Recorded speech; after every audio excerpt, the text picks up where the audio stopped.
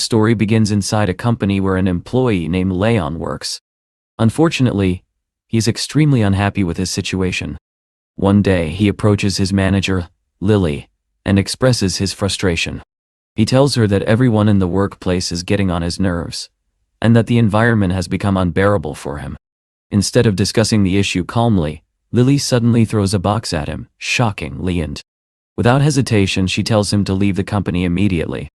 She makes it clear that she does not want him working there anymore, and that he is free to go wherever he wants. Leon feels deeply wronged. He has always taken his work seriously, and put his full effort into everything he did. Yet, despite his dedication, he feels as if he is being punished simply because he never gave his boss any gifts or tried to flatter her. Feeling upset, Leon pulls out his phone. He believes that talking to his girlfriend, Laura, might help him feel better. He plans to tell her that he has just been fired, but that he is actually relieved to leave such a toxic workplace. However, before he can finish explaining, Laura interrupts him. To his shock, she suddenly tells him that they should break up. Leon is stunned and cannot understand what is happening. Laura continues coldly, telling him not to come to her birthday party and not to contact her again. When he nervously asks whether she has found someone else, Laura replies that she has been with him for a long time, yet he has remained the same useless loser. She says she no longer wants to waste her time on someone like him. Completely crushed, Leon walks into an elevator. As the doors close, he reflects on how terrible the day has been. In just a few hours, he has lost both his job and the woman he loved the most. Suddenly, something unbelievable happens. A mysterious girl appears in front of him. She calmly introduces herself as Lena and explains that she is part of something called the profession system. According to her, she will now serve as his assistant. Leon is completely confused. He has never heard of such a system before. Lena then explains that from now on, every week he will be randomly assigned a new profession. By completing tasks related to that profession, he will have the chance to earn enormous rewards. She confidently assures him that she will help him become famous all over the world. Hearing this, Leon becomes excited. It feels as if his luck has suddenly turned around. He begins to believe that he has encountered one of those legendary systems people talk about in stories. The system immediately presents him with his first profession, driver-daughter. As a reward for accepting the job, he will receive $100,000 and full ownership of the Bandao Hotel. Leon is completely stunned. The reward sounds unbelievable. In fact, he thinks that even if he had to remain a driver for the rest of his life, it would still be worth it. Without hesitation, he agrees. Lena quickly clarifies that each profession only lasts for 1 week, not for life. This makes Leon even happier. It means he will be able to earn money through many different professions in the future. She then informs him that the Bandao Hotel requires his presence because he must complete a task assigned by the system. She also tells him that a Pagani Zonda is waiting for him in the corporation's parking lot, and that he can collect the keys there. Leon takes out his phone and sees a message confirming that he is now the official owner of the car. Feeling as if he is living inside a dream, he heads down to the second floor of the underground parking lot. Soon he realizes that this area is reserved for extremely influential people, a place he has never entered before. At that moment, a woman named Elizabeth is also there. She is the CEO of a company, and she is struggling with her car, which has suddenly broken down.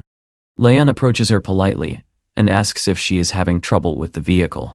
Elizabeth confirms that she has tried everything, but the car simply will not start. Noticing that she seems to be in a hurry, Leon offers to give her a ride. He points out that she appears to be late for a meeting at a construction company. Elizabeth gratefully accepts the offer. However, just then, another man named Louis approaches them. He begins mocking Leon, suggesting that a man like him could never possibly own a decent car. Louis proudly offers Elizabeth a ride in his own luxury vehicle instead. Elizabeth immediately tells Louis not to interfere. Louis pretends to step back, but continues bragging about his $20 million car Daiar. Leon calmly tells him not to worry, and repeats that he will drive Elizabeth. He casually mentions that his car is parked in spot number 22. Louis bursts out laughing, assuming that Leon must be driving some old, cheap vehicle that would be embarrassing for someone like Elizabeth. Elizabeth, however, says that the age of a car does not matter as long as it works. But as she says this, she suddenly freezes in shock. She has just realized what car is parked in spot 22. It is a Pagani Zonda. an extremely rare and prestigious vehicle worth around $30 million. Leon calmly confirms that the car is indeed his. He wonders why everyone seems to doubt that he could possibly own such a vehicle. Louis refuses to believe it and demands to know how someone like Leon could afford such an expensive car. Without saying another word, Leon takes out the keys and unlocks the Pagani. The car responds instantly, proving that it truly belongs to him. He then politely invites Elizabeth to get inside. At the same time, he remarks that it is foolish to judge a person's worth based on the appearance of their car. Louis immediately apologizes and even begs Leon to let him drive the Pagani for a moment. Leon coldly refuses, saying that Louis is not worthy of sitting in such a car and should remain on the sidelines feeling jealous. With that, Leon quickly drives away with Elizabeth, leaving the annoying man behind. During the ride, Elizabeth asks whether the Pagani really belongs to him, and whether he truly works as an ordinary sales employee. Leon then makes up a story. He tells her that he actually comes from a wealthy family but chose to live a modest life, which is why she never heard about his background. He explains that he has recently decided to experience different professions, and that his current role is driver. Elizabeth happens to be his very first passenger. Elizabeth finds the story fascinating and says that she feels honored to be his first client. Leon opens the navigation app on his phone. The system has already placed the order and instructs him to follow a specific route. Within a few minutes, they arrive at the construction company. After stepping out of the car, Elizabeth shows him her phone and confirms that she has completed the payment. She thanks him sincerely for helping her and says goodbye, adding that she hopes they will meet again to discuss interesting things. Just then, Lena appears once again. She congratulates Leon on successfully completing his first order. She informs him that he has earned 50,000 skill points. However, she also explains that he has only completed 5% of his career. If he finishes the entire career path, the final reward will be $50 million. Leon is overjoyed. The idea that he could earn $50 million simply by completing professional tasks fills him with excitement. Meanwhile, at the Bandau Hotel, Leon's ex-girlfriend Laura is talking with her new boyfriend. Laura excitedly tells him that the Bandau is a 5-star hotel and one of the best hotels in Shanghai. She suggests that they celebrate her birthday there. Monahan agrees and casually mentions that a private room costs only $70,000 or $80,000, which he considers perfectly affordable. Laura hugs him and says that she regrets not meeting him earlier because he is such a wonderful man. Suddenly, Monahan notices someone nearby and asks Laura if that person is her ex-boyfriend Leon. Laura immediately confronts Leon. She insults him and calls him a beggar, accusing him of coming to the hotel to win her back. Leon calmly replies that she should not flatter herself. He says that he simply came to spend money in what he considers a very ordinary hotel. Monahan begins mocking him as well. He asks whether Leon truly thinks the Bandau Hotel is ordinary and reminds him that it is a top luxury hotel, not a place for someone of his status. Angry and embarrassed, Laura orders the security guards to throw Leon out. She even accuses him of interfering with business and possibly trying to harm her. The guards quickly approach. Laura confidently expects them to drag him out. However, to everyone's shock, the guards suddenly bow respectfully to Leon and warmly welcome him to the hotel. Laura and Monahan stand there completely confused. They cannot understand why the guards are treating Leon with such respect. Laura cannot believe that someone she thought was just a poor office worker could possibly have such authority in a prestigious hotel. The security guard then politely invites Leon to the conference room to discuss important business matters. Leon calmly agrees and tells them to proceed as planned with reviewing the latest updates. Laura is left speechless. For the first time, she begins to wonder if she has just lost someone who is actually extremely wealthy and powerful. Meanwhile, inside the conference room, an employee hands Leon a stack of documents and asks him to review the financial statements of the Bandau Hotel. Leon looked at the stack of documents placed in front of him, but instead of reviewing them, he calmly told the employee that it was unnecessary. He instructed everyone to continue working as usual and assured them that he trusted their abilities. Just then, someone knocked on the door. Leon told them to come in. A woman hurried into the room and urgently informed the manager that a client wanted to file a complaint. According to her, the staff had tried to calm the client down, but nothing seemed to work. One of the employees immediately asked what had caused the complaint. The woman explained that the client had originally requested to rent a Mercedes. However, the car had already been taken by another guest who specifically insisted on using that vehicle. After hearing the situation, Leon stood up. He handed the documents back to his team and said he would personally handle the issue to reassure the client. Without wasting time, he went upstairs to the floor where the client was staying. He located the correct room and knocked on the door. When the door opened, Leon politely introduced himself as the hotel manager. He apologized for the inconvenience and assured the guest, a woman named Gabrielle, that the hotel would take every possible measure to ensure her comfort. Gabrielle was slightly surprised by Leon's polite attitude and pleasant appearance. However, she calmly explained that the car situation was not a serious problem. She said she would be perfectly fine if the hotel arranged another vehicle. Leon smiled and told her that there was no need to worry about that. Instead, he offered her his own car, a Pagani, saying that he would gladly lend it to her. Gabrielle was stunned. She admitted that she had never imagined she would have the opportunity to use such an elite car. Leon reassured her with a friendly smile. He even offered to personally drive her wherever she needed to go. His generosity made Gabrielle very happy. Feeling a little embarrassed, she asked him to wait for a moment while she quickly changed her clothes. As Gabrielle prepared inside the room, Leon quietly reflected on how fortunate the hotel was to have such polite and attractive clients. A few minutes later, Gabrielle returned. She was now dressed elegantly and wearing stylish shoes, clearly ready for an important meeting. At the same time, somewhere else in the hotel, Laura was talking with her boyfriend Manhwa. She told him that it would be better for him to leave soon because Leon might come out at any moment. She did not want Manhwa to misunderstand the situation. Manhwa laughed and mocked her. He doubted that Leon would ever forgive her after everything that had happened, and said her plan sounded completely unrealistic. Laura's friend also questioned her. She asked whether Laura truly believed Leon would take her back after she had dumped him so cruelly. Laura admitted that she had spent many years with Leon. Because of their long relationship, she believed that their shared memories and emotions might eventually soften his heart and make him forgive her. Her friend sighed with envy and said that she herself would never be able to find someone like Leon. She even said that Laura had been extremely lucky. Laura brushed off the compliment. With confidence, she joked that if she managed to reconcile with Leon, she would even allow her friend to take the Pagani for a drive. However, just then Laura turned around and froze. She saw Leon standing nearby with another woman. Shocked, she rushed toward them and asked whether the woman was his secretary. She even offered to help him if he needed anything. Leon looked at her calmly and asked what she was talking about. He acted as if he did not even recognize her. Laura felt deeply hurt by his reaction. She asked him if he truly did not love her anymore after all the years they had spent together. She continued emotionally, asking whether he had already forgotten their past love. Then she looked at Gabrielle and made a sarcastic remark, implying that even if Gabrielle had a better body, her abilities were probably inferior.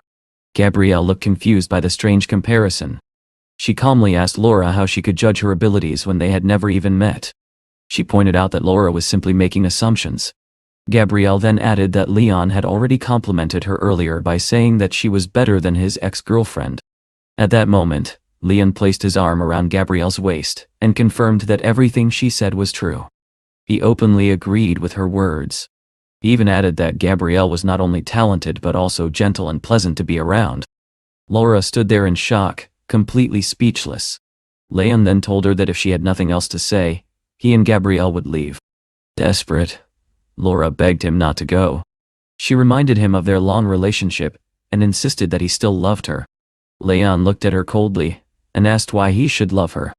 He bluntly criticized her vanity, dishonesty, unattractive appearance, and average figure. After saying that, he turned around and walked away. Before leaving, he told Laura that she would never be his again and demanded that she stay out of his sight. Soon after, Leon and Gabrielle got into the car. Leon asked where she needed to go. Gabrielle explained that she was heading to the Qingsu Hotel, where her classmate's wedding celebration was taking place. She apologized for causing him trouble, but Leon reassured her. He reminded her that she had helped him earlier, so there was no need to feel embarrassed.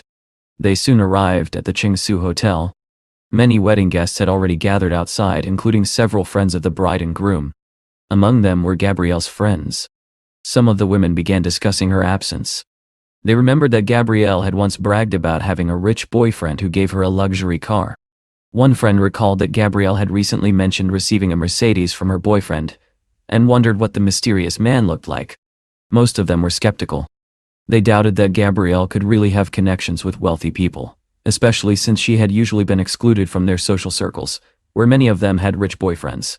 Just then, a luxury car slowly drove up and stopped in front of them. The girls looked at the car with curiosity. Their curiosity quickly turned into shock when Gabrielle stepped out of the vehicle. They were completely stunned. One of the girls exclaimed that it was unbelievable, and assumed that Gabrielle's boyfriend must be the owner of the car. Standing proudly in front of her friends, Gabrielle quietly asked Leon for a small favor. She reminded him that she had helped him earlier with a relationship problem, and now hoped he could support her in this situation. Leon remained seated in the car. He smiled, and told her to enjoy the wedding celebration. He also promised that he would wait for her until she finished. Meanwhile, in Leon's rented apartment, the landlady Winona was chatting with her daughter, Jean. Jean tried to calm her worried mother. She told her to be patient for a few more days, and assured her that Leon would eventually solve their problems. Winona, however, remained skeptical. She warned her daughter that Leon might be unreliable and could deceive them. She doubted that he had the ability to fix anything. She even complained that John had once been on track to become a civil servant, but had somehow ended up involved with someone like Leon. Just then, the front door opened.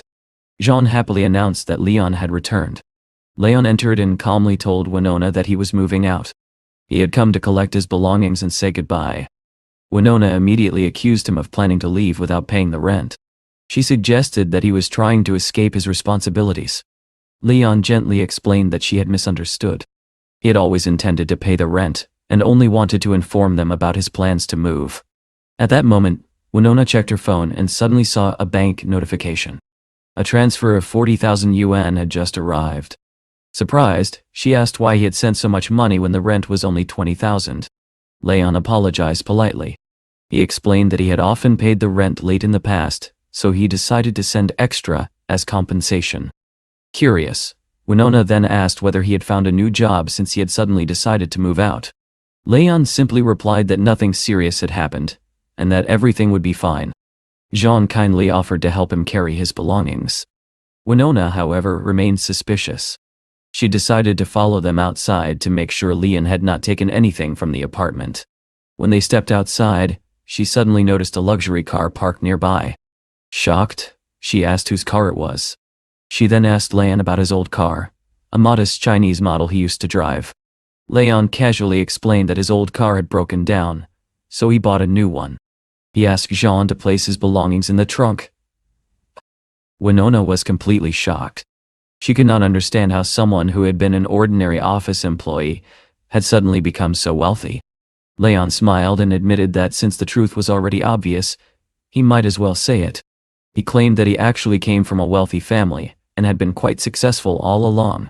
After Leon left, Jean turned to her mother and asked an uncomfortable question. She wondered why Winona had disliked Leon when he was poor, but now seemed impressed after discovering he was rich. Winona became irritated and told her daughter to stop talking nonsense.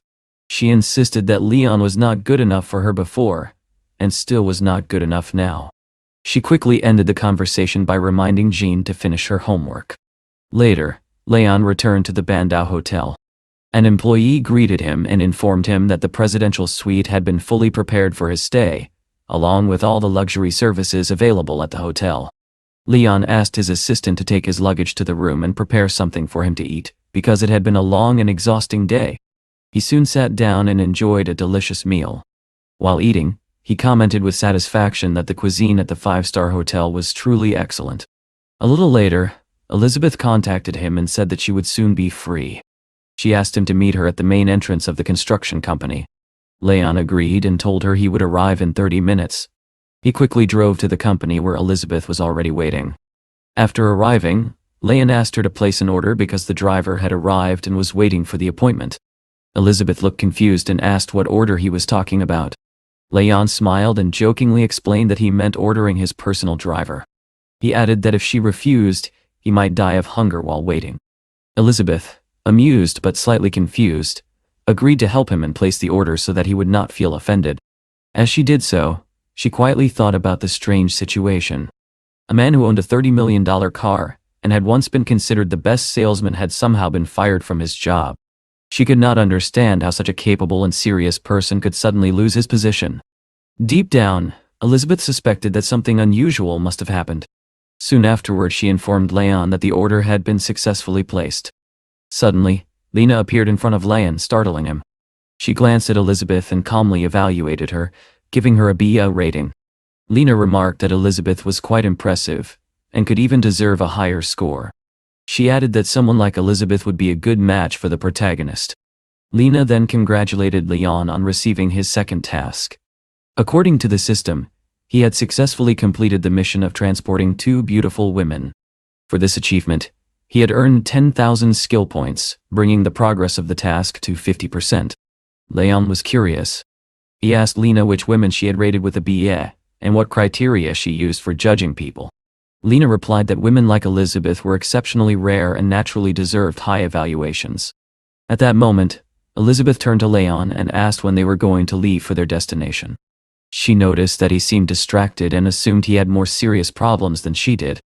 Leon asked her what kind of problems she was referring to, and whether they were related to work or something personal. Elizabeth explained that her company urgently needed a venue for an important presentation. Unfortunately, she had been unable to find any available hotel space, which was causing serious trouble for the company.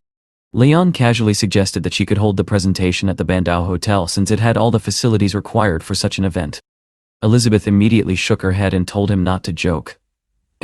She explained that the Bandau Hotel was the most luxurious 5-star hotel in the city. Money was not the problem, but booking a venue there was nearly impossible because it was almost always fully reserved. Leon simply smiled and said that life was unpredictable. He hinted that since they had met by chance, another surprise might be waiting for them. Elizabeth was intrigued by his confidence. Eventually, she agreed to change their route and head toward the Bandau Hotel. Leon enthusiastically supported the idea and promised that she would soon witness something surprising.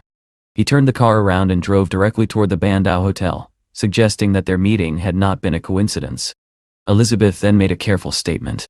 She warned him that if the hotel truly had no available rooms, she would not pay for the ride and did not want him to feel offended later. She also asked what reward he would want if he managed to win this bet. Leon thought for a moment, and then jokingly said that if he succeeded, she would have to perform 10 deep squats to make him happy. Elizabeth stared at him in disbelief and asked what kind of condition that was. She clearly felt uncomfortable with the strange request. Leon simply told her to search for the exercise online if she was confused. Elizabeth still felt that the request was unusual. However, she remembered calling the hotel earlier and being told that there were no available rooms. Feeling confident that she would win, she agreed to the condition and promised to fulfill it if they actually managed to book a venue. A few minutes later they arrived at the Bandau Hotel. Elizabeth approached the reception desk and introduced herself. She explained that she wanted to speak directly with the hotel manager. The secretary politely asked her to wait in the lobby while she informed Manager Wang. The secretary quietly assumed that Elizabeth might be Leon's new romantic partner. Soon, Manager Wang arrived. He greeted Elizabeth respectfully and apologized for not welcoming such an important guest earlier. Elizabeth returned the greeting and introduced herself as a representative of the Ion Company. She explained that her company wanted to hold a presentation at the hotel. She then cautiously asked whether the Bandau ballroom was available, though she admitted she doubted she was important enough to reserve such a popular venue. Manager Wang immediately reassured her. He told her that he could reserve the hall for any date she preferred. Elizabeth was completely surprised. She asked if he was truly serious. After receiving confirmation, she thanked him and scheduled the presentation for 10 days later. Manager Wang agreed without hesitation and promised to provide full support to her company. Elizabeth then turned to Leon and admitted that he seemed to have brought her good luck. Thanks to his suggestion, she had solved one of her biggest problems. Leon reminded her that he had predicted something unexpected would happen. Then he calmly told her that it was time to fulfill her promise. Elizabeth looked slightly embarrassed and asked why he was still bringing up that bet. As the president of the Shounen company, she assured him that she always kept her word. However, she pointed out that they were still sitting in the car. She promised that she would fulfill the agreement later in private. Leon jokingly suggested that she could complete the task in the car if she wanted. Elizabeth immediately refused, saying that it was too public, and that she preferred to keep her promise somewhere more private. Soon afterward they arrived at Leon's cottage. Elizabeth hesitated for a moment and asked whether he truly wanted her to complete the task immediately. She wondered if he had perhaps changed his mind. Leon told her to finish it quickly since he still had other things to do. Elizabeth nervously admitted that she had never performed this particular exercise before, and warned him not to complain if she did it incorrectly. Leon simply smiled and reassured her that her effort alone would be enough. Elizabeth then began performing the squats. She struggled slightly but remained determined to keep her promise. As Leon watched her, he thought about how lucky he was to have met her earlier that day in the parking lot. He quietly admired her beauty. Just as Elizabeth was about to finish and was looking forward to going home and resting, the door suddenly opened. A man stormed into the room and angrily demanded to know what they were doing. Leon immediately realized that he had forgotten to lock the door and that the man had misunderstood the situation. The man turned out to be Zachary, Elizabeth's father. He looked at them suspiciously and demanded to know why his daughter was there. Feeling awkward, Elizabeth asked her father why he had suddenly appeared. However, he simply stared at her in silence. Leon felt that it would be inappropriate for him to interfere in their family conversation.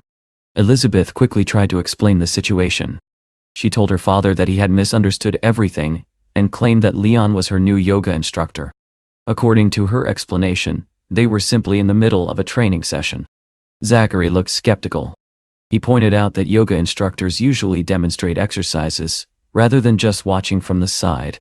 Elizabeth insisted that Leon was a highly professional instructor, who preferred to give verbal instructions instead of physical demonstrations.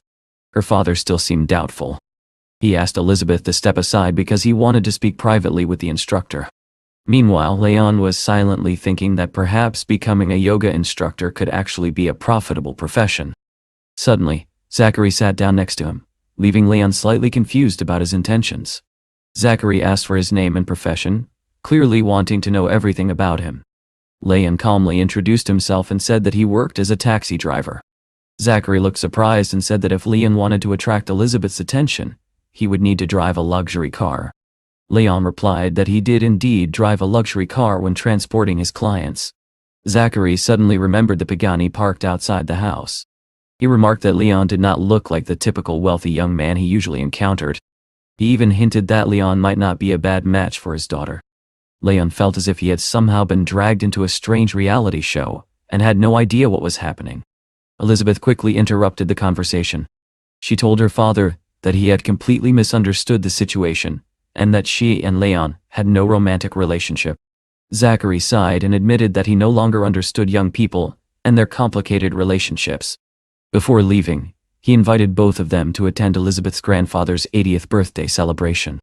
He suggested that it would be a good opportunity for everyone to get to know Leon better. As he walked away, he told them to continue their activities as if he had never been there. After he left, Elizabeth sat down and complained that her father had completely misunderstood the situation and believed they were romantically involved. Leon calmly replied that perhaps it was not such a bad misunderstanding. At least now her father would not oppose her training sessions. He suggested that she continue the exercise since she had not yet completed her task. Elizabeth hesitated and reminded him that her father had misunderstood everything and that there was nothing romantic between them. Leon agreed but explained that when she squatted, the tension in her muscles suggested that her form needed adjustment. When he moved closer to correct her posture, Elizabeth immediately pushed him away and warned him not to touch her. Leon calmly explained that the exercise targeted specific muscle groups and that the pressure was meant to focus on her legs. Elizabeth suddenly wondered whether she had misunderstood his intentions. At that moment, Leon's phone rang. He received a message from his former colleagues. They were saddened by his sudden departure from the company and invited him to join them for dinner at a restaurant called I Princess. Leon turned to Elizabeth and said that it was time for him to leave. He promised that they would meet again later. Before going, he reminded her that she still owed him 9 more squats. Later that evening, Leon arrived at the I Princess restaurant, thinking about how he was about to see the people he had worked with for many years. Inside the restaurant, Leon saw several of his former colleagues already waiting for him. As soon as he entered, a woman named Hannah warmly invited him to sit down, explaining that she had reserved a seat especially for him. Hannah looked genuinely surprised that he had quit the company. She remarked that with his abilities, he could easily have become the sales director one day. However, Vance suddenly interrupted her. He asked whether she even understood what she was saying. According to him, His own performance in sales was no worse than anyone else's, and in some ways, it was even better. He questioned why she believed the position of sales director should belong to Leon. Hannah calmly replied that Leon had achieved more results than Vance and therefore deserved the position far more. In her opinion, that would have been the fair decision. Vance shrugged and said there was no point discussing it anymore since Leon had already been fired. Promotion was no longer relevant. He then mentioned that he had heard the paperwork for Liam's appointment as sales director would arrive very soon. Raising his glass, he suggested that everyone should drink in advance to celebrate their friend Liam. Liam smiled modestly and admitted that he would soon become the director of sales. Even so, he commented that Leon had always been the central figure in their group. Leon quietly observed the atmosphere, and then remarked that he suspected the gathering was not truly meant to say goodbye to him. Instead, he felt that everyone had gathered there simply to prove they were more successful than him. Liam immediately corrected him. He bluntly stated that they were actually celebrating Leon's dismissal. Then he asked with a smirk what Leon planned to do next now that he was unemployed. Vance added another insult. He pointed out that Leon could not even return to his hometown because he was an orphan and had no family waiting for him there. Liam raised his glass again and made a sarcastic toast. He praised Leon as a genius who managed to work extremely well and still end up getting fired. Leon remained calm. He explained that he was currently working as a driver and might have clients later, so he could not drink alcohol with them. At that moment, a staff member from the restaurant approached their table and asked if the Pagani parked outside belonged to anyone there. Leon casually pretended that he had no idea what the man was talking about. Meanwhile, Liam glanced out of the window and suddenly noticed a stunning Pagani Zonda parked in the lot.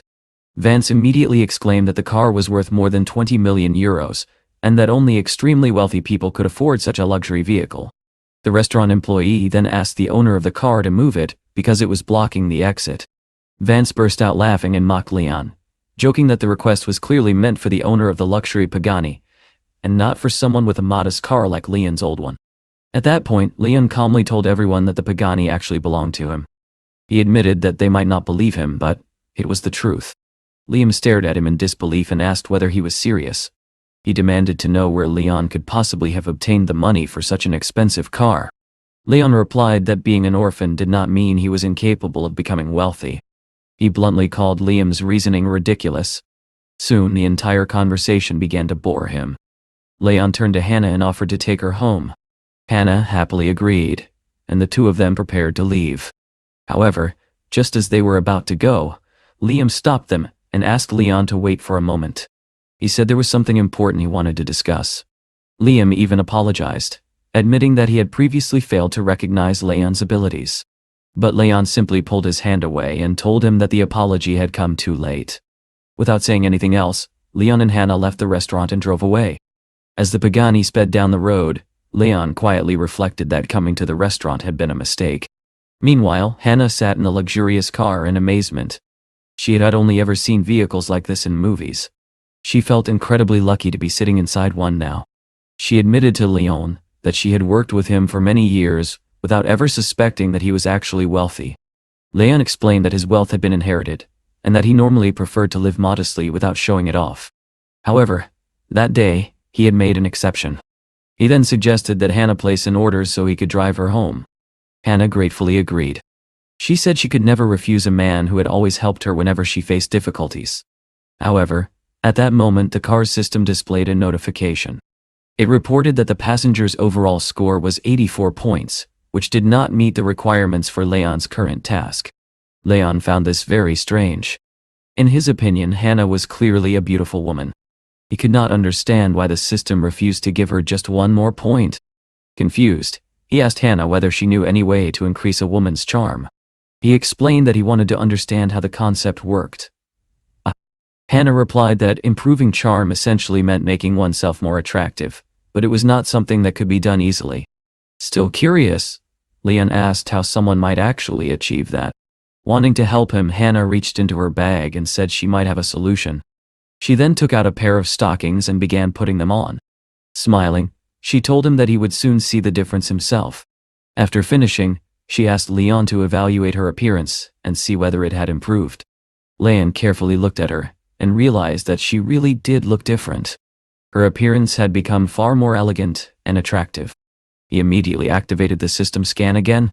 This time, Her score increased to 85 points, which finally met the task's requirement. Leon felt relieved.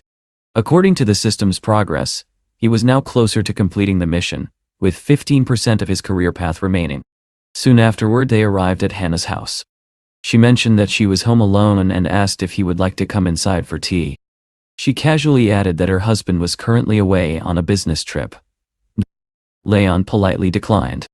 He explained that he still had other matters to deal with and promised that he would come for tea another time.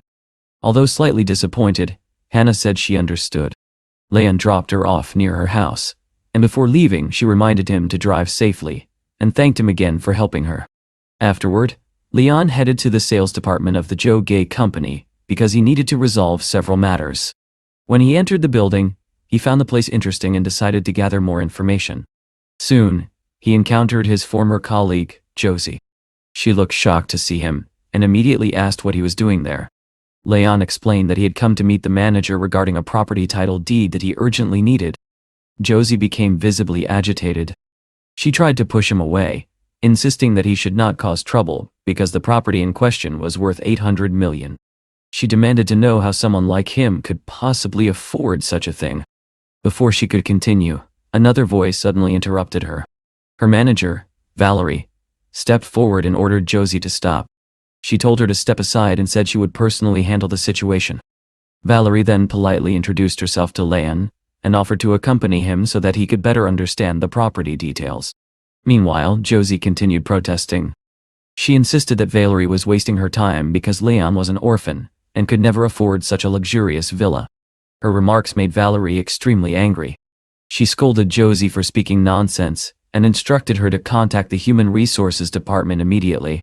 Even then, Josie stubbornly repeated that she was only telling the truth. Valerie finally revealed the truth herself. She explained that Leon had purchased 9 villas from their company.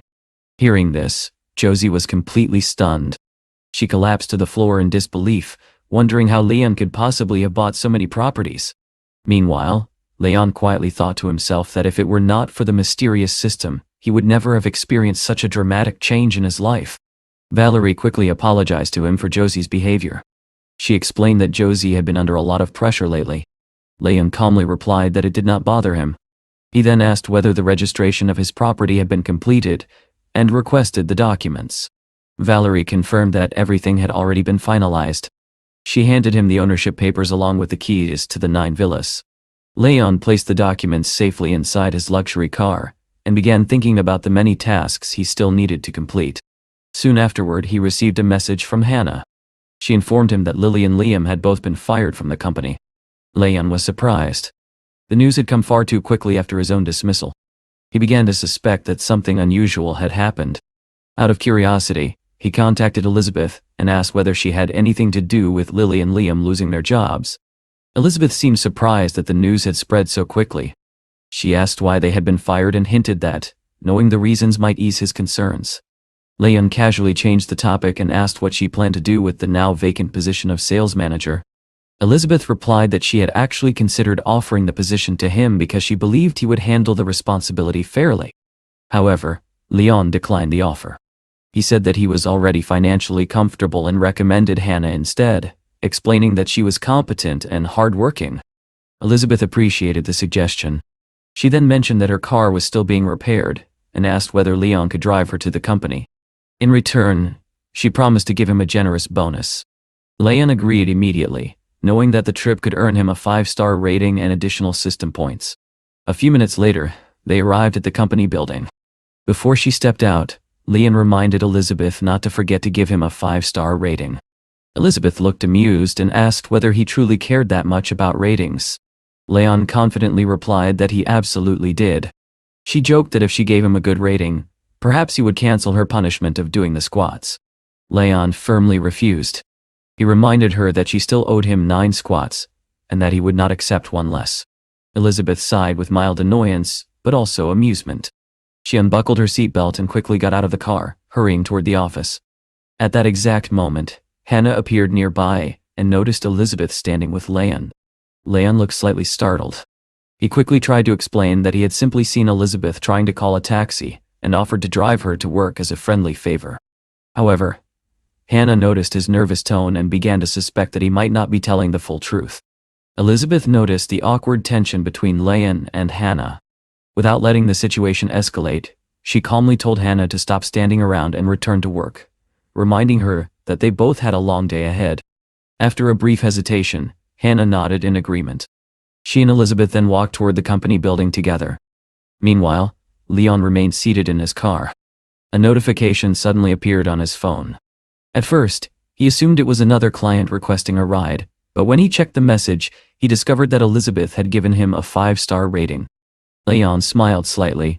He thought that although Elizabeth could be sharp with her words, she actually had a very kind heart. A moment later, he noticed that the system had assigned him another task. His next mission required him to go to Tani's house, and a reward had already been promised. Pleased with the opportunity, Leon prepared to continue his work. He quickly called the client to confirm the details of the request and the route he should take. However, the client, a young woman, surprised him with an unusual question. She asked if he was really the driver and then wanted to know how old he was. Leon replied that he was 24 years old. The girl then made an unexpected request. She asked whether he would be willing to pretend to be her boyfriend for a short time. In return, she promised to give him a 5-star review. Leon agreed without hesitation, and soon drove to the address she had provided. After arriving, he located the apartment and knocked on the door. The door opened a moment later and a young woman greeted him.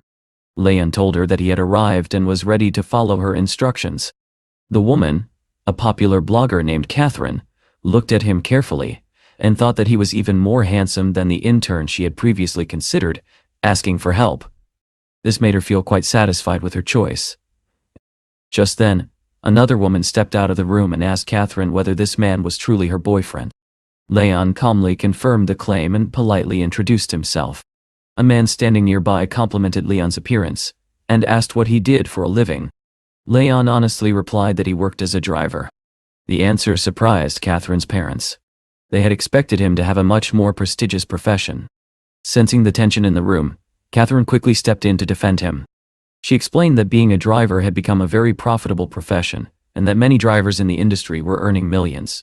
She even added that Leon had bought her expensive jewelry and was saving money to start his own business, hinting that he was quite wealthy. Curious, the man asked what kind of business Leon was planning to start, remarking that most businesses eventually failed.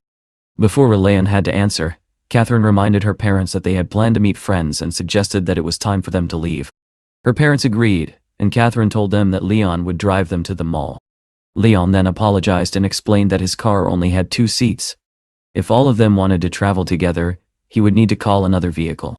This statement confused Catherine's parents.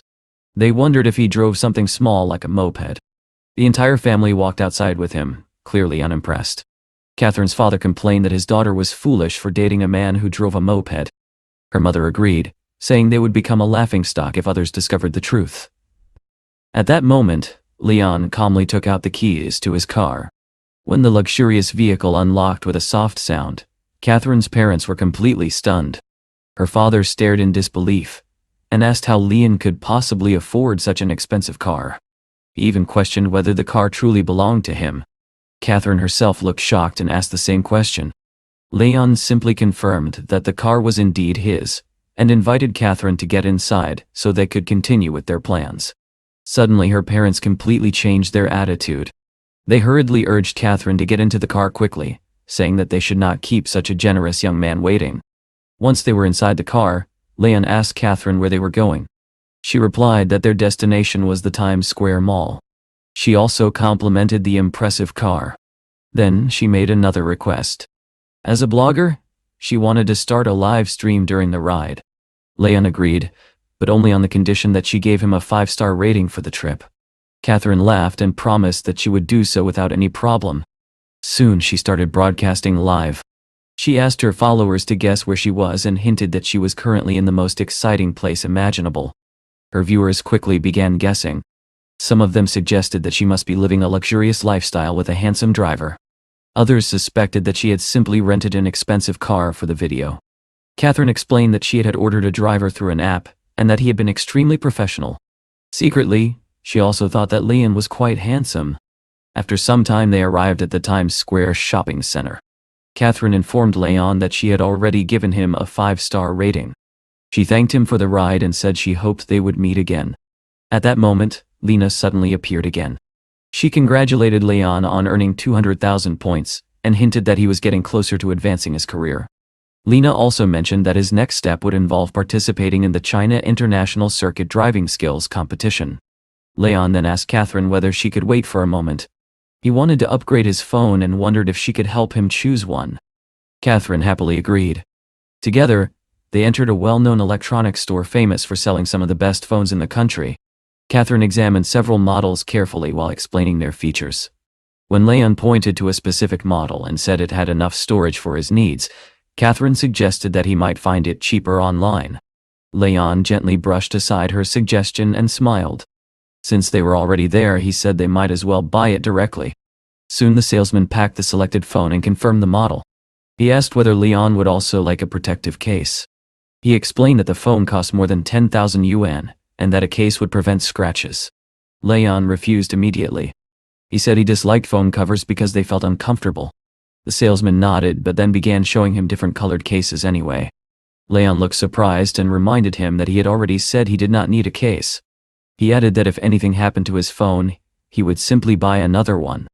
Then he pointed at the display and told the salesman to pack 5 boxes of each color. The salesman was stunned and asked if he was truly serious about buying so many.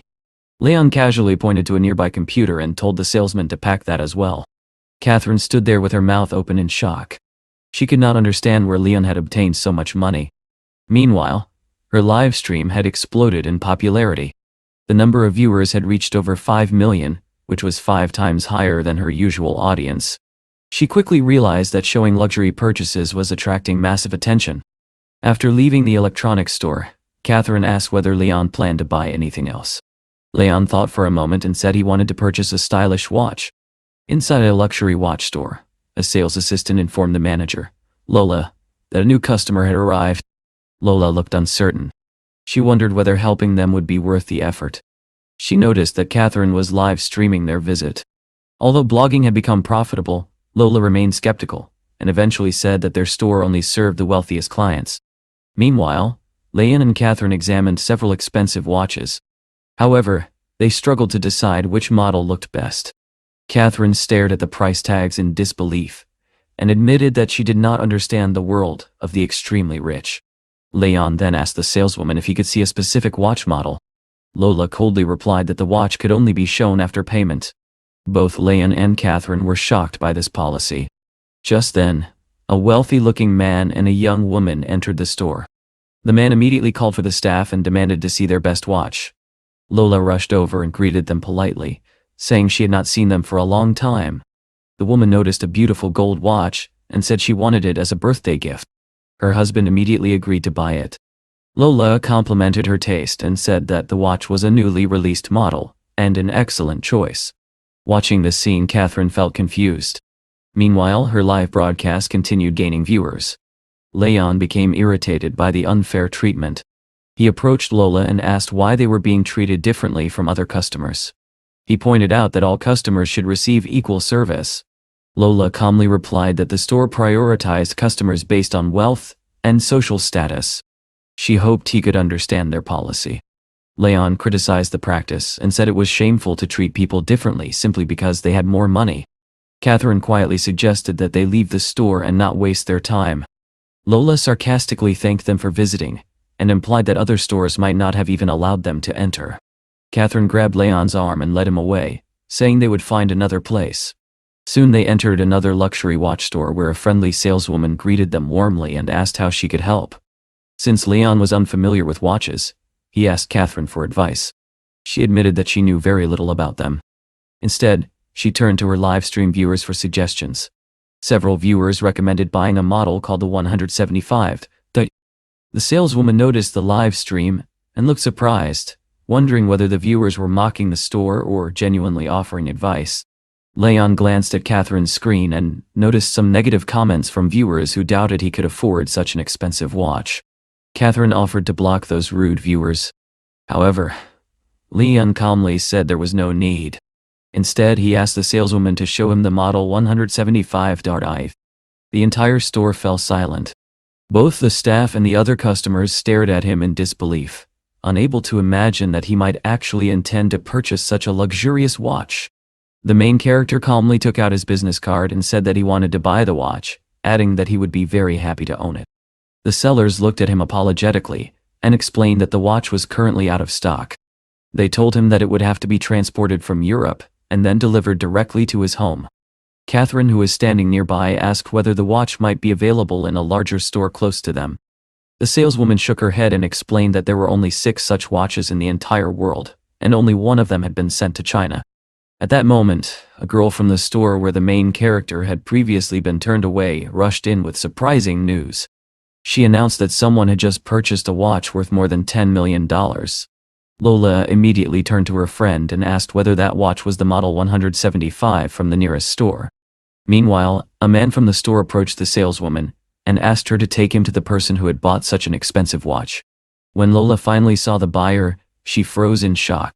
She stared at him in disbelief, unable to understand whether the man standing before her was really the same person she had previously dismissed in their store. Leon remained inside the store while Catherine continued her live broadcast. A moment later, Lola walked up to him and tried to act polite.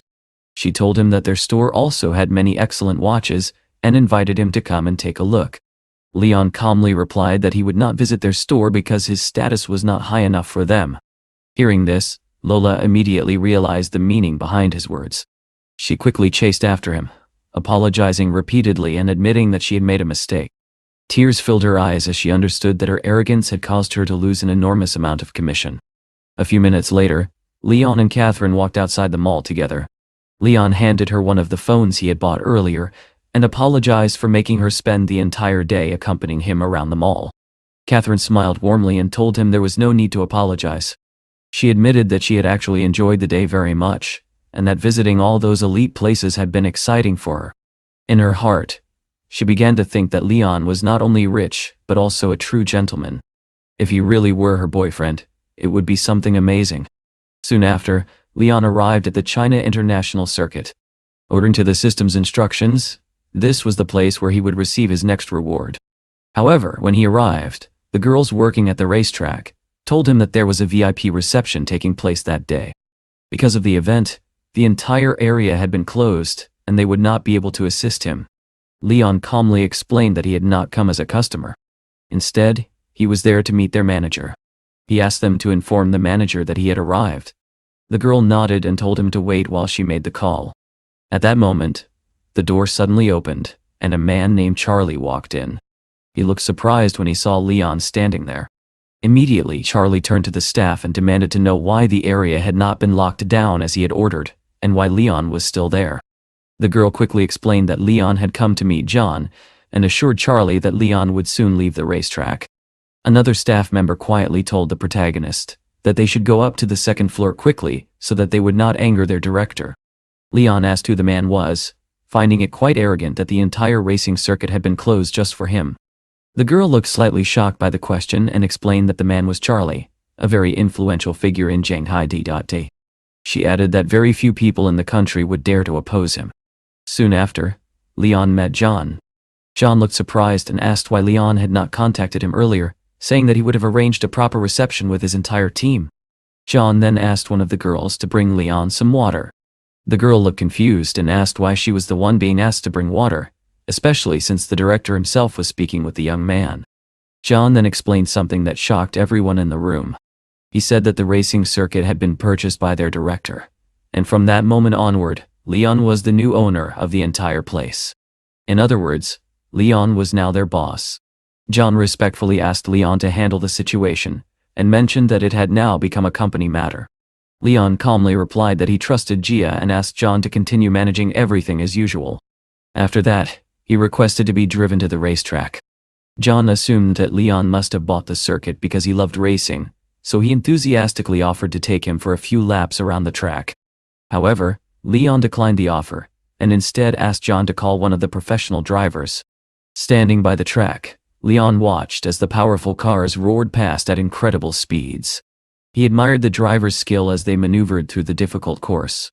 But, suddenly, one of the drivers slowed down, stopped his car, and stepped out. He walked directly toward Leon and John. Everyone was confused about why he had stopped. When the man approached them, he demanded to know how John dared to reserve the entire racetrack for himself and bring outsiders there. John quickly stepped forward and explained that there had been a misunderstanding.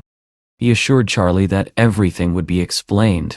Then John calmly revealed that Leon was now the owner of the racetrack and had simply come to inspect it. Charlie and the people around him were stunned. They could hardly believe what they had just heard and wondered whether John was telling the truth. Leon then calmly told John that he had come to drive a few laps. He instructed him to clear all the outsiders from the track and refund their money. John was completely stunned. He had never seen anyone speak to Charlie in such a direct manner. Charlie, however, did not seem angry. Instead, he looked intrigued. He said that no one in Shanghai had ever spoken to him like that before. With a smile, he invited Leon to race with him. He suggested that the winner would earn the right to stay on the track. Charlie then looked around and asked Leon where his car was. If Leon's car was good enough, he said, they could have a proper race. Just then, someone drove Leon's Pagani onto the track. When Charlie saw the car, his eyes widened in shock. He asked Leon if the Pagani really belonged to him. Leon casually replied that it was not the most expensive car in the world, but it was probably better than Charlie's. He added that the Pagani might be a bit too luxurious for him. Charlie laughed and said that he had already spent more than $3 million tuning his own car, which he believed was just as good as Leon's Pagani. The racers studied the track map and realized that the course would be extremely challenging. Soon, both Leon and Charlie stood at the starting line, each completely confident in his own victory. A girl at the starting line counted down from 3 and gave the signal to begin. The race started instantly. Both drivers accelerated down the track, neither willing to give way to the other. The tension on the track was intense as the cars raced side by side. John watched the race nervously, wondering why Leon was taking such a dangerous risk. Soon he noticed that Charlie had slowed slightly while Leon was preparing to enter a corner at an incredibly high speed. A bystander gasped and said that even professional racers rarely dared to take that corner so quickly. One small mistake could easily send a car flying off the track. As the cars approached the turn, Leon refused to slow down. In a breathtaking moment, his car shot through the corner and surged ahead. Moments later, Leon crossed the finish line first, with Charlie only a few meters behind him. The girl at the finish line clapped excitedly and announced that Leon had won the race. She praised him as an incredibly cool racer. Leon calmly lit a cigarette as Charlie walked over to him. Instead of being angry, Charlie looked full of admiration. He praised Leon's driving skills and even called him his idol. Charlie admitted his defeat, although he added that his Pagani had not been fully tuned yet. Still, he was surprised that Leon's car had launched faster than his own. Leon calmly explained that Charlie had started incorrectly. He said that Charlie should have immediately pressed the clutch and reduced the engine power. Charlie listened carefully, clearly impressed by Leon's knowledge. He then asked whether Leon used WeChat, explaining that he did not want to lose contact with such a skilled driver. Leon smiled and confirmed that he had the app. The two quickly added each other as friends and agreed that they could meet again in the future, perhaps for dinner. After that, Leon told John that he would return another time and asked him to prepare all the necessary information later. Then Leon generously invited John and Charlie to enjoy themselves at the racetrack that day at his expense. Charlie thanked him but curiously asked why Leon seemed to be in such a hurry. Leon simply explained that he was working as a driver and still had an order to complete. He needed to meet a client. Leaving them to continue their fun, Leon soon arrived at the Yunwei villa, where he was supposed to meet Elizabeth. He opened the door and informed her that her car had arrived. Elizabeth was surprised and happy to see him. She explained that she had not yet left the hotel because she had not finished getting ready. Leon gently told her not to apologize and assured her that he understood. Elizabeth then said that since Leon insisted on waiting, he could sit inside and watch a movie while she finished getting ready. She went into the bathroom to dry her hair. Leon sat down and looked around the room, thinking that he should find something to do while waiting. Soon he noticed that Elizabeth had received a letter. When he mentioned it, Elizabeth quickly said that it was something related to work and asked him to ignore it. However, Leon noticed that the letter did not look very professional. It seemed to be advertising black lace underwear. He then mentioned that there was another message, and was about to read it when Elizabeth suddenly rushed out of the bathroom. Panicking, she hurried over and tried to cover the laptop with her body, insisting that the emails were fake spam and should not be taken seriously. In her rush, Elizabeth suddenly slipped and almost fell. Leon reacted instantly. He jumped up and rushed forward to catch her before she hit the floor. Fortunately, Elizabeth managed to regain her balance and remained standing. She breathed a sigh of relief and thanked Leon, saying she was very lucky. But in the chaos, something unexpected had happened. While trying to grab her and prevent the fall, Leon had accidentally pulled off her robe. Embarrassed beyond words, Elizabeth quickly grabbed the robe, wrapped it around herself and ran back into the bathroom. Leon tried to calm her down and explain that the letters were just spam, but she had already disappeared inside. From behind the door, Elizabeth told him that she did not want to hear anything right now. After a while, she finally came out again, now fully dressed. She nervously asked Leon how she looked. She explained that she had been preparing for an upcoming class reunion and had spent a lot of effort getting ready. Leon looked at her for a moment and smiled. Then he jokingly said that her dress was perfect. It looked suitable both for a beauty pageant and for doing squats, making it an excellent choice. Elizabeth suddenly walked closer to Leon and playfully patted him. With a teasing smile, she told him that if he closed the curtains, she would actually do the squats he had joked about earlier. Leon calmly agreed and stood up to close the curtains. Meanwhile, Elizabeth stood there thinking to herself that she had to go through with this. If she fulfilled the condition, Leon would stop teasing her, and she could also keep her promise from their earlier bet. With a small wink toward the protagonist, she prepared herself. Holding the edges of her dress carefully, Elizabeth began doing squats. It was clearly not easy for her to maintain her balance while keeping the dress in place. She struggled through the movements for several minutes. Finally, after a couple of minutes, Elizabeth stopped and told Leon that she had completed her promise. She then said that they should hurry and head to Shanghai. Leon asked her to wait for a moment.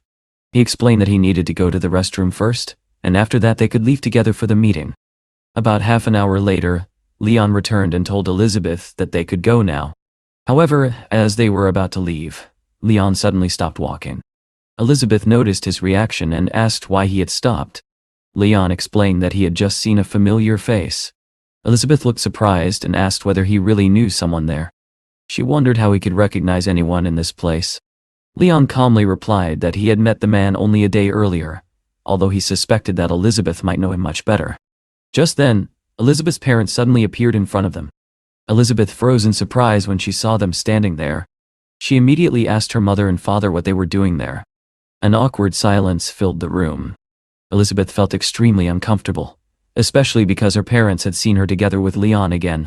Elizabeth's father smiled calmly and asked whether they had finished all their chores. Elizabeth looked confused and asked what he meant. She also asked why they had not told her that they were coming. Her father explained that they had arrived only a short time ago. When they saw the curtains being drawn earlier, they assumed the young couple wanted privacy, so they decided not to interrupt. Elizabeth's mother laughed softly and asked why her daughter was being so shy. She reassured Elizabeth that everything was perfectly normal for adults, and that they understood the situation completely. Elizabeth's face turned red with embarrassment. She quickly explained that it was not what her mother thought, and that she had only been changing clothes in her room. Elizabeth's father then told his wife that there was no need to argue about it. He suggested that they leave so the young people could have their privacy. Before leaving, Elizabeth's mother invited Leon to attend the upcoming birthday celebration for their family's grandfather, which would take place the day after tomorrow. Leon politely agreed and promised that he would attend the birthday party. He assured Elizabeth's mother that he would not disappoint them. After that, he asked Elizabeth whether she was ready to go, reminding her that they needed to hurry. Still embarrassed by her parents' teasing words, Elizabeth quietly agreed and followed Leon. Sometime later, the two of them arrived in Zhongtang.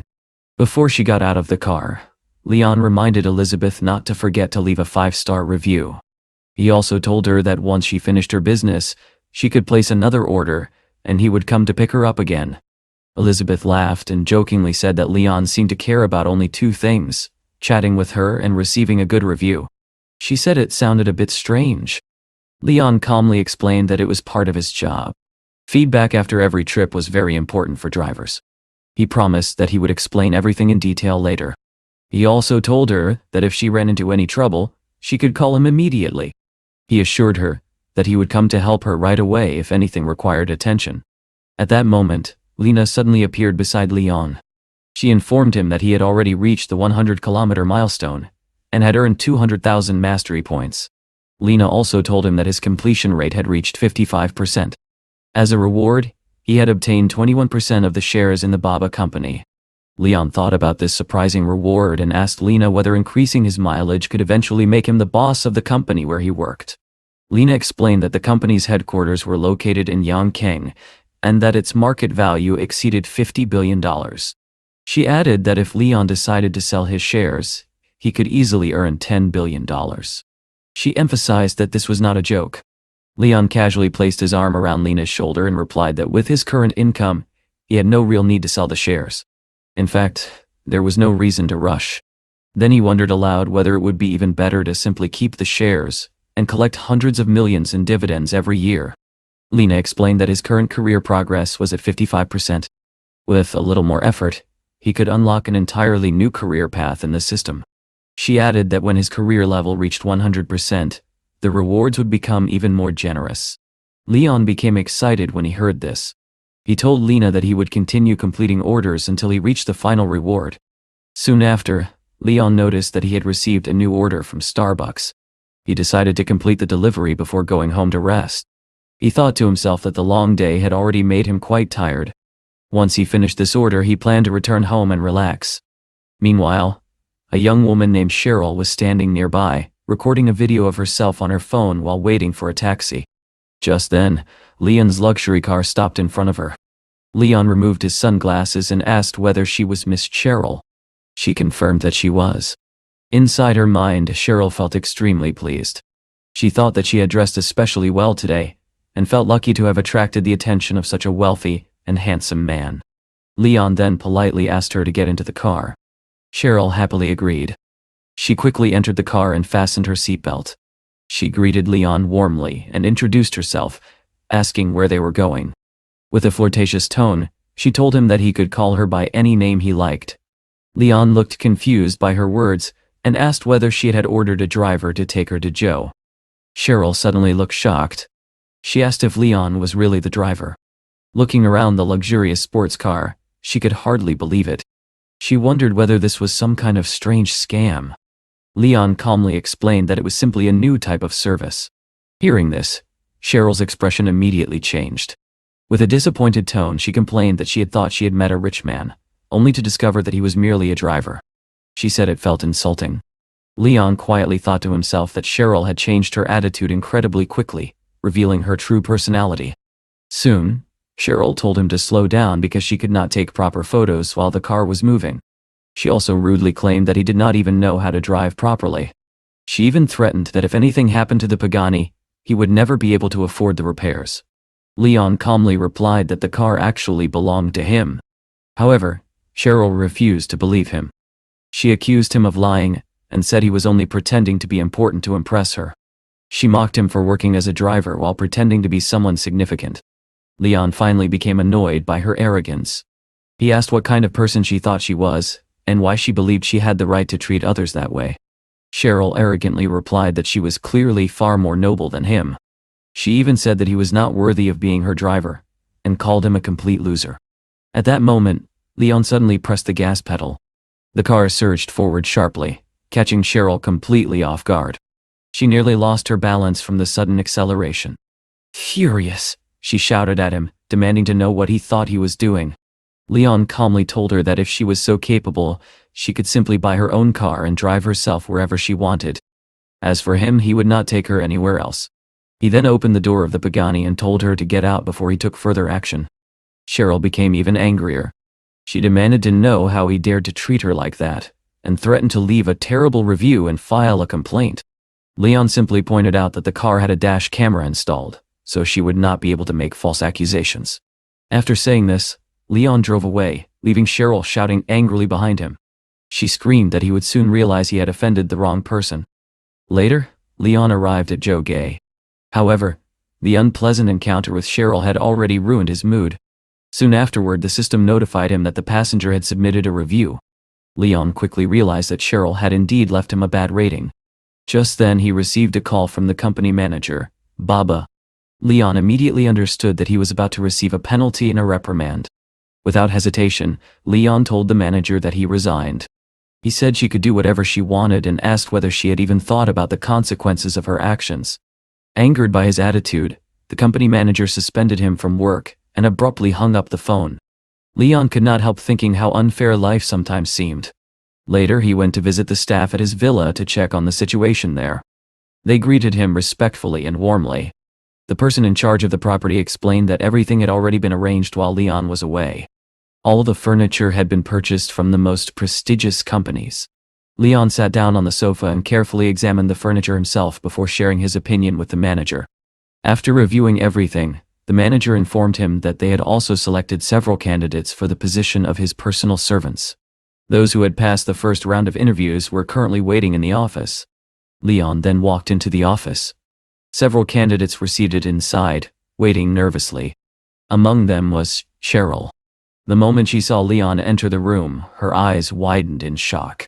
She pointed at him in disbelief, completely unable to understand how someone she considered a mere driver could appear in such an important place. The manager immediately noticed her rude behavior and sternly asked what she thought she was doing. Cheryl angrily replied that Leon was the same driver she had met earlier on the road and claimed that he had been extremely rude to her. In this part, Leon looked at the manager in confusion and asked why Cheryl was there, wondering if she had come to apply for a job at the hotel. Cheryl immediately turned to the manager with a sneer and demanded to know why a mere driver had been allowed inside. She arrogantly asked if this idiot even understood what kind of place he was standing in. Without warning, the manager stepped forward and slapped Cheryl across the face. His voice turned cold as he told her that Leon was the boss of this establishment and also the head of all the companies connected to it. Cheryl froze in shock. Anger quickly replaced her surprise, and she demanded to know why the manager had dared to hit her. She insisted that it was impossible for Leon to be the boss. According to her, he was nothing more than a driver. She even waved her phone, claiming she had an order that proved it. The protagonist, still confused by the sudden turn of events, asked the manager how this situation could be possible. He wondered if there was some kind of rule that prevented a driver from becoming the head of the jug establishment. The manager quickly apologized and explained that there was no such rule at all. Then he turned sharply toward Cheryl and ordered her to immediately apologize to Leon and ask for his forgiveness. Reluctantly, Cheryl admitted her mistake. With clear unwillingness in her voice, she told Leon that she had made an error and asked him to give her another chance, promising that she would never repeat such a mistake again. But Leon was still angry. Without hesitation, he ordered the manager to throw the impudent girl out. The guards immediately grabbed Cheryl and began dragging her out of the office. As she struggled, she begged Leon to listen to her and promised that she would behave properly from now on. Once she was gone, the manager informed Leon that there were still 4 candidates left who were interested in the job and asked him to choose one of them. However, Leon shook his head. He said that none of them satisfied him and instructed the manager to give each of them 5,000 won as compensation and send them away. At that moment, Leon received a message from Elizabeth asking him to come to Zhongtang. Leon told the manager that he had other matters to attend to and asked him to select the servants himself. The manager respectfully agreed. Meanwhile, at Zhongtang, Elizabeth's friend begged her not to leave yet because they were having such a pleasant time together. She reminded Elizabeth that they had not sat together for many years and wanted to catch up on everything that had happened in her life. Just then, Donald walked in. Smiling, he greeted Elizabeth and said that it had been years since they last met. He suggested that they sit together for a while before he drove her home. Elizabeth politely declined. She explained that she still had work to finish and had already ordered a car. She mentioned that the taxi driver was actually a good friend of hers. Her friend immediately warned her that taking a taxi was not very safe anymore and suggested that Donald could drive her home instead. At that exact moment, Leon walked into the establishment. Elizabeth's face brightened as soon as she saw him. She warmly greeted him and told him that she had been eagerly waiting for his arrival. Her friend noticed the closeness between them and curiously asked whether Leon was Elizabeth's friend. Then she added that Leon was so handsome that he could easily become a world-famous star. Donald, however, looked irritated. He scoffed and asked what the point of being handsome was, pointing out that Leon was still just a driver and would never become a boss. Leon overheard the remark and calmly asked Donald what he had just said about being a driver. Donald immediately tried to brush it off, claiming that Leon must have misheard him. Still puzzled, Leon asked what Donald found so amusing, admitting that he did not quite understand his strange attitude. Donald then turned to Elizabeth's friend and whispered that it was obvious her friend was not very intelligent. After all, he worked as a taxi driver yet seemed to have incredible self-confidence. Elizabeth ignored Donald's comment and walked closer to Leon. She calmly assured Donald that there was nothing wrong with Leon's confidence. In fact, she admired it. Her friend, however, disagreed. She said that confidence alone would not take someone very far. Then she casually mentioned that Donald had just bought a brand new Mercedes, while a taxi driver like Leon could only dream of such luxury. Elizabeth simply looked at them silently. In her mind, she knew she should not lower herself to argue with such people, so she chose not to respond to their rudeness. Instead, she quietly told Leon that they should ignore them because those people had clearly drunk too much before he arrived. Donald, irritated by Elizabeth's attitude, felt that she was protecting Leon. In his mind, he decided that he would show them what real wealth looked like. A few minutes later, they all walked out into the parking lot. Donald confidently pressed the remote control in his hand, and a Mercedes responded with a sharp beep as the lights flashed. Donald proudly looked around, convinced that everyone present would envy him. His girlfriend immediately praised the car, saying that the Mercedes looked incredibly cool and expensive. Donald shrugged modestly and said it was not that expensive. It had only cost a little over $2 million, and he planned to buy a Lamborghini once he became truly rich. His girlfriend suddenly remembered something and laughed.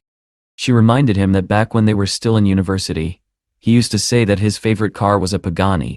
She added that a Pagani now cost around $28 million, and even if he worked his entire life, he probably could not afford one. At that moment, she suddenly noticed something nearby. It looked like a Pagani was parked right next to Donald's Mercedes. Donald turned around and walked toward the car. His eyes widened in disbelief when he saw the luxurious Pagani standing there, shining under the lights.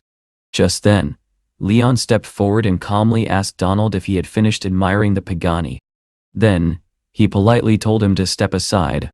Donald assumed Leon simply wanted a closer look at the car, and smugly told him that it was indeed extremely expensive, a vehicle so luxurious that it could practically blind people.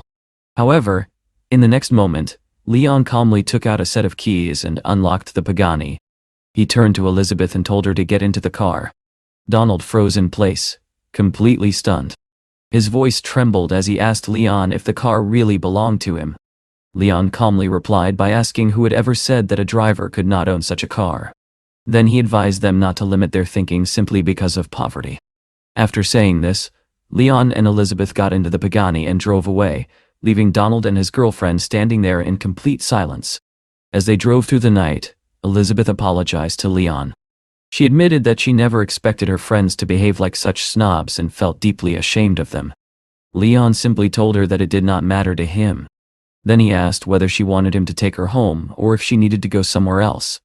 Elizabeth explained that she had drunk some wine and wanted to go to the beach to sober up. She suggested that they change their destination. Leon thought it sounded like a good idea. Some fresh air would probably help. Nah. Soon after, Leon received a task from the system. He needed to collect 10 5-star ratings, and the reward would be 100,000 points. He quickly calculated that by sunset, he would already have 7 ratings, and was very close to completing the task. Not long afterward, they arrived at the beach. Leon stopped the car and told Elizabeth that she could go and enjoy the beautiful waves. As he parked the car, Elizabeth suddenly asked him to turn away. Confused, Leon asked why she did not want him to look.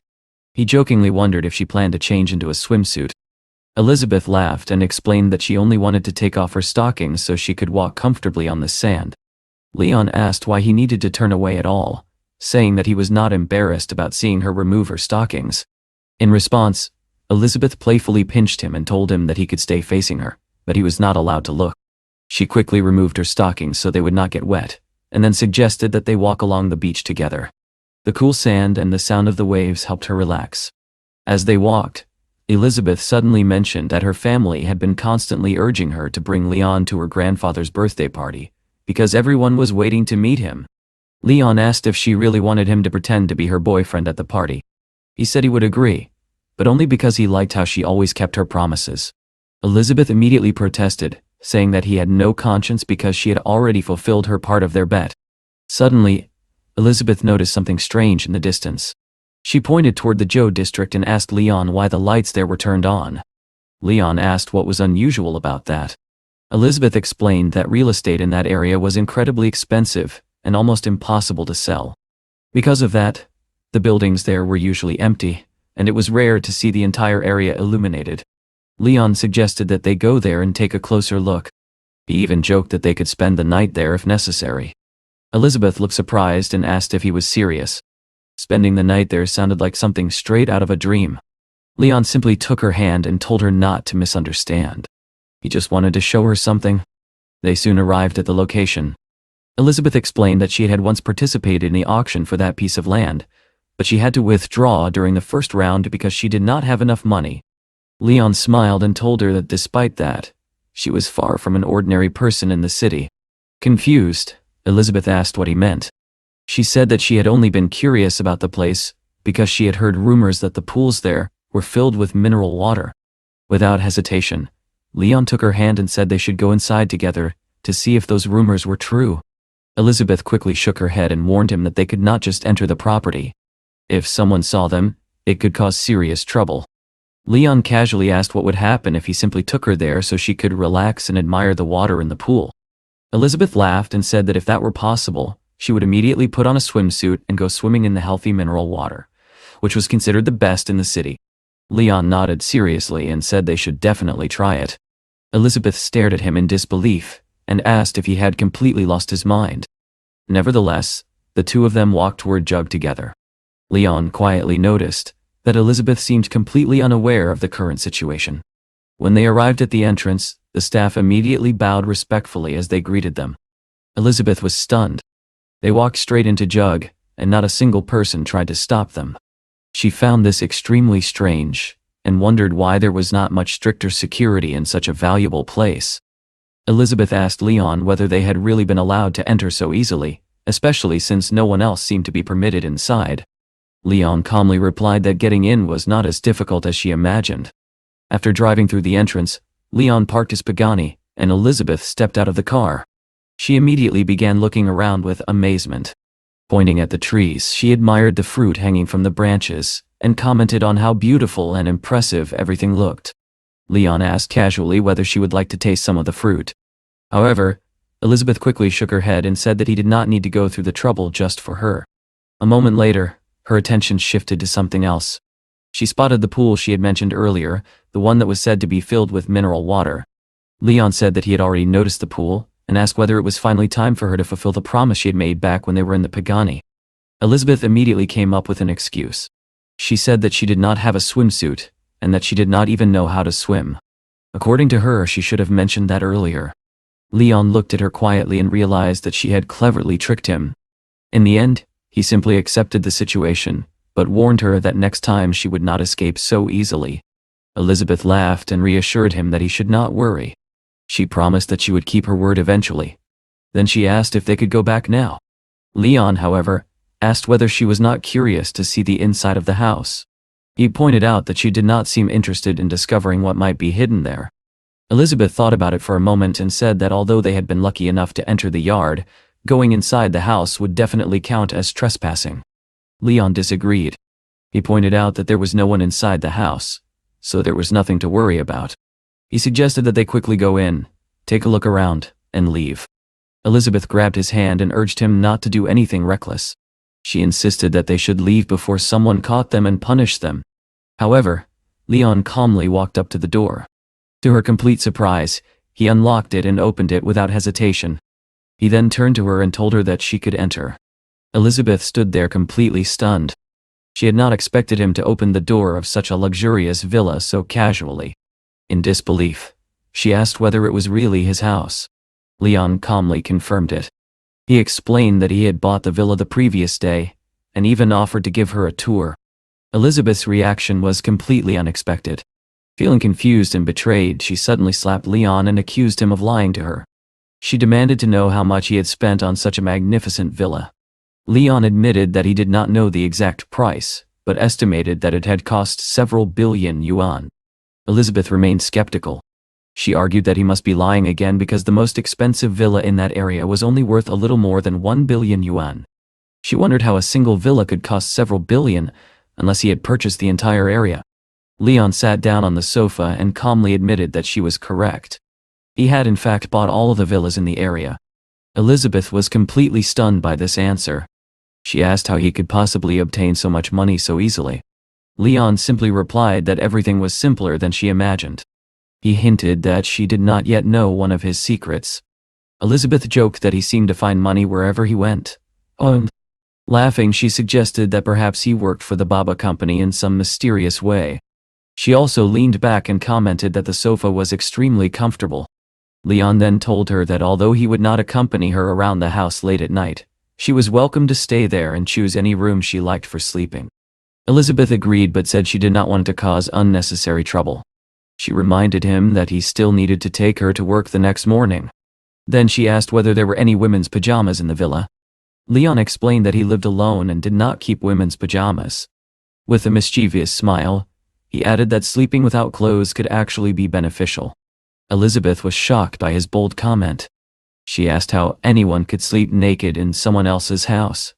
Leon laughed and reassured her that he would find something suitable for her to wear. He believed that there should be a new pair somewhere in the villa. After that, Elizabeth decided to take a shower while Leon searched for pajamas. Meanwhile, Leon sat in the living room reading a book. Suddenly, a loud crash came from the bathroom. Leon immediately called out, asking whether everything was all right. Elizabeth answered from inside and asked him to come in. She explained that she had slipped in the bathroom. Leon hurried inside, worried that she might have been seriously hurt. When he entered, he saw Elizabeth sitting on the floor, unable to stand. It turned out that she had injured her leg.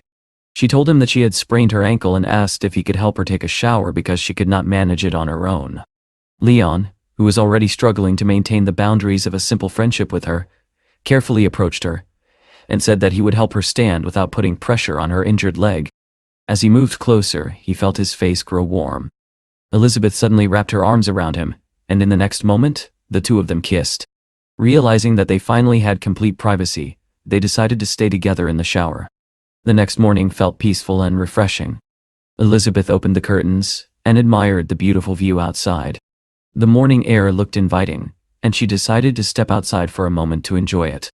Then she returned to the bedroom and abruptly pulled away Leona's blanket. In a reproachful tone, she told him that he needed to get up immediately. According to her, they would be late for work because of his laziness. She insisted that he drive her quickly, promising that she would give him a 5-star review for his efforts. Later that day, after finishing his tasks, Leon arrived at the Bandao Hotel. He wanted to take some time to carefully think about the tasks he needed to complete that day. As he walked through the hotel, he realized that he had not eaten breakfast yet.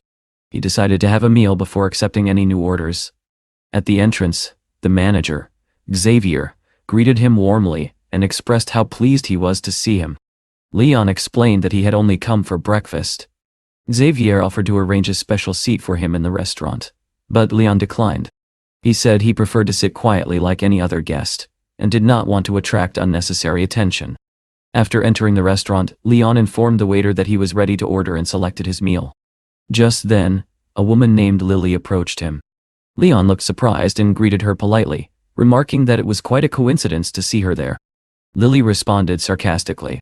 She said she had not expected to encounter another jerk so soon after being fired from the company. She accused him of complaining to management as soon as she lost her job.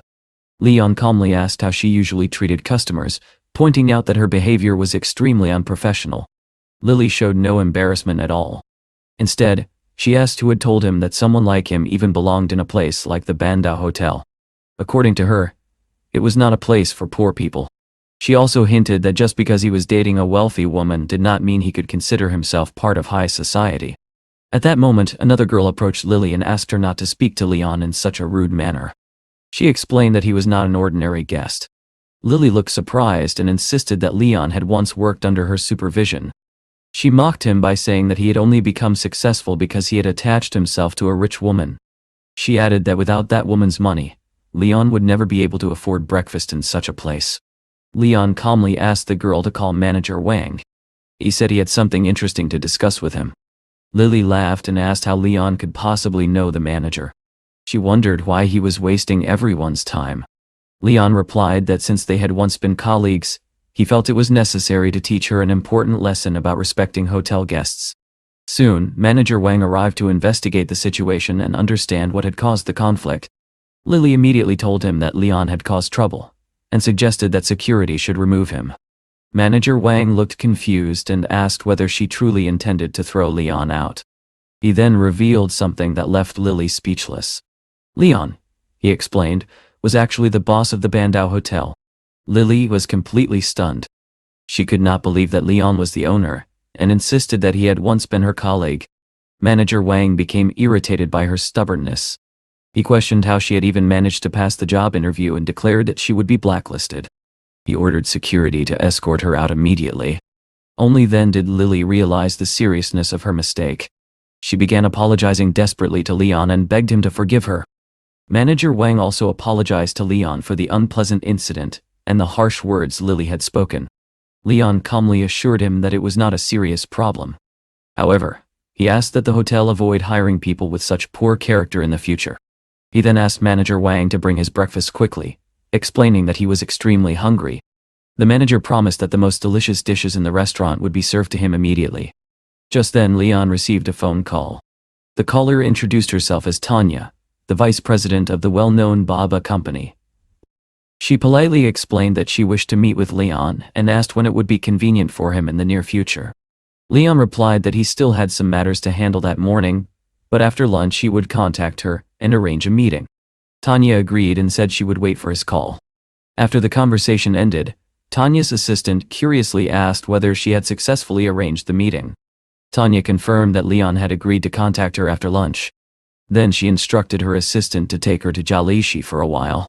The assistant suggested that she would call a taxi. Meanwhile, Leon finished his breakfast and prepared to return to work. Soon, he received a new order through the system. The trip was from the Bandao Hotel to the Gilishi company. When he checked the location, he realized the destination was very close. Thinking it was a convenient task, he decided to accept the order. Just as he was about to leave, Tanya and her assistant stepped outside, searching for the taxi they had called.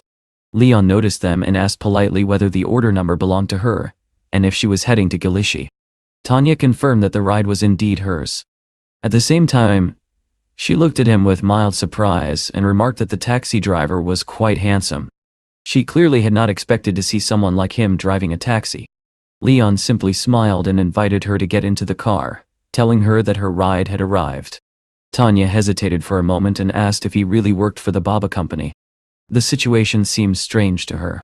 Her assistant also looked curious. She wondered aloud when their company had become so prestigious that even a driver would arrive in an elite sports car like a Pagani. Leon calmly explained that he was indeed a driver for the Baba company. Then he added that if she did not get into the car soon, the automatic doors would close. Hearing this, Tanya quickly agreed and stepped into the car. Once she sat inside the Pagani, she looked around with amazement. The luxurious interior impressed her. She commented that it was remarkable for the company to have such impressive drivers. She even joked that many girls would probably be delighted to ride in such a cool and elite car. Leon replied that she sounded exactly like the type of girl who thought that way. Then he asked whether a taxi driver was somehow forbidden from driving a Pagani. Tanya frowned and warned him to be careful with his words. According to her, he should not do anything that could damage the reputation of the Baba company. Otherwise, she warned, he could be fired. Leon looked surprised and asked whether she really had the authority to fire people. Tanya confidently replied that she was the vice president of the company. Leon did not seem impressed. He casually remarked that many people knew how to talk big. Then he added that he actually owned shares in the Baba company himself. In response, Tanya took out her business card and showed it to him, insisting that she was telling the truth. Leon glanced at the card without much reaction, and said it was quite a coincidence, because he had recently purchased shares in the same company. Then he asked whether she was the person who had tried to contact him earlier. Tanya's eyes widened in shock. She asked the driver if he was really Leon. Leon calmly confirmed it. Tanya became even more stunned. She immediately realized that she had acted foolishly earlier. Embarrassed by the misunderstanding, she asked if he could give her another chance to correct her mistake.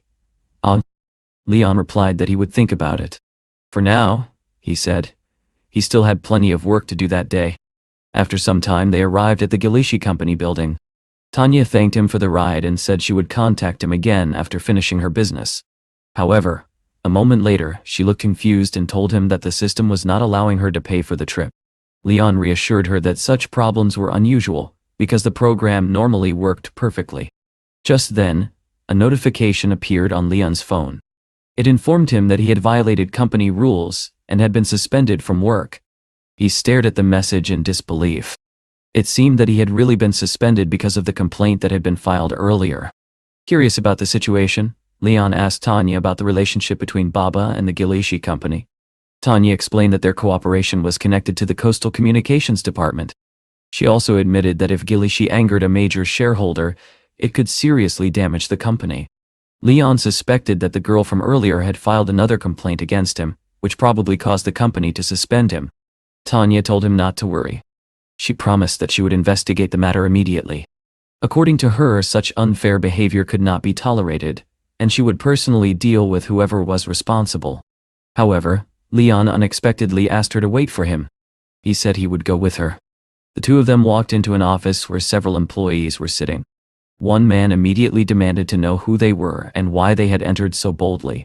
Leon calmly introduced himself and explained that he had come to discuss the issue of his suspension. The communications manager, Levi, responded that the matter belonged to their department and that they would handle it themselves. Another employee named Lucas then stepped forward and arrogantly asked Leon where he had found the courage to come there. He mentioned that a complaint had been filed against Leon, and that was the reason for his suspension. Lucas demanded that Leon leave immediately, and warned that he would call security if he refused. Leon, however, remained seated. He calmly told Lucas that he could wait, and asked Tanya to deal with the situation. Tanya then addressed everyone in the room. She explained that Leon had been removed from his position without a proper investigation. Then she announced something shocking. She declared that everyone responsible for the decision would be dismissed from their positions. Manager Levi stared at her in disbelief and asked whether she really was the vice president of the company. Without saying another word, Tanya placed her business card on the table. Both Levi and Lucas froze in shock. Levi turned to Lucas and demanded to know what was going on. He could not believe that they had just offended the vice president. Lucas nervously explained that Leon had been accused of insulting a passenger, and that it had supposedly damaged the company's reputation. Tanya calmly asked Lucas whether he had ever questioned the passenger or investigated the situation properly. She then reminded them of something even more important.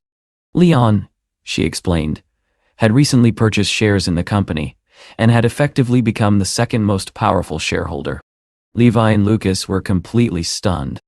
Until that moment, they had believed that Leon was nothing more than an ordinary driver. Tanya repeated her decision. Both of them were fired. Levi angrily turned to Lucas and scolded him for failing to do his job properly. He demanded that Lucas apologize immediately. Lucas collapsed to the floor and begged Leon for forgiveness. He pleaded desperately, promising that he would correct all the company's mistakes. However, Leon suddenly kicked him aside and told him that he no longer looked so brave. After being reprimanded, he had become pitiful. Leon added that people with such an attitude had probably caused many others to suffer in the past. As a shareholder of the Baba company, he said, he fully supported Tanya's decision. At that moment, Leon's phone rang. It was Elizabeth calling.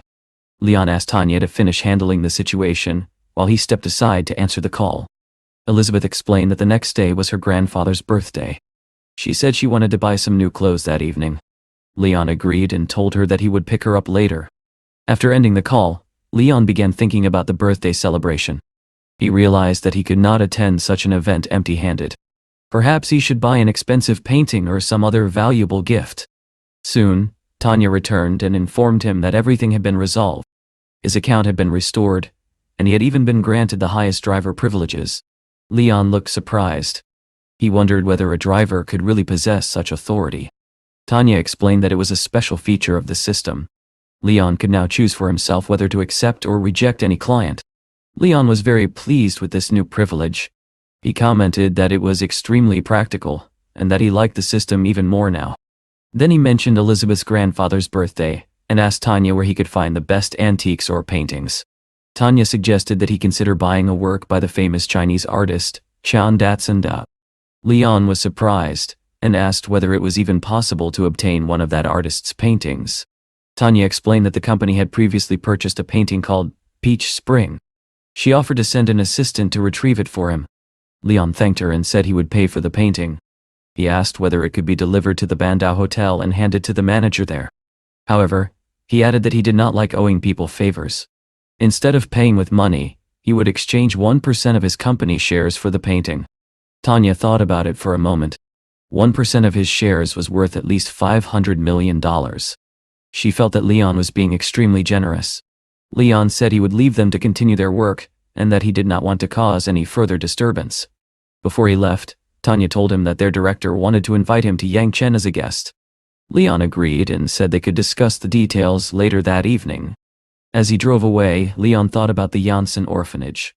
It had been a long time since he had visited the place, and he felt that he should find time to go there again.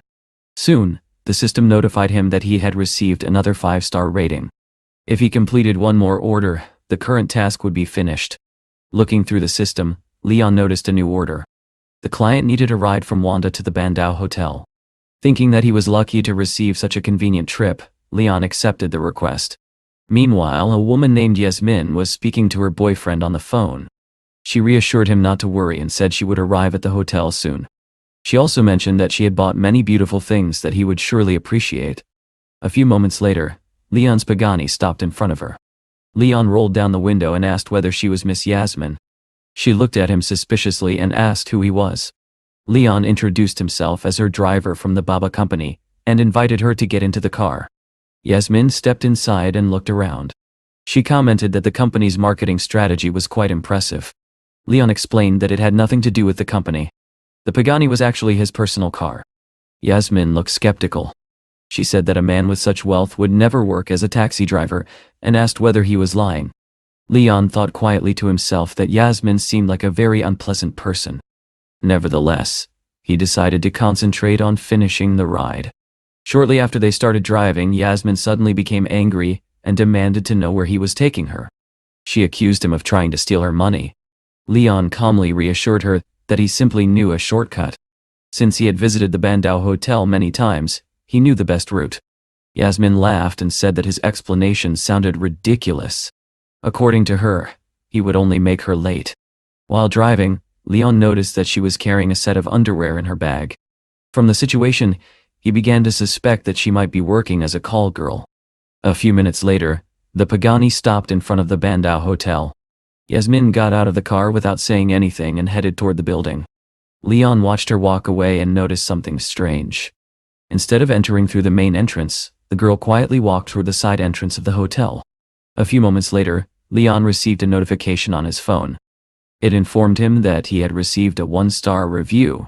Leon felt that the situation had gone too far. In his opinion, nothing that had happened during the ride deserved such a harsh rating. However, after thinking about it for a moment, he decided not to dwell on the matter. One bad review was not worth worrying about. Instead, he chose to focus on meeting Elizabeth. Soon, Leon arrived at the parking lot near Times Square where Elizabeth was waiting for him. As he approached her, he jokingly mentioned that she had forgotten to give him a 5-star review.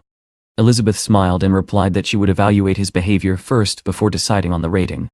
Leon agreed with her reasoning and offered to carry her shopping bags if she wanted.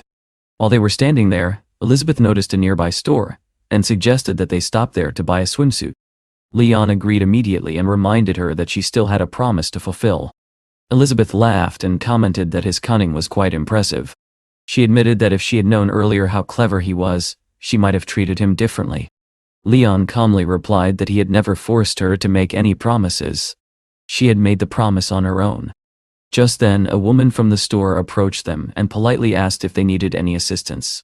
She offered to show them the store's selection.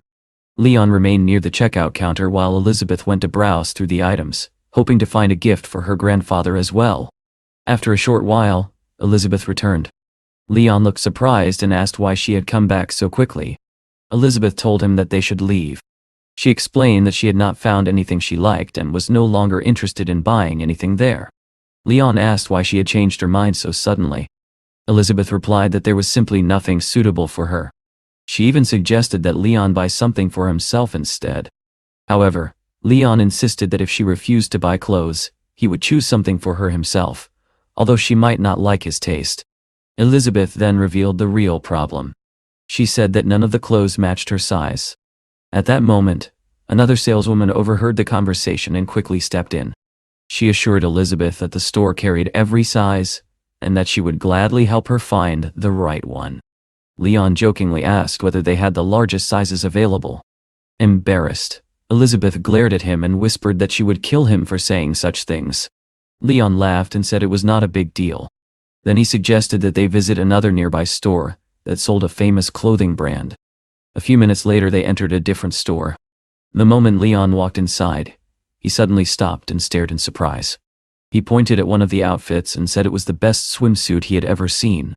Elizabeth immediately grabbed his arm and tried to pull him away, insisting that what he was looking at was not even a swimsuit. Just then, a saleswoman approached Elizabeth and politely offered to help her choose something suitable. Elizabeth asked where the swimsuits were located. The saleswoman pointed to several new collections and suggested that Elizabeth pick whichever design felt most comfortable. Elizabeth examined the swimsuits carefully.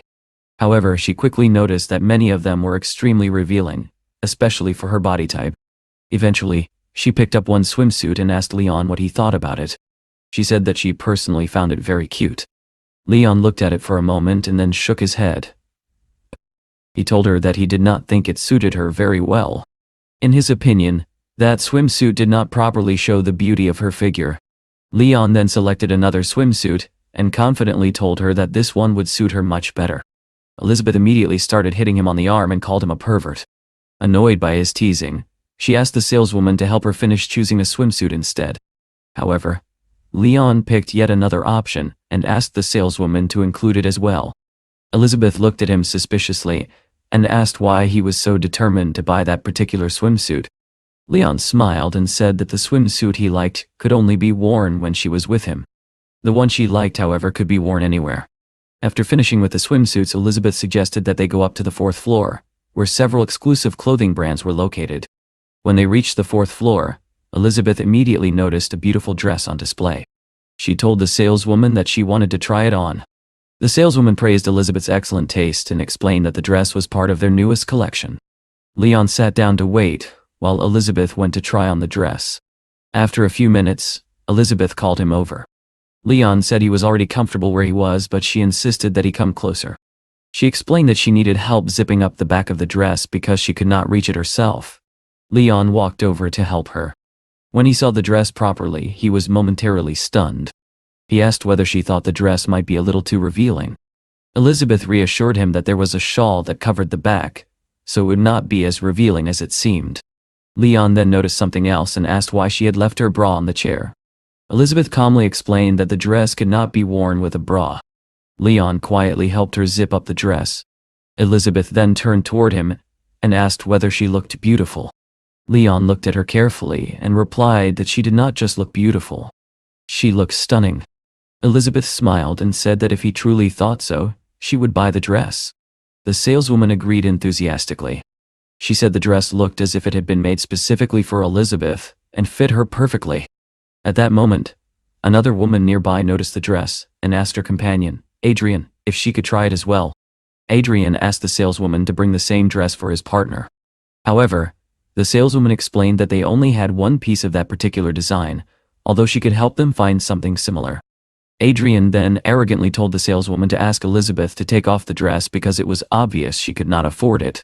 Elizabeth overheard the remark and immediately turned toward him. The other woman added that the dress cost more than 80,000 yuan and asked whether Elizabeth was truly sure about buying it. Elizabeth calmly replied that the price did not matter and that she could easily afford it. The woman became angry and asked whether Elizabeth thought she was merely a kept woman. Adrian then approached the saleswoman and offered to pay 20,000 yuan extra if she sold the dress to them instead. The saleswoman firmly replied that such an arrangement was against store policy. However, Adrian arrogantly claimed that he made his own rules. At that moment, Leon stepped forward and joined the conversation. He calmly said that if money was the issue, he could add another 20,000 yuan. He also commented that the dress would not suit Adrian's companion anyway. The saleswoman once again suggested ordering another dress for them, but Adrian suddenly changed his mind and said there was no need.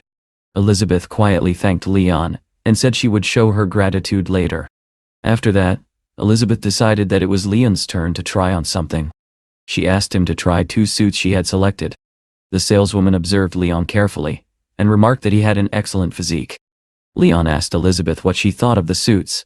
She replied that they were perfect and joked that other women might go crazy when they saw him wearing them. Leon eventually decided to buy one of the suits, and said he was already looking forward to returning home. A couple of hours later, they finally arrived back at the villa. Leon sat in the yard, enjoying the quiet surroundings. Soon his gaze fell on Elizabeth. She stood in front of him wearing the new swimsuit she had bought. Elizabeth asked what he thought about her appearance. Leon stared at her in shock, and jokingly said that his nose was about to bleed because she looked unbelievably beautiful. Elizabeth laughed and complimented Leon as well, mentioning his well-defined abs and his dedication to staying in shape. Leon then said that they were both now ready for her grandfather's birthday party, and that he would be happy to attend with her. Elizabeth agreed and said that they had spent a wonderful day together. She reminded him that she had kept her promise and had tried on the swimsuit. Then she asked whether he was satisfied with her choice. Leon walked closer to her and said that he truly respected people who kept their promises. He extended his hand and told her that they should enjoy the water together. Elizabeth immediately jumped into the pool. The water felt refreshing and pleasant. However, she quickly clung to Leon and admitted that she could not swim. She said she was afraid of drowning. Leon reassured her and promised that he would not let her go. He told her that he would teach her how to swim. Elizabeth agreed, although she was still very nervous. She begged him not to throw her into the water. Leon promised that he would guide her gently and help her learn step by step. Still uncertain, Elizabeth pressed herself tightly against him, clearly lacking confidence in her own strength as they began practicing in the water. Leon carefully lowered Elizabeth into the water. She lay on her stomach while he supported her, and after a moment she realized that the experience was not nearly as frightening as she had imagined. However, the calm did not last long. Suddenly, Elizabeth panicked. She began flapping her arms wildly, convinced that she was about to drown. Seeing her struggle, Leon immediately dived into the water and quickly pulled her back up. He asked if she had been very frightened. Elizabeth looked at him and replied that as long as he was with her, she was not afraid of anything. The tense moment quickly turned into something softer. Standing together in the middle of the pool, they leaned toward each other and shared a kiss. Leon looked at her and could not help thinking how incredibly beautiful she was. He held her gently, and the two of them stayed close together for a while in the quiet water. After they finished swimming, they went back inside the house. Leon felt pleased that Elizabeth had at least taken her first steps toward learning how to swim. While Elizabeth went to take a shower, Leon remained in the room. After a moment, he called out and asked whether he could borrow her phone for a moment because he needed it for something. He was about to unlock it when suddenly Lena appeared in front of him. She calmly informed him that the task had been completed. As a reward, he had received 100,000 points. Lena continued explaining that his career progress had now reached 75%. The reward for reaching that level was the ownership of Wangjiang Port. Leon looked stunned. He asked if he had heard correctly. Wangjiang Port, after all, was the second largest cruise ship port in China. Lena confirmed that he had understood correctly. Wangjiang Port was indeed a major cruise port, and it now belonged to him. She reminded him once again that his career progress had reached 75%, and that he was getting close to unlocking a completely new profession. Leon began thinking about how quickly everything was progressing. At the pace he was moving, reaching the next career stage might happen sooner than he expected, and he found himself curious about what kind of profession he might unlock next. Just then, Elizabeth came out of the bathroom. She apologized, saying that she still had not properly learned how to swim. Leon smiled and reassured her that there was no rush. He said he would always be willing to teach her whenever she wanted. While looking around the room, Elizabeth suddenly noticed an old blanket lying nearby. She became curious about it and asked where it came from. Leon explained that the blanket and the pillows had been brought from the orphanage where he grew up. He had become used to them over the years and did not want to throw them away. Elizabeth looked surprised and asked quietly if he had grown up in an orphanage. Leon nodded and explained that he had been abandoned there shortly after he was born. According to what Willow had told him, that was where he had spent his childhood. Realizing she had touched a sensitive topic, Elizabeth immediately apologized. Leon, however, reassured her that there was no reason to feel sorry. He was not upset by those memories at all. In fact, he remembered his time at the orphanage fondly.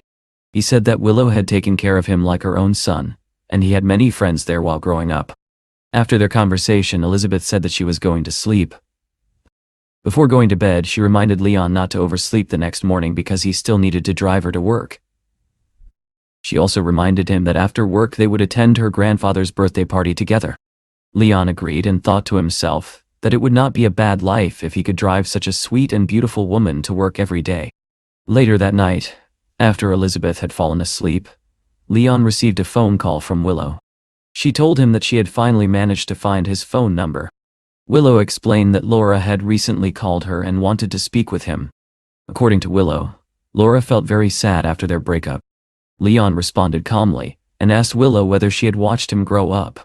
If so, she should already know how stubborn his personality was. Willow laughed and then changed the topic. She said that she had a friend whose daughter was around Leon's age and wondered whether he might have time to meet her the next day. Leon agreed and said he could visit her in the coming days. Willow then explained the details. The meeting would take place at 9 o'clock the next morning at Tiana's house. The woman he would meet was named Sally. Leon quietly thought to himself that Laura must be creating trouble again. The next morning, Leon arrived at Tiana's house, curious about what kind of meeting this would turn out to be. At the entrance, he told the hostess that he had come to meet someone and asked whether there was a table reserved under Sally's name. The woman confirmed it and directed him to the 3rd floor. When Leon reached the 3rd floor, he noticed that several people were already seated at the table waiting for him. One of the women introduced herself as Sally's mother. She said she was pleased to meet a young gentleman like him. She then introduced the others sitting at the table, including Sally herself and several family members. Leon greeted them politely, although he quietly realized that some of the faces seemed familiar. Sally's mother began the conversation by mentioning that she had heard Leon used to work for a real estate company. She wondered whether he could help them find a cheaper house. Leon explained that he no longer worked in real estate and was now running his own business. The woman looked confused and asked what he was doing now. Leon replied casually that he currently worked as a driver for a company called Baba and was barely making enough money to get by. Hearing this, Sally's mother became visibly displeased. She accused him of trying to deceive them. Sally, however, spoke calmly and told her mother not to worry too much. She commented that Leon looked quite handsome. Then someone suddenly mentioned that the orphanage where Leon had grown up might soon be demolished. The conversation shifted again when Sally's mother proudly explained that her daughter worked at a bank and had a very stable career. She then said that she hoped Leon would buy a house in Zhonghai. According to her, it did not need to be very large, just around 100 square meters. Leon looked shocked and asked whether she was seriously suggesting that he pay the full price for such a house. Sally added that if Leon truly liked her, he should not have any problem paying for it. Pretending to remain calm, Leon asked whether there were any other conditions. Sally's mother replied that they were a simple family and would not ask for too much. However, she said the bride price would need to be about 9 million yuan. Leon was stunned by the amount and asked whether such demands were not excessive. The woman explained that one of Sally's colleagues had recently received nearly 17 million yuan as a wedding gift. Leon looked at her and asked whether what she was describing was essentially selling her daughter. The woman appeared offended by his remark. Leon politely asked her to continue explaining what she expected from a future husband. At that moment, Sally's brother added another condition. He said that Leon should also buy an imported car worth more than 500,000 yuan because cheap cars were unacceptable. Leon calculated the total in his head and pointed out that according to their demands, he would need to pay at least 10 million yuan. Then he asked whether they truly believed he had that kind of money. Sally's mother responded by asking why he could not simply ask his parents for help. Leon's expression suddenly darkened. He asked whether she expected him to ask his deceased parents for money. The woman quickly tried to explain that he had misunderstood her. But Sally's brother continued speaking. He mentioned that he had heard the orphanage residents were being forced to leave because the land was being sold. He mocked Leon, saying he did not even have the money to help them. At that moment, Leon became furious. He told the young man never to mention the orphanage again. He said he had tried to remain patient, but bringing up the place where he grew up was going too far. Turning to the entire family, Leon asked whether they truly believed their demands were reasonable. He called their expectations disgusting and accused them of having no conscience. With that, Leon stood up and prepared to leave. As he walked outside toward his pagani, Sally's brother secretly grabbed a flower pot near the window. Filled with anger, he intended to drop it on Leon as he stepped outside. Just as Leon reached his car, the flower pot came crashing down beside him. Fortunately, he managed to dodge it at the last second. He slowly turned around and looked up at the young man. The boy shouted at him to get lost and warned that if he did not leave immediately, things would end badly. Leon calmly asked whether he understood the consequences of his actions. He pointed out that although the flower pot had missed him, it had struck his car. Then he asked how they planned to pay for the damage. The young man came downstairs and looked at the Pagani with disbelief. He asked whether the car really belonged to Leon. When Leon confirmed that it did, the young man asked how an ordinary taxi driver could afford such a luxury vehicle. Leon turned toward Sally and asked the same question again. How exactly did they plan to pay for the damage? Sally quickly stepped forward and hugged him, trying to calm the situation. She apologized and said her brother was impulsive. She even said that she believed Leon was a good person and that she would still be willing to give him a chance, even if he did not have a stable job. Leon pushed her aside and told her to move away. He said that if he did not receive 2 million yuan for the repairs within 1 week, he would take the matter to court. After saying this, he got into his Pagani and drove away. As he left, Leon reflected on how quickly Sally's attitude had changed once she realized he had money. Back at the house, Sally's mother scolded her daughter for failing to secure such a wealthy man. Her brother also blamed her, saying she should have recognized Leon's wealth earlier. Now they had to figure out how to pay for the damages. Later, Leon arrived at Wangjiang port. He wanted to see the place that the system had just awarded to him. When he arrived, he was amazed by the number of luxury cars parked there.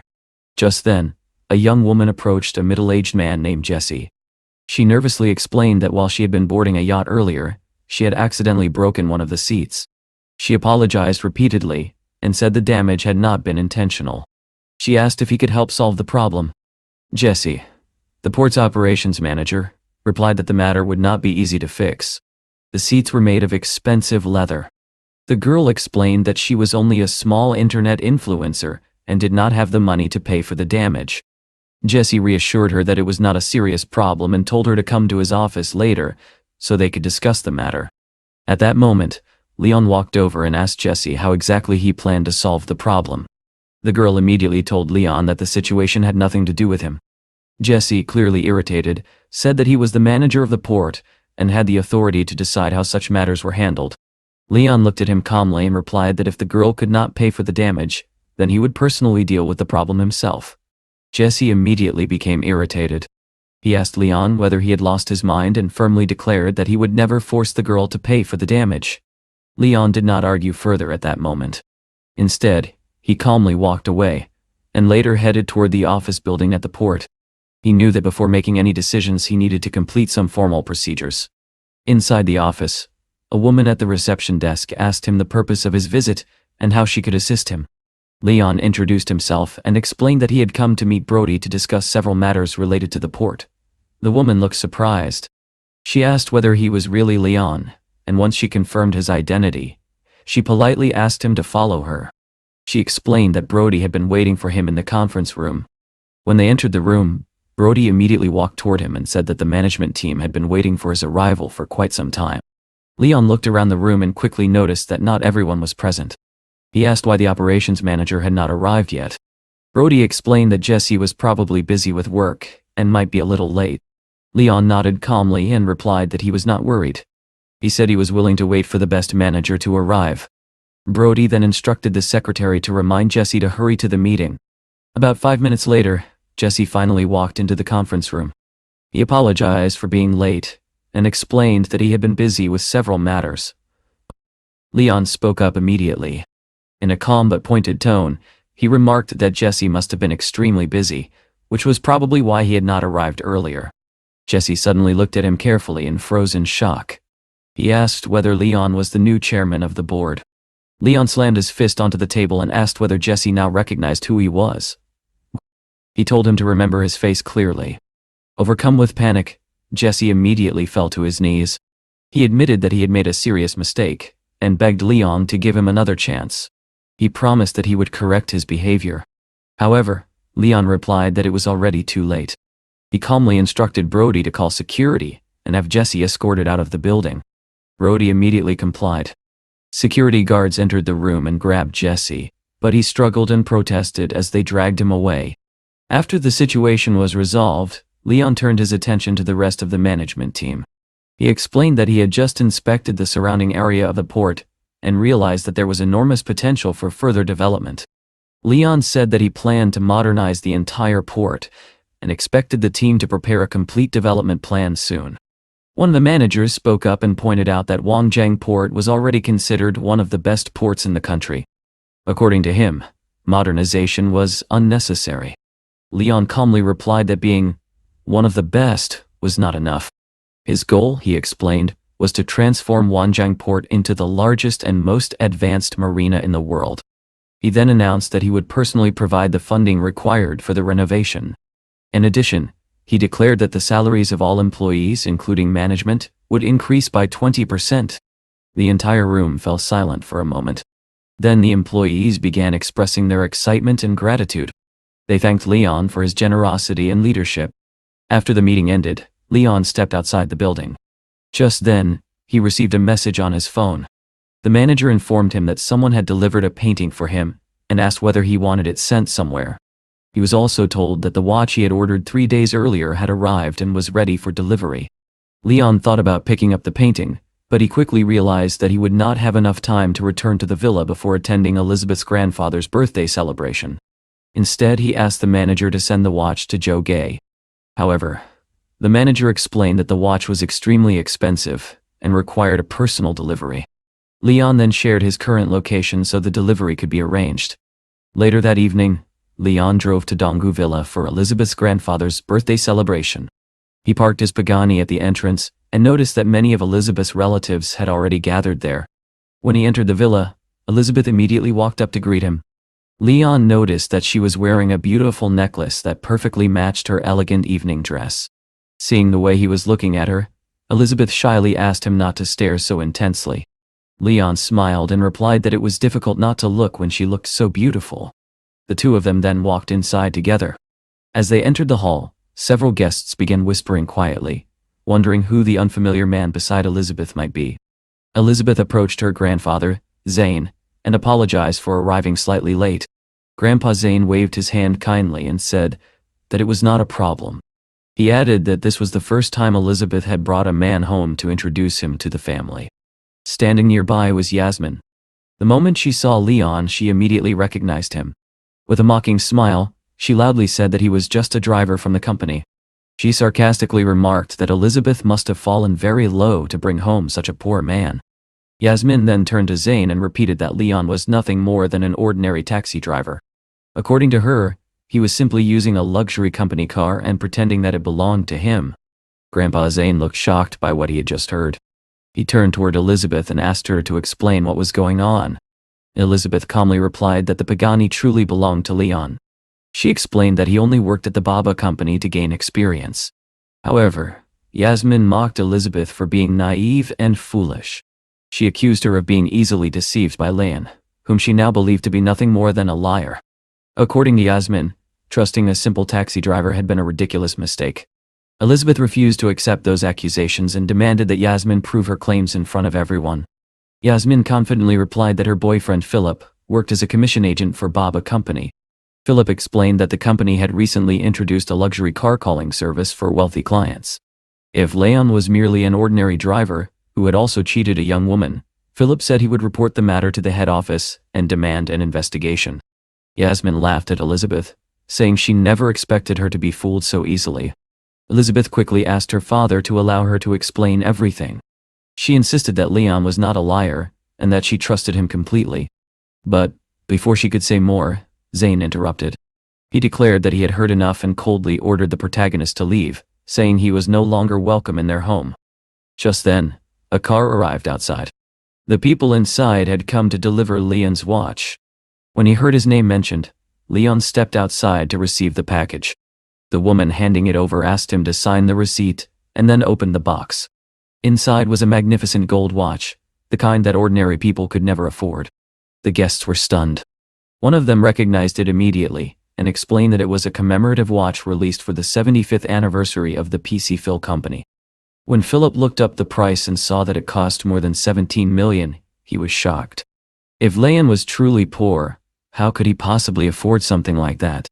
Even Elizabeth began to wonder whether she had misunderstood something. Leon calmly put on the watch and told the company representatives that they could leave. After they departed, some of the guests approached Zane and praised him, saying his granddaughter Elizabeth had truly found herself a handsome and capable husband. Zane smiled proudly at the compliment and expressed how proud he was of his granddaughter. Then he turned to Yasmin and told her she had been wrong. He ordered her to apologize to Leon for her rude behavior. Yasmin, however, stubbornly refused.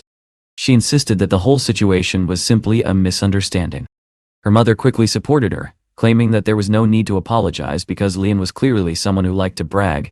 She argued that he was only pretending to be wealthy, and would eventually abandon Elizabeth. Elizabeth grew angry and demanded to know what her aunt meant. She noticed that her aunt seemed completely unwilling to admit her mistake. The woman responded sharply, telling Elizabeth to open her eyes. She had originally thought the expensive watch was meant as a birthday gift for Zane, but instead Leon had put it on himself. To her, that clearly meant he did not care about Elizabeth's family at all. Yasmin eagerly agreed with her mother. She said their family had been preparing a birthday gift for Zane for more than a month. Turning to Philip, she asked him to show everyone what they had prepared. Philip proudly explained that since Zane loved antiques, they had purchased a set of copper coins from the Qing dynasty. The current value of the set, he said, was already more than 2 million yuan, and it would likely become even more valuable in the future. Yasmin hugged Zane affectionately and asked if he could see how much care their family had put into choosing the gift. The aunt added that although Elizabeth had supposedly found a rich man, he clearly was not willing to spend even a cent on her family. At that moment, Elizabeth quietly began taking something out of her bag. She said that Leon had also prepared a gift for Zane. Zane examined the ring she handed him and nodded with satisfaction. It was not bad at all. He thanked Leon sincerely for the thoughtful gesture. But Yasmin immediately began criticizing again. She pointed out that Leon drove a luxury car worth more than 20 million, and wore a watch worth over 10 million, yet he had given Zane such a modest gift. Zane simply shook his head and said it did not matter.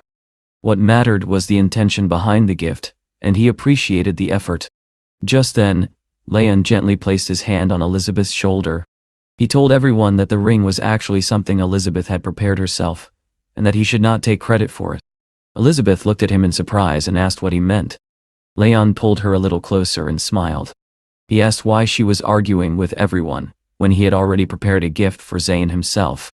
After all, it would be impolite to attend someone's birthday empty-handed. He then handed Zane a wrapped package. Curious, Zane slowly unwrapped it. When he opened it and saw the painting inside, his eyes widened in shock. In disbelief, he asked whether it was the famous Peach Spring painting by the great master Jiang Datsung. Elizabeth's father immediately jumped to his feet. With excitement in his voice, he declared that such a painting would be worth no less than 200 million yuan. Yasmin stared at the painting skeptically. She asked Zane if he was really certain about its value, because she personally could not see anything special about it. Zane calmly replied that it was indeed an authentic work by Jiang Datsung. The deeper meaning and artistic value behind it, he explained, could not be understood by ordinary people. Philip, however, suddenly disagreed. He told everyone that Zane was mistaken. According to him, the painting actually belonged to the CEO of their company, and had once failed to sell. Someone had even offered 230 million for it, but the offer had been rejected. Because of that, Philip concluded that the painting must be a fake. Yasmin immediately seized the opportunity to mock Elizabeth again. She said she never expected Leon to deceive people so easily. Elizabeth stood up firmly in Leon's defense. She said she trusted him and refused to believe he would ever deceive anyone like that. Leon watched quietly. Although he had only known Elizabeth for a short time, he could see clearly that she was a kind and loyal girl. Suddenly Philip stepped forward, grabbed the painting and tore it into pieces. He claimed that since it was fake, it deserved to be thrown away. He insisted he had once seen the same painting in his manager's house and could prove it was not genuine. Leon looked at him calmly and asked how he planned to prove that claim. Philip loudly told everyone that whenever a fake was discovered, it should be destroyed immediately. As the torn fragments fell to the floor, Leon gently stroked Elizabeth's head and told her not to be angry. He assured her that he would handle everything. Then Leon suddenly kicked the floor and accused Philip of lying. He reminded him that he worked for Baba Company, but from this moment onward, he was fired. Philip burst into laughter. He asked whether Leon really believed he had the authority to fire someone from Baba Company. Leon calmly replied that he owned 20% of Baba Company. Then he asked Philip whether he still doubted his authority. Philip stared at him in disbelief and questioned his sanity. Elizabeth quickly interrupted, whispering that this was not the time for jokes. Leon only smiled and told her that if everything he said turned out to be true, she would have to do whatever he asked that night. Elizabeth was stunned that he could still tease her at such a tense moment. Leon then told Philip to call the company director and ask him directly who Leon was. Confidently, Philip agreed and placed the call on speaker. When the director answered, Philip introduced himself and asked if he knew Leon. The director immediately replied that he certainly did. In fact, he warned Philip that Leon was their boss's superior, and that any disrespect toward him could result in immediate dismissal. He also explained that the peach spring painting had been given to Leon in exchange for 1% of the company's shares. Hearing those words, Philip dropped the phone in shock. Realizing the enormous mistake he had made, he collapsed to his knees. He knew he would certainly lose his job at Baba Company. Leon calmly confirmed it. The matter was settled and Philip was officially fired. Yasmin, furious and embarrassed, accused Leon of being too harsh. She begged him not to cause such trouble during her grandfather's birthday celebration. Her mother also scolded him, saying that as Elizabeth's boyfriend he should respect family ties. Leon answered coldly that he would do anything Elizabeth asked of him. But for people like them he had absolutely no intention of showing any kindness. Meanwhile, Zane looked sadly at the torn fragments of the painting in his hands. He sighed and lamented that such a valuable masterpiece had been destroyed. Leon then turned back to Philip and reminded him that he had just torn apart a painting worth 200 million yuan. He asked how Philip planned to repay such a loss. Desperate, Philip begged for forgiveness. He insisted that he had never intended to destroy the real painting. Leon accepted the apology but said apologies alone were not enough. After all, such a matter might require the involvement of the police. Panicking, Philip turned to Yasmin and begged her to help him. But Yasmin coldly rejected him. She told him to get lost, and declared that their relationship was over. In desperation, Philip grabbed her leg and pleaded with her not to abandon him, reminding her of all the years he had treated her well. Disgusted, Yasmin pushed him away and told him to stay away from her because he was embarrassing her. Leon then told Philip that if he truly considered himself a man, he should stand up and face the consequences. He added that someone like Yasmin was not worth his concern anyway. Yasmin stared at him in shock and demanded to know what he meant. Without hesitation, Leon turned to Elizabeth's father and asked him to ask the rest of the family to leave the room. There was something important he needed to discuss privately. The man nodded in agreement and began asking the others to step outside. Zane then asked Leon what exactly he wanted to talk about. Leon calmly replied that it concerned Yasmin. Now furious, Yasmin told him to stop playing games and to say whatever he wanted to say in front of everyone. Leon looked directly at her and reminded her that the previous day she had taken a taxi to the Bandao Hotel for a secret meeting. Yasmin quickly tried to explain herself, saying that she had simply gone there to meet a friend and play cards. Leon calmly told Yasmin that her explanation did not make any sense. He asked her if buying adult toys for a card game with two men was really part of her so-called business meeting. Yasmin's face instantly turned pale. Shocked by the accusation, she immediately denied everything. Leon, however, remained completely calm. He said that he had videos on his phone that he had originally planned to send to Elizabeth. He even suggested that they could all watch the videos together. According to him, if Yasmin had simply gone to the hotel to have some harmless fun, he would not have interfered. But since she had behaved like that in a public place, he felt that the truth needed to be revealed. Then Leon showed everyone a video from his phone. The footage clearly showed Yasmin in a compromising situation with two naked men. The entire room fell silent. Zane's expression turned dark with anger. He scolded Yasmin harshly, saying that her behavior was disgraceful, and that she had brought shame upon the entire family. Yasmin immediately begged her grandfather to give her a chance to explain. She insisted that she had only gone there to discuss business matters. Zane stared at her coldly and reminded her of the story she had just told about playing cards. He asked whether she truly believed he was a fool who could be deceived so easily. He made it clear that he would never tolerate such shameful behavior from his own granddaughter. Yasmin's mother quickly stepped in, suggesting that perhaps Yasmin had been framed by someone. However, Elizabeth's father disagreed. He pointed out that the video was perfectly clear and that Yasmin's face could be seen without any doubt.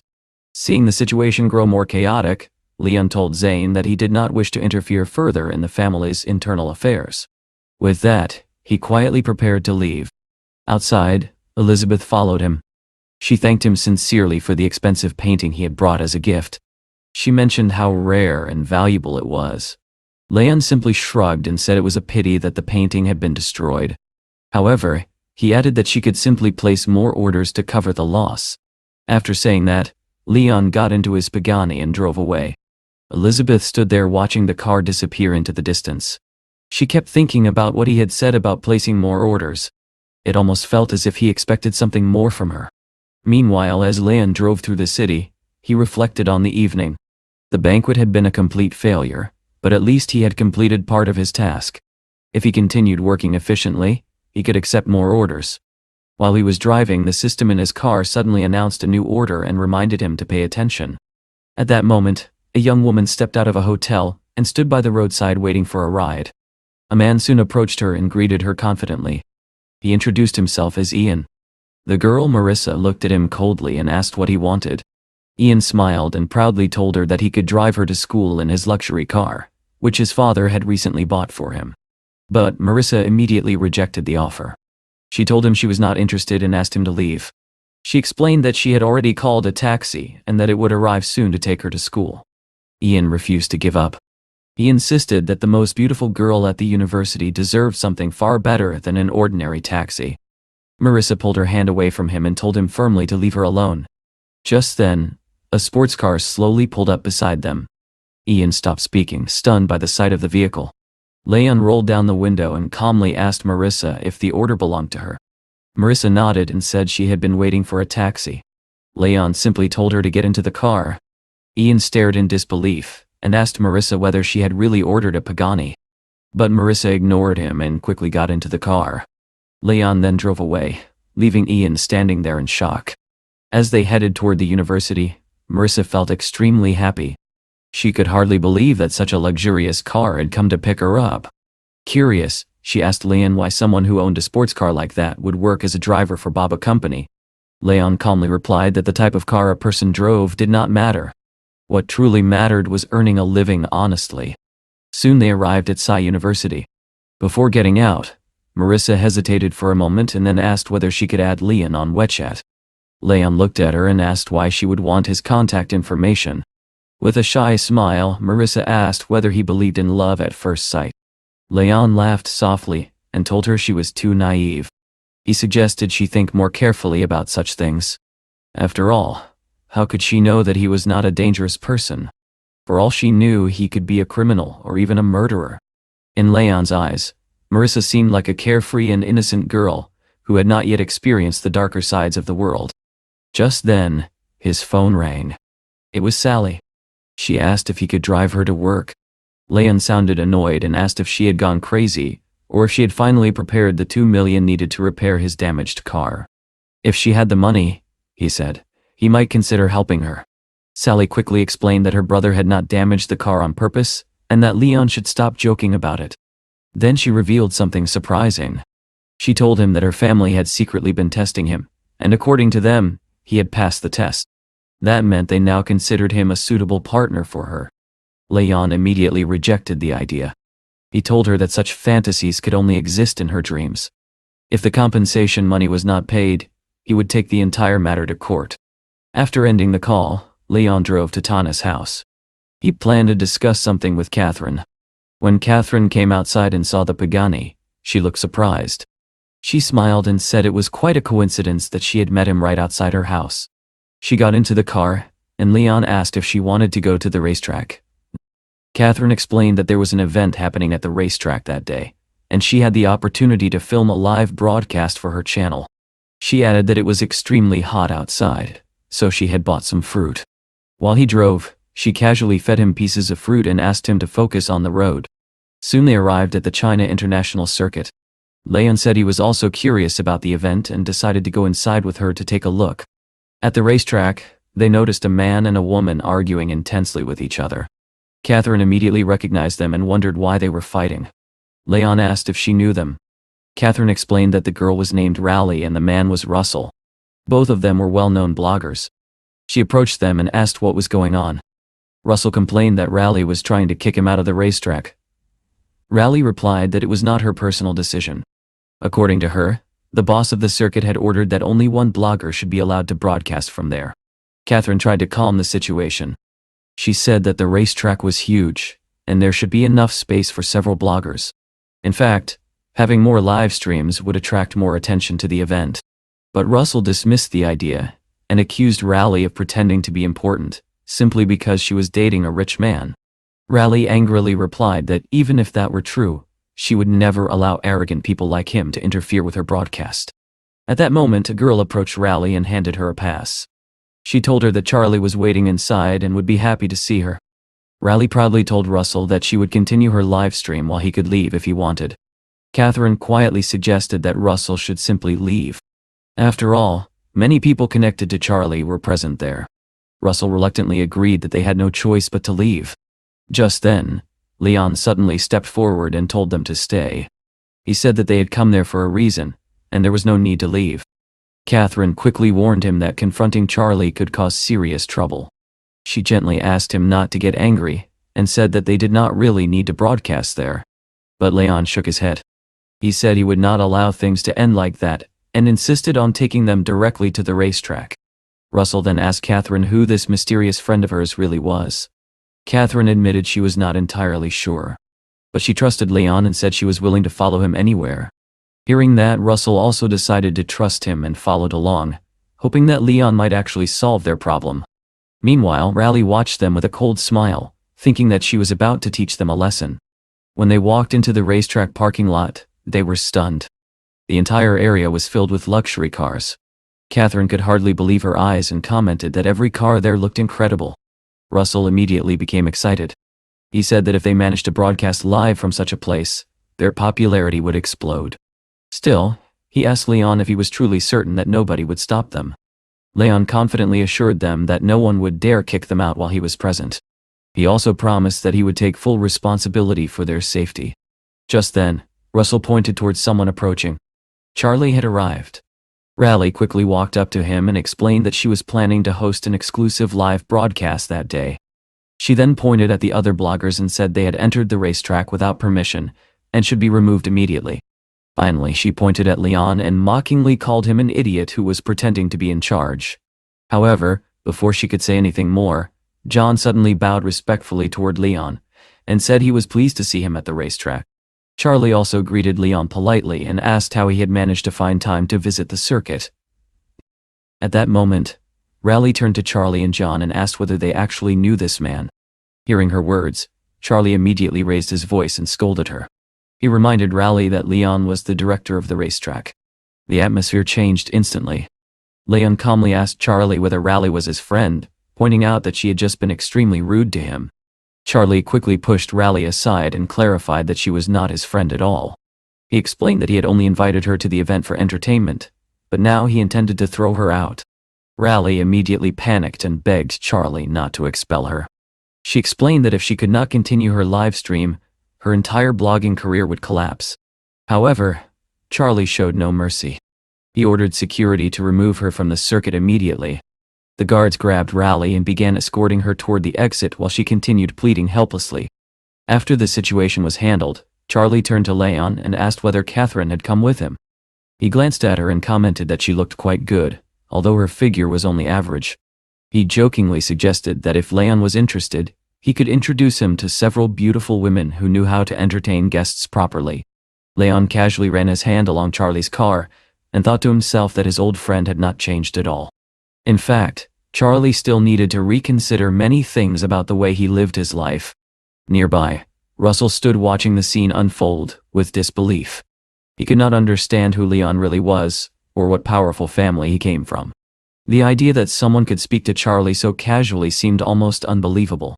Charlie soon suggested that they enjoy themselves with a race. Since the racetrack was new, He wanted to drive a few laps and see which of them was faster. Leon agreed easily. He even commented that Charlie's driving skills, especially his cornering, had improved, although it would still be difficult for him to win.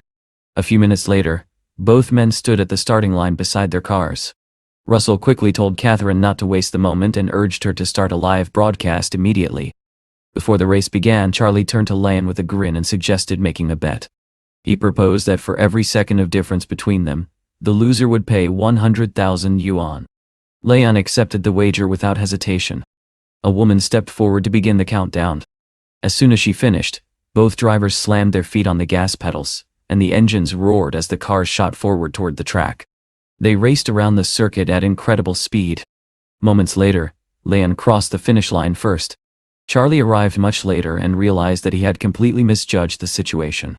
Leon had beaten him by almost an entire minute. Laughing in disbelief, Charlie admitted defeat.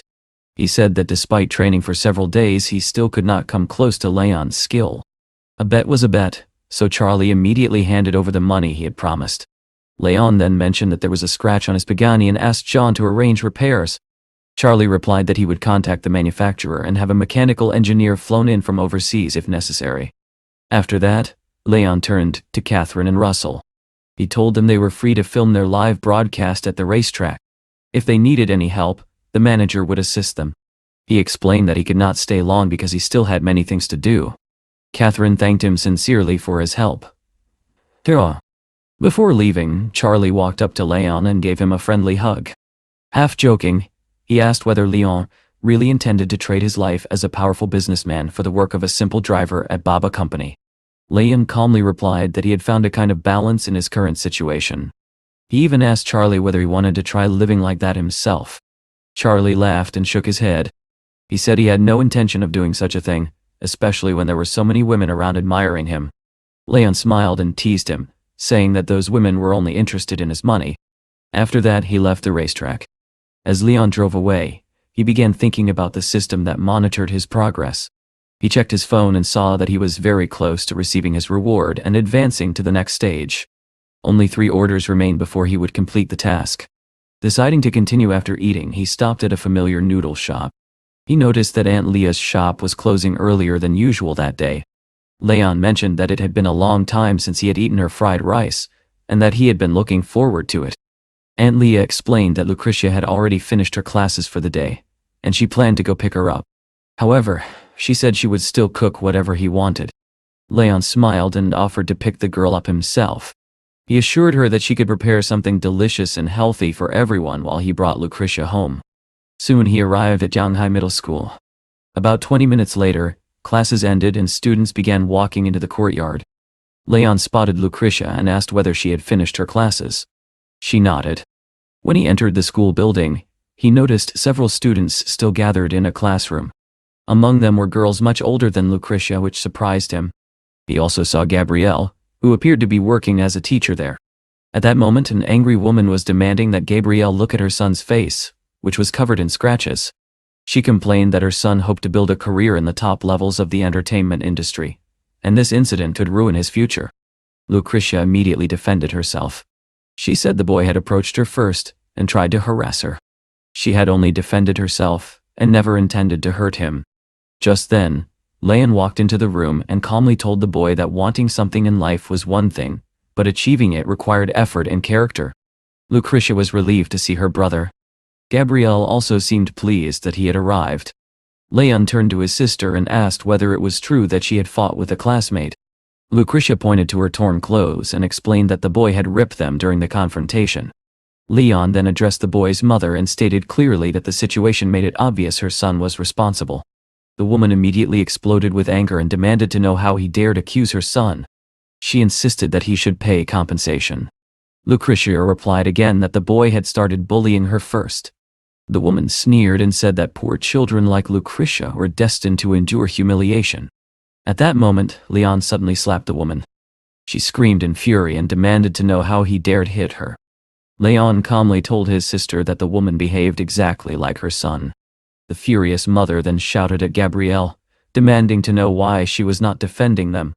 She bragged that her husband was an HR manager, and that she would take the matter to the legal department. Gabrielle calmly replied that the situation was clearly the boy's fault, and that if the case went to court, they would certainly lose.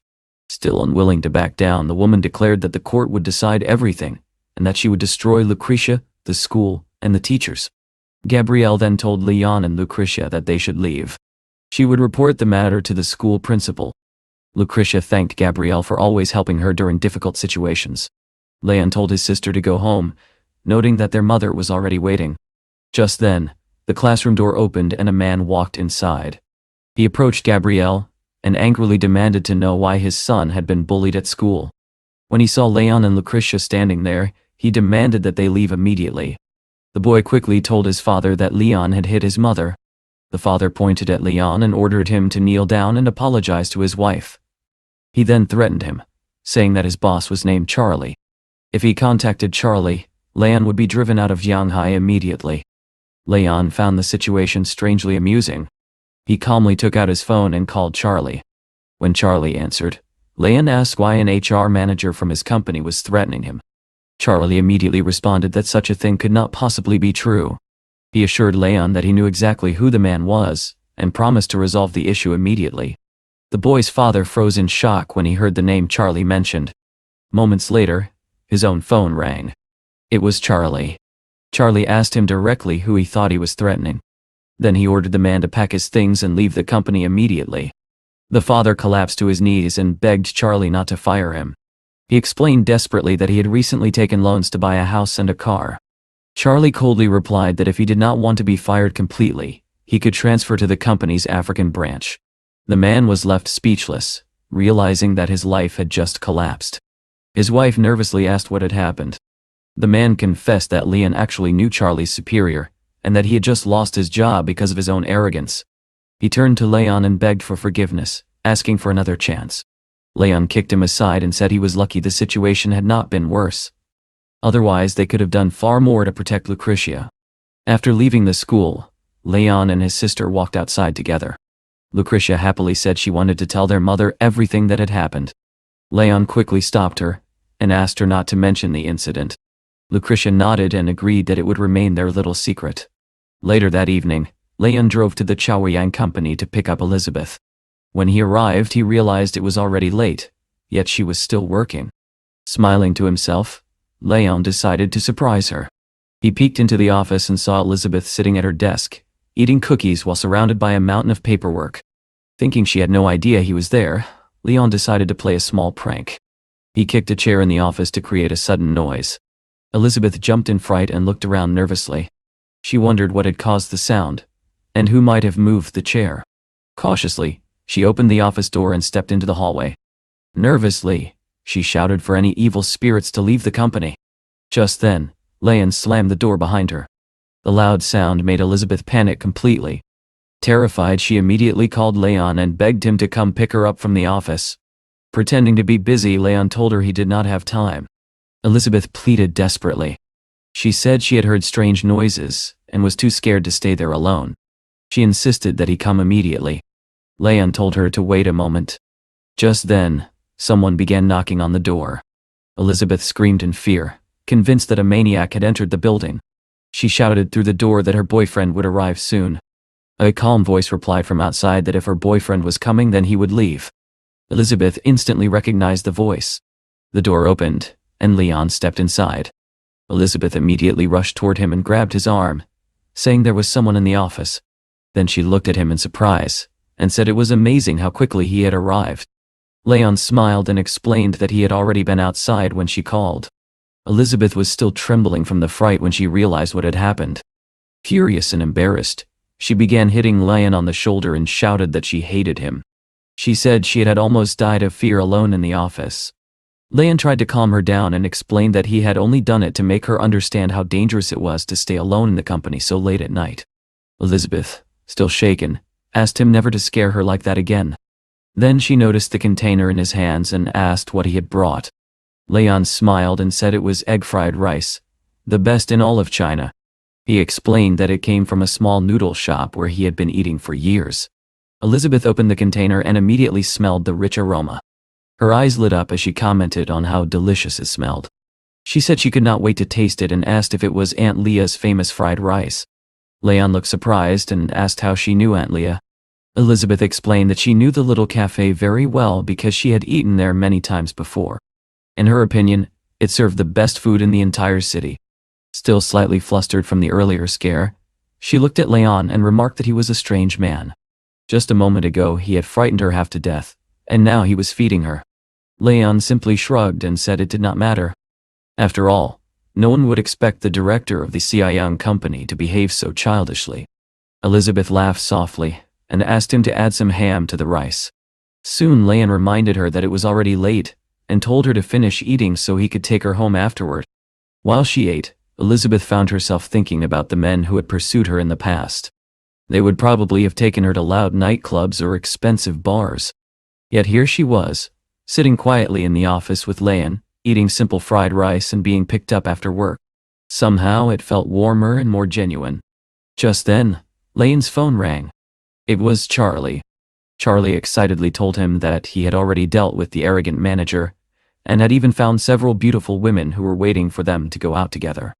However, Leon immediately refused.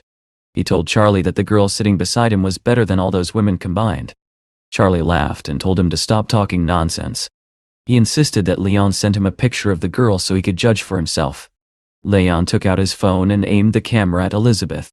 Confused, Elizabeth asked why he suddenly wanted to take a photo of her. Leon explained that his friend had invited him to a bar filled with beautiful women. He planned to send Charlie her picture so his friend could see what true beauty looked like. Elizabeth instantly became embarrassed. Whoa. She asked if she should put on some makeup first and wondered whether her dress looked good enough. Leon gently hugged her and told her not to worry about it. He asked her to sit closer so they could take a photo together. Elizabeth admitted that she had never taken a photo with a man before and had no idea how to pose. Leon reassured her and told her she was thinking too much. He pulled her closer and said she was already perfect. Then he jokingly sat her on his lap and told her not to move while he took the picture. Looking at her seriously, he added that none of the women he had ever met could compare to her. When Charlie received the photo, he immediately messaged back, asking where Leon had found such a beautiful girl. A little later, they left the office together. Leon suggested that she should not place any taxi orders that night, and that he would simply take her home. But Elizabeth shook her head and said she wanted to support whatever he was doing. Leon smiled and pulled her slightly closer, asking how he could possibly refuse a princess like her. Elizabeth laughed and said those were very sweet words, but she was not as delicate as he thought. After a moment of silence, Leon asked her something more serious. He wanted to know how someone could start a charity foundation, and what steps were required. Elizabeth explained that creating such an organization was very difficult, even for powerful people. There were many complicated details involved, and handling it alone would be extremely challenging. Leon nodded thoughtfully. He understood the difficulties, but he still wanted to try. He wanted to do everything possible to make it happen. Elizabeth praised him for having such a goal. Leon smiled and replied that she was also a kind person. He remembered how she had rented 2 buildings to people at very low prices to help them. He then asked if she would help him manage the charity foundation, since she understood such matters much better than he did. Elizabeth agreed and promised she would look into everything carefully. Soon they arrived at her home. After she got out of the car, Leon suddenly remembered something and asked her to wait for a moment. He told her that he planned to travel to Yangshan the next day. If she had time, she could come along. Elizabeth said she would check her schedule and told him to be careful on the road. At that moment, Leon received a notification on his phone informing him that he had received a 5-star rating from a client. Suddenly, Lena appeared before him and congratulated him. She announced that his previous career was now complete, and that a new one was about to begin. She showed him the system interface, and asked whether he, as the owner, wanted to start a new profession. Leon, curious about what would happen next, agreed. Lena then informed him that his next career would be a physical education teacher. Leon stared at her in disbelief and asked if she was serious. Lena handed him a special enhancement potion. She explained that it would not only improve his athletic abilities, but also grant him knowledge in many fields, including advanced mathematics. Leon laughed and asked why a physical education teacher would need advanced mathematics.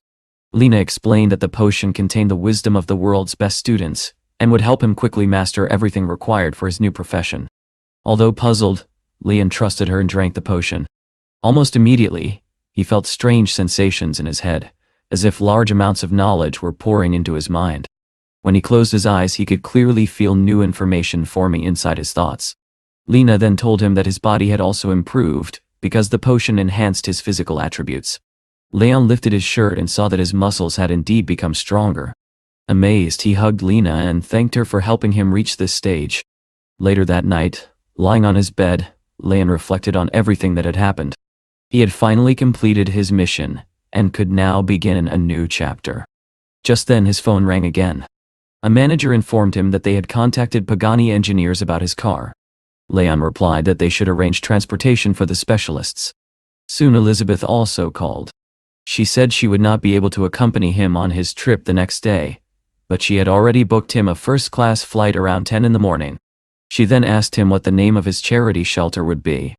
Leon answered that it would be called Blue Sky. Elizabeth said she was simply curious, and reminded him to behave himself and not flirt with other women during the trip. The next morning, when Leon arrived at the airport, he was surprised to see that Elizabeth had indeed booked him a first-class ticket. After boarding the plane, he sat quietly playing on his phone while other passengers filled the cabin. Across the aisle, two girls named Freya and Lucy noticed him immediately. Freya whispered to her friend that the man sitting there was extremely handsome. Lucy agreed and joked that although she had flown first class many times, she had never seen such a handsome passenger before. Their friend Frel overheard them and told them to stop staring. According to him, appearance meant nothing. In first class, money was far more important than looks. The man sitting next to Leon joined the conversation and declared that wealth mattered far more than good looks. Leon calmly told him to keep his opinions to himself. To prove his point, Frel proposed a challenge. He suggested asking a flight attendant for her WeChat and seeing which of them she would choose.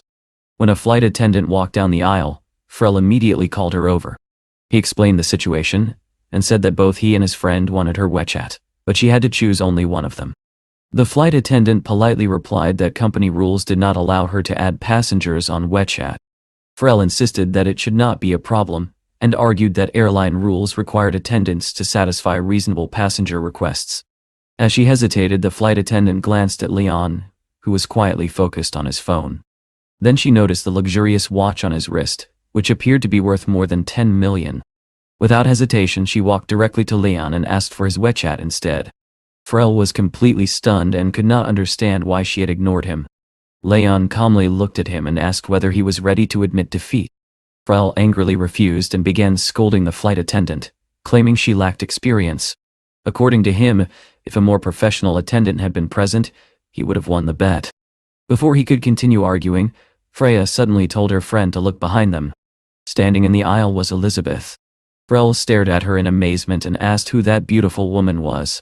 Seizing the opportunity, Leon smiled and asked Frel whether he wanted to try adding this beauty's WeChat. Frel hesitated for a moment but finally agreed. He said that if he lost this bet as well, he would admit that Leon was truly superior. At that moment, Elizabeth walked down the aisle and approached Leon's seat.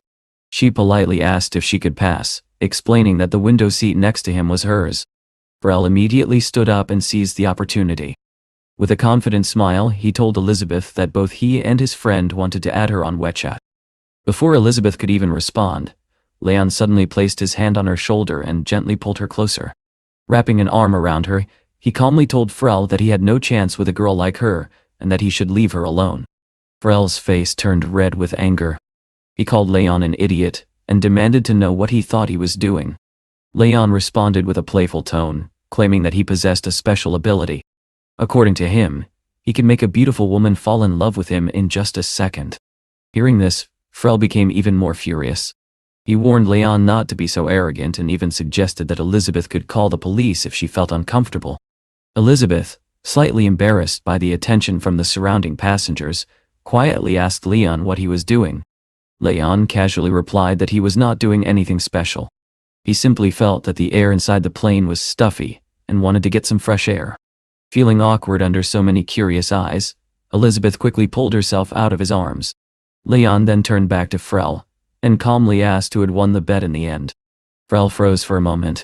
Reluctantly, he admitted that Leon had won. After that, Leon fastened his seatbelt and relaxed in his seat. Now that the troublesome man had been silenced, he thought he could finally talk peacefully with Elizabeth. Curious, he asked how she had ended up on the same plane. If she had business in Yangshan, he would have understood, but she had previously said she would not travel with him.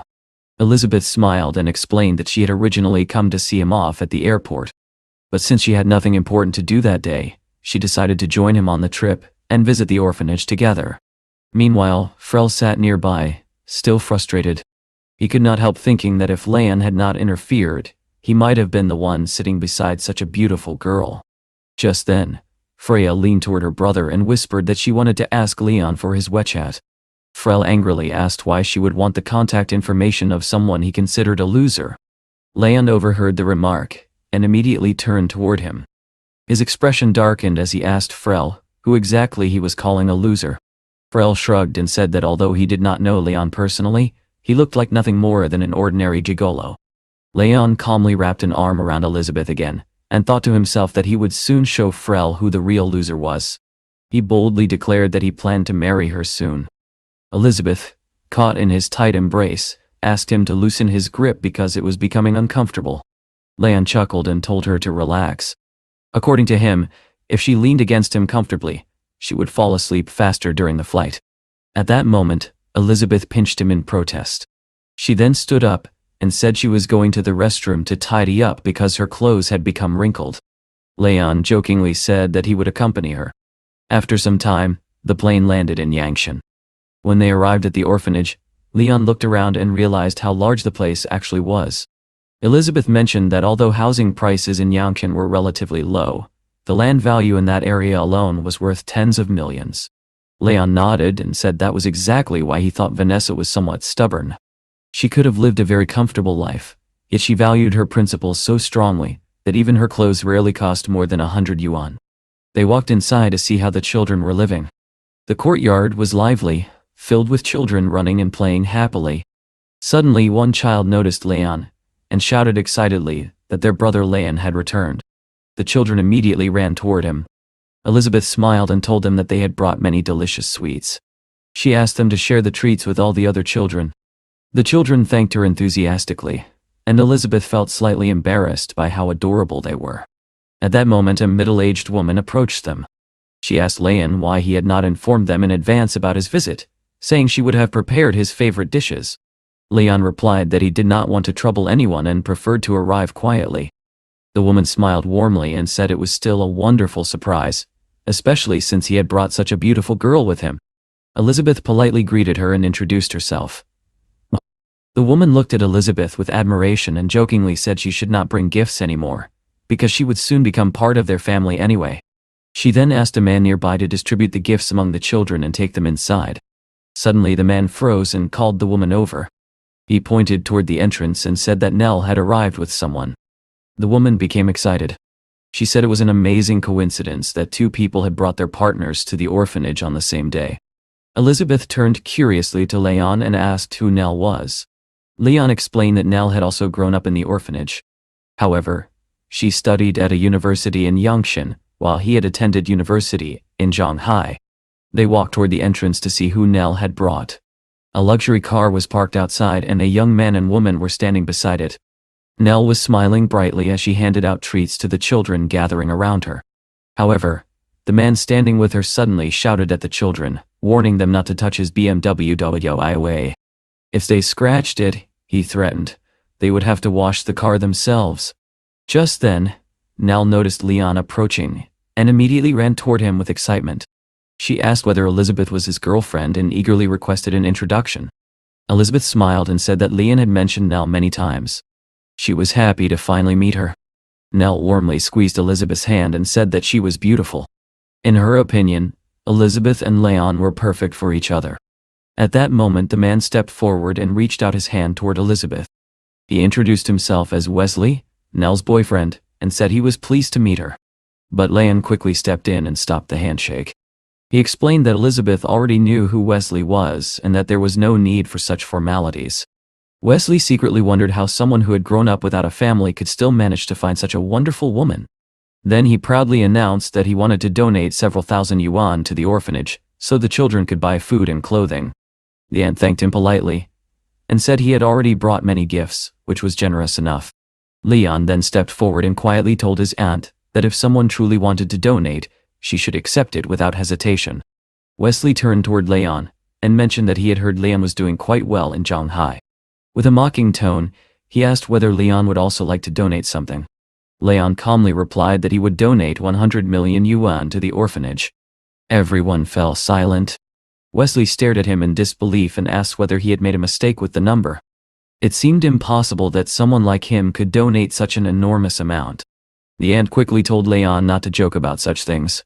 Realizing that Leon might embarrass him, Wesley suddenly declared that if Leon really donated that much, he would donate 10 times more. Leon immediately took out his phone and called his manager. He instructed him to transfer 100 million yuan to the orphanage's account. Moments later, Vanessa's phone received a message confirming the transfer. She stared at the screen in shock. Wesley quickly grabbed the phone and checked the message himself. When he saw the confirmed transaction, his face turned pale. Leon calmly reminded him that he had kept his promise. Now it was Wesley's turn. Wesley stood there speechless. At first he had believed Leon was bluffing, but the evidence was right in front of him. Leon casually asked why he had suddenly become so quiet, especially since he had claimed to have so much money. Unable to face the situation, Wesley muttered that he had urgent business to attend to. Without another word, he rushed to his car and drove away from the orphanage. Nell looked confused and upset as she called after him, asking him to stay. Leon gently told her not to worry. In his opinion, Wesley was not a good person, and her life would be better without someone like that. Aunt Vanessa then turned to Leon with concern. She asked where he had obtained such a large amount of money, and whether he had done anything illegal. Leon reassured her that everything was legitimate. He explained that he had simply started a small business. Elizabeth, who had overheard the conversation, smiled and added that Leon was being modest. In reality, he was involved in several large projects. Still uneasy, Vanessa said that 100 million yuan was an enormous amount. She asked Leon to give her his account number so she could return the money and allow him to use it for his own business instead. However, Leon gently told the woman to keep the money. He assured her that he had more than enough and that the donation was meant entirely for the children. Hearing this, Vanessa finally relaxed. With a warm smile, she told him that she had prepared beef for lunch and that he would definitely enjoy it. Soon everyone gathered around the table. As they ate, they chatted about how the children had been doing while studying in the city. The atmosphere was calm and welcoming. During the meal, Elizabeth mentioned that she also had some business to handle in Yangqian. She explained that she planned to visit the Choyang branch of the company to review their records. According to her, there seemed to be irregularities in the accounts, and she wanted to investigate personally. She asked Leon if he could accompany her. Leon reassured her that the staff at the branch were already aware of her arrival, and that everything should be prepared by the time she arrived. However, Elizabeth smiled and said that no one actually knew she was there. She preferred to inspect things quietly and calmly. Hearing this, Leon thought to himself that she was still somewhat naive. After finishing the meal, Leon thanked Vanessa and told her they should get going. Just as they were about to leave, Elizabeth suddenly stood up awkwardly. She realized that part of her dress had torn slightly and said she needed to change.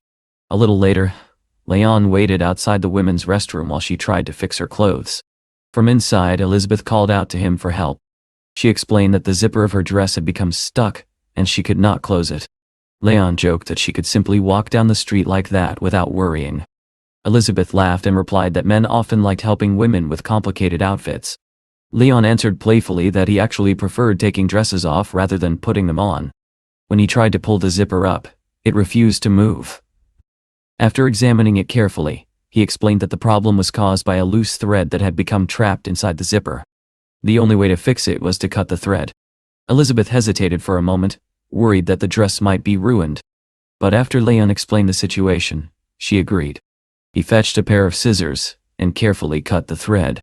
Within a few moments, the zipper finally worked again, and the problem was solved.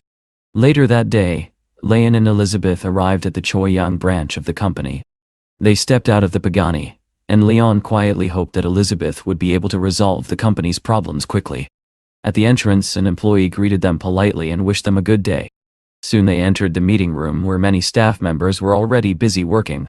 The vice president of the Choyang branch, William, was present. When he saw Elizabeth, he looked shocked and immediately asked why she had not informed them about her visit in advance.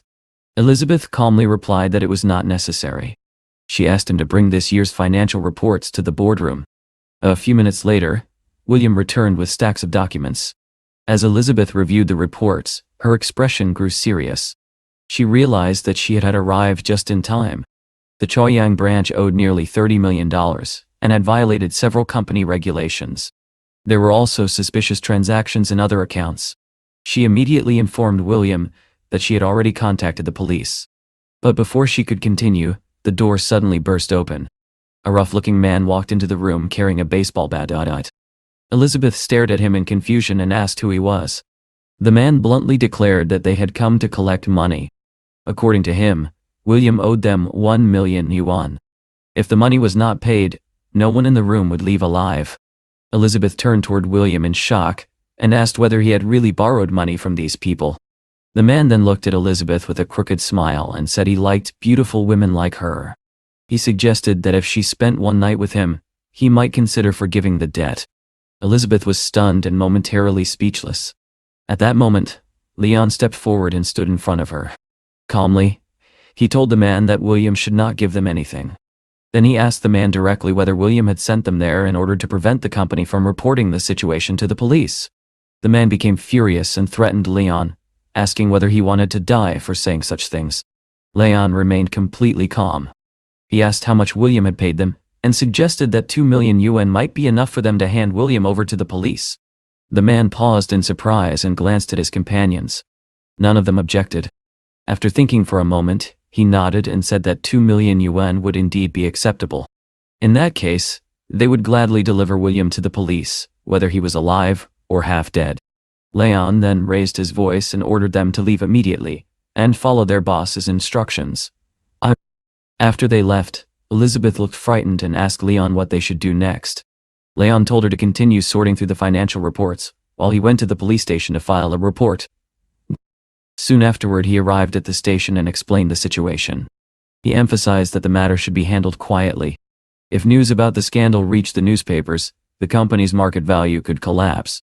Elizabeth thanked him sincerely, and admitted that she did not know how she would manage without him. However, Leon asked her to return to the office first. He would handle the matter involving Vice President William himself. Elizabeth refused to let him face everything alone, but Leon handed her a folder containing documents and assured her that everything was under control. 3 hours later, Leon returned to the company building. Walking beside him was a man in handcuffs. Elizabeth had waited anxiously the entire time, worried that something terrible might have happened to him.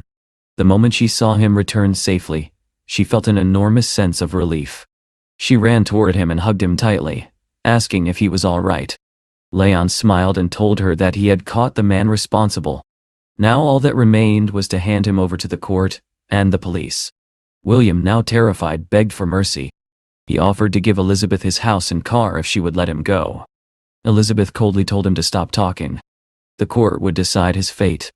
Afterward, she held Leon's arm and thanked him again for helping her resolve the crisis. She suggested that before returning to Shanghai, they should visit his mother to say goodbye. Later that evening, they arrived at the Yunwei Hotel. Elizabeth told Leon that she wanted to cook dinner for him as a way of thanking him. Leon looked surprised and asked whether she could actually cook. Elizabeth smiled confidently and assured him that she was an excellent cook. After some time, she called him to the table. Everything was ready. Leon tasted one of the dishes and immediately praised it. It was delicious. Elizabeth then placed a plate of steak in front of him and told him to focus on eating instead of talking. During dinner, Leon asked about the legal situation with the vice president.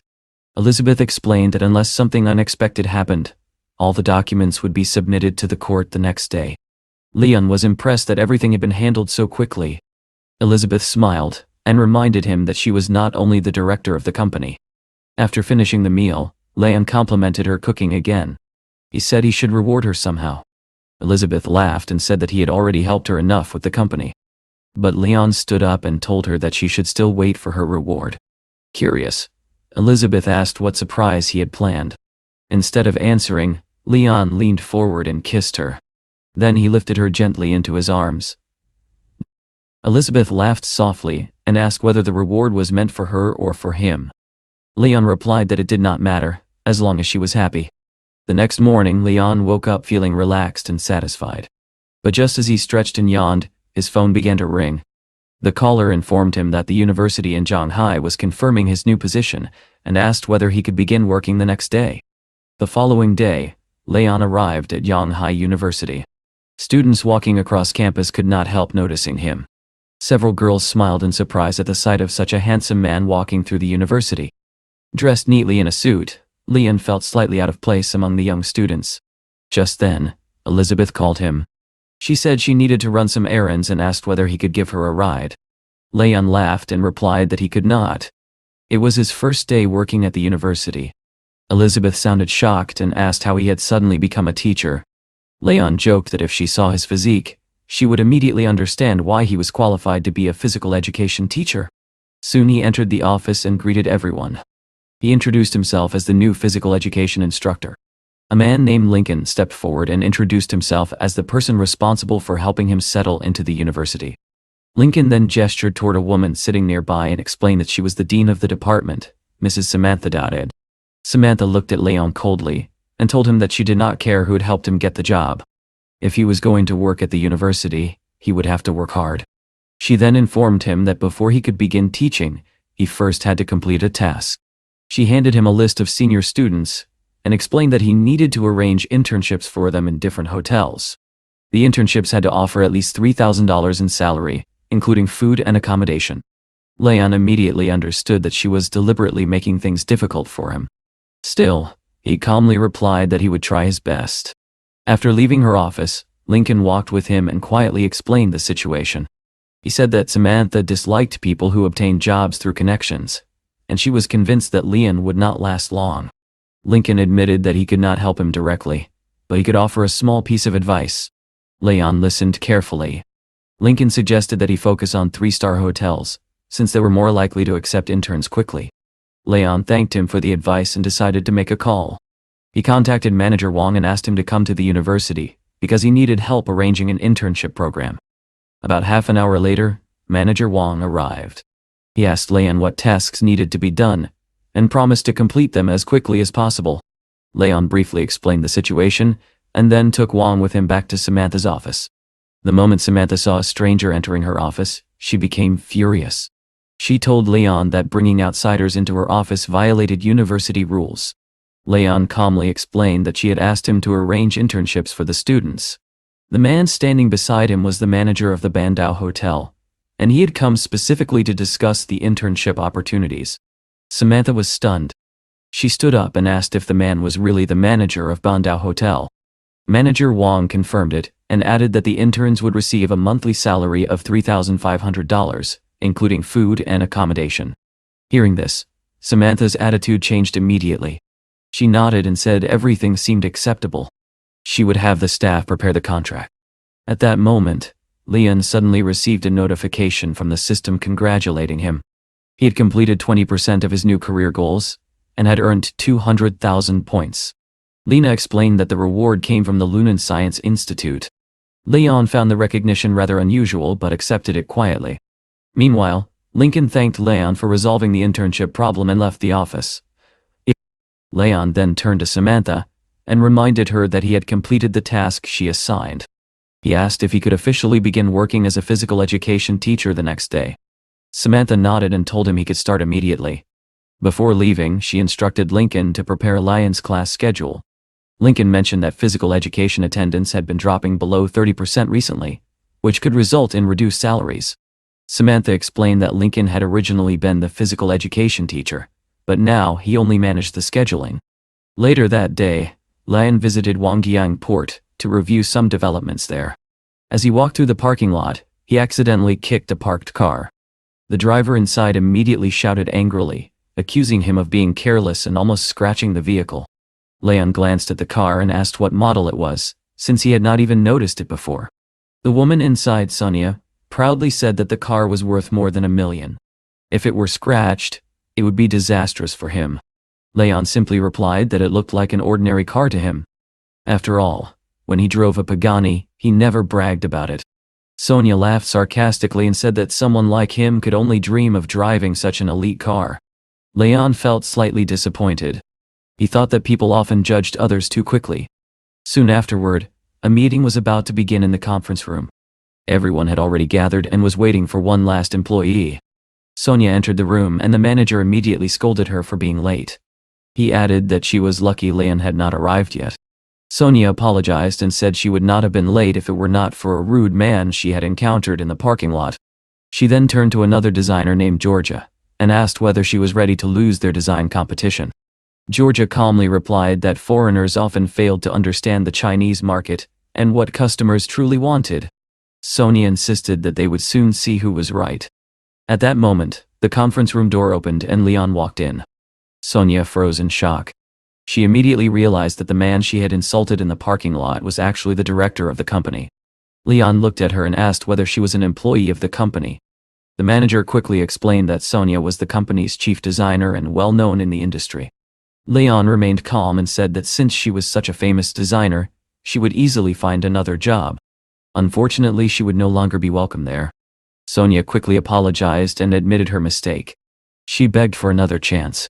Leon asked her whether she truly believed she deserved another chance after the way she treated others. In his opinion, there was no place in the company for people with that kind of attitude. He then ordered Sonia and several others to leave the meeting room. After the room was cleared, Leon turned to Georgia and suggested that they get straight to business. Georgia nodded and presented her design concept for the development of Wangjiang Port. She emphasized that the location had great potential, but the design needed to consider regional logistics and international shipping routes. Leon listened carefully and said the idea sounded promising. He then asked whether a $200 million investment would determine the scale of the project. Georgia was stunned by the number. She explained that with $200 million, the port could already rank among the top 5 in the world. Leon then asked another question. If the investment reached $800 million, could the port become a global leader? Georgia and her entire team were shocked. After thinking for a moment, Georgia confidently said that with $800 million, Wangjiang Port could dominate the industry within 10 years. Leon nodded and said the deal was settled. He asked her to prepare a full plan and promised to transfer $200 million immediately to start the project. Later, as he walked through the hallway, someone called his name. The man introduced himself as Samuel, deputy director of the Lunan Institute. He informed Leon that he had now been appointed director and invited him to attend a meeting the following day at 1:30. The next morning, Leon returned to the university. He greeted Samantha, but she seemed irritated and told him to prepare for his first class. Leon assured her that he was ready, and even showed her the textbook he had brought. Samantha reminded him that according to university rules, if attendance in his class dropped below 95%, he would not receive any bonuses. Leon calmly replied that he understood. Surprised by his relaxed attitude, Samantha asked why he did not seem concerned about losing bonuses. Leon shrugged and said he did not care much about the salary. Attendance numbers were not important to him. Although puzzled by his response, Samantha still insisted that he follow all university rules and teach properly. Leon nodded and asked where his class would be held. Lincoln told him that the lesson would take place in the lecture hall on the 3rd floor. When Leon arrived there, several female students immediately greeted him warmly. They were surprised to see such a handsome new teacher. One of them noticed the book in his hands and asked whether he really carried a textbook. Leon explained that he was the new physical education teacher, and that his class would begin in that lecture hall. The girls quickly took out their phones and began messaging their friends about the attractive new instructor. When Leon entered the lecture hall, he greeted the students who had already gathered. Meanwhile, Samantha quietly walked into the back of the room to observe his teaching. At first, there were only about 30 students in the hall.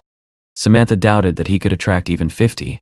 But suddenly, loud excited voices echoed from the hallway. More students began rushing into the lecture hall.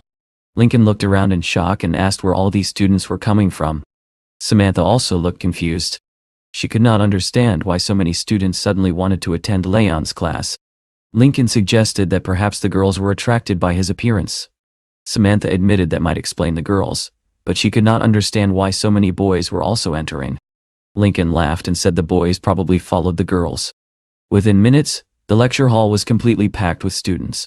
Seeing that every seat was filled, Leon finally decided to begin the lesson. Lincoln quietly suggested that Samantha could leave now since attendance clearly exceeded expectations. But Samantha shook her head and refused. She insisted on staying and personally observing Leon's class. Leon stepped to the front of the lecture hall and calmly told the students that he would begin by calling roll. If anyone could not hear their name clearly, they should simply come forward and write it down themselves. The process took much longer than expected. Half an hour later he announced that they had already reached student number 124, yet the roll call still continued. The hall remained crowded and noisy with students waiting for their names. Samantha watched impatiently. She eventually told Leon to begin the lesson, explaining that she wanted to personally observe how he conducted his class. One of the students immediately spoke up, complaining that Samantha should write down her own name as well, in case Leon missed it during the roll call. Another student quickly added that Leon knew what he was doing, and that the teacher should not interfere with his lesson. Samantha suddenly noticed that several students nearby were looking at her with irritation. The atmosphere in the lecture hall grew tense, and she began to feel slightly uncomfortable. Lincoln quietly leaned toward her and whispered that they should probably leave before the students became even more annoyed. After a moment of hesitation, Samantha agreed. She said they should follow Leon's instructions and leave the hall for now. When the last students finished writing their names, Leon finally addressed the class again and announced that they could begin the lesson. One girl raised her hand and said she had not registered yet. Leon nodded and allowed her to add her name to the list. Soon afterward he declared that the roll call was complete. Since so much time had already been spent on attendance, the actual lesson would continue during the next class. Lincoln later commented to Samantha that he had never seen such a disciplined group of students before. It was quite remarkable. Leon then walked up to Samantha and politely asked whether the attendance for his class had reached the required level. Samantha tried to avoid admitting it, but the numbers were obvious. She reluctantly said that the attendance was indeed satisfactory. Leon smiled and told her that he would be leaving since he had no more classes scheduled for that day. After he left, Lincoln joked that he might have discovered the secret behind Leon's success. If Leon continued behaving so casually around the female students, they would probably keep showing up to his classes on their own. Just then, Lena suddenly appeared beside Leon and tugged gently on his hand. She congratulated him on successfully beginning his teaching career and presented him with a special reward called the Expert Memory Medal. Leon asked what exactly expert memory meant and how it differed from the sage's memory he had received before. Lena explained that a sage possessed broad knowledge across many fields but lacked deep specialization. In contrast, expert memory contained extremely detailed knowledge within a specific discipline. With such a memory, she said, Leon could instantly become a professional in almost any field. Intrigued, Leon hugged Lena happily and asked whether she knew any experts in microchip technology. Lena replied that she knew of a legendary figure named Jack Kilby, widely considered the father of microchips. Leon immediately decided to use Kilby's expertise. The system activated, and moments later it confirmed that the expert memory had been successfully uploaded into his mind. Leon felt a sudden rush of information filling his thoughts. With Kilby's knowledge now integrated into his mind, he realized he could potentially make major breakthroughs in microchip technology. Meanwhile, far away at the Lunan Scientific Institute, researchers were busy working on various projects. Inside the director's office, an employee named Lizzie was speaking with Deputy Director Lucian about recent news. They had just learned that someone had purchased the entire institute. Director Samuel confirmed the information. A wealthy individual had indeed acquired the institute, and they were scheduled to meet him soon. According to Samuel, the new owner might arrive at any moment. Lizzie wondered why a rich businessman would want to purchase a scientific institute. Samuel reassured her that they should remain calm. Perhaps the new director would turn out to be a reasonable person. Lucian, however, was not so optimistic. He said it would be difficult to remain hopeful if the new director turned out to be an amateur with no scientific background.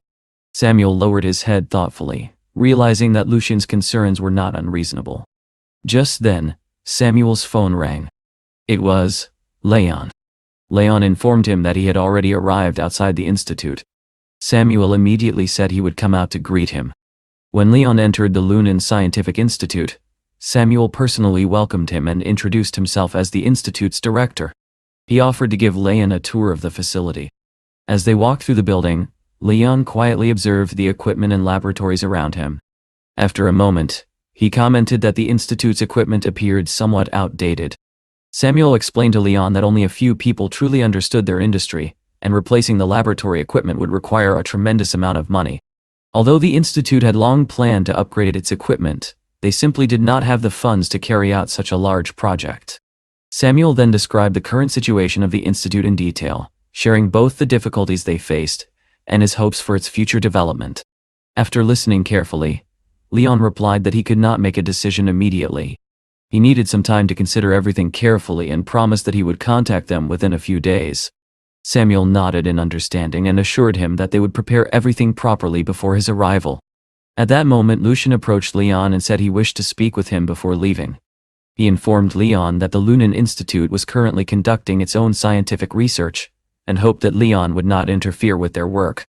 Lucian clearly wanted the research team to continue their work independently.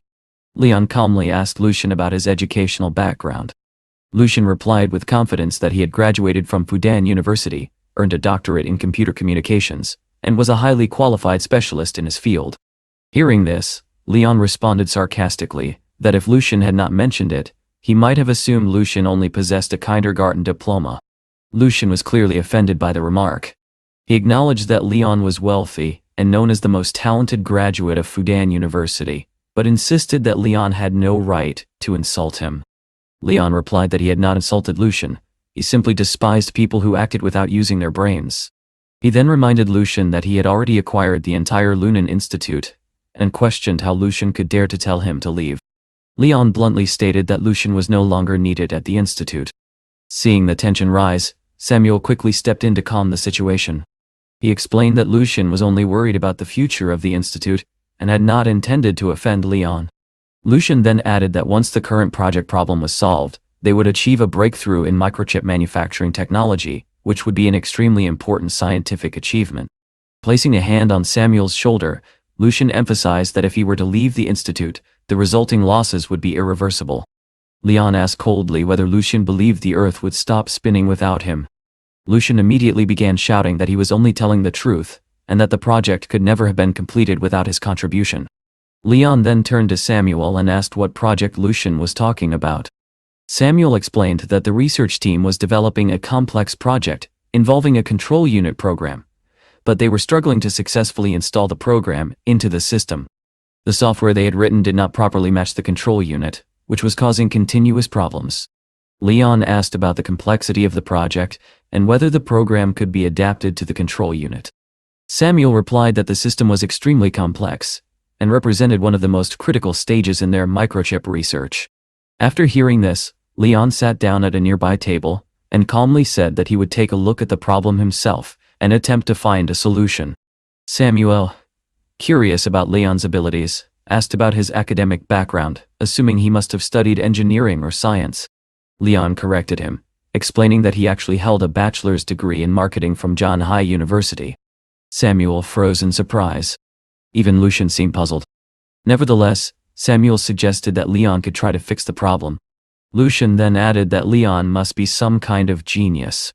As the deputy director, Lucian admitted that it was impressive that someone with a marketing degree could even understand programming. Leon ignored their doubts and explained that the source code contained numerous bugs that were causing the system to malfunction. He stated that there were also problems within their server and network systems that needed to be corrected. Leon assured them that he would repair the code and eliminate all the bugs. A few minutes later, Leon calmly announced that the code had been fixed and that they could check the program themselves. Lucian, still skeptical, asked whether Leon wanted to review the code again just to be certain.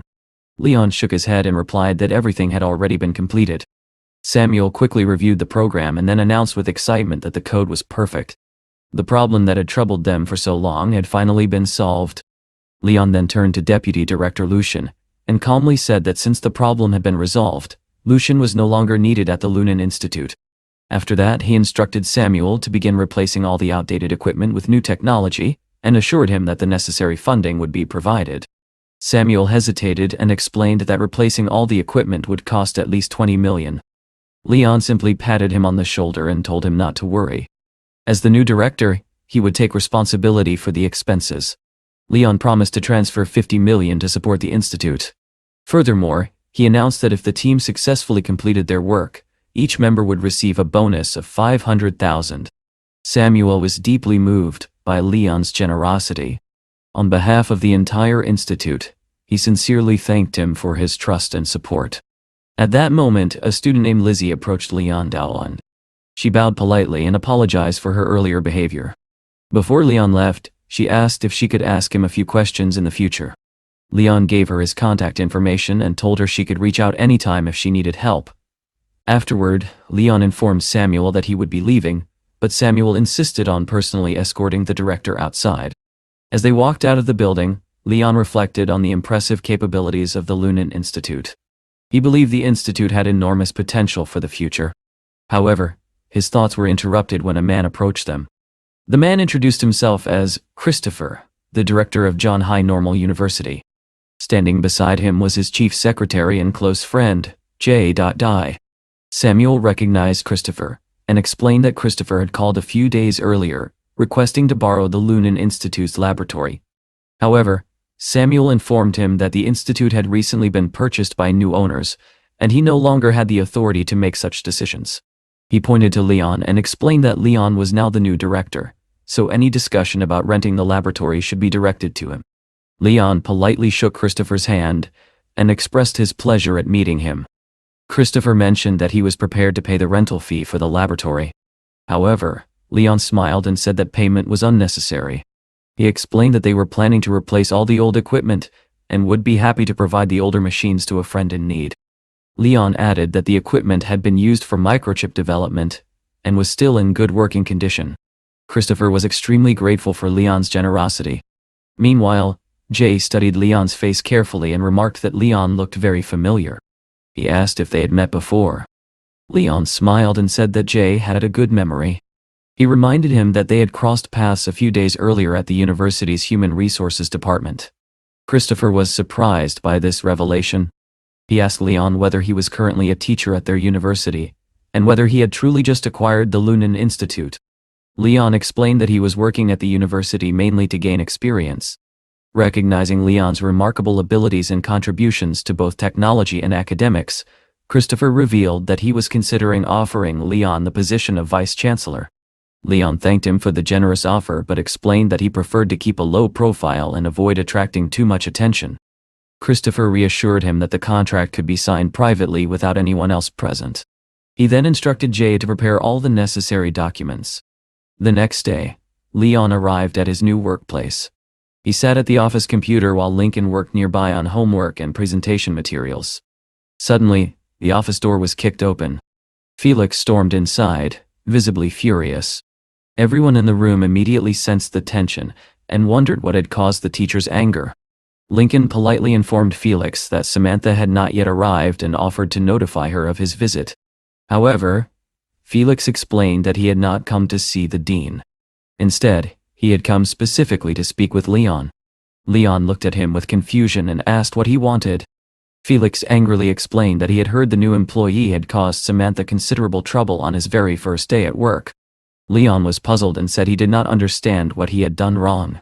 Felix insisted that Leon had created serious problems, and demanded that he leave the university immediately. Leon calmly asked whether Felix truly believed he was better than him. He even suggested that they have a brief conversation and settle the matter immediately. Lincoln quickly warned Leon not to escalate the situation. He quietly explained that Felix's uncle was the university's vice principal and held significant authority. Just then the office door opened again, and Samantha walked in. She was surprised to see Felix and immediately asked why he was there, reminding him that she had already told him not to come to her office. Felix assured her that there was no need to worry. If Leon had offended her in any way, he claimed he could easily deal with the problem. However, Samantha firmly replied that she and Leon had a perfectly good working relationship. She told Felix that the matter was none of his business, and even if any issues arose between her and Leon, they would handle them themselves. Despite her explanation, Felix remained furious. He insisted that Leon would eventually damage the university's reputation. As Felix finally turned to leave, Samantha quietly told Leon that she simply wanted some peace and hoped Felix would stop bothering him. Leon smiled warmly and told Samantha that he was happy to serve such a wonderful person. Hearing this, Samantha began to feel that Leon was not nearly as annoying as she had first thought.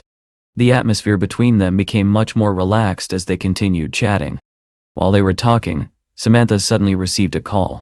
After listening for a moment, she turned to Leon and told him that Mr. Lee wanted to see him immediately in the vice principal's office. Realizing the urgency, Samantha advised Leon to go there right away. Lincoln also urged him not to delay. He warned Leon that it would be better to apologize quickly, otherwise, he might not be able to remain at the university for very long. When Leon entered the office, he immediately saw teacher Felix standing there with a stern expression. Felix wasted no time, and bluntly announced that they had decided to fire him. Leon calmly asked the vice principal for the reason behind such a decision.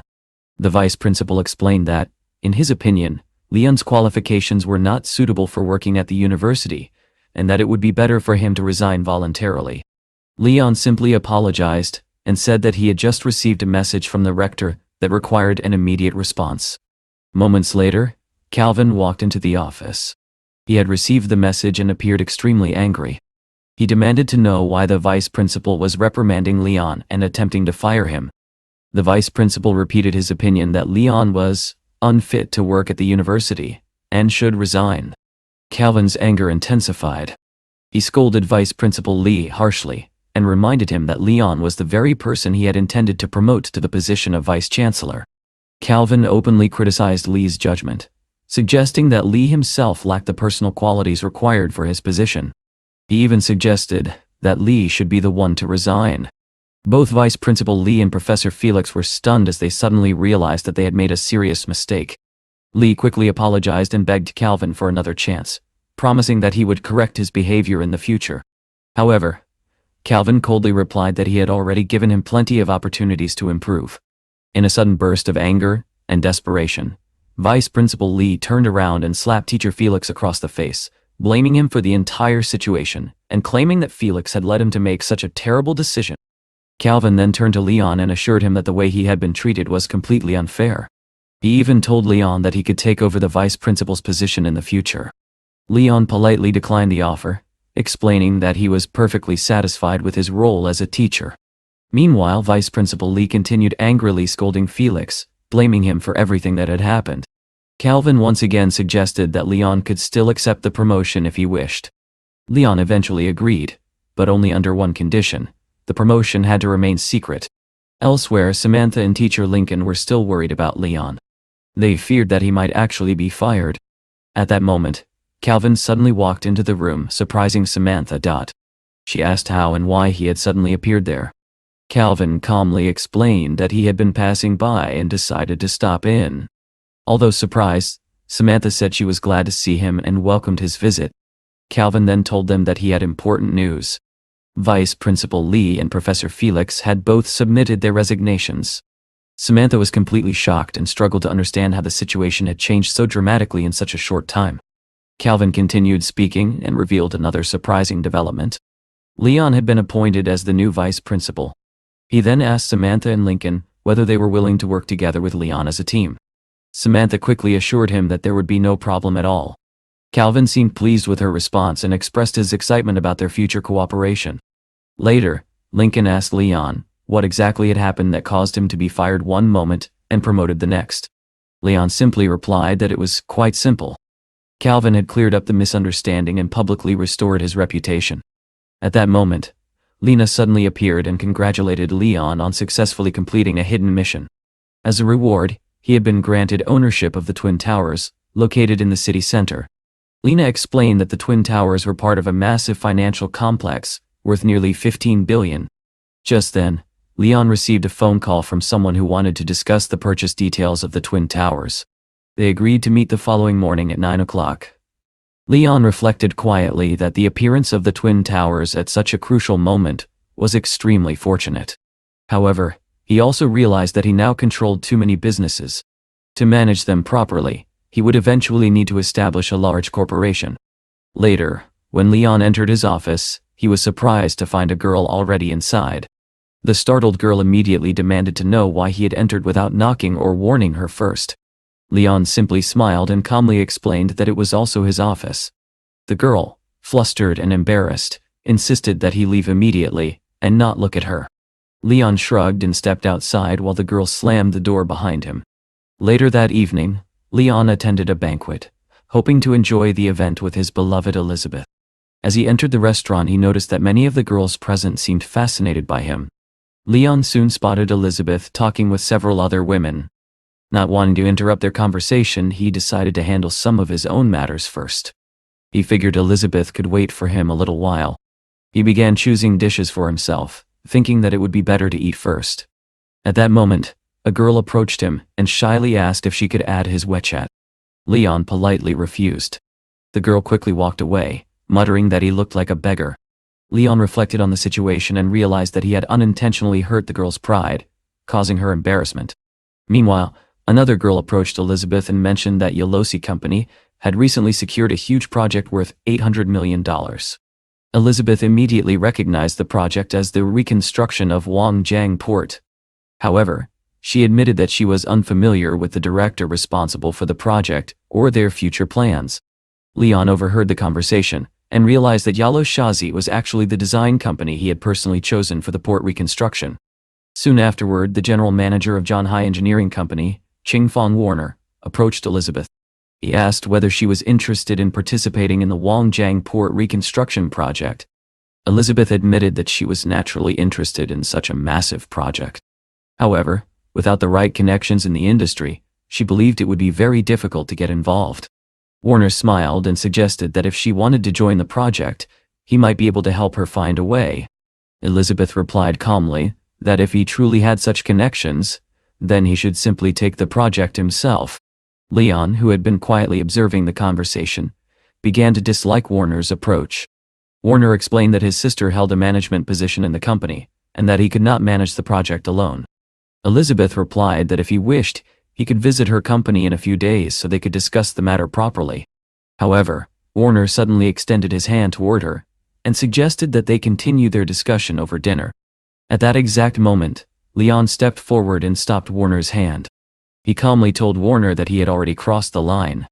Elizabeth did not have time to have lunch with him, and he should not even think about it.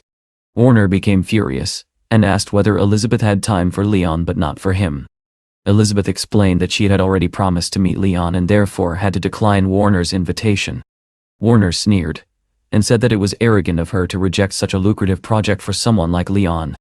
Leon remained completely calm and told Warner that they would actually be working on the Yalosi project themselves.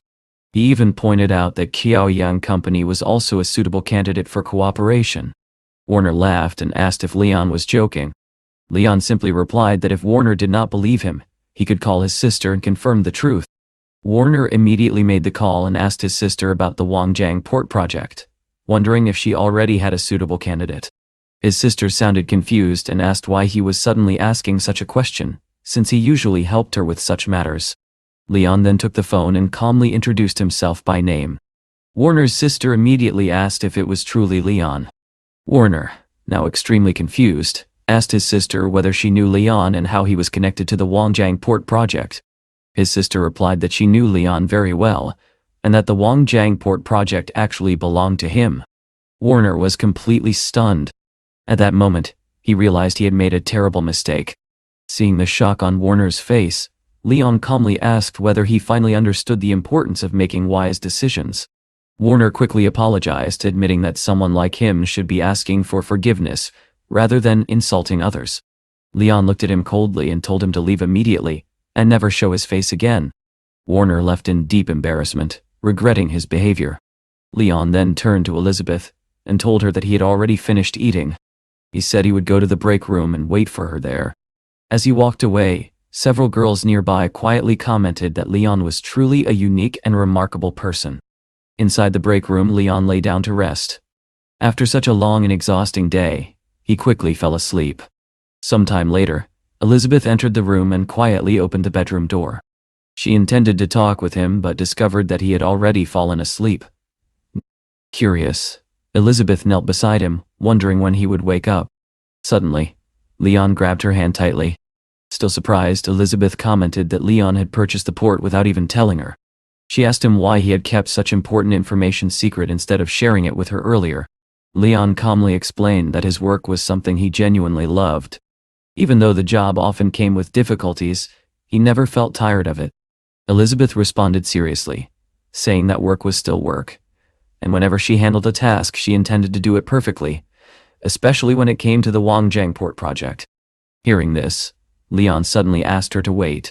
He looked at her with a faint smile and asked whether she had heard him say that he would actually give her the Wangjiang Port project.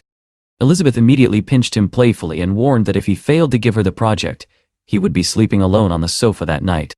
Leon laughed at her threat and remarked that she was being far too cruel. After a moment, Elizabeth finally said that she was giving up arguing with him. At that moment, Leon leaned forward and kissed her gently on the lips. He then asked Elizabeth to find some time to talk with Georgia from Yellosh, explaining that he would greet her later at the office.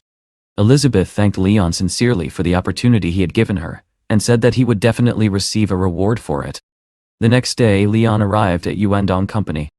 As he stood outside the building, he felt a quiet sense of satisfaction. After all, he was now managing several companies at the same time. Just as he was thinking about this, someone suddenly called out to him from behind.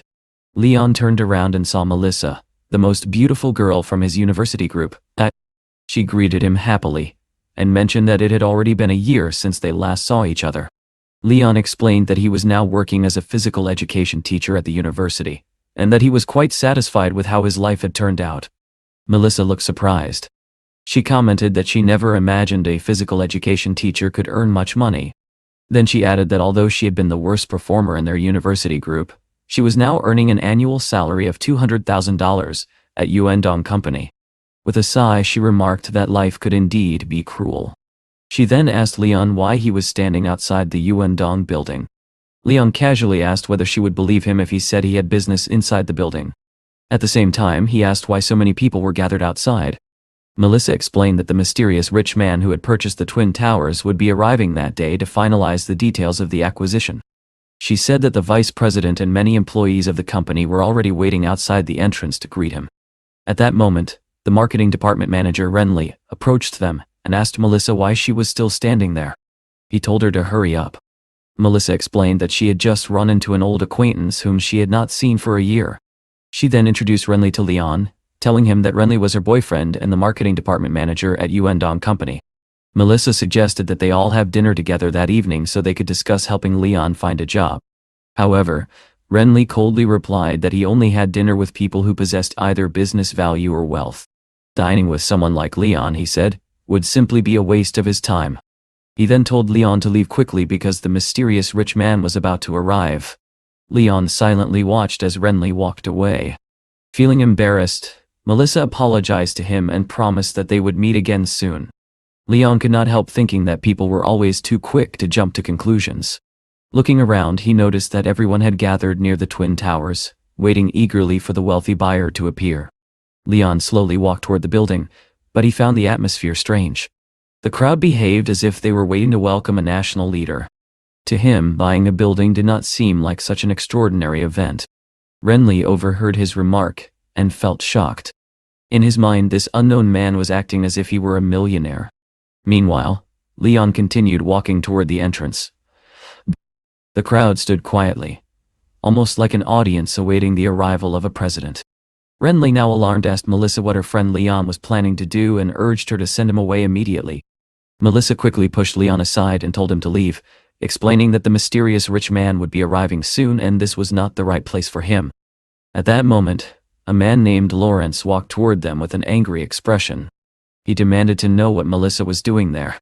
Melissa quickly apologized and explained that her friend Leon was acting a little strangely, and that she would take him away immediately. Just then, Renly arrived and ordered the security guards to remove Leon from the area. Suddenly, Lawrence raised his hand and struck Renly with great force. Renly stood there in shock, unable to understand why he had been hit. Lawrence angrily explained that Leon was the man who had purchased the Twin Towers. He was furious that Renly had just called the owner an idiot. Then he ordered Renly to leave immediately. Renly could hardly believe what he had heard. Melissa also stared at Leon in shock and asked whether he had truly bought the Twin Towers. Leon calmly replied that he had already told her the reason he was there, but she simply refused to believe him. Renly quickly forced a smile and said that it had been a misunderstanding because of all the noise. He even suggested that they should have dinner later so Leon would not feel bored. Leon looked at him coldly and asked whether Renly truly believed he was worthy of dining with him. Lawrence then suggested that Leon ignore them and focus on more important matters. He proposed that they head to the conference room first to sign the business contracts. When they arrived at the conference room, Leon planned to finish the company's affairs quickly. However, Lawrence suddenly placed several thick stacks of documents on the table, and explained that Leon needed to sign every one of them. Half an hour later, Leon had signed countless contracts and felt completely exhausted. Finally, he stood up and announced that everything had been completed and all the paperwork was finished. Lawrence congratulated him and reminded him that now that he owned the Twin Towers, he would have to work even harder. Then he asked who would represent the Twin Towers in the future. Leon asked whether Lawrence had any recommendations. Lawrence suggested that Leon consider his wife's brother, who owned a private company and was ranked among the top 3 leaders in the industry. Leon nodded and said that if Lawrence recommended him, they could arrange contact. If there were no further questions, he would continue handling other matters. Meanwhile, Melissa and Renly were packing their belongings at the company. Renly tried to comfort her, saying that she should not be nervous because she could still join another company and earn money to support herself. Melissa, however, shook her head and said that he was overthinking things. She told him plainly that they were not suitable for each other and that they should break up. Renly was stunned. He reminded her that she had recently been talking about marrying him as soon as possible. Melissa explained that when they were in university, Leon had once written her a love letter. She believed that he must still remember it, and she was certain that they would be together soon. Renly felt deeply offended and said that he had never realized she was that kind of person. Melissa then threw her belongings into the trash and convinced herself that she would soon live happily with Leon. When she saw Leon and Lawrence leaving the building, she suddenly realized that she needed to talk to him before it was too late. Melissa ran toward Leon. When he saw her approaching, he looked surprised and asked why she had not left yet. Melissa happily announced that she had just broken up with Renly, and that she was now single again. Leon frowned and asked what that had to do with him. Melissa explained that she had once received a love letter from him, and now she was giving him the chance to be together. Leon calmly explained that the letter had actually been meant for another girl, not her. He told Melissa to wake up and stop speaking nonsense. The surrounding crowd began whispering among themselves. Some people said that Melissa was far too self-absorbed. Others commented that this kind of behavior was common. When a man had no money, women ignored him, but once he became wealthy, they gathered around him like flies. Leon grew tired of the conversation and told Melissa that he was leaving because he had no interest in listening to her anymore. He walked toward his Pagani, intending to leave as quickly as possible. However, Melissa suddenly jumped into the passenger seat of his car. She said that since she had just lost her job, the least he could do was drive her home. Leon asked why he should do that. Melissa insisted that they were old friends, and that it would not hurt him to give her a ride. After some hesitation, Leon agreed. Moments later, she even asked him whether he could book a room for her. Leon immediately made a phone call and calmly explained that there was a girl sitting in his Pagani who refused to get out. He confirmed that he was calling the police because she would not leave. Melissa instantly panicked and begged him not to go that far. She promised that she would leave immediately. After dropping her off, Leon drove away without hesitation, feeling relieved to finally be rid of her. Meanwhile, near a neighboring building, another unusual scene was unfolding. A large crowd had gathered to watch a heated argument between a man and a young woman. A man suddenly began shouting at a young woman, accusing her of scratching his car. He demanded that she take responsibility, and warned her that if she tried to leave, she would face serious consequences.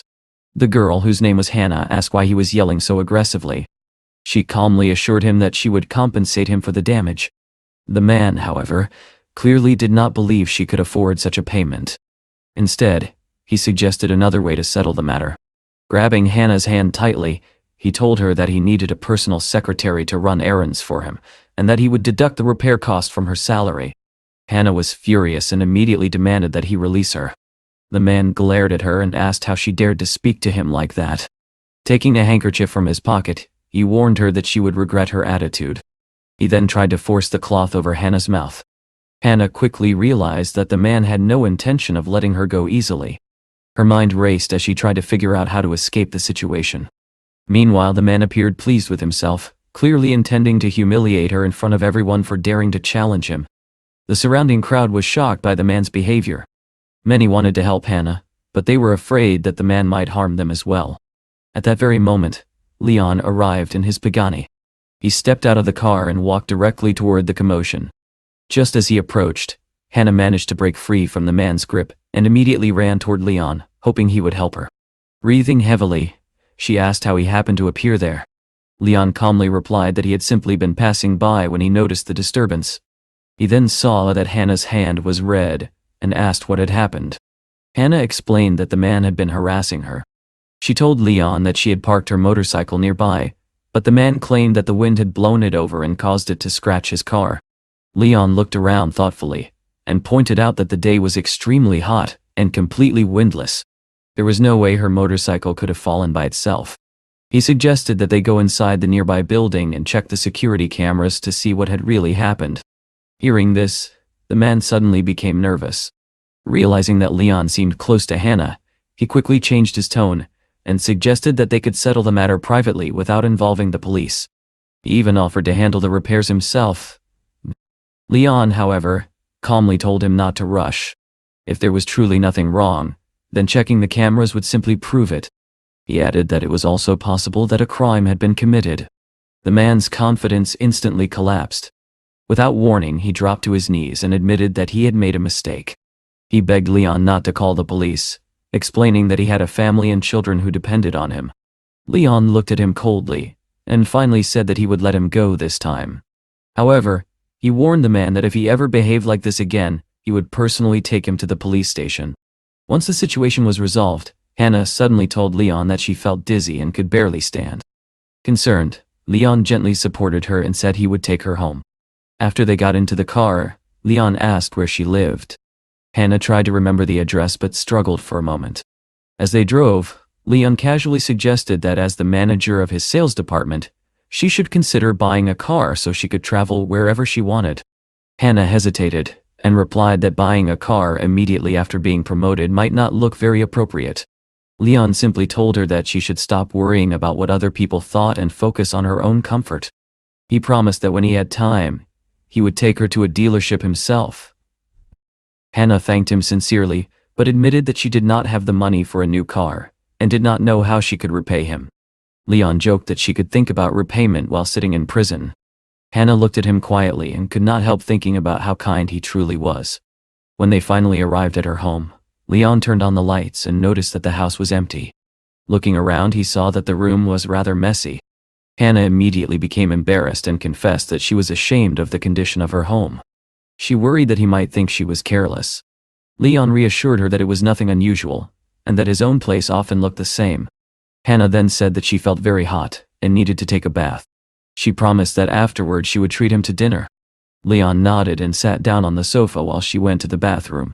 While waiting, Leon casually played games on his phone to pass the time. Soon afterward, Hannah called out to him and asked him to check her temperature. She said she could not tell whether she had a fever or was simply dizzy. Leon walked over and gently touched her forehead. After checking carefully, he confirmed that she indeed had a high fever. He then asked whether she lived alone. Hannah explained that she was divorced and now lived by herself. Looking at him quietly, she asked him not to leave, saying that she felt calm when he was beside her.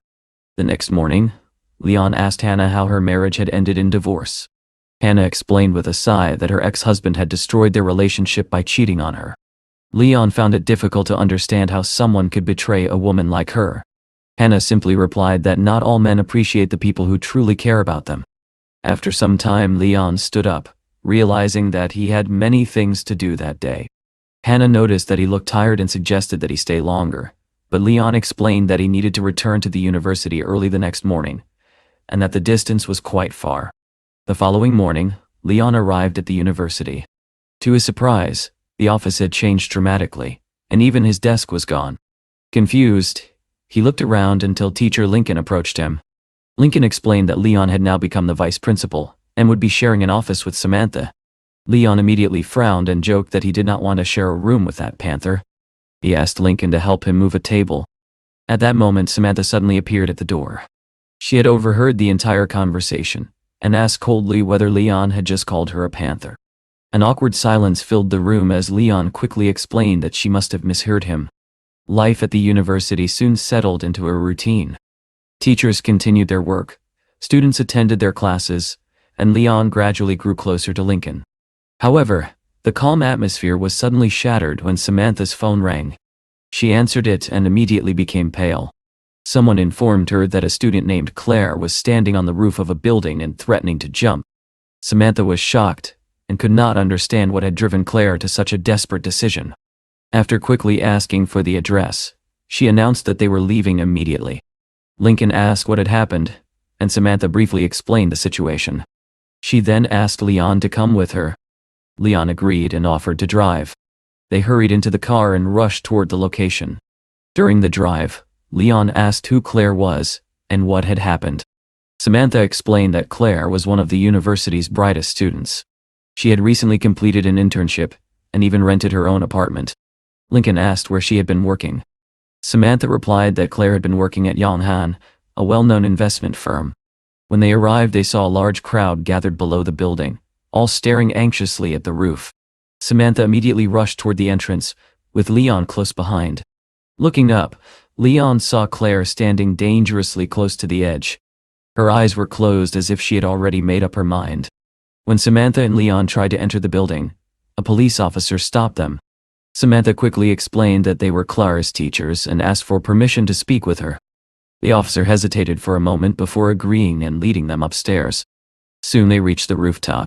A teacher who was already there urged Samantha to speak to Claire, hoping she could persuade her to step away from the edge. Samantha gently asked Claire what had happened. She reminded her that she had recently found a good job and had a bright future ahead of her. She urged Claire to calm down and explain the situation, promising that they would listen and try to help. Claire's voice trembled as she explained that she had been harassed at work. Even worse, her boyfriend refused to believe her. Feeling completely alone, she said she no longer wanted to live in this world. Samantha and Lincoln were both shocked. Leon stepped forward slightly and asked Claire who had harassed her. Claire replied that it was the company's vice president, a man she had never imagined would behave in such a way. Samantha continued trying to calm her, reminding her that she was still young and had many opportunities ahead. But suddenly Claire raised her voice and shouted for everyone to stop moving. She warned them that if anyone took another step forward, she would jump immediately.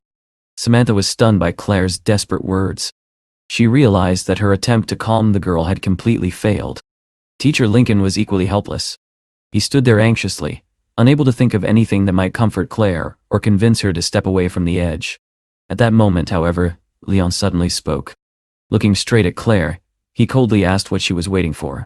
If she truly wanted to jump, then she should just do it and stop wasting everyone's time. He pointed out that the police officers present had many other important matters to handle. Leon added that even if she died, it would change nothing. Her death would be meaningless and would solve none of her problems. Samantha was horrified by Leon's harsh words. She could not believe he would say something like that in such a delicate moment. But Leon continued speaking calmly. He asked Claire whether the man who had harassed her would go to jail if she jumped. Hearing this, Samantha quickly followed Leon's lead and said that she agreed with him. They would help Claire punish the man who had wronged her. Claire, however, shook her head hopelessly. She said that even if they wanted to help, it would be impossible. The person who had been harassing her was none other than the vice president of Yonghan. Leon responded without hesitation. He assured Claire that he would make sure the man ended up in jail. But he also told her that if she still wished to die, he would not stop her. He simply did not have time to waste. Claire fell silent. She began thinking carefully about his words. Slowly, her determination began to fade. After a moment, she finally decided that she no longer wanted to jump. However, just as Claire turned away from the edge, her legs suddenly gave out. Her body tilted forward as she began to fall. Leon reacted instantly. He rushed forward and grabbed her just in time, pulling her away from the edge. Both of them fell heavily to the ground. Samantha ran toward them immediately, helping them up with concern. The police officer nearby praised Leon, calling him Claire's savior. Leon brushed aside the compliment, saying he had only done what anyone should have done. He then asked the officer to file a harassment report on Claire's behalf as soon as possible. The officer assured him that they would investigate the case thoroughly and make sure the criminal was punished. Leon nodded and apologized for disturbing their work. A teacher nearby quietly asked Samantha whether they really had any chance against a powerful company like Yonghan. The firm had enormous wealth and could hire the best lawyers available. At that moment, Leon turned and began walking away. Samantha hurried after him and asked where he was going. Leon replied firmly that he was going directly to Yonghan. He intended to deal with the harasser personally. Samantha was shocked by his words. She insisted that the police should handle the matter instead of him. But Leon calmly replied that Claire was a student of their university. As her teacher, it was his responsibility to help restore her dignity and gather evidence against the criminals. Lincoln stared at him in disbelief and asked if he was seriously planning to confront Jong Han alone. Just then, Samantha suddenly ran after Leon. She told Lincoln to stay behind and take care of the students. Leon quickly reached the parking lot and got into his car. Just as he was about to leave, Samantha caught up with him and grabbed the car door handle. She accused him of acting recklessly. Opening the door, she told him to calm down and think of a proper plan before doing anything dangerous. Samantha explained that she also wanted to help Claire uncover the truth, but Leon needed to think carefully.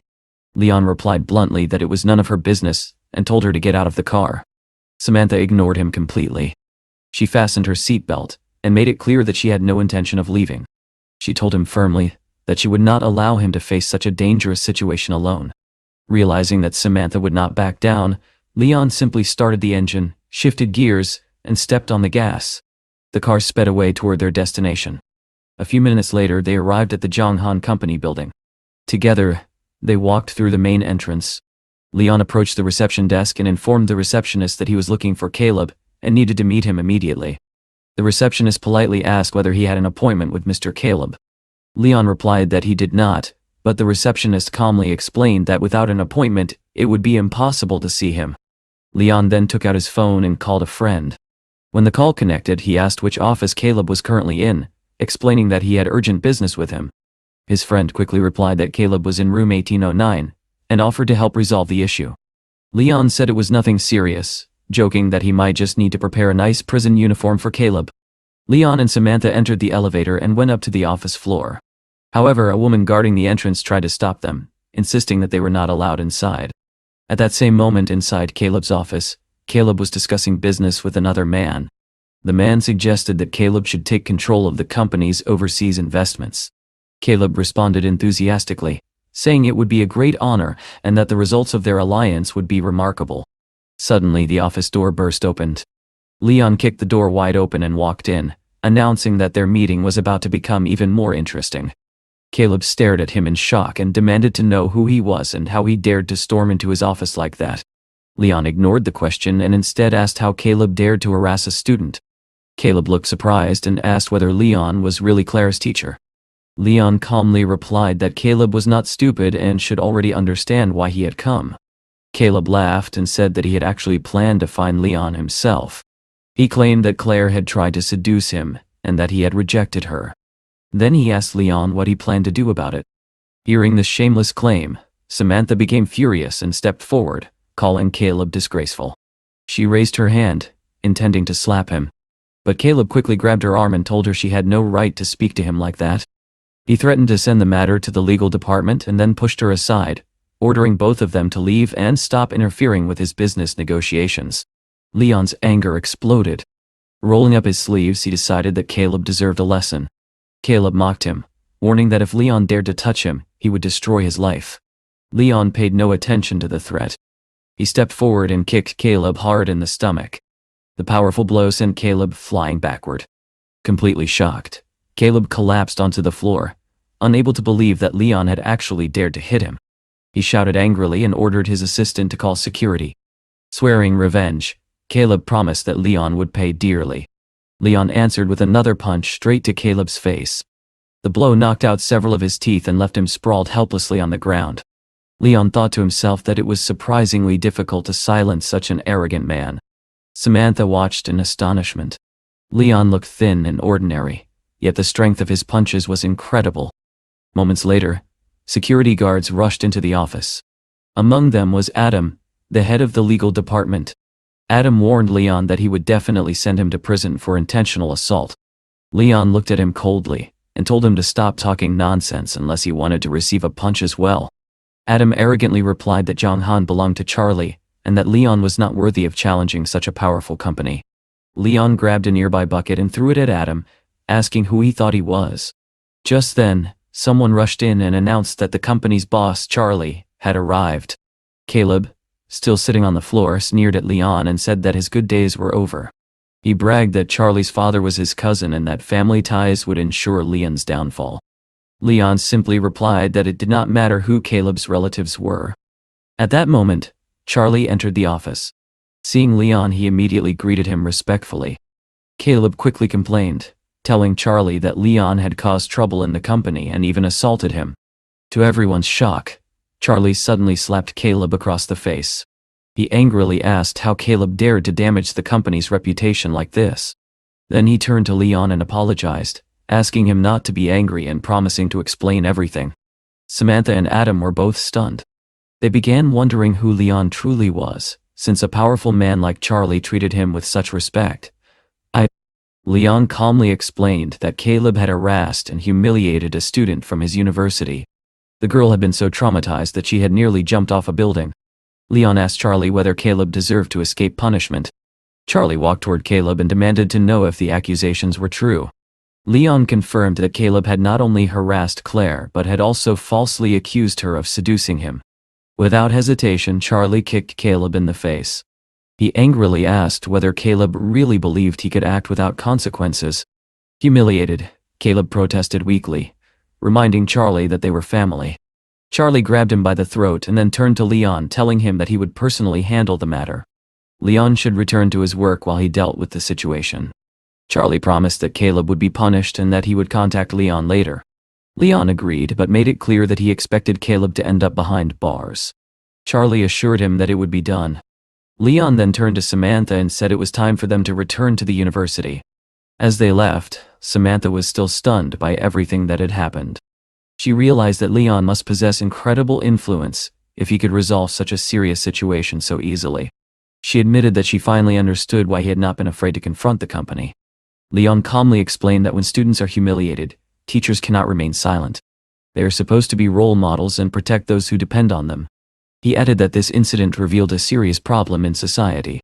The education system had become deeply corrupted, and if people continued ignoring injustice, things would only become worse.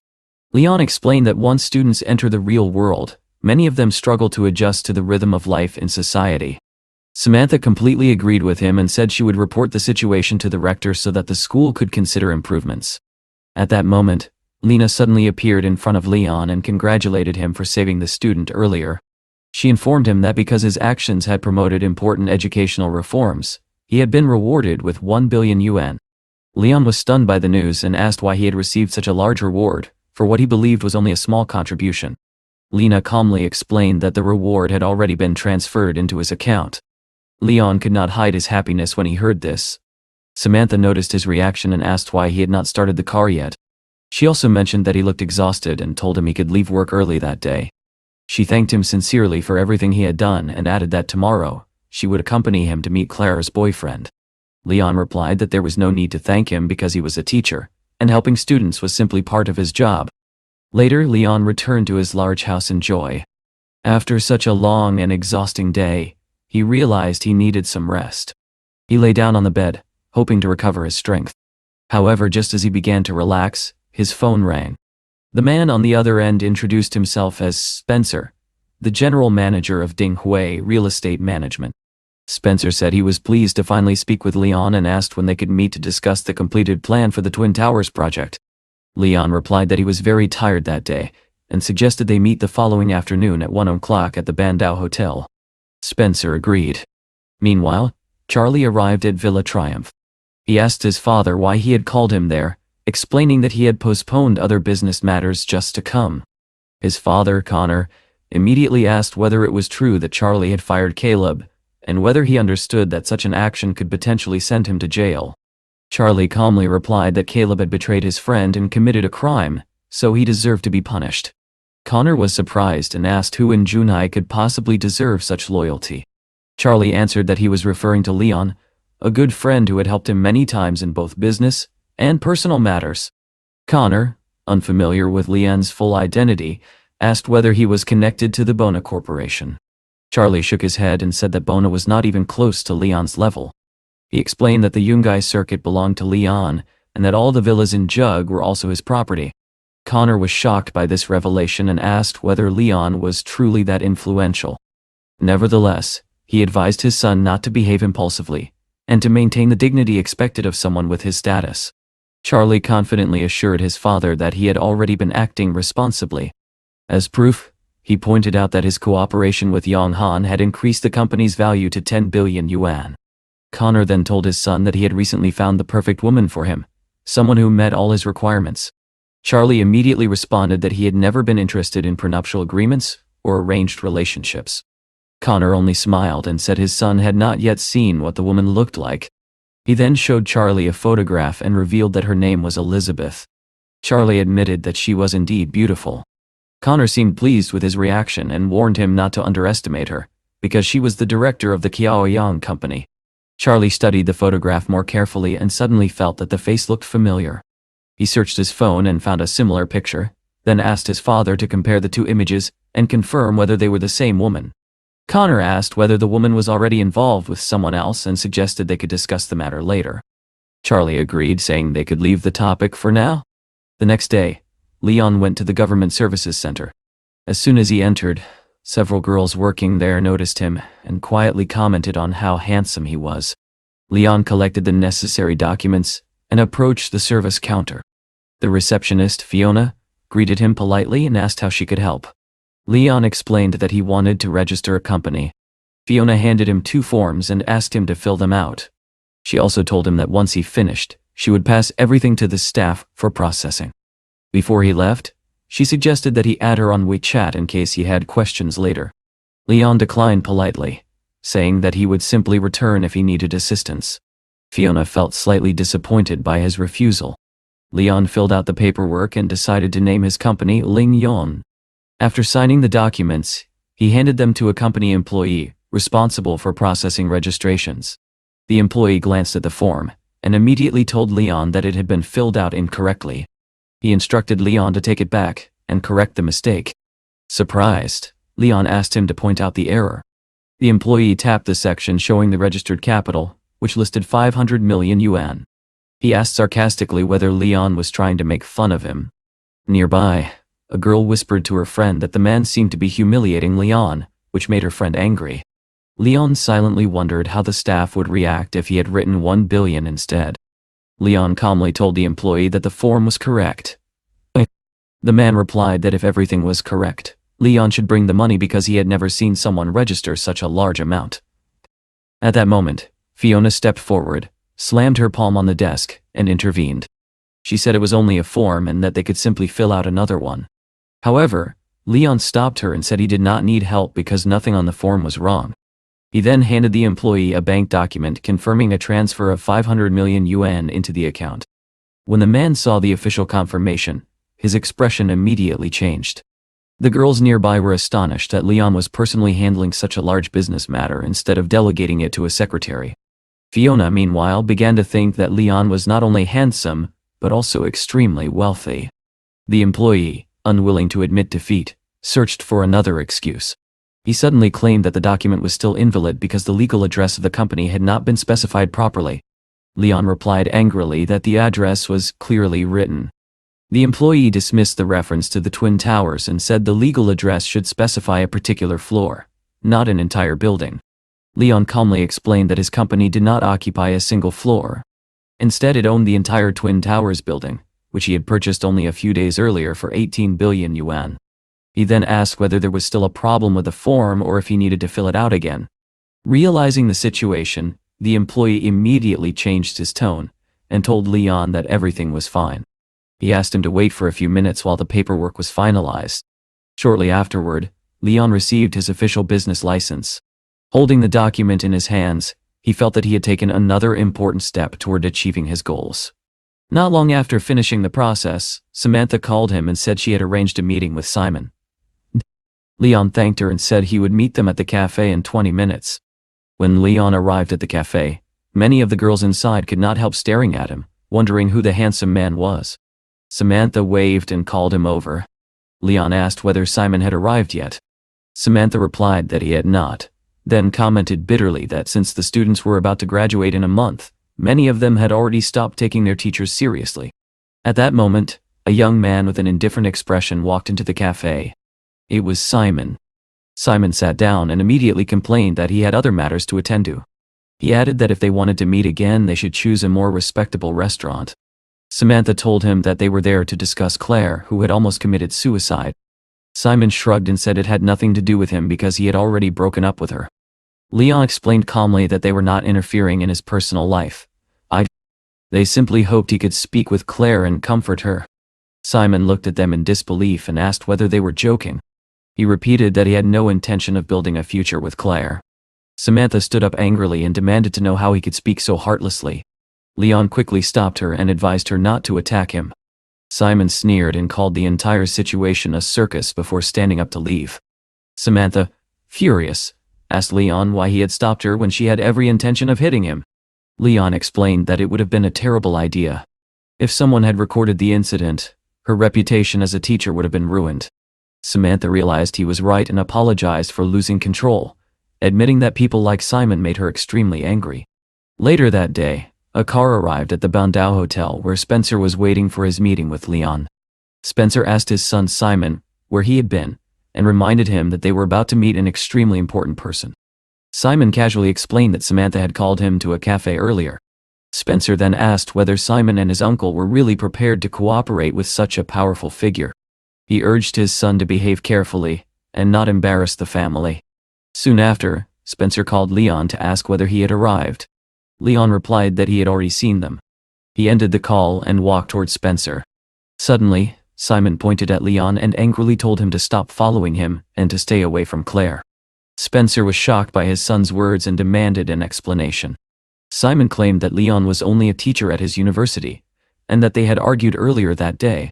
Leon simply smiled and told Spencer that he had a very impressive son. At that moment, Spencer slapped Simon across the face with all his strength. Simon stared at him in shock and asked why he had been hit. Spencer shouted that Leon was the man who had bought the Twin Towers building. He warned Simon that if he ever showed disrespect again, he would beat him to death. Simon was stunned. He asked whether Leon was truly the mysterious rich man who had purchased the Twin Towers. It was difficult for him to believe, because Leon was merely a teacher at his university. Leon calmly explained that teaching at the university was simply a way for him to gain experience. Spencer scolded his son again, and said he should learn from Leon's example instead of causing trouble everywhere. At that moment, the manager of the Bandau Hotel approached Leon, and asked whether there was any problem. He offered to assist them, but Leon politely declined, and said he could handle the situation himself. Spencer was suddenly startled when Leon casually mentioned that the Bandau Hotel also belonged to him. They then sat down at a table to discuss business. Spencer sincerely apologized for his son's behavior, and admitted that he had spoiled him. Leon replied that forgiveness was not something he could grant on behalf of others. Simon quickly realized the seriousness of the situation. He apologized to Leon and said he would find Claire and marry her to make things right. Leon shook his head and advised him to forget about that idea. He explained that Claire was a good girl and deserved peace, not someone who only wanted to marry her out of guilt. Spencer bowed respectfully and apologized again for his son's actions. He also assured Leon that his company's building management services were among the best in the country, and hoped Leon would recognize their capabilities. Simon lowered his head and admitted his mistake, promising that he would take responsibility for his arrogant behavior and make amends. Leon calmly replied that Simon's personal matters were separate from their business, and had nothing to do with their cooperation. He told Simon there was nothing left to discuss and asked him to leave. Simon nodded and promised that he would not bother Leon again. As Simon prepared to leave, Leon turned to Mr. Spencer and remarked that he had long heard about the quality of Spencer's management work, and was familiar with his reputation. However, he also advised him to spend more time guiding his son. If Simon continued behaving this way, it could eventually ruin the family's business. About half an hour later, Spencer thanked Leon sincerely for placing his trust in his company. He assured Leon that he would not disappoint him. The next morning at the university, several teachers gathered around Samantha and asked whether Simon was truly hopeless, and whether she planned to help Claire in any way. Samantha replied that Simon believed he could do anything simply because he came from a wealthy family. Teacher Lincoln then asked whether Leon might be able to find a solution to the situation. Samantha explained that Leon had handled the matter calmly, and was far less angry than she had been. Lincoln smiled slightly, and joked that Leon and Samantha seemed perfect for each other. Just then, Samantha's phone rang. Someone informed her that Simon from the Faculty of Management and Economics was urgently looking for her. Surprised, Samantha asked whether that was really true, and told them to send Simon directly to her office. Lincoln looked confused and asked why Simon was searching for her so suddenly. Samantha admitted she had no idea but said she was curious to find out. She quickly headed toward her office. When she arrived, she saw Simon already sitting there. She asked him what had happened. Simon stood up with a deeply ashamed expression and asked Samantha to forgive him. He apologized for everything he had said the previous day and began bowing repeatedly, admitting that he had been arrogant and ignorant about life. He said he now wanted to correct his mistakes. Both Samantha and teacher Lincoln were stunned by the dramatic change in his attitude. Simon even began to cry as he explained that Leon had made him realize how wrong he had been, and that he now intended to make things right. Simon then asked Samantha if she could take him to visit Claire after dinner that evening. Although Samantha was clearly surprised, she agreed to help him. At that moment, she could not help thinking that Leon had handled the situation far better than she ever could have. Meanwhile, Leon was considering visiting Hannah to check on her. He knocked on her door, hoping she was home. Hannah was in the kitchen cooking and was pleasantly surprised when she saw him. She greeted him warmly and said she had missed him. Leon smiled, equally pleased to see her. He reminded her that he had promised to take her car shopping and suggested they go that day. Hannah agreed but asked if they could eat first. Leon, who was hungry, accepted immediately. She asked him to try a dish she had prepared and assured him he would like it. They sat together and enjoyed breakfast. After finishing his meal, Leon joked that there seemed to be too much food for breakfast, especially the ginseng soup. Hannah explained that a man's stomach should always be full, and even offered to feed him herself. Leon laughed and complimented her, saying she clearly knew how to make men happy. He then asked what kind of car she wanted. Hannah replied that she simply wanted a beautiful white car. Leon immediately suggested buying her a white Maserati, promising that she would love it. However, Hannah quickly shook her head and explained that her budget was only $200,000 and that she could never afford such a car. Leon told her not to worry about the price and reminded her that he had already promised to buy her a car. Later, they visited a car dealership. Hannah looked around in amazement at the wide selection of luxury vehicles. A salesman approached them and politely asked whether they were looking for a car and how he could help. He asked about their requirements and who would be the main driver. Hannah explained that she did not have any particular preferences, but was hoping to find something within a budget of $200,000. The salesman's expression immediately changed. Clearly unimpressed by their budget, he decided not to serve them and passed them to another salesperson. Soon a female sales consultant approached them, greeted them politely, and offered to help answer any questions. Leon quietly mentioned that their modest budget was probably the reason the first salesman refused to assist them. The salesman nearby overheard this and turned back toward them, clearly having understood the remark. Just then, another employee walked over and asked about the sports car parked outside the dealership, wondering who it belonged to. Hearing this, the first salesman looked outside and froze in shock. Parked outside the showroom was a Pagani worth more than 30 million yuan. The salesman quickly asked the manager what was going on with the car. Manager Liu explained that the vehicle was blocking his driveway, and he wanted to know who owned it so it could be moved. Leon calmly stepped forward and apologized, explaining that the car belonged to him. He said he would move it to the parking lot immediately. The salesman stared at him in disbelief and asked whether Leon truly owned a Pagani Zonda. Leon asked whether there was any problem and suggested that if they were not welcome, they could simply go to another dealership.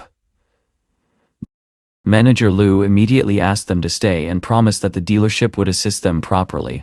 The salesman, who had ignored them suddenly, panicked and begged Leon for another chance, admitting that he had made a mistake. Leon looked at him skeptically and asked whether he had suddenly changed his attitude simply because of the Pagani. The embarrassed salesman dropped to his knees and begged for forgiveness. Seeing this humiliating scene, Manager Liu immediately fired him. A few minutes later, Leon and Hannah decided to visit another dealership instead. Hannah apologized repeatedly, feeling that she had caused too much trouble. Leon reassured her and reminded her that when he had first started working at the company, she had been the one who supported him. Inside the showroom, Leon pointed to a luxury BMW worth over 1 million yuan and suggested it to her. Hannah immediately looked worried and said that if she drove such an expensive car to work, her colleagues would start gossiping and assume she had found a wealthy boyfriend. Leon dismissed her concern and said that what others thought did not matter.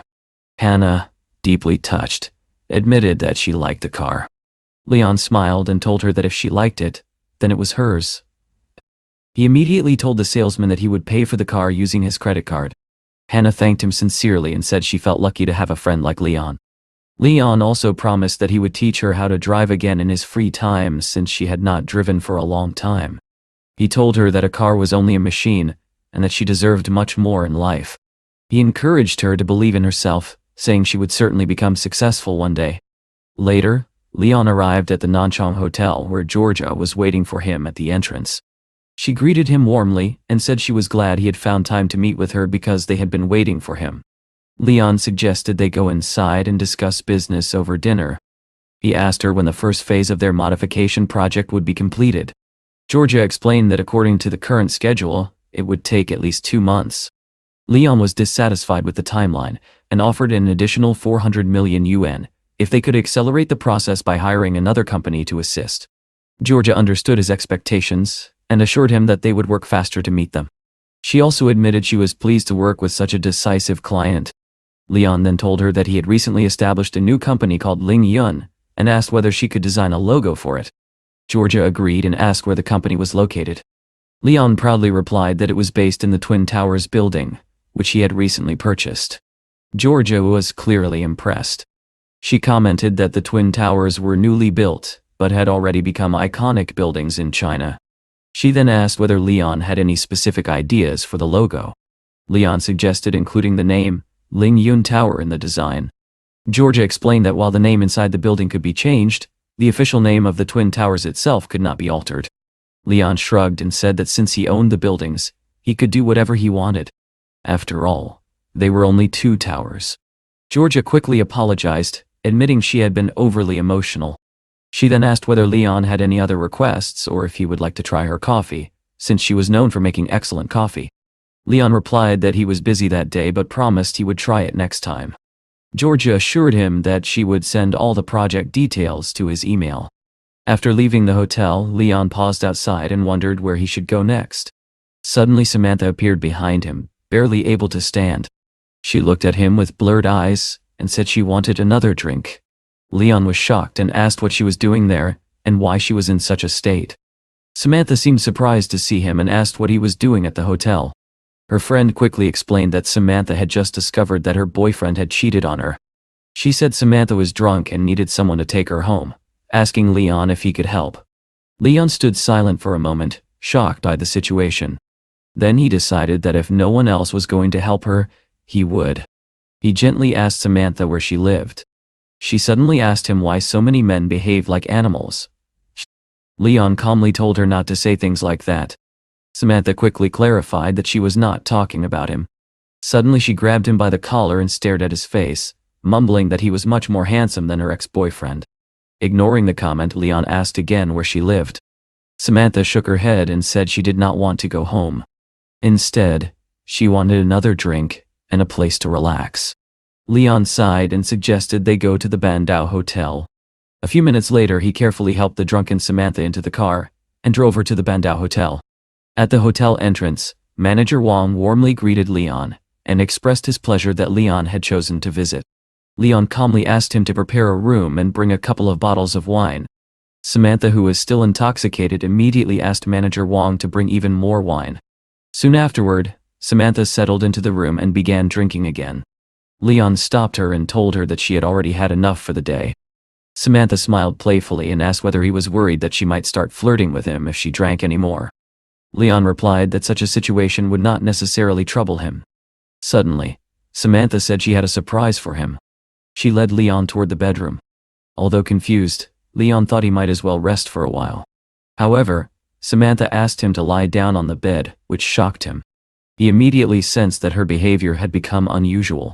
Samantha reassured him that she would not do anything inappropriate, and that he had nothing to worry about. Then, she took out a blindfold. Leon looked at it in surprise and asked why she needed such a thing.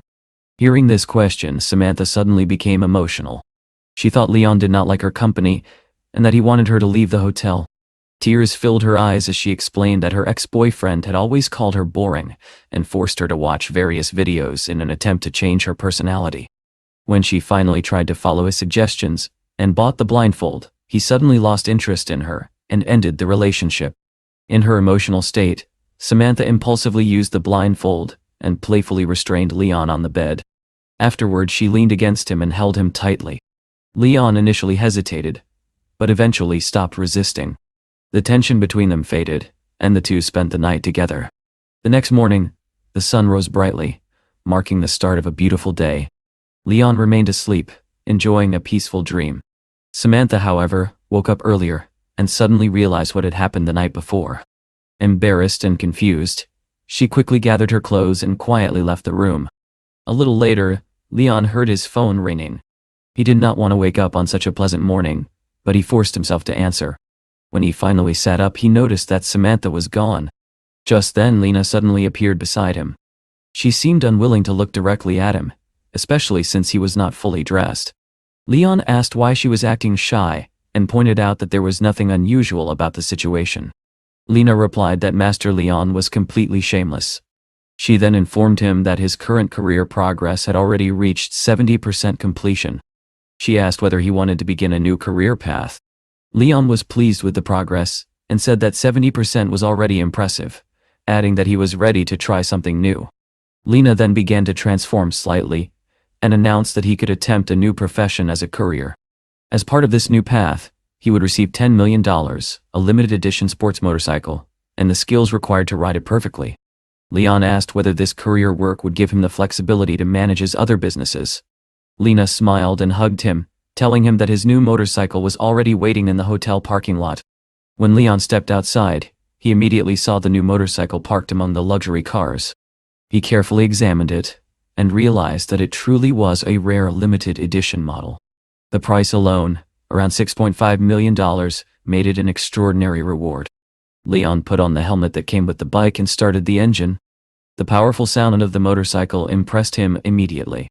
Without hesitation, he rode away. Before long, he arrived at the university. The speed of the motorcycle had been remarkable. Samantha happened to be standing nearby when she heard the engine approaching. She wondered who could possibly own such an expensive motorcycle. When the rider removed his helmet, she was shocked to discover that it was Leon. Samantha thanked him for helping her the previous day. Leon simply told her that next time she should avoid drinking too much. Samantha looked at the motorcycle again and asked why he had never ridden such an impressive vehicle before, mentioning that many female students were staring at him. Leon explained that the university was an educational environment, and he preferred not to attract unnecessary attention. Samantha found this surprising and asked why he had chosen to ride the motorcycle that day. Leon calmly explained that he had come to pack his belongings and resign from his position at the university, so it did not matter how he arrived. Samantha was stunned and immediately asked why he wanted to quit. She even wondered whether the decision was related to what had happened the previous night, but Leon assured her it had nothing to do with that. Curious, Samantha asked what he planned to do next. Leon replied that starting that day, he would work as a courier. Samantha looked at him in disbelief, and asked why a man as wealthy as him would want to become a courier. She joked that in that case she might place a special order with him. Leon told her not to joke about it, clarifying that he would be delivering packages, not offering personal services. Samantha laughed and wished him luck before heading to the Human Resources office. Just then, Leon received a notification on his phone. Even though he had only just installed the delivery app, he already had his first order. The task was simple: deliver a music stand. Leon quickly picked up the item and headed to the delivery location. Soon he arrived at a hotel and knocked on the door. A woman named Giselle opened it. Leon informed her that he had delivered the music stand she ordered, which cost 128 yuan. She thanked him politely and said she would get the money. However, another person in the room, a young man named Gavin, became irritated. He complained that Leon had arrived too quickly, and that because of this he had not even had enough time to finish his game. Leon calmly replied that practicing music, especially the piano, was a noble pursuit that required dedication and effort. Gavin laughed mockingly and said that if Leon believed that, perhaps he should demonstrate his own piano skills. He added sarcastically that if Leon were truly a master, he would not be working as a courier. Leon asked him how he could be so sure. Gavin repeated that someone who worked as a courier could never truly understand music. Giselle scolded her son immediately and apologized to Leon for his behavior. She explained that she had spoiled Gavin too much and asked Leon not to take his words seriously. Leon assured her that he was not offended. Then he mentioned that he actually knew how to play the piano, and asked whether he could demonstrate. Giselle agreed with interest, and warned him that her son was considered very talented for his age. Gavin eagerly encouraged the demonstration, confident that Leon would embarrass himself. Leon calmly sat at the piano and began playing. The piece he chose was Will-o'-the-Wisp, a composition known for its technical difficulty. To everyone's surprise, his performance was flawless. His fingers moved across the keys with extraordinary control, revealing a level of mastery that none of them had expected. Giselle watched in amazement, and admitted that even she, as a professional music teacher, could not perform the piece so perfectly. Leon humbly said that the praise was unnecessary. He then turned to Gavin and asked whether he remembered what he had said earlier. Gavin stood speechless. Embarrassed, he tried to claim that Leon must secretly be his mother's student, who was pretending to be a courier. Leon calmly replied that he had never met her before and asked whether Gavin truly intended to deny what had just happened. Realizing he had lost, Gavin lowered his head and admitted defeat. Though embarrassed, he said he would work harder, and vowed that one day he would surpass the mysterious courier. Giselle thanked Leon sincerely, and mentioned that she worked at a higher educational institution in the theater department. She said someone with his talent would be an excellent candidate to join their faculty. Leon politely declined, explaining that he was not currently looking for a new job. He said he would continue his delivery work and take new orders. Before he left, Giselle asked to add him on WeChat in case she needed help again. Soon after, Leon received a system notification, congratulating him for completing his first order in his new career. As a reward, he had been granted ownership of the best beach in Moon Harbor. Leon was surprised but pleased by the unexpected reward. The new property would allow him to connect the regions of Zhouwei and Wangjiang. Just as he was thinking about this, his phone rang again. The woman on the other end introduced herself as an employee of Moon Harbor Beach Management. She politely asked Leon when it would be convenient for him to meet and discuss the transfer documents for the property. Leon told the woman on the phone that he was free and could come immediately. Not long afterward, he arrived at the office connected with Moon Harbor Beach. There he quickly met the young woman who had contacted him earlier. She politely extended her hand and introduced herself as the person responsible for handling the Moon Harbor documents. Leon shook her hand and greeted her courteously, saying he was pleased to meet her. The woman handed him several files and explained that these were the full contract documents for the beach area. She suggested that he review them carefully to ensure everything was correct. Leon skimmed through the documents and then asked why Moon Harbor Beach, which had always been a public beach, had suddenly been placed up for auction. The woman explained that maintaining the beach required significant resources, and the authorities preferred to hand the management rights to private investors. Although Leon would now control the property, the land itself would still belong to the state. He would be granted the right to use and manage it for 70 years, after which the lease could be renewed. Leon nodded thoughtfully, and asked whether he would need to negotiate with anyone else regarding the current management of the beach. The woman replied that most of the issues were currently centered around Bin High Street, where certain individuals were still involved in operations related to the area. After leaving the office, Leon contacted Ben to gather more information. Ben explained that Moon Harbor Beach had many existing problems and warned Leon that buying it might not have been a wise decision. According to him, the people currently operating there owed around 200,000, and they had been avoiding repayment for some time. Leon decided to investigate the matter personally. Soon, he and Ben arrived at Bin High Street. Several men were sitting outside a building smoking cigarettes and looking restless. Leon noticed their tense atmosphere and quietly remarked that although the place appeared to be an office, it clearly felt more like a gathering place for troublemakers. One of the men stood up and asked what they were doing there. Ben immediately demanded that they call their boss. One of the men apologized and claimed that their leader was not present. Ben angrily pointed out that their boss's car was parked right outside and accused them of lying. He then announced that Leon was the owner of Moon Harbor Beach, as well as Wangjiang Port. The only reason they were there was to discuss the outstanding debt. Hearing this, the man looked shocked and asked whether it was really true that the beach had been purchased. He then invited Leon to come inside, saying that their boss was in the office. However, Leon calmly took the documents related to Moon Harbor and said he had no intention of going anywhere. Instead, he told them to inform their boss that he expected the debt to be repaid immediately and that the group should leave Moon Harbor. Until the money was returned, they would not have peace. He then told Ben that there was nothing more to discuss and left. Inside the building, one of the men rushed into the office and informed Brother Oakley and Brother Lou that the man who had purchased Moon Harbor Beach had just appeared. He added that Leon demanded they leave the area and repay the debt owed to Wangjiang port. Oakley frowned and asked whether Leon had truly demanded repayment and what connection he had with the port. The man explained that Ben had said the beach and the port belonged to the same owner. Oakley leaned back and said that this Leon must be a powerful man if he could command influence even in their territory. Liu, however, felt insulted by the message and angrily declared that Leon needed to learn who he was dealing with. Oakley calmly extinguished his cigarette and said he would personally deal with the matter. He swore that Leon would regret challenging him and that he would destroy his business.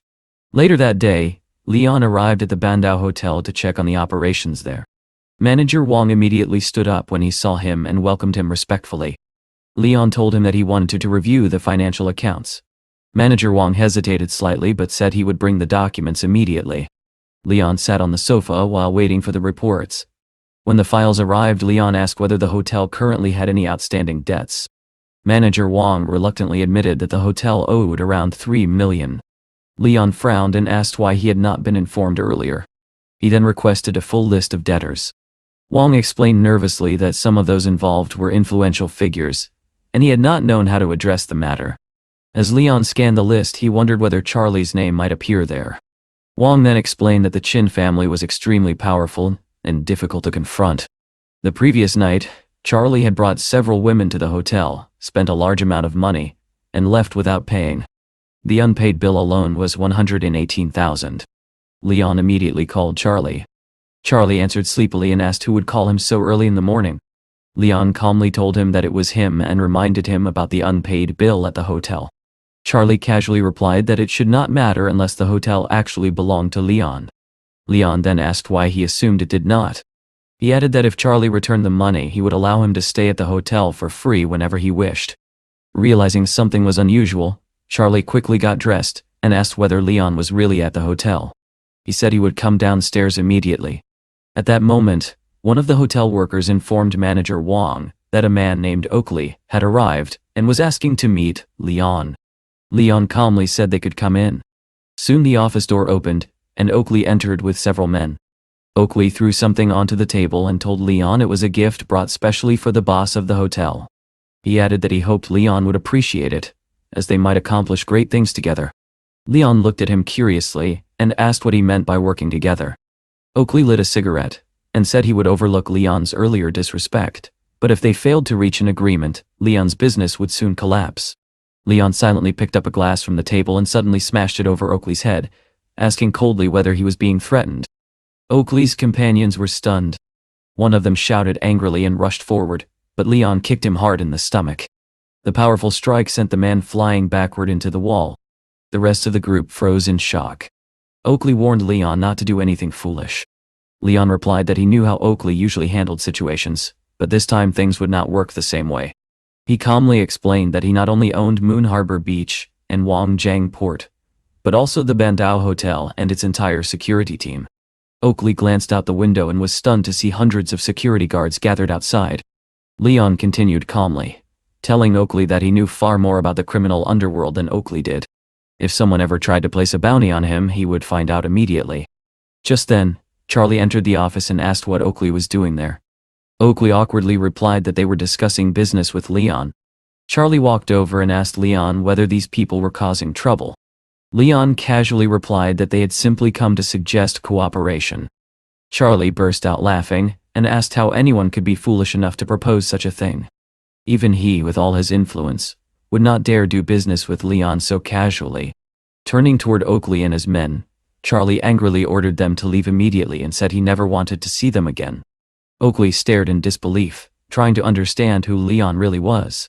Charlie kicked him impatiently and told him to stop staring and get out before he lost his life. Before they could leave, Leon stopped them and asked when they planned to repay the money they owed. Realizing the seriousness of the situation, Oakley quickly promised that the debt would be repaid immediately. His group hurried out of the hotel. Charlie then asked Leon whether he wanted his men to deal with them further. Leon shook his head and said they were insignificant and not worth the effort.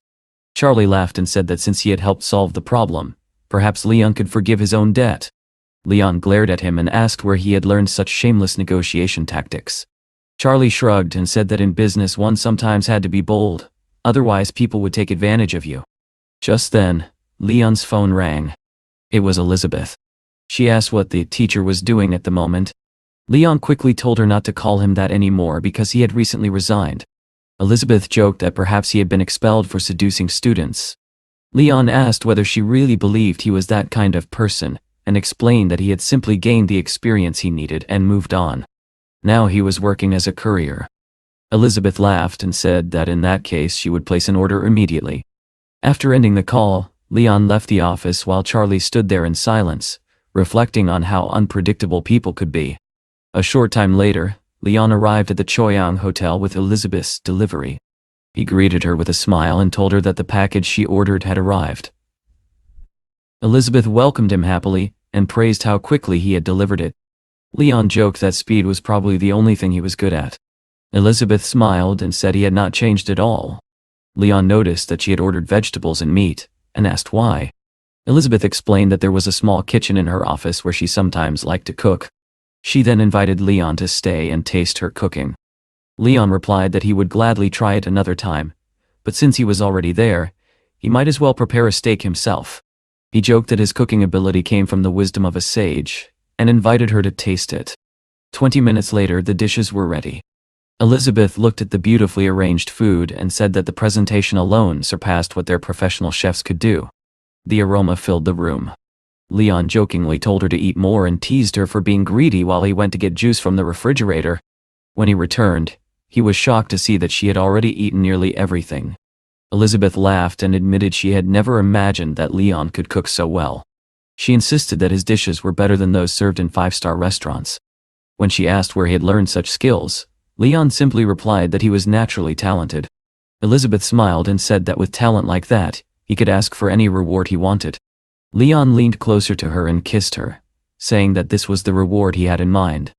Elizabeth hesitated slightly and said she was not sure whether such a thing should happen right there in the office. Leon gently pulled Elizabeth closer and lifted her onto the table, telling her that the moment would be unforgettable for both of them. After a while, he asked why she had called him earlier. Elizabeth explained that there was nothing urgent. She simply needed to visit Wangjiang Port that day and wanted him to accompany her. Leon casually picked up some French fries and agreed, saying he would also take the opportunity to check on the progress of the project.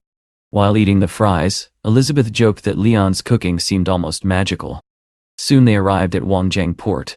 As they walked along the harbor, Elizabeth told him that she had spoken with Georgia the previous day. According to the latest estimate, the cost of the project would be around 350 million yuan. She suggested that with careful planning they might be able to save as much as 150 million. Leon asked why they were trying to save so much money, pointing out that he had no shortage of funds. Elizabeth explained that the reconstruction of Wangjiang Port was an enormous project. Because of its scale, they might consider postponing certain parts of it, and returning to them later if necessary. Leon nodded but reassured her that he would not have started such a project unless he was confident it would succeed. Elizabeth then added that the project manager had suggested incorporating the nearby Moon Harbor area into the redevelopment plan. If Moon Harbor Beach were included, the entire coastal project would become far more valuable. Leon replied calmly that he would simply buy the beach. Elizabeth stared at him in surprise and asked if he was serious. Moon Harbor Beach was extremely difficult to acquire, and the rights were controlled by the authorities. Leon calmly put on his helmet and told her that he was confident it would work out. Elizabeth laughed and said that wearing a bikini in a private pool was boring anyway. If she ever had the chance, she would much rather relax on a beautiful beach under the sun. Still, she warned that she would not expect miracles from anyone. While they were studying the reconstruction plans, a man approached them and greeted them politely. He explained that he had been waiting for them because he had important news. The man reported that Oakley had returned and repaid all the money his group owed. As a result, Moon Harbor Beach had officially been transferred. Leon thanked him, saying that it was excellent news. Elizabeth stood frozen for a moment, wondering whether Leon had truly managed to buy the beach so quickly. Leon simply smiled and confirmed that Moon Harbor Beach now belonged to him. Elizabeth shook her head in disbelief and laughed, saying that Leon always managed to surprise her. She jokingly accused him of irritating her with his constant success, though she clearly meant it in a good way. Soon afterward she removed her shoes and walked onto the sand, deciding that she might as well enjoy the beach now that it belonged to them. She praised Leon again, calling him a genius. Then she reminded him that he now owned the entire Wangjiang port as well. Smiling, she suggested they go out onto the sea together. Leon agreed and said they would need diving equipment, promising that he would teach her how to dive. Elizabeth became excited and asked whether he truly knew how to dive. Then she suddenly remembered something else. Earlier, Leon had mentioned creating a foundation, so Elizabeth had already contacted 2 specialists who could help organize it. She explained that they were capable professionals, and asked whether Leon had any special requirements for the location. Otherwise, she could find an office building for the foundation. Leon replied that she could handle the details however she thought best. The foundation would operate under the name Ling Yun. Elizabeth paused and asked whether that company also belonged to him. Leon confirmed that it did, explaining that the building was part of his own property. After finishing their discussion, Leon reminded her to drive carefully on the way home. Elizabeth smiled and warned him that the weather could change quickly near the coast, so he should also be careful. With that, she drove away. Not long after she left, Leon received a new delivery order. The request was for 2 swimming rings priced at about 200 yuan each. He immediately headed to a nearby shop. At the store, Leon told the seller that he needed 2 swimming rings around that price range. The salesman soon returned with 2 rings, and said they were excellent quality, currently discounted to 209 yuan each. Satisfied, Leon agreed to buy them but asked for a receipt. The salesman looked at him curiously and commented that Leon was quite handsome. He wondered aloud why someone like him worked as a courier, and even joked that he could introduce him to wealthy women. Leon looked at him in surprise and asked whether the salesman secretly worked as a matchmaker. Embarrassed, the man told him not to say such strange things. Leon quickly left the shop and headed toward the beach to complete the delivery. When he arrived, he called the client, a man named Lenny, and told him he was standing near the beach. Lenny replied impatiently that he was busy and told Leon to find them himself. He mentioned that he was sitting under a red umbrella and wearing blue shorts. Leon looked around and replied that there were many red umbrellas on the beach, making it difficult to identify the correct one. Lenny responded sarcastically, saying it was no surprise Leon worked as a courier. Just then, a girl approached Leon from behind and asked whether he was the delivery courier. She waved and introduced herself as Una Shene. Standing beside her was her boyfriend, Lenny, who looked annoyed. Una glanced at Leon and whispered to her friend Christy, who was lying nearby under an umbrella. She remarked that the courier delivering their swimming rings was surprisingly handsome. Christy agreed and wondered why such a good-looking man would work as a courier. Lenny mocked Leon and said it was obvious his brain did not work very well, judging by how long it had taken him to find them. Una, however, complimented Leon's appearance and figure. She even mentioned that she owned a clothing store and was looking for employees. In her opinion, he would be perfect for the job. Leon politely declined and instead handed them the swimming rings. He explained that each ring cost 209 yuan, bringing the total to 418 yuan. Una asked again whether he had ever considered changing careers. But Leon simply asked who would be paying for the order. Suddenly Lenny stood up and declared that Leon would not receive any money. He claimed that he had asked for rings costing 200 yuan each, yet Leon had bought ones for 209 yuan. According to him, the receipt must have been falsified. Leon looked at him calmly and asked whether Lenny truly believed he needed to cheat people over such a small amount of money. Sensing the growing tension, Una stepped forward and said she would pay for the order herself because she believed Leon would never do such a thing. Lenny refused and insisted that he should pay since he had invited everyone there. He pulled out some money and forced it into Leon's hand. Leon calmly counted it and pointed out that the total price was 418 yuan, yet Lenny had only given him 400. Lenny laughed and said that he had originally agreed to pay only 200 each and had never promised anything more. Christy added mockingly that Lenny was clever while the courier should improve his memory. Leon simply smiled and told Una that she might want to reconsider the kind of friends she kept. He then handed the money back and told her to enjoy the swimming rings as a gift. As Leon began to walk away, Lenny suddenly shouted for him to stop. He said he would not let Leon leave after insulting him. Lenny proudly declared that his company earned 2 million a year and demanded respect.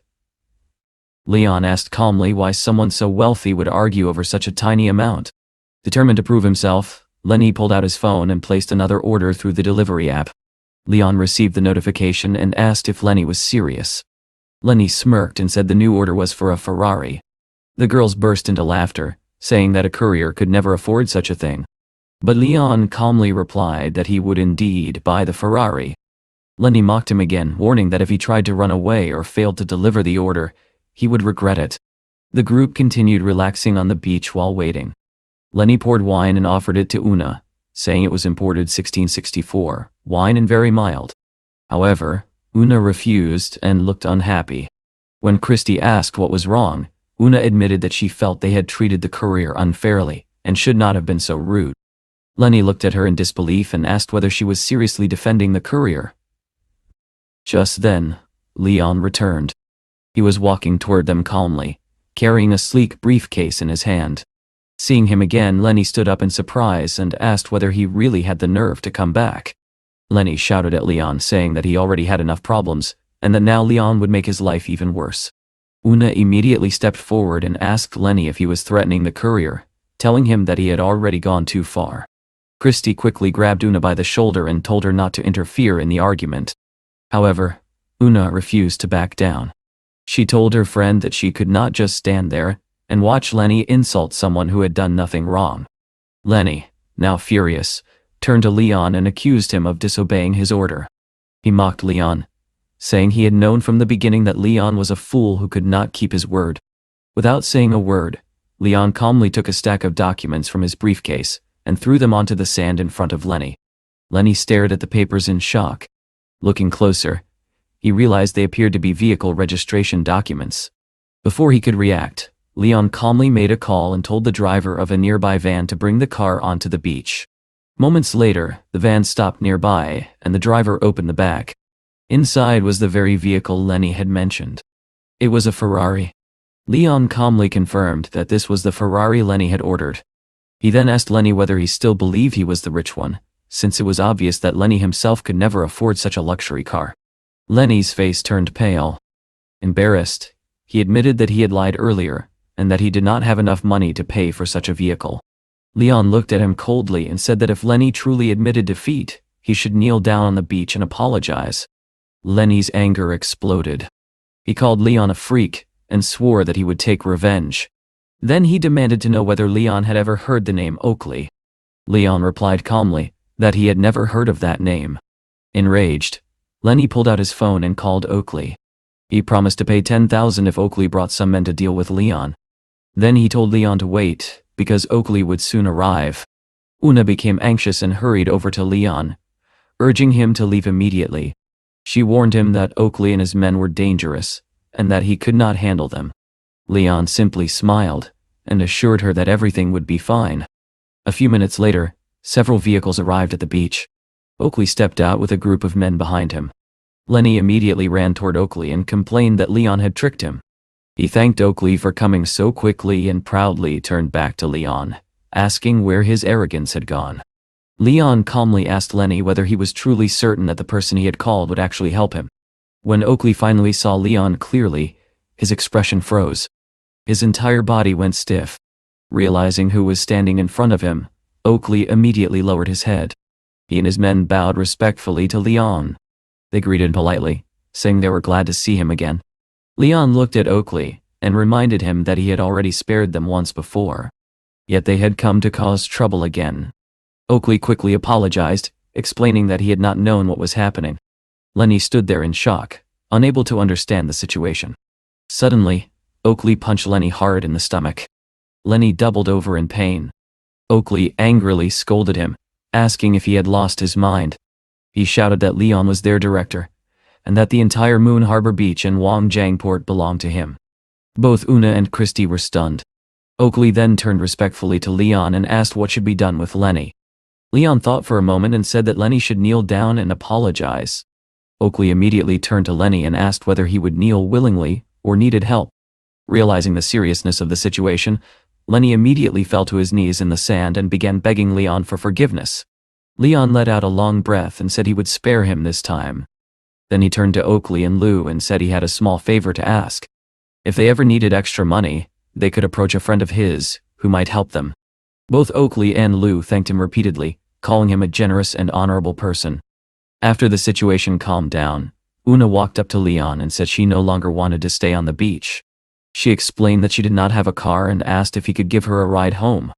Leon agreed, but suggested she change her clothes first, pointing out that riding a motorcycle in a swimsuit might be uncomfortable. Una laughed and said she had chosen the swimsuit because of the heat and felt perfectly comfortable wearing it. Christy then asked if Leon could give her a ride as well. Leon replied that there was only space for one passenger on the motorcycle, but she could ride home in the truck if she wished. Una climbed onto the back of Leon's motorcycle and wrapped her arms around him. The thrill of the ride made her feel excited and happy. Just then, Lena suddenly appeared in front of Leon again and praised him for his performance. She announced that he had completed 3 orders successfully and earned a 5-star rating. She also informed him that his courier career was now 40% complete and that he had received a reward of 1 billion. Leon smiled with satisfaction. His phone immediately displayed a notification confirming that 1 billion had been transferred to his account, bringing the total balance to 1.2 billion. Una accidentally noticed the message and stared at the screen in disbelief. She told Leon that his bank balance looked enormous. While they were riding, she nervously admitted that she had accidentally seen the notification and thought his account contained more than 15 million. Leon laughed and corrected her, explaining that it was not 15 million but 15 billion. Una was completely stunned and began wondering who Leon really was. After some time, they arrived at her clothing store. Una stepped inside and quickly changed into a beautiful designer dress. Leon looked around the shop and asked whether it truly belonged to her. Una confirmed that it did. She explained that she had graduated from Manhwa University with a degree in fashion design and had opened the boutique herself. She offered Leon a drink, but he politely declined. Instead, he took her business card and said he still had other matters to attend to. Curious, Una asked why he needed her business card when he could simply add her on WeChat. Leon explained that he planned to ask her for help later. His company might need uniforms, and since she was an experienced designer, she could handle the order. Una happily agreed and said she would be glad to work with him in the future. After leaving the shop, Leon received a phone call from Joshua, his old university roommate. Joshua explained that he was now working as a salesman for a technology and innovation company and would soon arrive in Shanghai. He said it had been 6 months since they last met and that he missed him. Leon laughed and joked that he did not miss him at all. Joshua then asked whether Leon had heard about Cisco. According to him, the company had recently solved a major control program problem and significantly improved their microchip technology. He planned to negotiate a partnership with them once he arrived. Leon replied that they would discuss it in person. After ending the call, Leon thought about the situation. Only a few days earlier he had written a source code capable of dramatically improving chip performance. He could not understand how Cisco had progressed so quickly. Soon he arrived at the Lunan Science Institute. At the entrance, a student named Lizzie was waiting with several documents in her hands. She greeted him warmly and said everyone had been expecting him. Leon said he had come to check how their work was progressing. Lizzie explained that the control unit program had been successfully written. They had already begun the 3rd round of testing but were currently encountering a problem with the frequency hopping range. When Leon entered the institute, he saw Vice President Samuel inside. Samuel looked surprised to see him. Leon sat down and told them that he had heard Cisco was preparing to release a control unit program on the market. Both Lizzie and Samuel immediately denied the possibility, insisting that Cisco could not have achieved such a breakthrough. Leon explained that Cisco's rapid progress might have come from a highly skilled scientist. If he was correct, that person could only be Lucian, the researcher Leon had previously dismissed. Lizzie and Samuel were stunned. Lizzie insisted that Lucian's technology had always been flawed and that their own program was far more advanced. Leon suddenly slammed his hand on the table. He told Lizzie that if she believed that, then she was being dangerously naive. What truly mattered was what the market believed. Their biggest mistake had been failing to file a patent immediately. Lizzie nervously asked whether they should quickly submit a patent application before Cisco announced their technology. Leon shook his head and replied that Cisco had most likely filed the patent long ago. Once the announcement was made, they might become the laughingstock of the entire industry. Lizzie stood speechless. Vice President Samuel then stepped forward and admitted that the failure was his responsibility. He said Leon could fire him if necessary, and that he was ready to accept the punishment. Leon looked at him calmly and asked what good firing him would do now. Instead, he told Samuel to focus on solving the crisis and developing a strategy to recover. Samuel nodded seriously and said they would do everything possible to fix the situation, even though other companies had already taken the lead while they had temporarily lost control of the race. Leon stood up and reflected on the situation. He realized that if he did not personally take responsibility for the company's strategy and development, they would inevitably fail in the industry. He reminded Lizzie and Samuel that Cisco had only stolen the first version of their technology. That version was merely the beginning of their idea. Leon said that instead of worrying, they should defeat Cisco with something far better. When that happened, Cisco would regret ever stealing their concept. Lizzie and Samuel immediately assured him that they would support him with everything they had. Leon then activated the sage's mind. With this powerful ability, he began analyzing the system at incredible speed. As he worked, lines of new code appeared on the laptop screen. Lizzie and Samuel watched in amazement. The programming they saw unfolding before them was flawless. They had never seen anyone write such perfect code. 12 hours later, Leon was still working inside the Lunan Institute. He had spent the entire time identifying problems and refining the system. Finally, he leaned back and said he was exhausted. Programming, he remarked, was no simple task. It required tremendous intelligence and effort. Samuel looked stunned and asked whether Leon had truly completed everything so quickly. Leon explained that most of the procedures were now finished. However, the multiplier technology remained weak, and that was the main issue they still needed to solve. By that time, Lizzie had fallen asleep with her head on the table. Leon turned to Samuel and asked him to order 2 Dutch multipliers immediately. With those components, they would be able to improve the system significantly. Samuel promised to place the order right away. Leon then gently woke Lizzie and told her that he also had a personal assignment for her. He asked her to organize the development of a new mobile operating system. The system, he said, needed to be at least as good as Cisco's. Lizzie nodded confidently and promised that everything would be handled properly. Leon placed an arm around Samuel's shoulders and said he believed their team would soon become leaders in the industry. He reminded them that they were making history. The chips they were developing could open a completely new chapter for future technology. He added that he hoped they would soon be able to manage everything independently. As for him, he still had many plans and needed to leave. Samuel watched him with admiration and said that it was rare for the country to produce such talent. With someone like Leon guiding them, he believed their future would be bright. Soon Leon stepped outside the institute. He was pleased to see that someone had already brought his car for him. While checking his phone, he noticed a new delivery order. The order was for an original Yali brand charger. Leon got into his Pagani and drove to the address. About an hour later, he arrived and handed the charger to the customer, a man named Jack Daya. Leon reminded him that the total price was 612 yuan. Jack frowned and asked why the charger was so expensive, especially since the store had recently advertised a 50% discount. Leon checked the order on his phone and explained that the promotion had ended the previous day. When Jack placed the order, no discount had been mentioned. Jack became angry and accused Leon of trying to cheat him. Leon calmly showed him the receipt from the Yali store and explained that he had no reason to lie.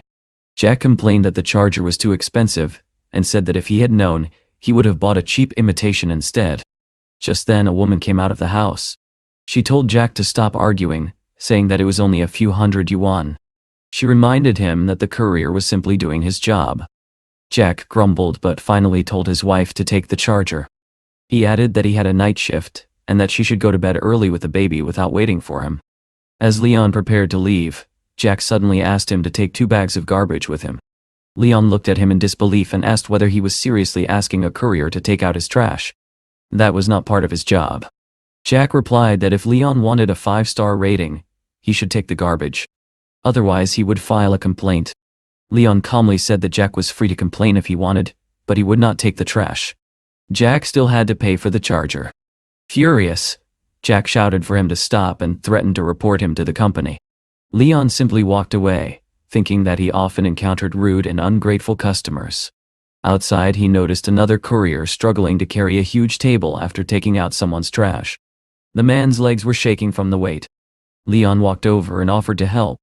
Together they managed to move the table into place.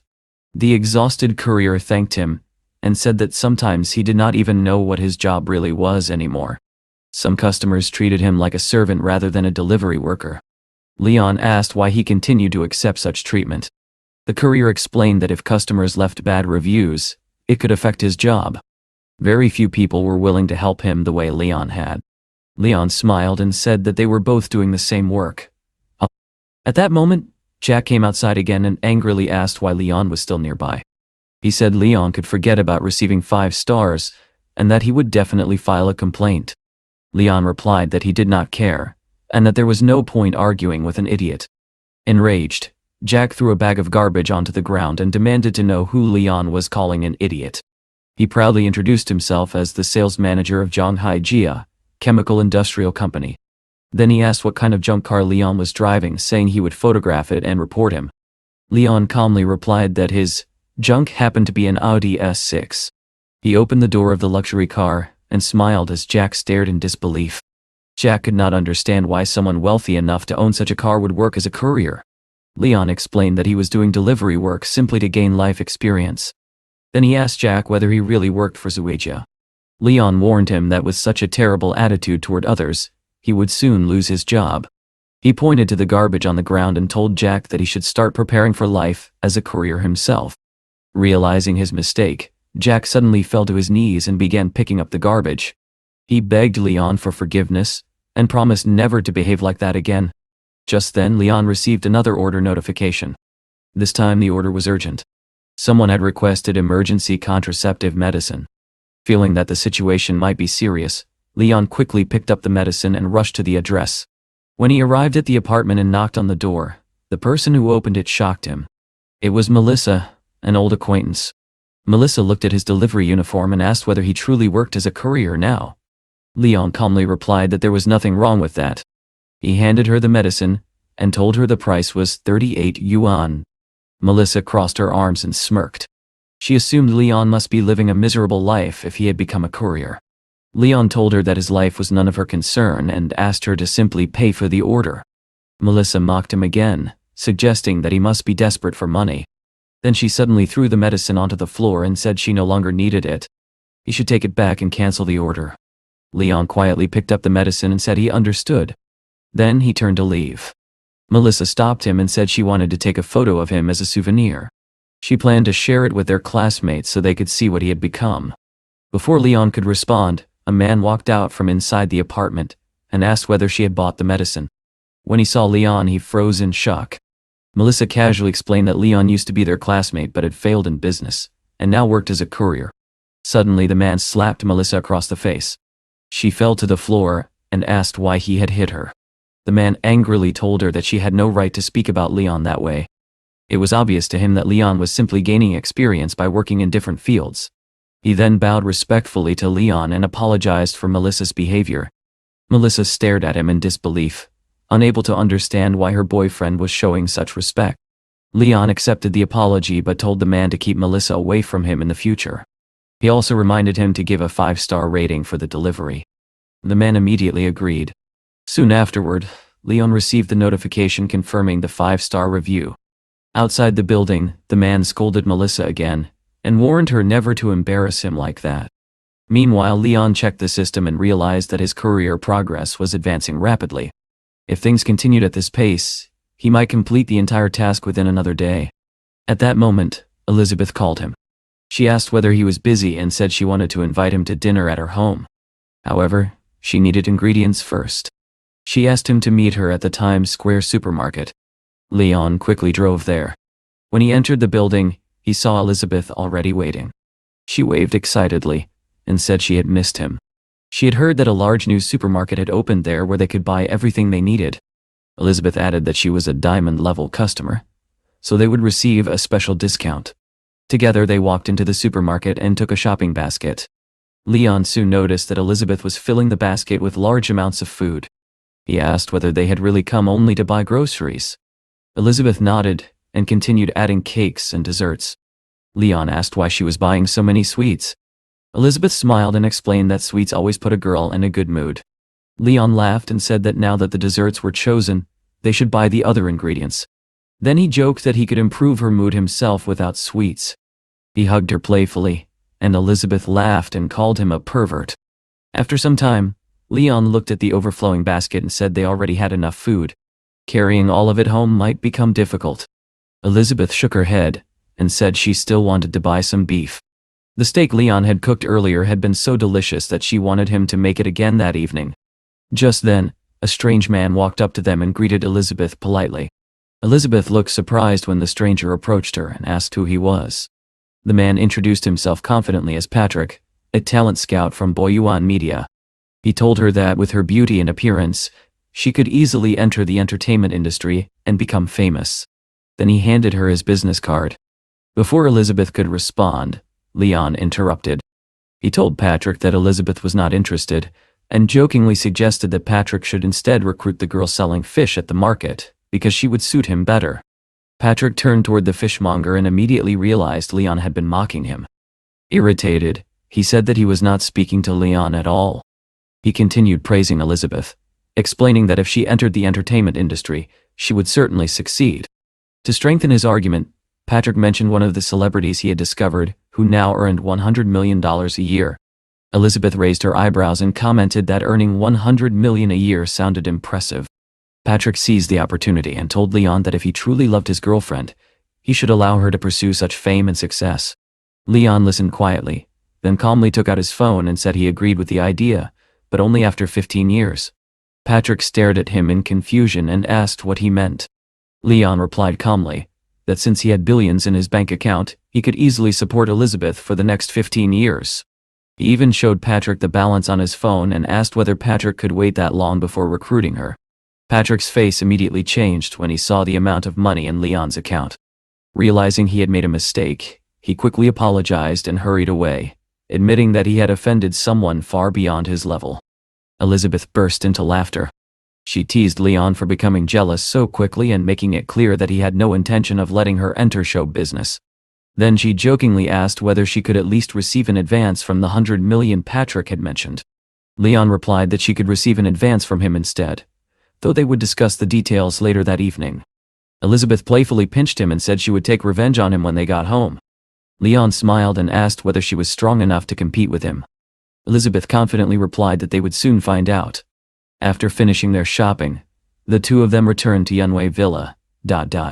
When they entered the house, Leon asked whether she was certain that her parents were not at home. Elizabeth assured him that they were not and jokingly called him a coward.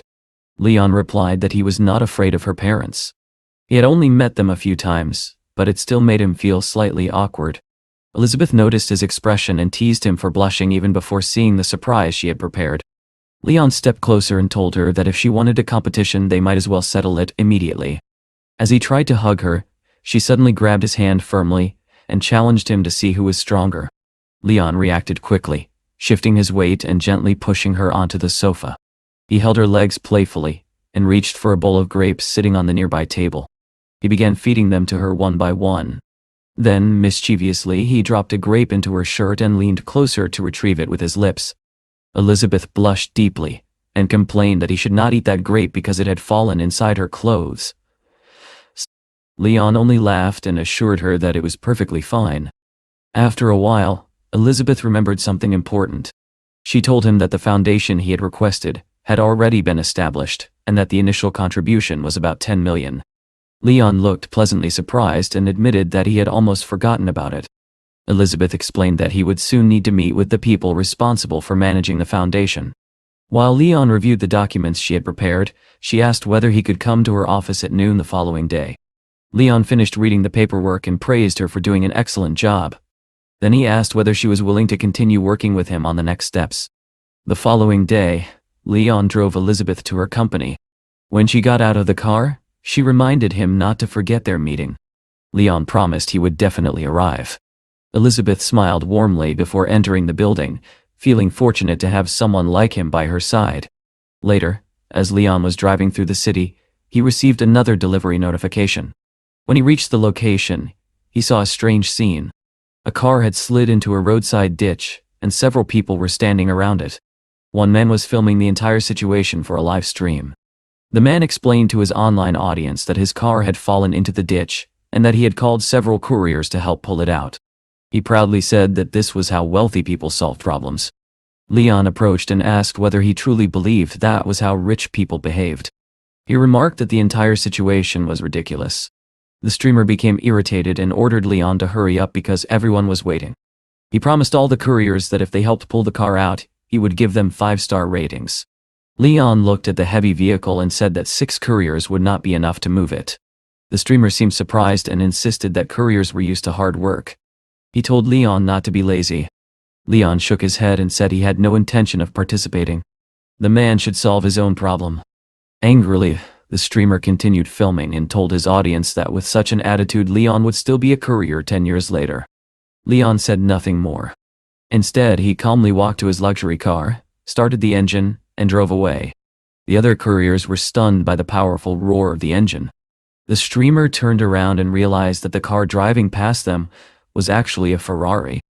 When he saw Leon behind the wheel, he was shocked. He asked Leon how he could possibly afford such a car. Leon replied calmly that with the way the man thought, he would never become rich. Then he asked whether the man's followers had already started unsubscribing from his channel. The streamer quickly checked his phone and panicked. Leon drove away without another word. Later he arrived in Xiaoyang and went to Elizabeth's office. When he entered, he noticed that the office was empty except for Elizabeth, who was reviewing reports. Leon looked at the clock and said it was already noon. He wondered why the others had not arrived yet. Elizabeth suddenly told him to look behind him. When he turned around, he saw that she had already cleaned the kitchen area and prepared ingredients for cooking. Leon laughed and asked why she needed him to cook again when he had already done so the day before. Elizabeth walked closer and leaned against him, explaining that once she learned how to cook properly, she wanted to cook for her lover every day. After some time, Leon finished preparing the meal and placed the dishes on the table. Elizabeth praised the food enthusiastically. At that moment, someone knocked on the door. Elizabeth invited them inside. 2 people entered the office, Helga and Sean. Elizabeth asked Helga why they had arrived so early when the meeting had been scheduled for 2 in the afternoon. Helga replied that she did not want to be late for her first meeting with the new boss. She joked that Elizabeth had apparently hired a handsome cook and that she hoped to learn some cooking skills as well. Elizabeth looked confused and asked why Helga thought Leon was a chef. Helga laughed and said that although he did not exactly look like a chef, he was certainly handsome enough to be her secretary. Elizabeth was about to explain, but Leon quietly winked at her, signaling her not to reveal the truth yet. Helga then introduced the man standing beside her. His name was Sean. She explained that she had met him while studying in the United States as an exchange student, and that he was highly skilled in his field. Sean shook Elizabeth's hand politely and said he was pleased to meet her. Elizabeth asked whether they were hungry. Helga immediately said yes, and that they would be happy to join them for lunch. Everyone sat down and began eating. Helga soon praised the meal enthusiastically, saying she was glad she had come early to taste such delicious food. Sean also expressed admiration, mentioning that he had heard Leon not only cooked well, but also understood economics and microchip technology. Helga glanced at her watch and realized it was nearly 3 o'clock. She wondered why the new boss had still not arrived. Elizabeth smiled and said that their new boss was already there. Confused, Helga asked where the director was. Elizabeth simply pointed toward Leon. She explained that Leon was the founder of the Ling Yun Foundation. Both Helga and Sean froze in shock when they realized that the man they thought was the cook was actually their boss. Helga quickly apologized, saying she had not realized who he was. Leon smiled calmly and told her there was nothing to apologize for.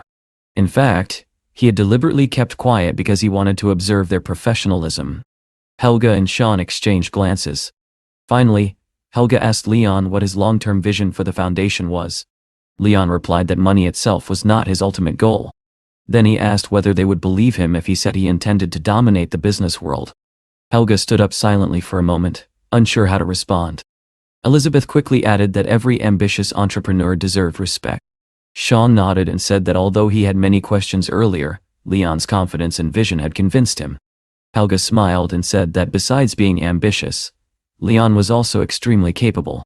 Elizabeth laughed and playfully pinched Helga's cheek, teasing her for flirting. Leon then said it was time to focus on business. He announced that the company would begin offering bonuses of 5 million, and that they would work toward listing the company on the market in the future. Helga and Sean quickly realized that working with Leon could allow them to achieve their ambitions far faster than they had ever imagined.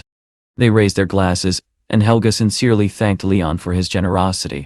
Sean, eager to begin their new projects, also expressed his gratitude, though he admitted that the high salary still made him feel slightly embarrassed. Leon waved the concern away. Money, he said, had never been the most important thing to him. What he valued was talent and professionalism. Since they had chosen to follow him, he believed that together they could conquer the world. They drank together, and as Helga and Sean sipped their wine, they quietly reflected on how fortunate they were to have found a leader like Leon. Soon Leon suggested that they all go see the new company headquarters so they could begin planning their work. Helga immediately said she was looking forward to it. Elizabeth teased them playfully, asking whether they were afraid Leon might take them to some dusty basement office. Helga laughed and replied that a basement would be acceptable as long as it had air conditioning, since she did not want her makeup ruined by the heat. Leon then led them to the Ling Yun Twin Towers. When they arrived, Helga asked whether Leon had managed to rent office space in such an expensive building. The Twin Towers were well known for complicated leasing conditions and extremely high rent. Leon calmly replied that the office was not rented. Helga asked what he meant.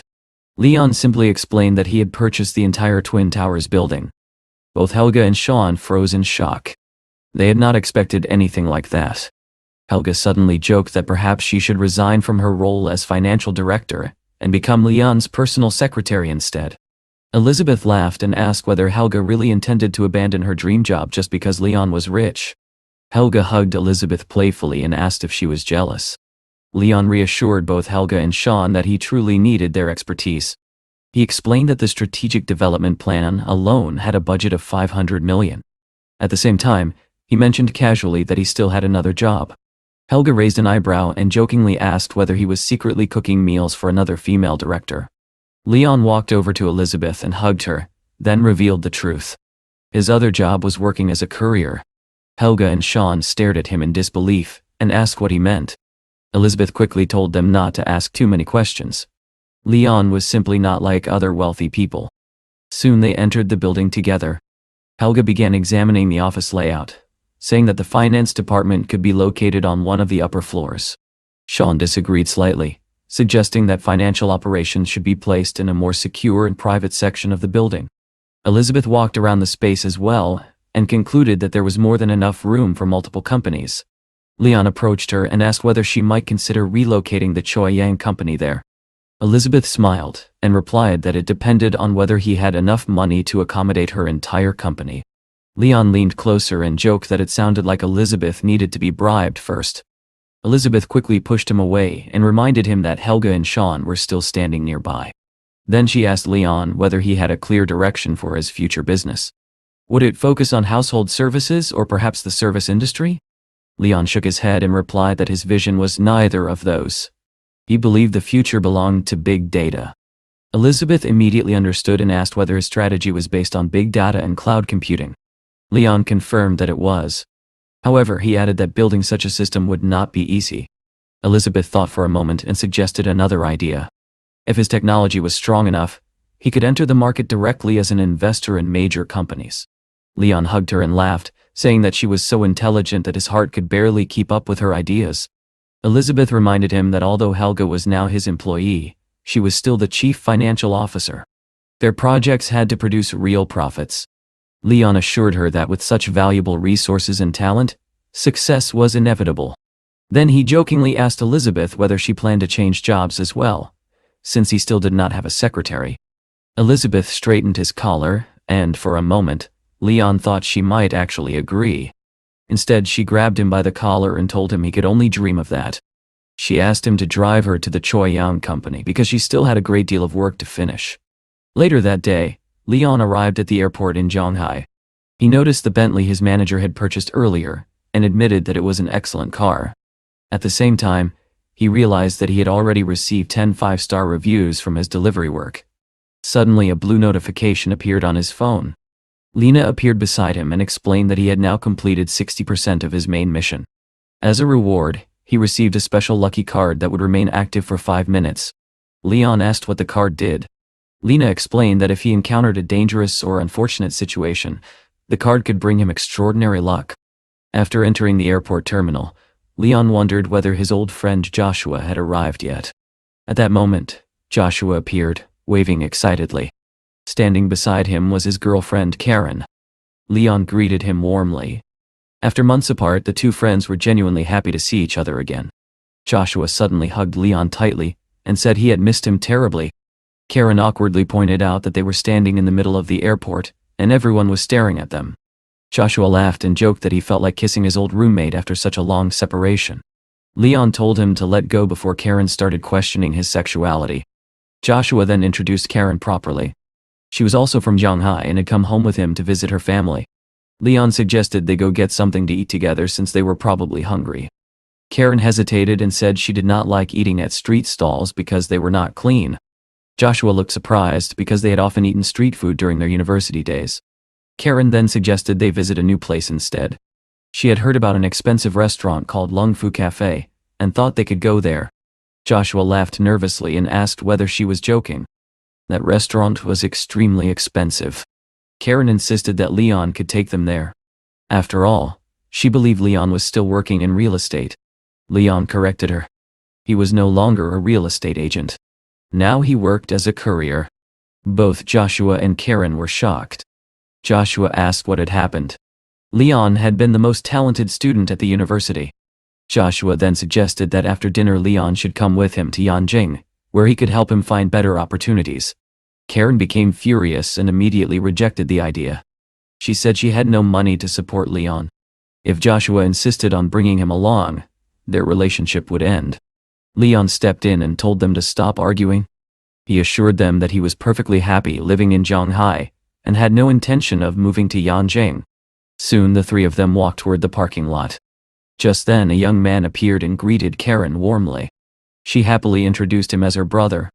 He explained that he had been taking photos of a new Bentley he saw in the parking lot, which was why he had arrived late. He then looked at Leon and asked whether he was Karen's boyfriend. He invited them to come home for dinner and asked Joshua whether he had bought a car in Yanjing. Joshua admitted that he had not. He was still struggling financially and had not been able to afford a car. Karen's brother smirked and bragged that after only 2 years of work he had already purchased a first-class Magaton. Joshua could not respond. Sensing the tension, Leon calmly stepped forward and said that although Joshua did not have a car, he himself did. In fact, if necessary he could even give one away. Then Leon pressed a button and opened the door of a luxurious Bentley. Karen and her brother stood frozen in shock. Joshua stared at the car in disbelief and asked whether it truly belonged to Leon. Leon nodded calmly. Karen suddenly realized that Leon was far more successful than she had assumed. Seeing the opportunity, she quickly changed her tone. She suggested that instead of going home, they should all have lunch together and get to know each other better. Leon found the sudden change amusing. Karen's brother eagerly agreed, and said he would treat everyone to lunch. Leon simply told them all to get into the car. Karen and her brother were thrilled as they climbed inside the Bentley. Karen's brother even pushed Joshua into the back seat so he could sit in the front. Leon watched their behavior silently and thought that the family lacked basic manners. Nevertheless, they all drove together toward a restaurant. Karen looked around the luxurious interior of the Bentley in amazement. She could hardly believe she was riding in such an expensive car, and kept admiring the elegant design of the vehicle. Joshua asked Karen not to behave so excitedly about the Bentley. Karen's brother, however, insisted that a Bentley was one of the most luxurious cars in the world, and that many people could never afford such a vehicle.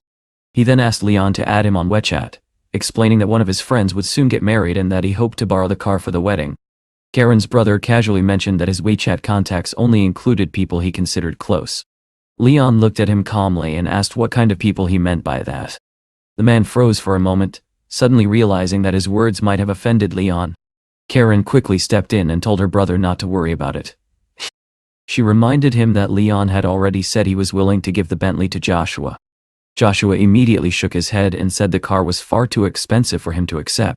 Karen leaned closer and whispered that if he refused the gift, their relationship would be over. Soon they arrived at Shanghai Delicatessen Street. Leon smiled and told Joshua that they used to visit this place often during their university days. Joshua nodded and said he could never forget those memories. Inside the restaurant, Joshua offered to help Karen choose a dish, but she rejected the idea and said she did not eat fatty food. Leon simply ordered a dish and asked the waitress to bring it. A few minutes later, the food arrived. Joshua thanked Leon for treating them and said he had something important to discuss. Leon suggested that Joshua stay the night at his house so they could talk comfortably. Joshua declined politely, explaining that he was on a business trip and that his company had already arranged a hotel room. Karen, however, quickly disagreed. She told Joshua that Leon's invitation was better. He could stay the night at Leon's place, while she and her brother went home. Later, they could sort out the expenses. Joshua still felt uncomfortable. He reminded Karen that Leon had a girlfriend, and that it would be inappropriate for him to stay there. Leon reassured him that he and Laura had separated long ago, and were now living separately. There would be no problem if Joshua stayed. Just then a driver arrived and asked whether Leon had called for a sober driver. Leon nodded and asked him to take them to the Joe Hotel. Karen and her brother were shocked when they heard the name of the place, because the hotel was located in an extremely expensive district. When they arrived, Leon and Joshua continued chatting while Karen and her brother walked behind them. Karen's brother quietly whispered that she should find a way to enter the villa with Leon. Karen told him to stay calm and said she would handle the situation herself. Soon they reached the car again. Karen and her brother quickly got into the seats as if they were automatically going home with Leon. Leon noticed that they had taken all the seats without even offering one to the person who was treating them. He calmly asked Karen's brother where he expected him to sit. Embarrassed, the man quickly got out of the car and apologized. Leon then asked Karen why she had not mentioned that she wanted to come along. Karen explained that Joshua was very drunk, and she was worried about him. Leon sighed and told her to behave quietly if she was coming. Half an hour later they arrived at the Joa district. The enormous villa shining in the nightlights immediately caught Karen's attention. She stood there speechless, completely shocked by the luxurious property. Joshua looked around in admiration and asked Leon how much the villa had cost. Leon casually replied that it was not very expensive, only a little over 1 billion. At that moment the house manager came out to greet them and welcomed Leon home. He also mentioned that the fried meat Leon had ordered had already been delivered. Leon thanked him and confirmed the dinner arrangements. He then hugged Joshua and said his friend seemed to have sobered up enough for another round of drinks. Joshua laughed and said he was ready. Leon told Karen and her brother that he would bring more wine. While Leon was gone, Karen quietly asked Joshua about his friend. She could not understand why Leon had hidden his wealth for so long. Joshua admitted that even he had only discovered the truth that day. During their university years, Leon had seemed like the most ordinary student in the class. Karen leaned closer and suggested that Joshua should take advantage of the situation. Since Leon had so much money, he should accept the car without hesitation.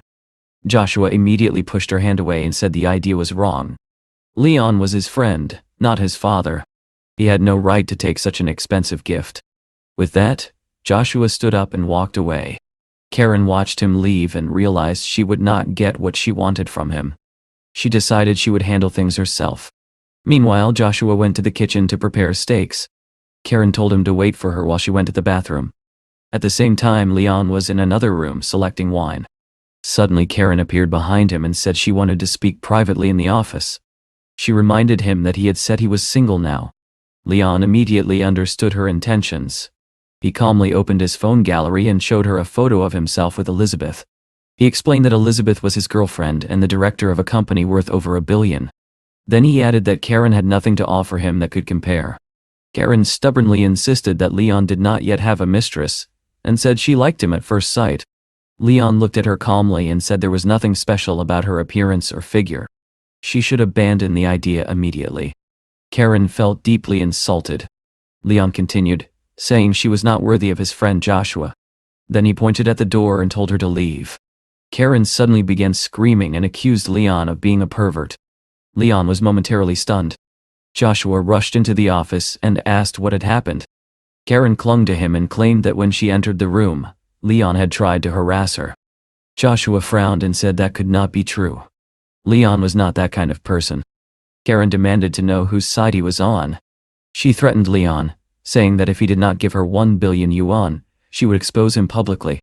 Leon remained calm, and said her plan had been clever, but she had overlooked one small detail. Karen asked what he meant.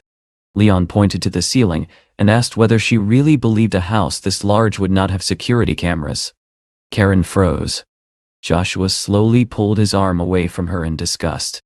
He said he no longer wanted any relationship with someone capable of such behavior. Karen desperately asked whether he truly did not love her anymore. Joshua replied that what she had done was shameless and unforgivable.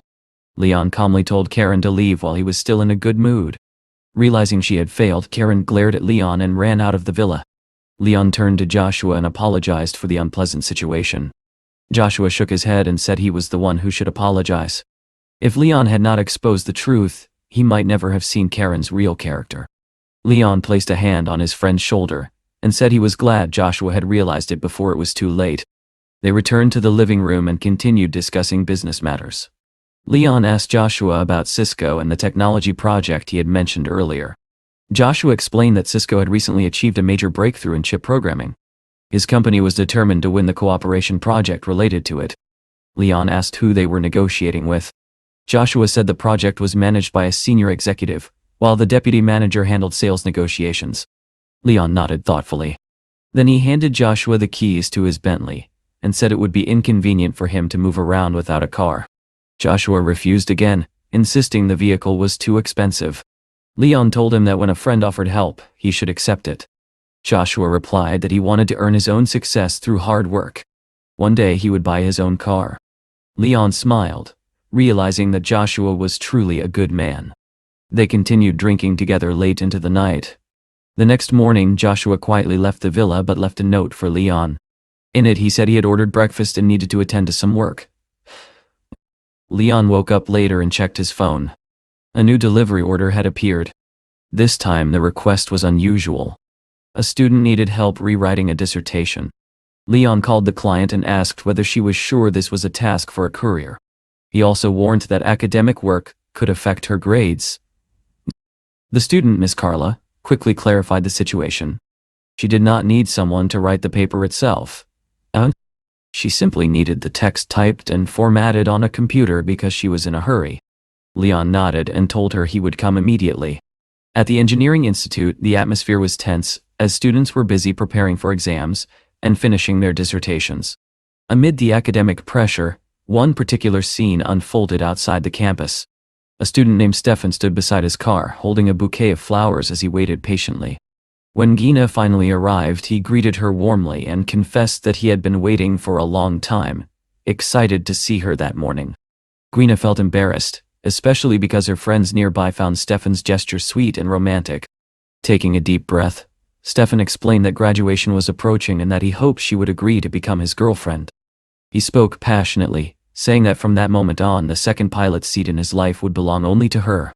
Then, in a dramatic gesture, he opened a small box containing a ring and asked Jenna if she was ready to become his wife.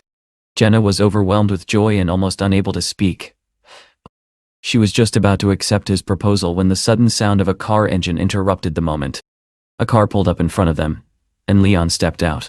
Calmly, he asked Jenna if she knew the way to the main academic building. Delighted to help, she explained that he simply needed to go through the main gate to reach the upper building.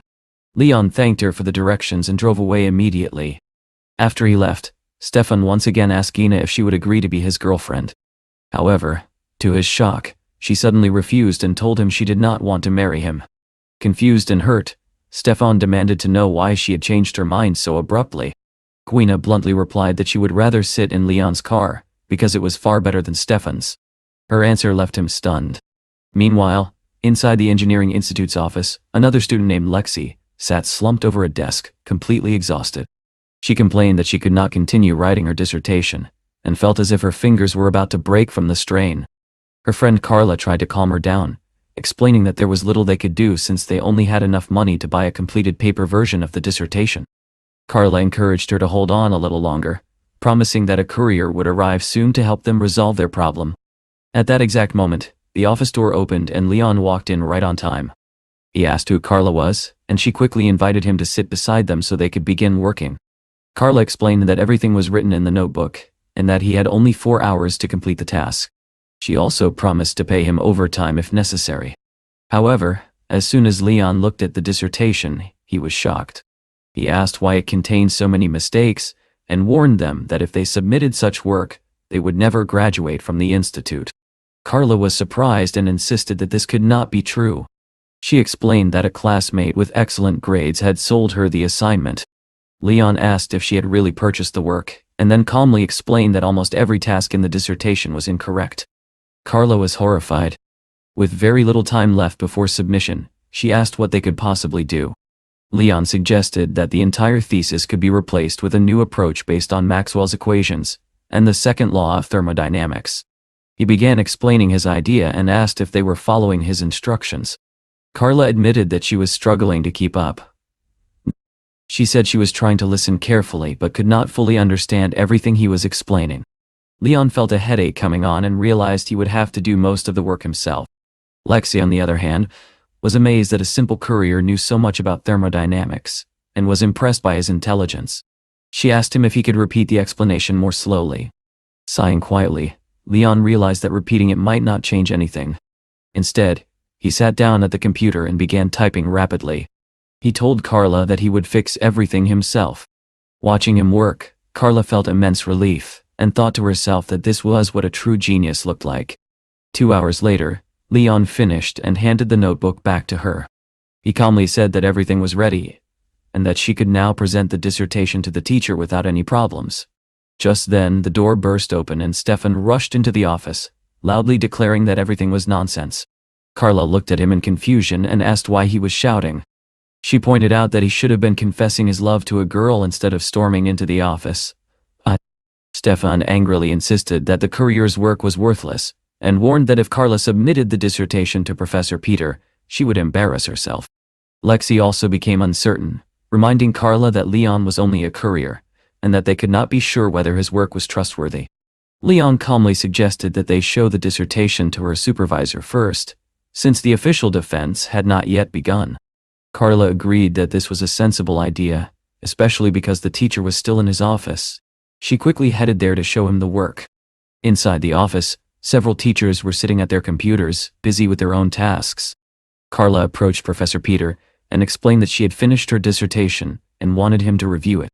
The professor looked at her skeptically and commented that she seemed eager to submit her work. Carla explained that she wanted everything to be perfect, which was why she had taken longer than expected. When Professor Peter began reading the dissertation, he suddenly froze. He stared at the pages in astonishment and asked Carla if she had really written it herself. He insisted that it was impossible for her to have produced such work alone. Carla immediately became terrified, thinking that something must be terribly wrong. At that moment, Stefan stepped forward and claimed that Leon had written the dissertation. He pointed out the professor's shocked expression and insisted that it proved the work was full of mistakes and completely disgraceful.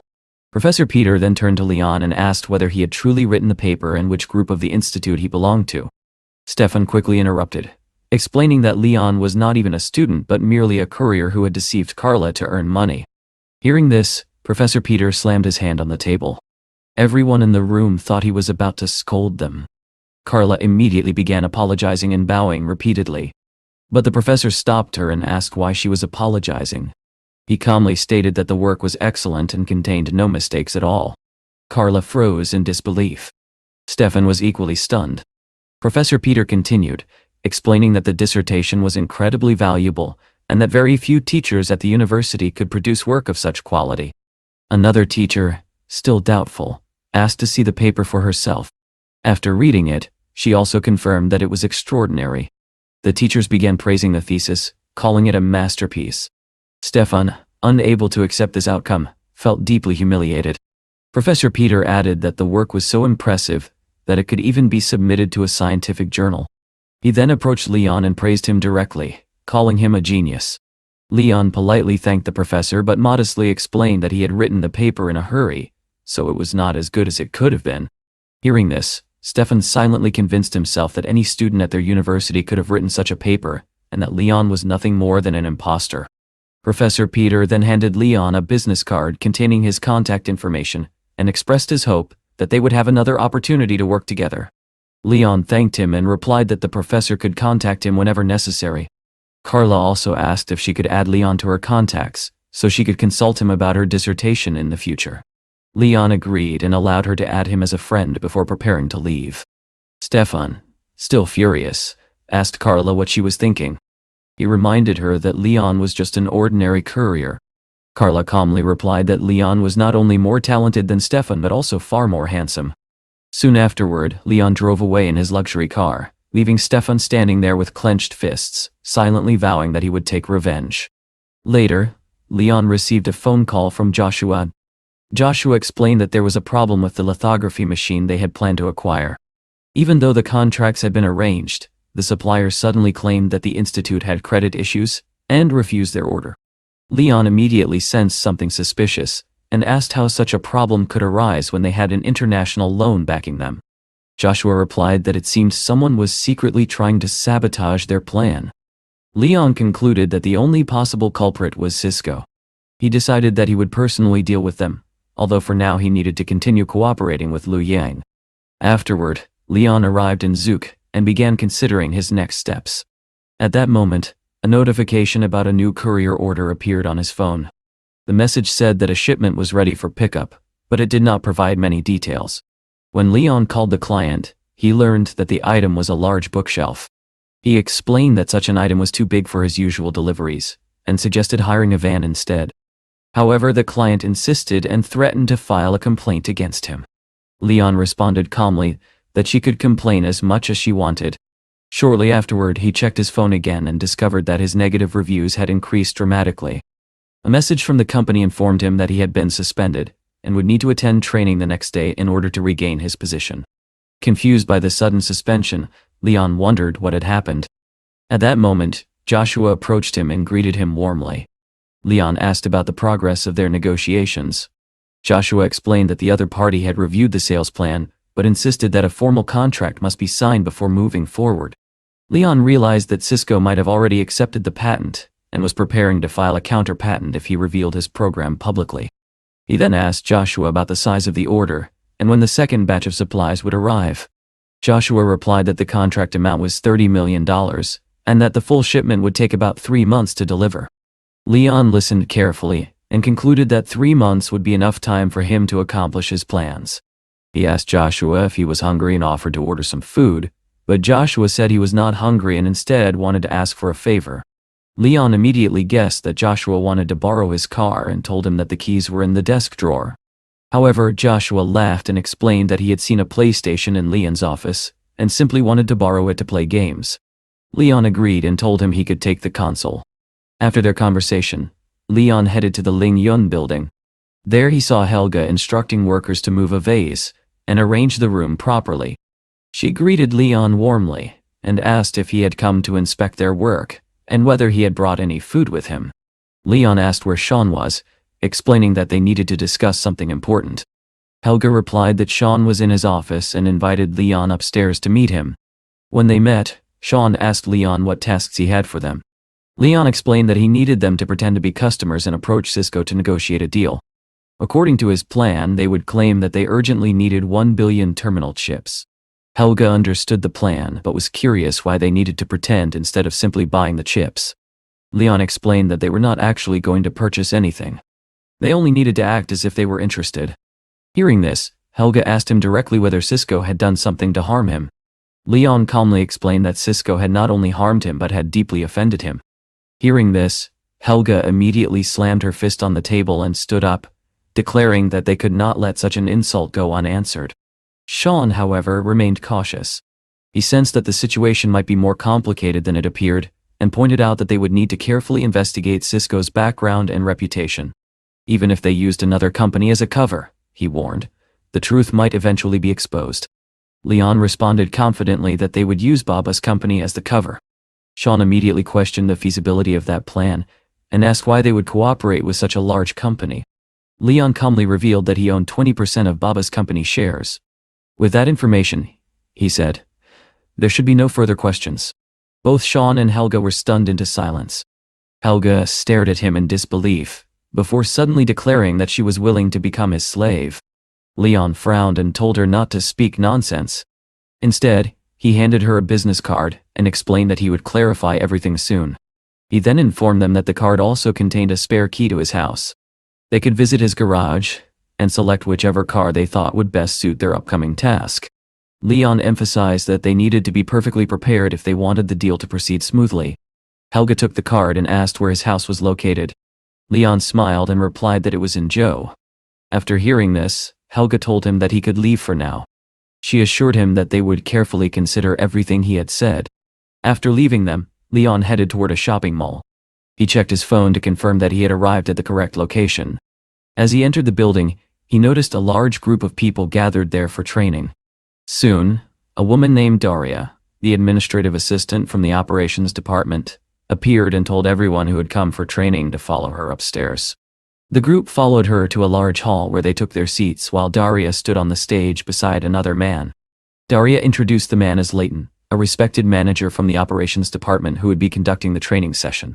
While she explained the rules, however, Leighton suddenly noticed Leon sitting among the trainees. Pointing at him, Leighton asked sarcastically why Leon looked so out of shape, as if he thought the event was some kind of beauty contest. Leon calmly replied that if it truly were a beauty contest, he would probably win even while wearing the uniform. Daria quickly interrupted and told Leon to watch his language, reminding him that he had not come there to behave rudely. Leighton became irritated and announced that he would not waste time on meaningless talk. Instead, he went straight to the point. He told everyone in the room that each person needed to pay a deposit of 3,000 yuan before the training could continue.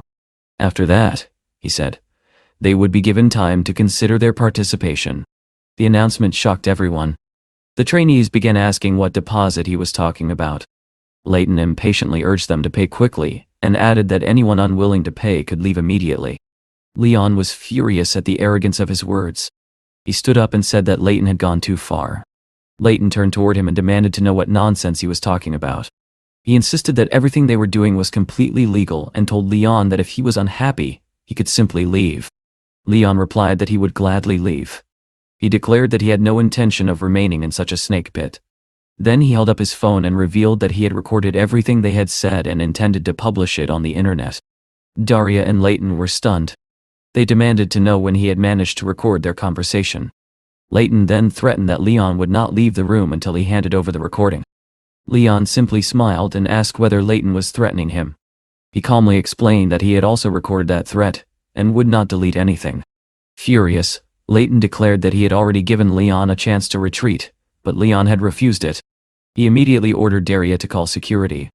Within moments, several guards rushed into the hall and surrounded Leon. Leighton ordered them to seize his phone. As the guards moved closer, Leon prepared himself in case he had to defend himself.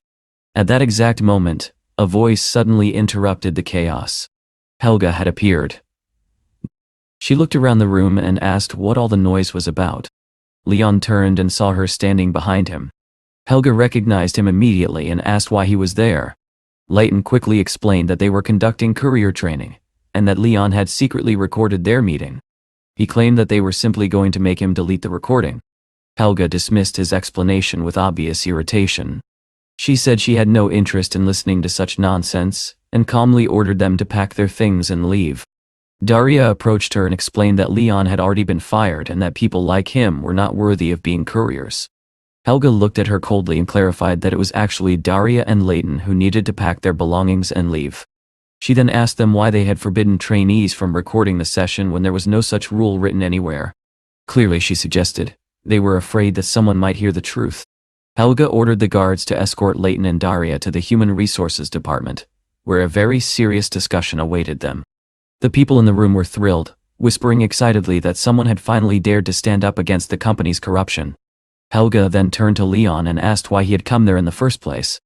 Leon explained that he had been suspended from work and had been told to attend training in order to regain his position. Helga replied that he could have simply contacted her since she still worked there. She asked what he would have done if she had not arrived, and whether he really intended to fight them.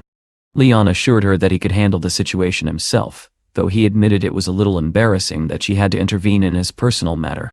He told her she should continue with her own work and not worry about him. Helga nodded and went to the Human Resources Department. When she arrived, Leighton and Daria were already standing there. Leighton asked sarcastically whether she had come to personally observe their dismissal. Helga smiled and asked the HR manager whether the procedures had been completed. The HR representative replied that she had followed Helga's instructions, and that the two individuals were no longer employees of the company. Satisfied, Helga nodded and handed the manager a resignation letter. Leighton and Daria were stunned and could not understand what she was doing. Helga calmly explained that she was leaving as well, and that by doing so she was also ensuring they were removed. Daria angrily demanded to know whether Helga had simply taken their jobs before resigning herself. Helga merely waved at them and walked out. Outside, she approached Leon and told him that everything had been handled exactly as he requested. When she reached the car, Leon confirmed that the dismissal process had been completed. Helga then asked him about the recording and wondered whether he would still delete it. Leon smiled and revealed that he had never recorded anything at all. It had only been a bluff, and the others had fallen for it. After saying goodbye to Helga, Leon decided it was time to deal with his delivery order. As he drove through the city, however, a mysterious woman named Lena suddenly appeared before him. She congratulated him for improving the living conditions of lower-level workers, and informed him that his reward would be early retirement along with a payment of 2 billion yuan. Leon immediately slammed on the brakes, shocked by her words and unsure whether she was telling the truth. A system voice then asked him whether he wished to begin a new career as a doctor. Leon considered it briefly and replied that becoming a doctor sounded like an interesting profession. He said he wanted to master it as soon as possible. After that, he canceled the delivery order and decided to celebrate. He headed to Aunt Lou's small restaurant to enjoy some egg-fried rice. A few minutes later, Leon arrived at the noodle shop. The owner's daughter, Lucretia, greeted him happily. Aunt Lou urged him to sit down and promised to prepare a delicious meal. Leon told her he was craving egg-fried rice. While waiting for the food, he asked Lucretia about her future plans and whether she had chosen a university. The girl smiled and said she hoped to study at Fudan University. Leon asked what subject she wanted to pursue, and she replied that she had always dreamed of studying medicine. At that moment, another customer joked that she was so beautiful she should go to art school and become a famous star instead. Lucretia immediately replied that Leon had told her the entertainment industry was rotten, which was why she had no interest in entering it. Soon, Aunt Lou brought Leon a plate of egg-fried rice and wished him a good appetite. She quietly mentioned that her daughter might not pass the entrance exams, but said it would not be the end of the world. After all, she herself had never finished her studies and had still managed to live a decent life. Leon nodded but said education was still important. He told Lucretia that she could always call him if she needed help. The girl thanked him happily. Leon then promised that when she entered university, he would buy her a phone and a computer so she could study like everyone else. Lucretia protested that such things were far too expensive. Just then, someone approached their table. It was Sarah. Her friend asked whether she knew the handsome man sitting there. Sarah casually replied that Leon was her ex-boyfriend, and that they had recently argued and broken up. Then she sat down beside him and suddenly leaned close against him. With a playful smile, Sarah asked Leon whether he believed it was fate that had brought them together again that day. Leon told Sarah that their meeting was not fate, but rather some kind of cruel destiny. Despite his cold response, Sarah moved even closer to him. She insisted that she had realized her mistake and wanted them to get back together.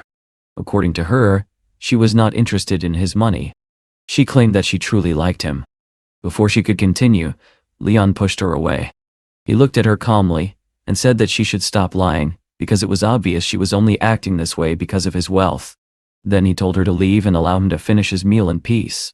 Sarah immediately swore that she was telling the truth. Leon watched her with clear disbelief and wondered where she had learned to lie so convincingly. Then he pointed toward the messy table nearby and told her that if she had truly changed, she could start by cleaning up the leftovers. Without hesitation, Sarah jumped to her feet and hurried toward the table Leon had pointed at. She grabbed a rag and even asked Aunt Lou if she could help clean the place. Her friend watched in complete shock and asked if she had gone crazy. Just then, Leon quietly placed his chopsticks on the table. He told Sarah she could continue cleaning, but he would be leaving because he still had many things to take care of. Hearing that, Sarah quickly said she would go with him. She even mentioned that she had not yet driven his new car. Leon calmly reminded her that she still had a table to clean and asked what connection remained between them. His blunt words instantly angered Sarah. Feeling humiliated, she threw the rag on the floor and demanded to know why he was speaking to her in such a tone. At that moment, Leon noticed his motorcycle nearby along with Spencer, who informed him that the repairs had been completed. Spencer proudly explained that they had even made several modifications to improve the bike's speed and safety. Leon nodded with satisfaction and thanked him. He then asked Spencer to drive his car back home because he had an important meeting to attend. Later, Leon arrived at Xiaoyang Company. Just as he stepped out, Elizabeth appeared in front of him wearing a bold and eye-catching outfit. Leon smiled and complimented her appearance, asking who she had dressed up for. Elizabeth replied playfully that she wanted her look to match his motorcycle. Leon laughed and told her that everything about her was already perfect, but she looked even better when she was with him. Soon afterward, The two of them rode off together on the motorcycle. Elizabeth sat behind him, holding tightly onto his back as they sped through the streets. Sometime later, they arrived at Yellow's company for a scheduled meeting. Leon stopped outside the building and allowed Elizabeth to handle the discussion with the company representatives. One of the staff members introduced Elizabeth to a man named Carl, who had come from the city of Delhi, in the Asia-Pacific region. Elizabeth politely said that she had heard about Delhi's rapid development as a world-class cruise ship manufacturer, and that it was an honor to meet someone like Carl. Carl smiled and said he had not expected Director Leon's representative to be such a beautiful young woman. He then extended his hand toward her for a handshake. Elizabeth, however, simply nodded instead of shaking his hand. Carl awkwardly withdrew his hand and commented that refusing a handshake during a first meeting could be considered impolite. Elizabeth calmly replied that this was only a business discussion about money, so unnecessary formalities were not required. Carl complimented her clever words but added that even if she worked for Leon's company, she should still show him proper respect. At that moment, Leon suddenly appeared beside them and asked who exactly was demanding respect. Carl looked irritated and assumed Leon was merely a driver. He demanded to know why the driver was interrupting their conversation, and asked if he even knew who he was speaking to. Leon slowly removed his motorcycle helmet and looked directly at Carl. He said that Carl had not even introduced himself properly, yet he was already demanding respect. Only then did Carl realize that the man standing before him was actually Leon himself. His expression changed instantly, as he understood that he had made a serious mistake. Elizabeth smiled quietly, thinking that Carl was fortunate Leon had arrived in person before things went further. Georgia, the woman standing beside Carl, also recognized Leon and confirmed his identity. Carl immediately turned pale. He hurriedly apologized and explained that he had misunderstood the situation. If he had known about Leon's relationship with Elizabeth, he would never have behaved so arrogantly. Leon responded calmly that their company no longer needed Carl's services, and that they would simply find another distributor. Carl froze in shock. He quickly begged Leon for another chance, explaining that his company truly wanted to cooperate. Leon stepped closer and quietly told him to leave immediately. Carl wasted no time and quickly disappeared, hoping he would not cross Leon's path again. Elizabeth could barely contain her laughter after watching how quickly Carl's attitude had changed. She told Leon not to worry about such people and asked whether they should leave now. Leon said she could go ahead, but he still had some things to handle. He turned and walked away while the two women watched him. Georgia then turned to Elizabeth and admitted that she was jealous of her. She said Elizabeth was lucky to have such a rich and handsome man by her side. Elizabeth smiled and agreed, saying she felt fortunate to have met him. Meanwhile, Leon was riding his motorcycle when his phone rang. It was Joshua, who said their mission was almost finished and asked where Leon was. Leon replied that he was outside. Joshua then asked him to meet at Cisco for lunch, and Leon immediately agreed. After hanging up, Leon drove quickly to the agreed location. When he arrived, he was surprised by how luxurious the place looked.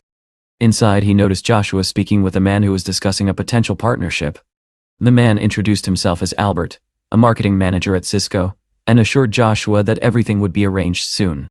Joshua noticed Leon arriving and asked why he had switched vehicles, adding that the motorcycle looked impressive.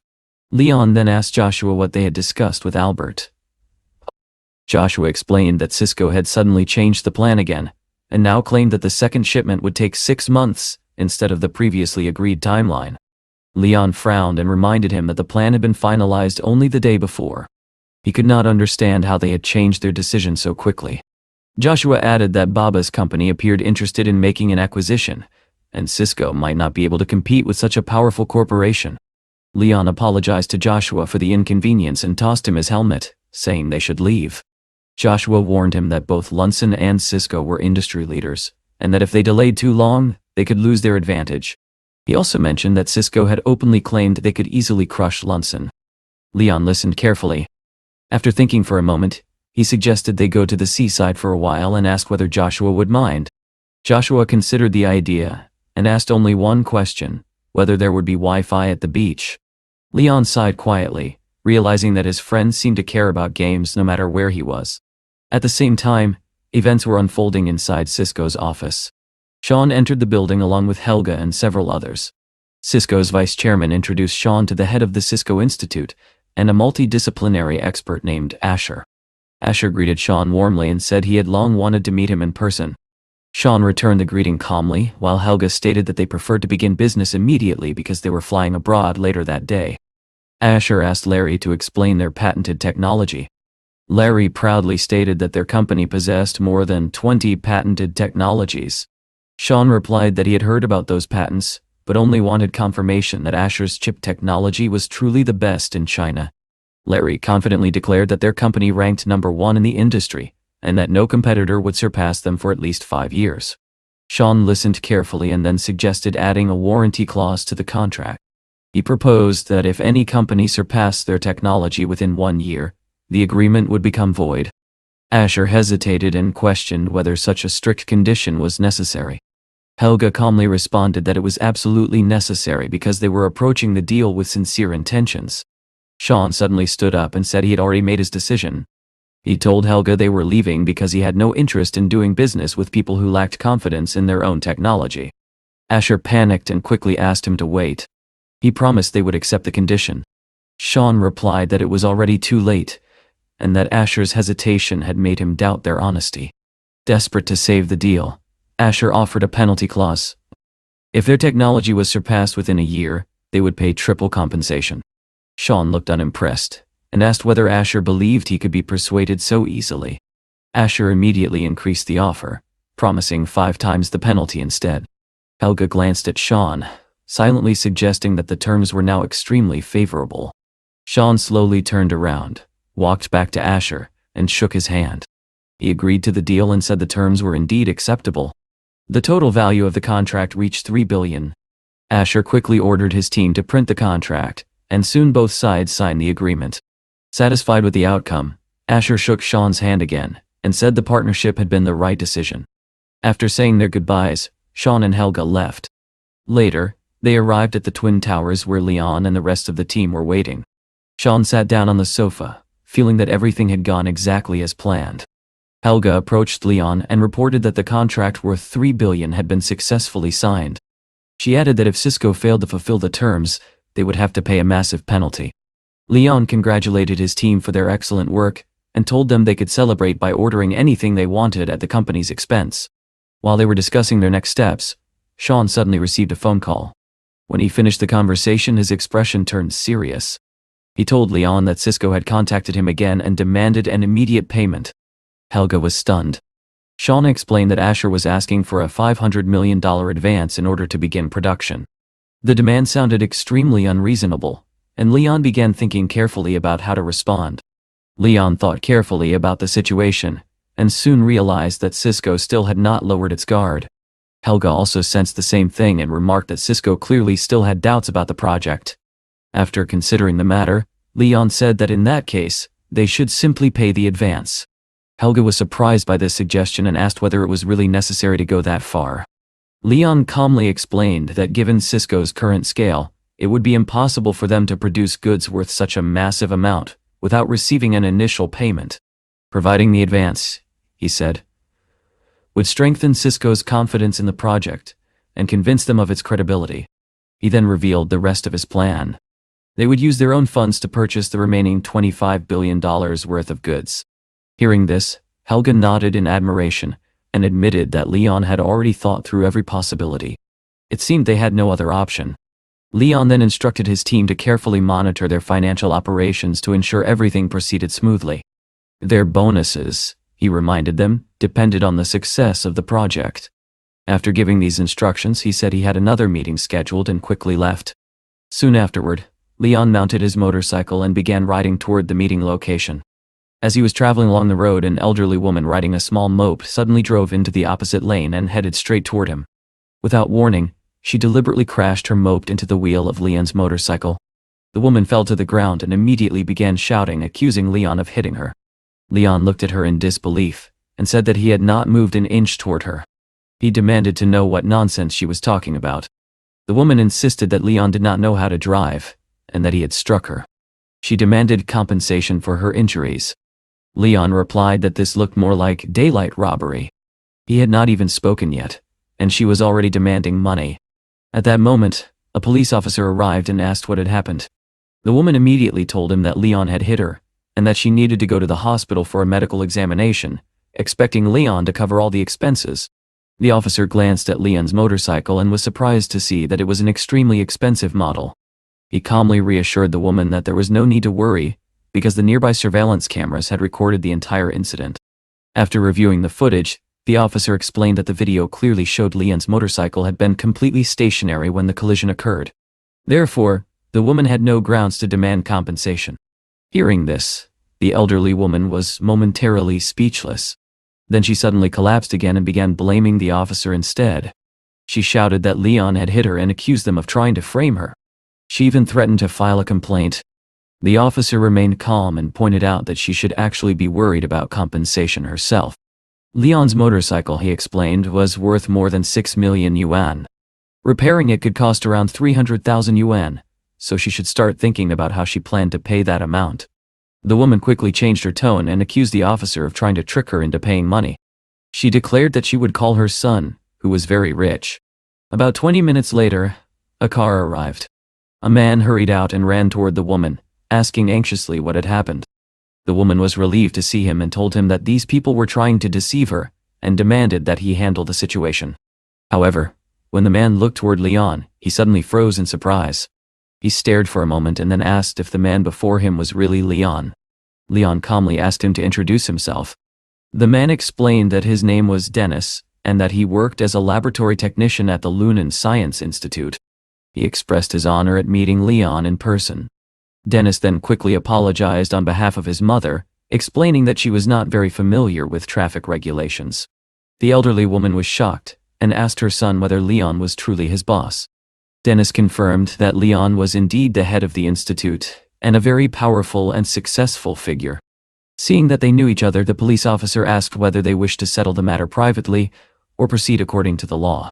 Leon thanked the officer and said they would handle the matter themselves. Leon then told Dennis that he still had other business to attend to and needed to leave.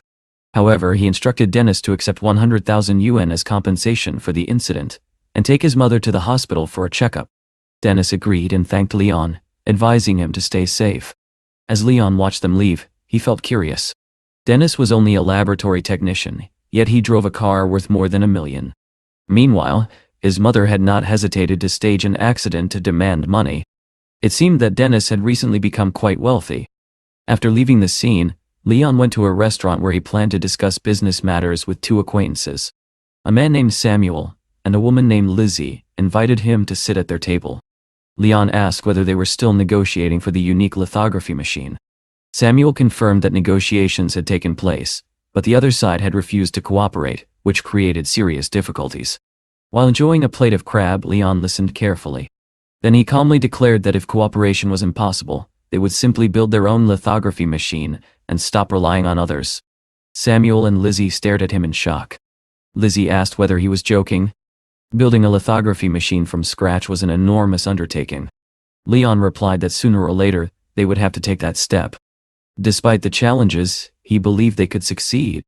Inspired by his confidence, Lizzie admitted that the idea was impressive. Leon then added that he planned to change the broker as well.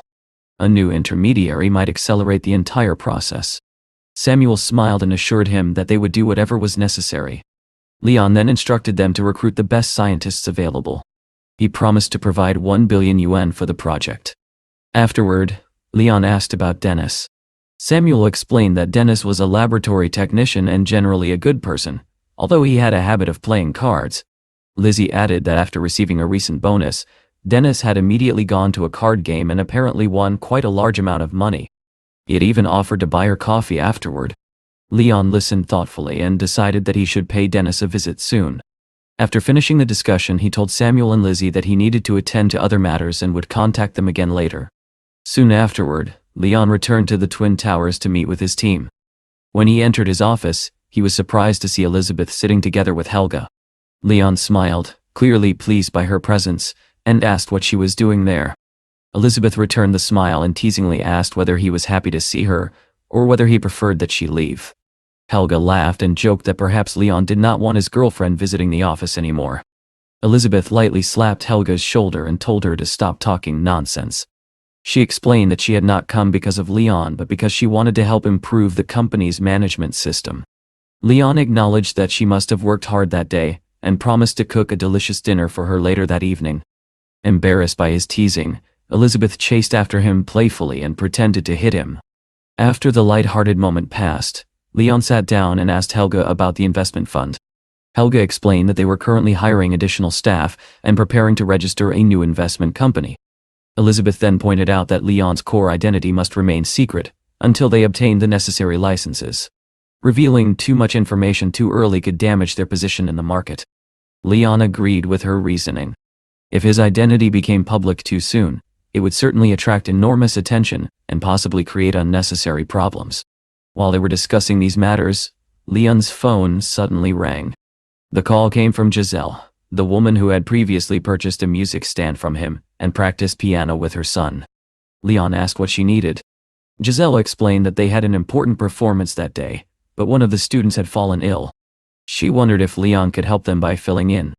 The event was being held at the John High Drama Academy. At the academy, the most beautiful student Wanda was discussing the situation with Giselle. Wanda was worried that if Joy could not perform, the entire event might fail. Giselle reassured her that she had already found someone who could temporarily pose as a student from their academy. Wanda remained nervous and warned that it was a risky decision. The substitute might ruin the performance. Giselle simply smiled and reminded her that talented people could be found anywhere. Soon afterward, Wanda left for the theater to prepare and asked Giselle to bring the substitute performer as quickly as possible. Just then, another woman approached Giselle. She remarked sarcastically that she was not surprised Giselle had become a professor so quickly, suggesting she must have used some unusual methods. The woman introduced herself as Stella Beatrice. She mocked Giselle for bringing a courier from the street to act as a performer. Giselle ignored the insult and calmly asked why it concerned her at all. Stella responded that she was merely passing by and casually mentioned that her husband had recently bought a new Land Rover, offering Giselle a ride. At that moment, however, a luxurious car pulled up behind them. Leon lowered the window and called out to Giselle, asking her to get into the car. Giselle immediately turned to Stella and said she had no interest in riding in her husband's Land Rover. Seeing Leon's elite car, Stella could not help but feel stunned. It was clearly far more impressive than her vehicle. Giselle quickly entered Leon's car and thanked him for coming to help during such a difficult moment. With a curious smile, she then asked how someone with such a luxurious car could possibly be working as a courier. She wondered whether he actually had another job besides deliveries. Leon told Giselle that he no longer worked in the delivery service. Then he asked about her son, especially whether the boy had begun taking his piano studies seriously. Giselle replied that her son had indeed started working harder. She added that students from several other countries would be participating in the event that day, so the competition would be quite intense. Leon nodded and emphasized that her son needed to approach the performance with complete seriousness. If he made a mistake during such an international event, it could bring embarrassment not only to himself but also to their country. Meanwhile, the hall was filled with contestants practicing their instruments and preparing for the competition. Giselle asked Leon to tune the piano for the moment, because she needed to deal with several other matters. Not far away, a man named Jordan approached Wanda and asked what was happening. He wanted to know whether Joy would be participating in the performance that day. Wanda explained that Joy had fallen ill and was currently in the hospital, so Giselle had invited a courier she knew to take his place. Wanda was clearly worried. She said that if Leon could not keep up with the rhythm, it would disrupt her own tempo and ruin her entire performance. Hearing this, Jordan wondered aloud whether Giselle was deliberately trying to sabotage the event. He even suggested that Wanda might be better off performing alone. After that, Jordan walked over to Leon and told him he should leave before it was too late. Leon looked at him in confusion and asked why he should leave. Jordan replied by questioning whether Leon truly believed he was qualified to perform there. Compared with Wanda, he said, Leon had no experience and could easily ruin everything. Leon noticed Wanda standing behind Jordan, and calmly, he replied that he did not know what level Wanda had reached, but he was confident in his own ability. He suggested that Jordan should worry about Wanda instead. Hearing this, Wanda's expression darkened with anger. She stepped forward and demanded to know whether Leon had just insulted her. She asked if he really believed he could match her skills and challenged him to a competition to settle the matter. Leon sighed and said that such a competition would be a waste of time. Wanda became even more irritated and accused him of being afraid. Hearing that accusation, Leon slowly stood up and said that he had only been concerned about damaging her confidence. However, since she insisted, he was willing to compete. He simply warned her not to blame him if she lost. Jordan immediately mocked Leon, pointing out that Wanda had been playing the piano since she was 5 years old, while Leon probably had not even known what a piano was at that age. Ignoring the remark, Wanda walked to the piano and sat down. In her mind, she remained confident. She believed there was no way she could lose to him. Turning slightly, she asked Leon if he was ready.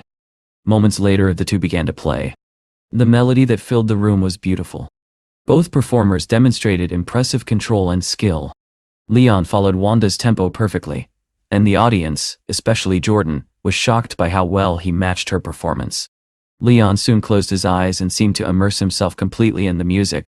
Then something unexpected happened. His phone suddenly rang.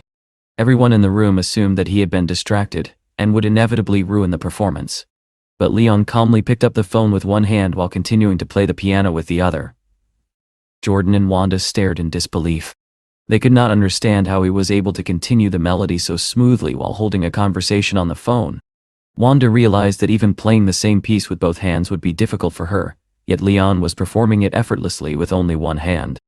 The audience watched in amazement as the melody continued flawlessly. Finally, Leon completed the piece. He placed the final note and turned toward Wanda, calmly telling her that he had finished. Wanda stared at him in shock and asked whether he was truly the courier everyone had been talking about. Jordan immediately rushed forward. Now realizing Leon's incredible ability, he bowed respectfully and apologized for his earlier attitude, admitting that someone with such skill deserved respect. At that moment, Professor Giselle approached them. She announced that the competition was about to begin and asked Leon whether everything was ready. The students around them became excited when they saw Professor Giselle. Many whispered that she looked especially elegant that day, and that her new dress suited her perfectly. Wanda then spoke honestly to Giselle. She admitted that Leon was an extremely skilled pianist, and confessed that she was worried she might not be able to keep up with him if they performed together. Giselle looked at her with surprise. She had never seen Wanda so nervous before a competition and asked what had happened to her confidence. Wanda lowered her head slightly and admitted the truth. She explained that she had just competed in a piano duel with Leon and had lost. His melody, she said honestly, had been extraordinary. Hearing this, Giselle gently reminded her that talent always meets another talent somewhere in the world, and that no one could assume they were the best forever. Nearby, Stella had overheard the entire conversation. Realizing that Leon possessed real skill, she quietly began thinking of another way to undermine Giselle. Soon afterward, she stepped forward and ordered the students to prepare themselves to go on stage. Then she called out to Leon and asked if she could speak with him for a moment. Stella approached him with a friendly smile and introduced herself as one of Giselle's colleagues. She said she was very pleased to meet him, and then explained that one of the cellists had suddenly encountered a problem and could not perform. She asked whether Leon could replace that student. Leon frowned slightly and asked what would happen to the piano if he moved to the cello. Stella immediately replied that Wanda could handle the piano alone, and that the cello part was extremely important to the performance. After saying this, Stella walked away with a quiet sense of satisfaction. In her mind, she believed that even though Leon played the piano well, it did not necessarily mean he could play the cello. If he failed, Giselle would be embarrassed in front of everyone. Before long, the competition began. The hall filled with anticipation as the orchestra members took their places. Wanda walked confidently onto the stage, sat down at the piano, and began playing the opening melody. Giselle stood ready to conduct the orchestra, but suddenly she noticed something strange. Leon was sitting beside Jordan instead of standing on the stage. Confused, Giselle wondered why the most capable performer was not in his position. Jordan also looked puzzled and asked Leon why he was sitting with the cello instead of performing beside Wanda. Leon calmly explained that Stella had told him one of the cellists could not attend, and that he had been asked to take the place. Jordan immediately shook his head and said that made no sense. All the cellists were present, and the orchestra only required one pianist. Adding another pianist would have disrupted the harmony. At that moment, Leon realized that Stella had deliberately set him up just before the competition. Meanwhile, Giselle quickly considered how to fix the situation before the orchestra began playing. Just then, the announcer's voice echoed through the hall, inviting the audience to enjoy the upcoming performance by the Academy Orchestra. There was no longer time to rearrange the performers. Then Leon quietly lifted the cello and began to play. The rich sound of the instrument filled the hall. His performance was so smooth and controlled that the entire audience immediately became captivated. Leon closed his eyes as he played, allowing the melody to flow naturally. Everything sounded perfect. A faint smile appeared on his face. Many people had expected him to fail, yet once again he proved them wrong. Jordan felt relieved and impressed, thinking that Leon had not been shaken by the pressure at all. Wanda also closed her eyes as she continued playing the piano with great precision, matching the orchestra beautifully. Giselle conducted the orchestra with pride, delighted by how well the performance was unfolding. The audience remained silent, fully absorbed in the music. Among the spectators was Alice, the CEO of Boyan Media. She was so impressed by Leon's skill that she asked her assistant Patrick to record the performance. Patrick looked closely at Leon and suddenly felt that the man seemed strangely familiar. The orchestra completed the piece to enthusiastic applause. Giselle thanked the audience for listening to their performance. Afterward, Jordan rushed over to Leon and praised him enthusiastically. He said Leon's performance had been incredible, and that he had not only mastered the piano but the cello as well. Overwhelmed with admiration, Jordan even hugged him, saying he had made a powerful impression on everyone present. Leon then approached Giselle and quietly told her something important. He explained that Stella had intentionally placed him in the cellist's position before disappearing. Giselle was surprised to hear this, and promised that she would deal with the situation. Later, as Leon walked through the academy corridor, someone called out his name. It was Alice. She approached him and confidently said that if he joined her company, she would pay him $200,000 per month. Leon looked at her with surprise and asked whether she was openly flirting with him. Alice frowned slightly and told him not to misunderstand. She explained that she was responsible for managing the interns at her company. Leon calmly replied that $200,000 would not even cover the cost of maintaining his car. He suggested she should leave and stop embarrassing herself. Alice was furious at his response, and demanded to know how he dared to speak to her that way. At that moment, Patrick, who had overheard everything, suddenly recognized Leon's voice. He quickly advised Alice to calm down and warned her not to provoke Leon. Alice could not understand why Patrick seemed so frightened of what appeared to be an ordinary student. Patrick quietly explained that the last time he had seen Leon, the man had more than $1.5 billion in his bank account. Angering someone like him could easily bring serious trouble to their company. Realizing that Patrick might be right, Alice finally backed down. Leon told her calmly that she should not chase after every handsome man she met, and that she should think more carefully before acting. Feeling embarrassed, Alice apologized and admitted that she had behaved impulsively. Later, Leon met Helga and Sean at a restaurant to discuss business matters. Helga reported that Cisco had already begun the funding process, and that everything was progressing smoothly. However, Sean had discovered that Cisco was secretly contacting other research centers and searching for additional manufacturers. Leon listened quietly and said he would personally handle the situation. He suggested that they play a small game with Cisco. He then called Elizabeth and asked whether she would be interested in a business opportunity. Leon asked how much working capital the Choyang company currently had. Elizabeth replied that it was around $50 million. Leon told her he would give her $100 million and asked her to invest it in Cisco. Elizabeth was shocked and asked why he wanted to invest such a large amount in that company. Leon simply told her not to ask too many questions, and instructed her to wait for him at home so he could transfer the money. Elizabeth agreed without hesitation, saying she trusted him completely. After the call ended, Helga asked Leon why he would invest only a limited amount if he truly wanted to secure Cisco's future. Leon explained that he wanted Cisco to believe that other industries were interested in their products. Sean added that Leon's plan was to create the illusion of strong market demand, even with a relatively small investment. Helga laughed as she finally understood the strategy. The more successful Cisco believed it was becoming, the harder its eventual fall would be. Just then, Leon received another phone call. This time it was Lucretia. Her voice was trembling. She said something terrible had happened to her parents. Leon immediately told her to calm down and assured her that he would arrive at the cafe right away. Without wasting a second, he jumped into his car and rushed there. When he reached the noodle shop, he saw that the place was in complete disarray. Tables were overturned, and everything looked as if a violent fight had taken place. Lucretia sat on a chair crying uncontrollably. Leon gently told her to stop crying and asked what had happened. He also asked where everyone else was. Lucretia explained that an ambulance had taken her parents to the hospital. She was waiting for the police so she could file a report. Leon asked her to explain everything clearly. She told him that a new bar had opened across the street.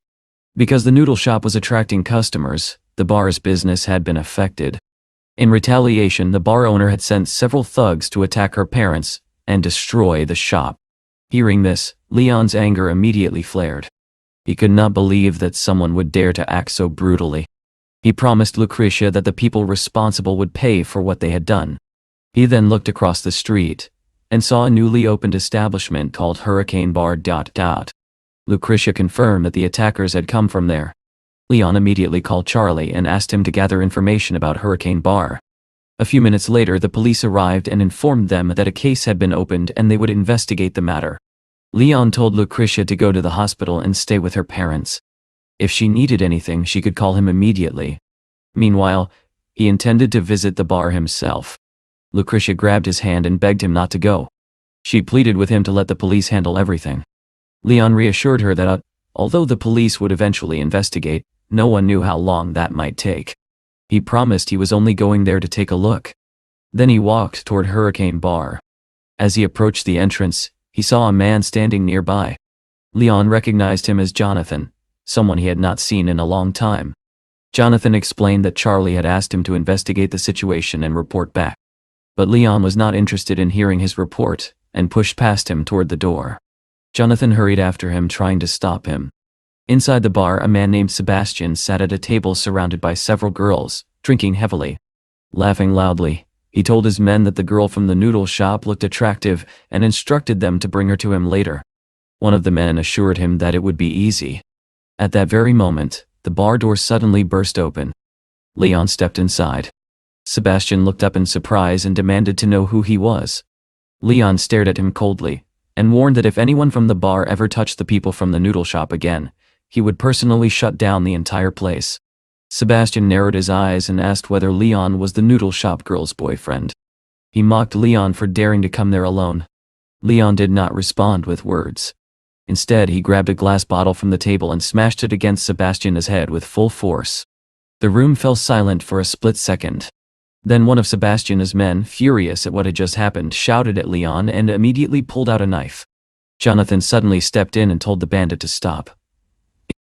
He explained that Leon was Charlie's friend, and warned that Charlie would never forgive them if anything happened to him. However, the bandit showed no embarrassment at all. Instead, he sneered and asked whether Jonathan truly believed they would be afraid of someone like Charlie. Without another word, the bandit rushed toward Leon with a knife. But Leon reacted instantly. He grabbed the attacker's wrist before the blade could reach him. The bandit screamed in pain and begged Leon to release him. Leon showed no mercy.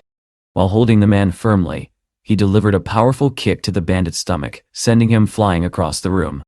Seeing their leader humiliated, Sebastian's men immediately charged at the protagonist, eager to take revenge. But Sebastian quickly stopped them. He ordered them to forget about Leon, and instead focus on finding the person responsible for causing the chaos inside the bar. At that exact moment, a man entered the bar and ordered everyone to stop. His voice was calm but filled with authority as he demanded to know who had dared to lay hands on his friend. Sebastian froze in shock when he recognized the newcomer. The man standing at the entrance was none other than Charlie himself. Sebastian's heart raced as he wondered how Leon could possibly know someone like Charlie. Charlie stared at him coldly and asked why Sebastian was looking at him in such a strange way.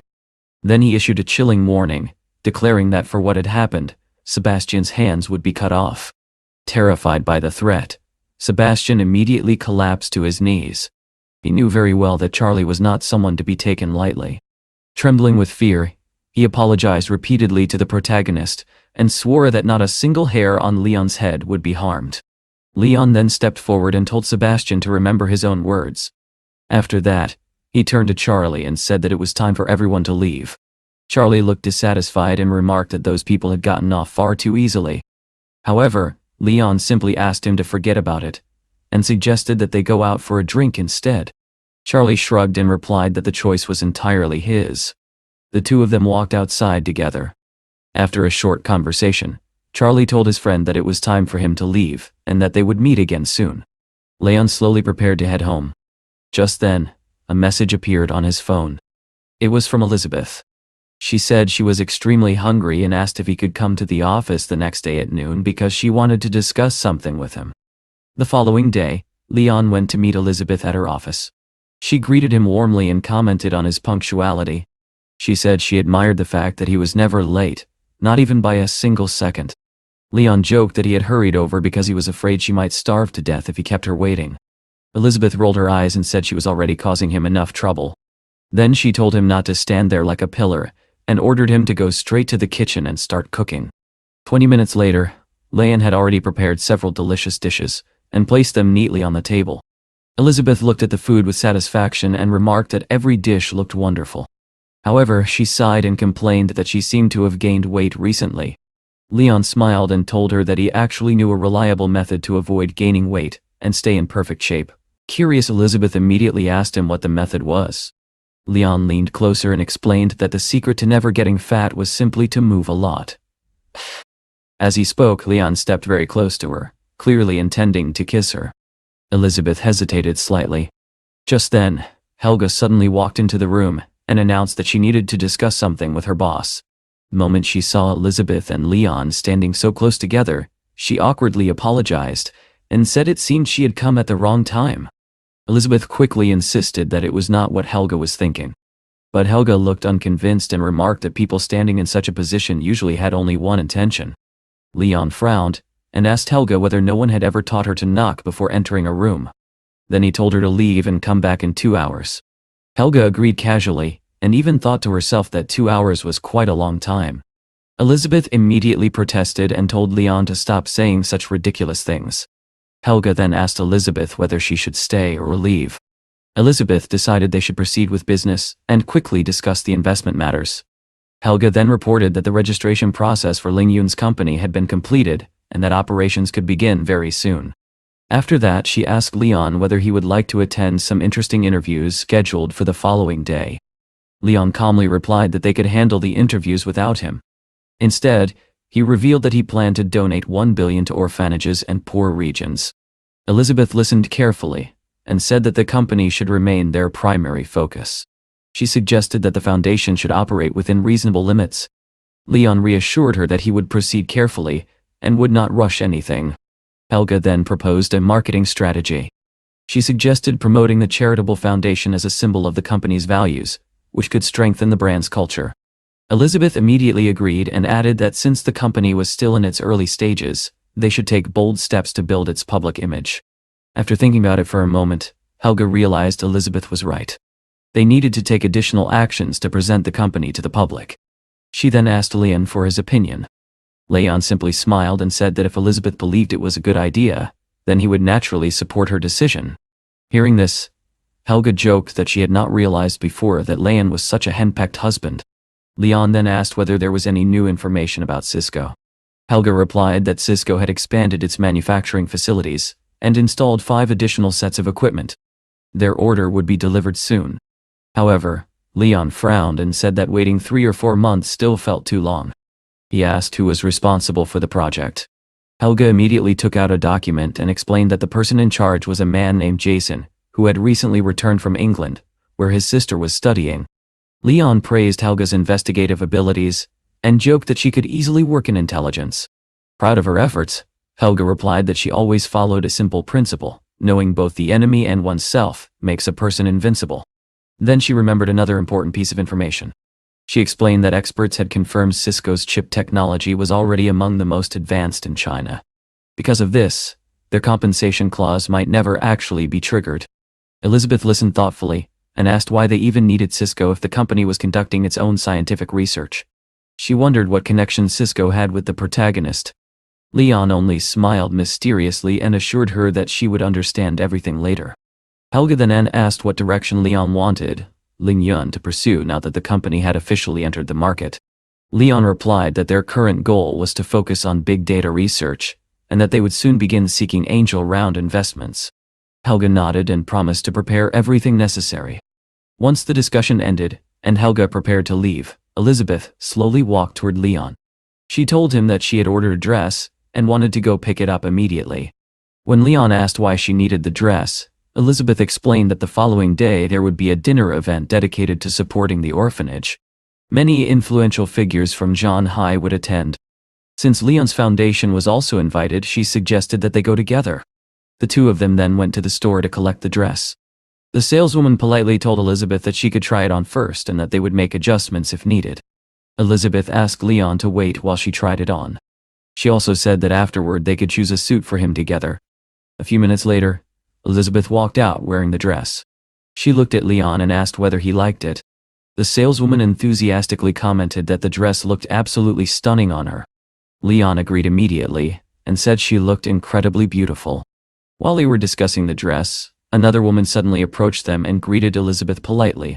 She admired the dress and asked whether Elizabeth would be willing to sell it to her. The woman even offered to pay 20% more than the original price. Elizabeth was confused by the strange offer. Leon, however, frowned and asked the woman where she found the courage to make such a ridiculous proposal. He then told the saleswoman to pack the dress immediately. Realizing she would not be able to buy it, the woman left the store and walked toward a van outside where another girl was waiting. After getting into the vehicle, the girl asked what had happened. The woman explained that she had found a dress that would have suited her perfectly, but the owners refused to sell it. The girl beside her turned out to be the famous superstar Lorelai. She calmly reassured her friend and said there was no need to worry, because she had never needed a dress to impress anyone. After finishing their shopping, Elizabeth and Leon returned to his house to prepare for the evening event. Elizabeth put on a pair of new earrings and happily admired herself in the mirror. She told Leon that the earrings matched the dress perfectly. Leon quietly approached her from behind, wrapped his arms around her waist, and said that he was actually the best match for the dress. Surprised by his sudden closeness, Elizabeth asked him what he was doing. Ignoring her protest, Leon gently began kissing her shoulders. Elizabeth soon realized that resisting him was pointless, and she eventually kissed him back. Both of them decided that a little fun would not interfere with their plans. The next day, the Yunlong Hotel was filled with guests attending the charity dinner. Soon people noticed that Lorelai had arrived. Many whispered that she looked even more beautiful in person than she did on television. Her appearance immediately attracted everyone's attention, and the crowd began taking pictures of the famous superstar. Lorelai posed confidently in front of the photographers, maintaining a dazzling smile for the cameras. Yet in her mind she quietly mocked the crowd, thinking about how pathetic these people were as they rushed to capture every image of her. At that moment, her assistant hurried over and reminded her to move quickly, explaining that Charlie had already arrived and had even come earlier than expected. Lorelai immediately realized that she could not afford to waste any more time. She needed everything to go perfectly tonight. Meanwhile, Leon arrived at the hotel together with Elizabeth. As he drove into the parking area, he noticed that many important guests had already gathered outside the venue. After parking his luxury car, the two of them stepped out. Leon glanced toward the entrance and noticed the red carpet stretching across the front of the hotel. Slightly puzzled, he asked Elizabeth why a charity dinner needed a red carpet, saying that it looked more like a fashion runway than a charitable event. Elizabeth smiled and explained that the format of charity events had changed over the years. Many organizers now use glamour and publicity to attract attention and raise more donations. She then asked Leon whether he would like to walk the red carpet beside her. However, Leon shook his head and suggested that she go first while he entered quietly through the parking area and met her inside the hotel. Elizabeth found the idea amusing and agreed with a smile. A few moments later, Elizabeth stepped out of the car and appeared before the crowd wearing her new dress. The photographers immediately fell silent in shock when they saw her. For a brief moment, they seemed unable to react. Then Elizabeth slowly began walking down the red carpet, and suddenly the flashing lights of countless cameras filled the entrance.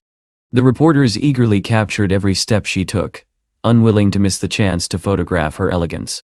Not far away, Lorelai noticed the sudden excitement among the photographers. Her expression immediately darkened. Irritated, she demanded to know who that woman was and why the reporters were focusing on her instead of a famous star. Her assistant explained that the woman was an internet celebrity, and that she was also the same person who had bought the dress Lorelai had wanted earlier in the store. Hearing this, Lorelai let out a cold smile. In her opinion, Elizabeth did not belong on such a prestigious red carpet. Meanwhile, Elizabeth continued walking forward, while feeling somewhat uncomfortable under the intense attention of the media. Lorelei's assistant observed her movements and remarked that Elizabeth's walking posture looked a little awkward. Lorelei scoffed and said she could not believe that Elizabeth had somehow become the brightest star at the event. In her view, the dress would look far better on herself. She quietly decided that she would humiliate Elizabeth later if the opportunity appeared. Her assistant offered to go over immediately and stop Elizabeth. However, Lorelei told her to wait, saying they would confront her together. Just as Elizabeth was about to step inside the hotel, Lorelei suddenly appeared behind her and demanded that she stop. Turning toward the security guards, Lorelei angrily asked what they were doing and who had allowed such a minor internet celebrity to walk the red carpet. One of the guards calmly approached her and explained that the woman possessed a valid invitation letter. Lorelei immediately objected and demanded to know what invitation he was referring to. She complained that Elizabeth was ruining the footage and lowering the level of the entire event. Then she declared that if Elizabeth was not removed immediately, she herself would leave. The guards exchanged uncertain looks, unsure how to respond. After a moment, they politely asked Lorelei to come with them. Lorelei stared at them in disbelief and demanded an explanation. The guard calmly replied that since she had said she would leave if Elizabeth stayed, they were simply helping her fulfill her own words. The superstar was furious. She shouted at the guard and demanded to know whether he understood who she was. She reminded him that she was a famous celebrity and that they had no right to throw her out. However, the guard remained calm and explained that Elizabeth was the director of Cao Yang Company, an invited guest of the event. Hearing this, Lorelei was completely stunned. She asked the guard to repeat what he had just said. Meanwhile, another staff member approached Elizabeth and apologized for the disturbance, admitting that there had been a misunderstanding. Realizing that Leon was also present at the event, Lorelei quickly changed her attitude. She told the security guards that it had all been a misunderstanding and asked them to forget about the incident. By that time, Leon had already entered the hotel atrium. Just then, Charlie approached him with a playful smile and complimented his appearance, joking that Leon looked like a true Casanova in his elegant suit. Leon replied calmly that only Charlie deserved such a title. Charlie laughed and began boasting about how he had just met a beautiful married woman with both a stunning face and figure. He even offered to give Leon her room number if he was interested. Leon firmly refused and told Charlie he had no interest in such things. He explained that brief infatuations might bring temporary pleasure, but they could never compare with genuine love. Charlie found his answer quite interesting. He then mentioned that Joshua was also present at the event and said he planned to greet several other guests. Leon was about to leave when a gentle female voice suddenly called his name. Turning around, he was pleasantly surprised to see Professor Giselle standing behind him. He greeted her warmly and admitted that he had not expected to meet her there. Giselle explained that she was a professor at the academy and also served as the vice president of the Yanghai Culture and Sports Association. She then added that her husband was also attending the event, so she could not stay and chat for long. After saying this, she politely excused herself and walked away.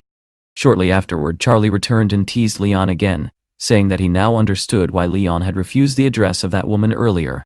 He joked that Leon probably knew the vice president of the Culture and Sports Association very well.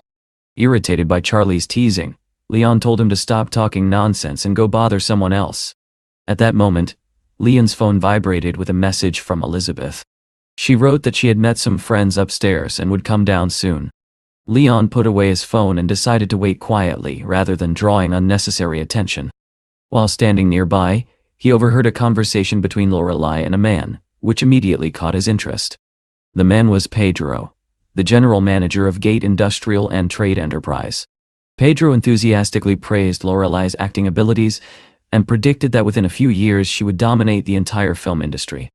Lorelei modestly replied that he was too kind and that she was still new to the industry. At that moment, her assistant suddenly noticed a familiar face in the crowd. Surprised, she whispered that she recognized the driver from earlier. It was the same man who had argued with her in the store about the dress. Lorelei looked in that direction and decided to approach him. Since she could not take revenge on Elizabeth at the moment, she believed she could at least vent her frustration on him. She walked toward Leon and deliberately pretended to trip. As she fell forward, she attempted to spill her wine onto him. However, Leon immediately realized what she was trying to do. At the last moment, he stepped aside. Lorelei lost her balance and crashed heavily onto the floor. Her plan had completely failed, leaving her embarrassed and furious. Pedro quickly rushed over and helped her up, asking whether she was injured. Then, he turned toward Leon and angrily demanded to know why he had not helped her when he saw her falling. Leon calmly replied that he owed her nothing. Still furious, Lorelei pointed at Leon and falsely accused him of deliberately tripping her. Leon dismissed the accusation and sarcastically told her that she should go seek help from the many men she had slept with. Her anger exploded at his words. She demanded to know how he dared to insult her so openly. Pedro immediately stepped forward and ordered Leon to apologize to Lady Lorelei. He warned that if Leon refused, he would suffer the consequences. Pedro even boasted that his father was a respected figure in Shanghai and could easily make Leon pay for his actions. At that very moment, Charlie appeared in the hall and asked what was going on. Lorelei instantly brightened when she saw him and eagerly asked whether he remembered her. Pedro quickly explained that Leon had tripped Miss Lorelei and insulted her in front of everyone. However, Lorelei quickly changed her tone and said that she had not been injured. She politely thanked Charlie for his concern. Charlie slowly approached her and looked at her with an amused expression. Then he asked whether she truly believed that someone like Leon would even bother paying attention to her. He declared that Leon had never tripped her, and warned that Leon was his friend. If she dared to slander him again, she would find it impossible to live peacefully in the city. Both Lorelei and Pedro were stunned by Charlie's words. Realizing their mistake, they hurried over to Leon and apologized repeatedly before quickly leaving in embarrassment. Charlie then suggested that Leon step outside for some fresh air. He said they could return once the dinner officially began. Leon agreed, admitting that he could use a moment of peace and quiet. Outside the hotel, a group of women were chatting together. Among them stood Elizabeth, smiling happily as she reunited with old friends. Charlie and Leon stepped outside, and Charlie jokingly encouraged Leon to go enjoy himself. Just as Leon was about to walk toward Elizabeth, another man suddenly approached ahead of him. The man asked his assistant whether the gift for Elizabeth had been prepared. He then revealed a ring and a bouquet of flowers, confident that his carefully planned confession would go perfectly. This man was Carson, the founder of the Hong Foundation. Carson quietly instructed his subordinate to politely clear the surrounding area without causing trouble. He told him to offer money to anyone nearby and ask them to leave. At the same time, he warned his subordinate not to mention anything about his violent tendencies to Elizabeth. The man followed his instructions and approached the small group, offering money to anyone willing to step away. When he reached Leon, he explained that Carson wanted to confess his feelings to Elizabeth and asked whether Leon would leave for a payment. Leon smiled slightly and asked how much they were offering. The man handed him some cash and hoped the amount would be enough. Leon looked at the money and asked whether the man was joking. He wondered whether they truly believed that people attending such an event would leave for only 5,000. Understanding the hint, the man quickly increased the offer to 20,000 and said Leon would only need to step away for 10 minutes. However, Leon calmly replied that he would consider leaving only if they paid him 100,000. Just then, Carson himself approached and told Leon that he should understand his own worth. Leon responded that 100,000 was a small price and asked whether Carson really felt unwilling to spend that amount for a woman he claimed to love. After thinking for a moment, Carson nodded and agreed. He handed Leon a check for 100,000. Leon accepted the check with a smile. Then he walked directly toward Elizabeth, placed an arm around her waist, and pulled her gently toward him. As he wished Carson good luck with his confession, he casually remarked that he had not even noticed when Elizabeth came downstairs. Elizabeth laughed softly and explained that she had been chatting with her friends since they had not seen each other for a long time. Elizabeth and her friends continued chatting happily for a while, completely losing track of time. Eventually, one of her friends noticed Leon waiting nearby and jokingly pointed out that a handsome man had come with her. She reminded Elizabeth that the dinner would begin soon and suggested they continue their conversation another time. Elizabeth agreed with a smile and said that she and her boyfriend should go now. She said goodbye to her friends and left together with Leon. As the two of them walked away side by side, several people nearby looked at them in surprise. Not far away, Carson stood frozen with his mouth slightly open. His friend stared in disbelief and asked whether that man had just taken Elizabeth away. At that moment, Carson finally understood what had happened. He angrily explained that Leon had tricked them and shamelessly deceived them right in front of everyone. His assistant nervously asked what they should do now. Carson sneered and replied that Leon was nothing more than a gigolo with a handsome face. He promised that next time he would find a way to deal with him. After a short while, the dinner was ready to begin. All the guests entered the main hall and took their seats while waiting for the event to start. Soon, the host stepped onto the stage and thanked everyone for attending. With a warm smile, he announced that the charity banquet had officially begun. Music immediately filled the hall and couples began to dance on the stage. Leon looked surprised and quietly asked Elizabeth why people were dancing when the dinner had just started. Elizabeth laughed and explained that the banquet was only a name for the event. According to the program, a charity auction would take place after the dance. All the money raised from the auction would be donated to the Hope Project. Then she invited Leon to dance with her. Soon the two of them joined the others on the floor. Leon turned out to be an excellent dancer, performing smooth and complicated steps with confidence. Elizabeth watched him with admiration and asked where he had learned to dance so well. In the distance, Carson watched them with a dark expression. He muttered under his breath that Leon was nothing but a gigolo pretending to be impressive. At that moment, Leon's phone suddenly rang. It was Lincoln. Leon answered the call and jokingly asked how Lincoln had found time to contact him. Lincoln explained that he had been hospitalized with appendicitis. He sounded worried as he asked Leon to help him teach his class the next day. Otherwise, he feared the dean might fire him. Leon calmly agreed and assured Lincoln that he would handle the lesson. He asked Lincoln to send him the time, place, and details of the class in advance. The next day, Leon arrived at the university to help his friend. The students at the swimming pool welcomed him enthusiastically and thanked him for coming as a substitute teacher. Leon smiled and told the girls that he could see they were all in a good mood, but asked them to calm down and prepare for the lesson. Soon the class began. The students started swimming while chatting with one another and discussing their plans for the future. Suddenly, a man already in the pool approached his friend George and asked whether he planned to attend the Chinese language lesson later. George confidently brushed his hair back and replied that he would skip the lesson because a beautiful girl would soon arrive, and he was waiting for her. His friend looked surprised and asked whether George had found another new girlfriend. Just then, the door opened, and someone entered the pool area to begin the class. It was Leon. He immediately noticed that several people were already swimming in the pool. Confused, Leon wondered what was happening because the rules clearly stated that outsiders were not allowed to use the pool during class hours. Leon became irritated and asked the students what they were doing there. One girl standing behind him explained that they were foreign students and believed they had the right to enter and leave the pool whenever they wanted. George greeted Leon arrogantly and said that he and his friends were happy to see him. Then he introduced himself to a girl named Veronica. He explained that he was an international student studying Chinese language and literature, and asked whether she would like to become friends with him. Veronica was frightened by George's behavior. She quickly grabbed Leon's arm and hid behind him. Leon calmly told the group that according to university regulations, they were not allowed to enter the pool without permission. They had clearly violated the rules. George burst into laughter and asked Leon whether he was new. He claimed that they were foreign students who could not live without water. Turning again toward Veronica, he said that she seemed shy, but would surely want to be with him once she got to know him better. The girl began crying and said that she did not like foreigners. She asked George to stay away from her.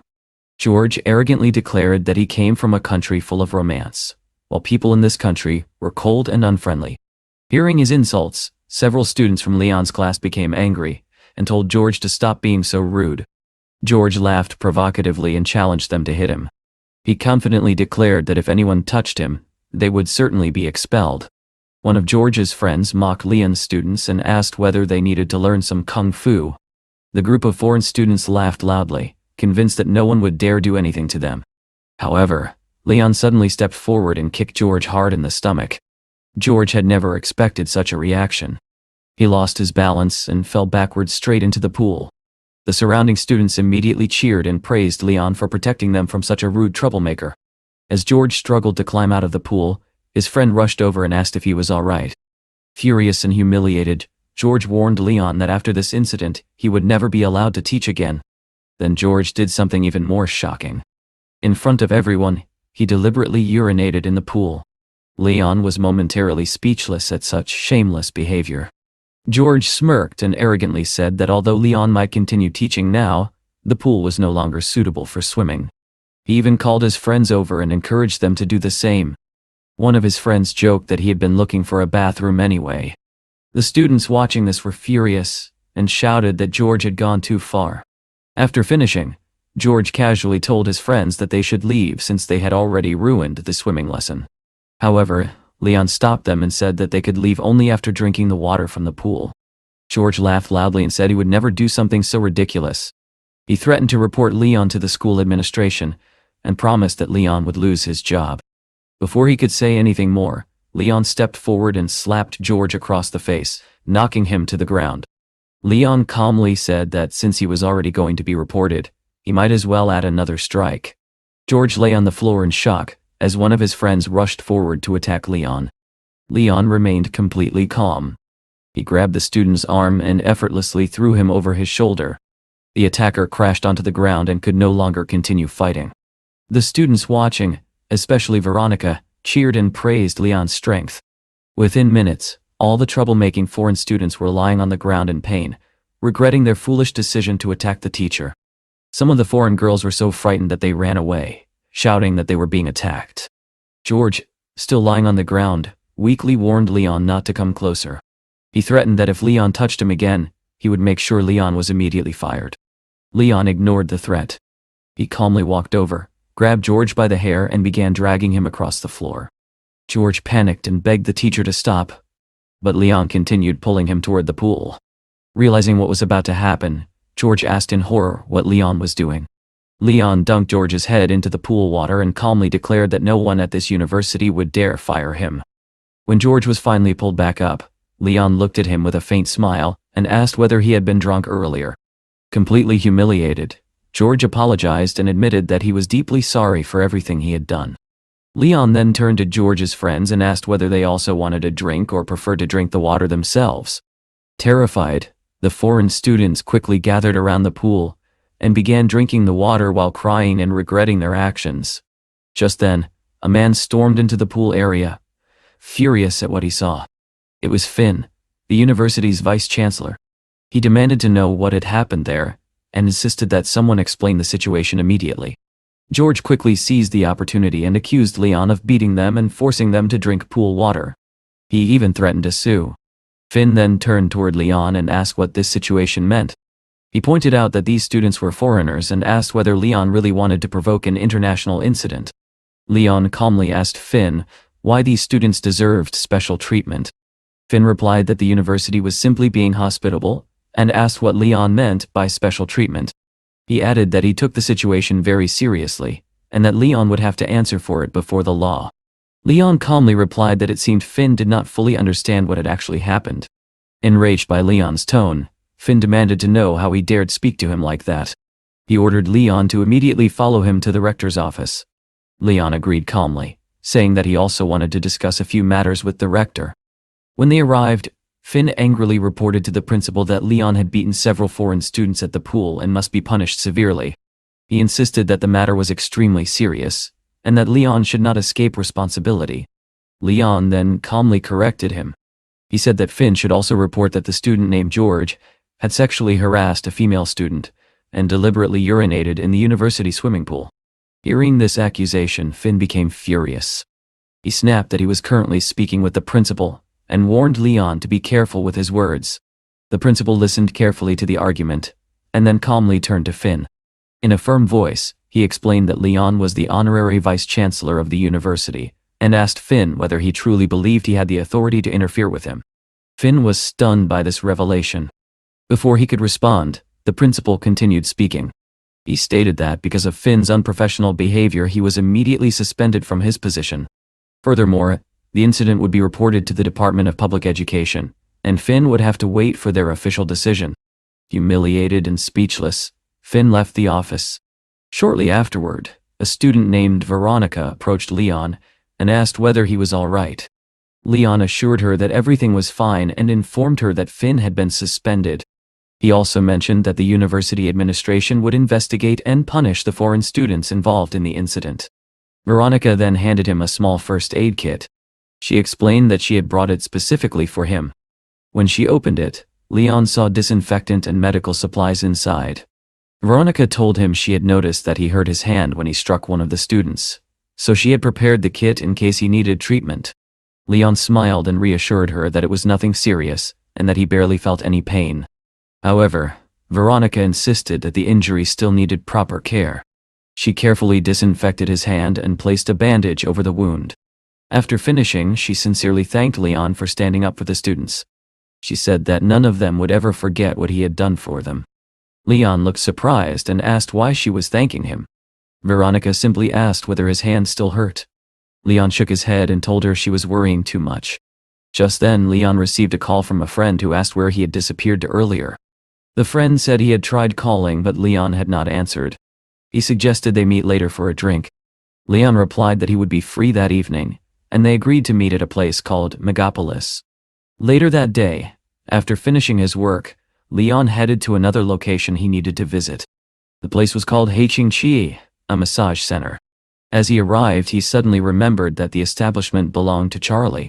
Charlie had once promised to issue him a membership card, but Leon had completely forgotten about it. A receptionist greeted him politely and asked whether he had come alone. Leon confirmed that he had and said he wanted to get a membership card. The woman asked which card he preferred. She offered options priced at 100 or 1,000. After thinking for a moment, Leon replied that he wanted the Imperial Comprehensive Service card. The receptionist explained that the Imperial card was the most luxurious option they offered, and that it cost nearly 19,000. Leon did not hesitate and immediately asked her to issue 2 of them. The woman froze in surprise. She wondered whether Leon was a friend of Charlie, because only someone extremely generous would purchase 2 Imperial cards without hesitation. Just then, an acquaintance recognized Leon and happily invited him to join them in a private room. Inside the room, Charlie was already sitting with several friends while discussing business matters. When Leon entered, Charlie greeted him warmly and introduced him to the others. He pointed to one of the men and said that his name was Luke, whose family owned Shinhua Airlines. Then he introduced another friend named Harold, whose family owned London Machinery, a company known for producing slings and heavy equipment. Leon shook hands with each of them and said he was pleased to meet them. They all sat down together and began drinking. Charlie then asked Leon what new things had happened in his life recently. Leon took the membership cards out of his pocket and handed them to Charlie, explaining that he had designed them exactly as Charlie had requested. Charlie laughed and told him he was the best. Just then, a girl entered the room carrying wine and a plate of fruit for the guests. However, when she saw Leon sitting there, she froze in shock and asked what he was doing there. Charlie noticed the strange reaction and asked Leon whether the girl was one of his students. Leon explained that she was a student from the pedagogical university and had just finished her classes. When Leon looked at the girl again, his expression became serious. The girl lowered her head and quietly said that she would explain everything to him later. Charlie, however, casually invited the girl to sit with them and have a drink. He reassured her that no one would hurt her and that she could drink as much as she liked. The student nervously apologized and admitted that she did not know how to drink alcohol. Suddenly, Leon kicked the table loudly. He scolded her and said that if she could not even drink, she should not be working in such a place. If she refused to drink, she should simply leave. The frightened student begged Leon not to tell anyone about her job there. She then hesitantly asked whether she could earn 1,000 yuan for drinking. Charlie did not hesitate. He immediately placed the money on the table and told her she could drink as much as she wanted. The girl sat down on the floor and looked at the strong alcohol on the table. Realizing that she could earn money simply by drinking, she reluctantly picked up a glass and forced herself to swallow it. Leon watched silently as she struggled to finish the drink. Her body was clearly not used to alcohol. Despite feeling uncomfortable, she picked up a second glass and forced herself to drink again. Charlie glanced at Leon, noticing that he was silently watching the girl do something she clearly disliked. After finishing the second glass, the girl suddenly felt nauseous and vomited. Charlie immediately stood up and walked toward her. He handed her the money he had promised and told her that he was giving her 20,000 for the 2 drinks. He then told her she could leave. However, the girl insisted that she could drink more and begged him not to send her away. Charlie shook his head and told her that since she had already vomited, she should leave and rest. The girl looked toward Leon, but he remained seated silently, watching her with a serious expression. She took the money from Charlie and slowly walked out of the room. After she left, Leon asked Charlie to send someone to follow her and make sure she was safe. Charlie agreed and instructed Jonathan to follow the student outside. Curious, Charlie then asked Leon why he was worried about the girl when he had seemed so angry with her earlier. Another girl standing nearby commented that Leon probably believed female students should not be working in places like this. Charlie shrugged and said that the student was no longer a child. She had the right to make her own decisions. Then he told Leon to stop frowning and start drinking. Leon nodded and picked up a glass. However, at that moment Jonathan called him and urgently reported that something was wrong outside on the street. Leon immediately realized that trouble had occurred. Charlie quickly called his men and prepared to go outside to see what had happened, but Leon stopped him and said he would handle the situation himself. Leon quickly ran outside and saw a large crowd gathered on the street. People were watching something unfold nearby. Jonathan was standing there holding the student while several men surrounded them. Leon approached and asked Jonathan what had happened. Jonathan explained that while leaving the building he had encountered a group of men who were trying to take the student, Vivian, away by force. Leon looked at the group and calmly asked whether they were really trying to kidnap the girl. One of the men mocked him and asked whether Leon truly intended to defend her, claiming she was not worth such attention. Leon calmly asked why they wanted the girl. The man replied that she was extremely popular and the most attractive woman in the area, so they wanted her to accompany them. He also mentioned that their boss, Sam, the owner of Hurricane Bar, was currently waiting in their room. Leon nodded and said he understood. The man was surprised by his calm reaction. Leon then asked the man to introduce him to Sam. He said that if Sam personally agreed, he would allow them to take the girl. The man sneered and asked whether Leon thought he was merely an errand boy. While Leon was still thinking about how to respond, Jonathan suddenly lost his patience.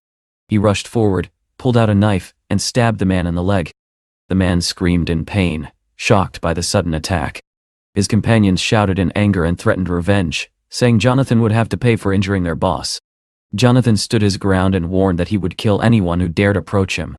The injured man quickly ordered his subordinates to call their boss Sam and tell him to come deal with the situation. A short time later, Sam arrived. The injured man expected Sam to punish Leon and Jonathan. Instead, Sam immediately apologized to Leon. Sam admitted that his subordinates had behaved like fools and asked Leon how he could correct the situation. Leon calmly told Sam to discipline his men and make sure they left immediately. After that, Leon approached the student and checked whether she was hurt. Once he confirmed she was safe, he asked Jonathan to inform Charlie that they were leaving. Soon Vivian regained her composure and apologized to Leon for causing trouble. Leon reassured her that nothing serious had happened. Seeing that she could barely stand, he helped her into his car. As they drove away, Leon noticed that she was covering her mouth with her hand. Vivian explained that she was afraid to remove her hand because she might vomit again. Leon smiled slightly and thought that she was actually a good girl, but the lifestyle she had chosen clearly did not suit her. He drove her to a place called Bandao Hotel. When they arrived, Vivian looked surprised and asked why he had brought her there. They entered the elevator together, and the girl suddenly became cautious. When they reached the floor, Leon used his card to open the door to his room and invited her inside so she could rest. Nervously, the student asked what he wanted from her. She insisted that she only wanted to go home. Leon calmly asked how she planned to return home in her current condition. He pointed out that her family would be worried if they saw her like this. At those words, Vivian suddenly began crying. She explained that no one was at home. Her mother had suffered a heart attack and was currently in the hospital, and she desperately needed money. Leon silently handed her a handkerchief. At that moment, he finally understood why she had started working at Megapolis. Vivian wiped her tears and explained that the manager had told her she was good at the job and that selling drinks was not as dangerous as she had originally feared. Leon listened quietly, as Vivian explained her situation. When she finished, he calmly asked how much her mother's operation would cost. Vivian replied that it would require a very large amount of money. She explained that she and her grandmother had already planned to sell their house and borrow additional funds just to cover the medical expenses. Leon then asked how much the house itself was worth. However, Vivian avoided giving a direct answer. Instead, she said she intended to take several jobs if necessary. She insisted that she did not need anything for herself. All she cared about was earning enough money to save her mother. After hearing this, Leon called the manager and asked him to bring $500,000 in cash. A few minutes later, the manager returned carrying a suitcase filled with money. Leon calmly checked the contents to ensure everything was correct. Then he turned toward Vivian and told her to take the money. He explained that the most important thing right now was her mother's treatment, and she should focus only on that. Vivian could hardly believe what she was seeing. Overwhelmed with gratitude, she repeatedly thanked Leon for helping her so quickly. She said she did not know how she could ever repay such kindness. In her desperation, she began lifting her skirt, saying that this was the only way she could repay him. Leon immediately stopped her and told her not to think about repayment. He only wanted her to concentrate on helping her mother recover. However, Vivian stubbornly insisted that she did not want to remain indebted to him. She confessed that she genuinely liked him and said she wanted him to become the first man in her life. Leon rejected the idea without hesitation. He told her he did not need gratitude and ordered her to go home. Yet, the girl refused to leave. She said that for the first time in her life, she did not know what to do. Leon's patience finally ran out. Angered by her persistence, he pushed her away and told her that he did not want to see her again. He was about to leave when Vivian suddenly grabbed his leg, begging him not to go. Leon felt irritated but could not bring himself to shout at her. Fortunately, at that moment her phone began ringing. Seeing the opportunity to change the situation, he told her to answer the call.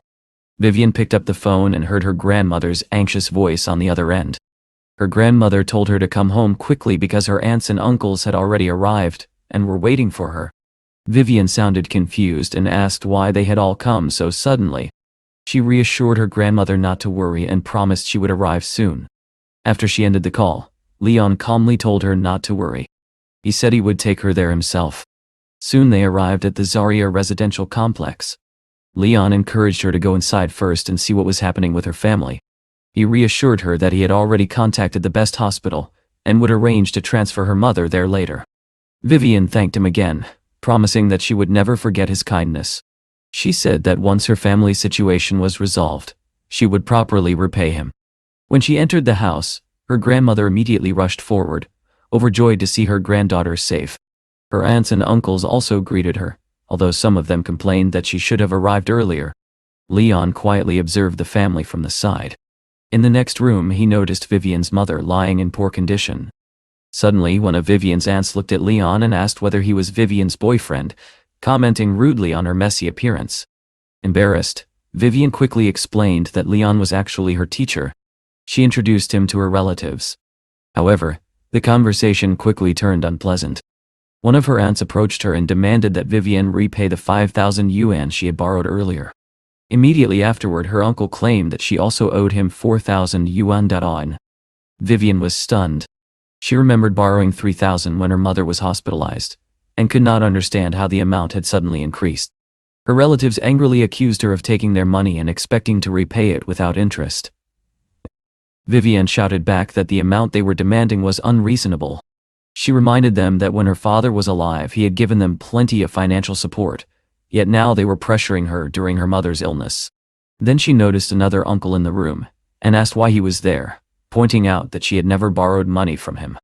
The uncle calmly explained that although she had not borrowed money from him directly, he had helped take care of her mother at the hospital. Therefore she owed him 1,000 yuan as compensation. Vivian was shocked by their behavior. She told them she would repay all the money they demanded, but only after her mother received proper treatment. At that moment, Leon stepped forward and quietly advised her to simply give them the money so they would leave her alone forever. Vivian nodded and said she would settle the debts immediately. She opened the suitcase Leon had given her, revealing stacks of large banknotes. None of the relatives expected such a sight. They stared in shock and demanded to know where she had obtained so much money. Without answering their questions, Vivian threw 10,000 yuan onto the table and told them to take it and leave. Her relatives suddenly tried to soften their tone. They claimed there was no need for her to be angry, and even suggested she keep the money for herself. However, Vivian refused to listen. She walked to the door and firmly ordered them to leave the house immediately. Although they clearly wanted more money, the relatives reluctantly took what she gave them and left. After they were gone, Vivian's grandmother approached her and asked where she had obtained such a large sum. She worried that her granddaughter might have done something wrong. Leon quickly reassured the elderly woman. He explained that he had lent the money to Vivian so she could save her mother. He added that once Vivian began working at his company in the future, she could slowly repay the debt. The grandmother was deeply relieved. She gratefully thanked Leon for his generosity and kindness. At that moment, Leon's assistant informed him that the ambulance had already arrived. Leon told Vivian to prepare herself because they were about to take her mother to the hospital. Soon they arrived at the best hospital in the city. Vivian carefully adjusted the blanket over her mother and thanked Leon again for helping her through such a difficult moment. She admitted that she had no idea how she could have solved the problem on her own. She told him he could leave now, promising that they would definitely meet again. Leon advised her to focus on taking care of her mother, Dan Romer.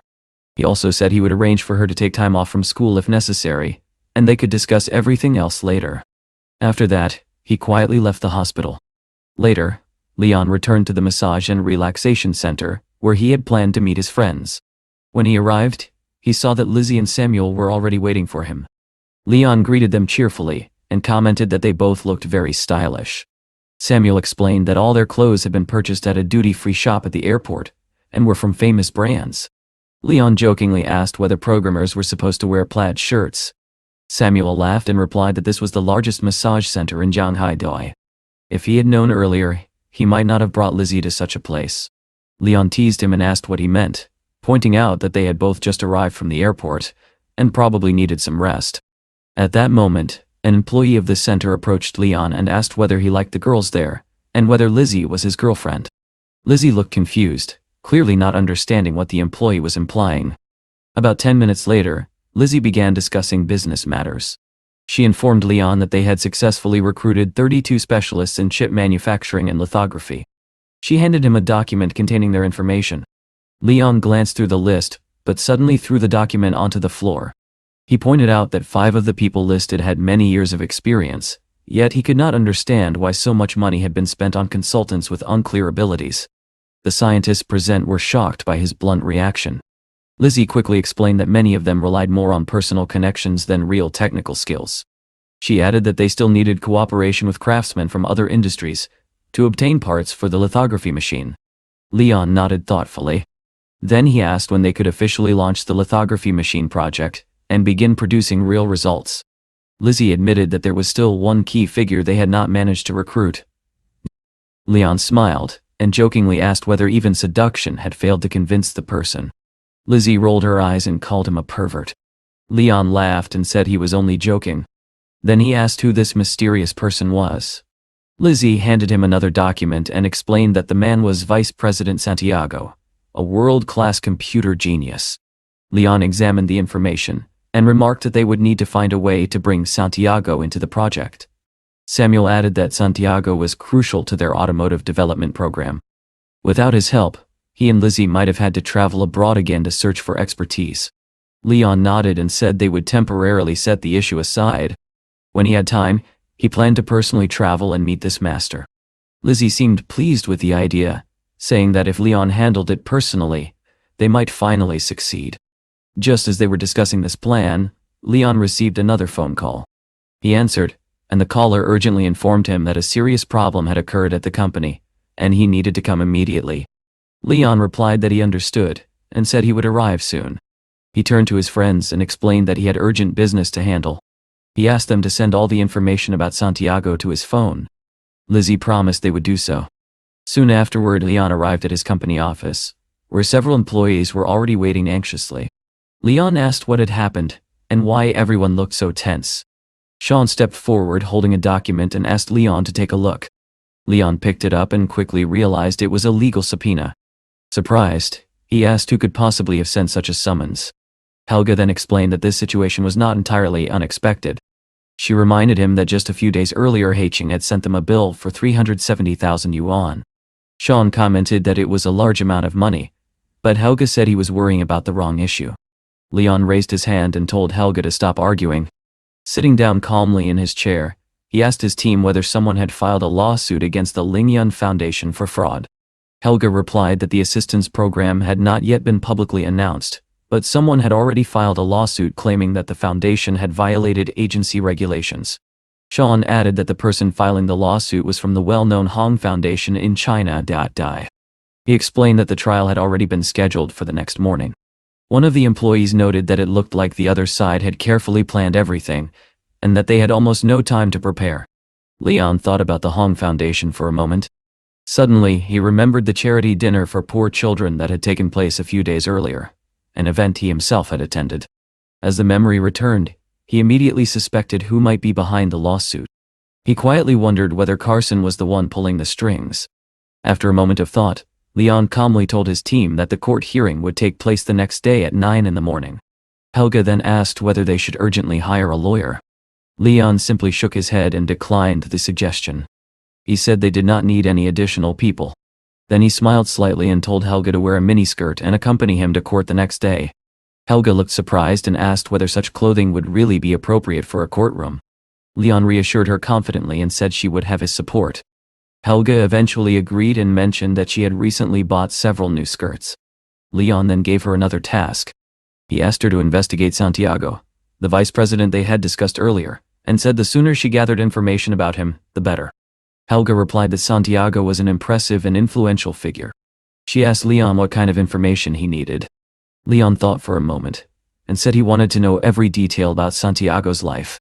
Helga nodded and assured him she would gather everything he needed. Sean then asked Leon whether he wanted to inspect the work of the rest of the team. Leon stood up and replied that it was unnecessary. He said they could continue their work as usual. Instead, he planned to go to Isaiyongan. Later that day, Leon arrived at the company building. The receptionist recognized him immediately and said she would inform the office about his arrival. However, Leon asked her not to say anything. He wanted to surprise them. When he entered the office, he saw Elizabeth lying on the floor performing stretching exercises. Leon walked over and asked what she was doing. Elizabeth jumped up in surprise when she realized he had appeared without warning. She quickly stood up and asked where he had come from. Leon jokingly asked whether the office had become so hot that she needed to remove her clothes. Elizabeth rolled her eyes and explained that she had problems with her cervical vertebrae, so she practiced yoga exercises to relieve the tension. After she sat down, Leon told her that he knew an excellent massage therapist and offered to take her there. He explained that people who sit for long periods often suffer from muscle strain. Elizabeth immediately refused. She said she could handle the problem herself and did not want anyone touching her. Leon nodded in agreement and said that she was right. Then, he offered to give her a massage himself.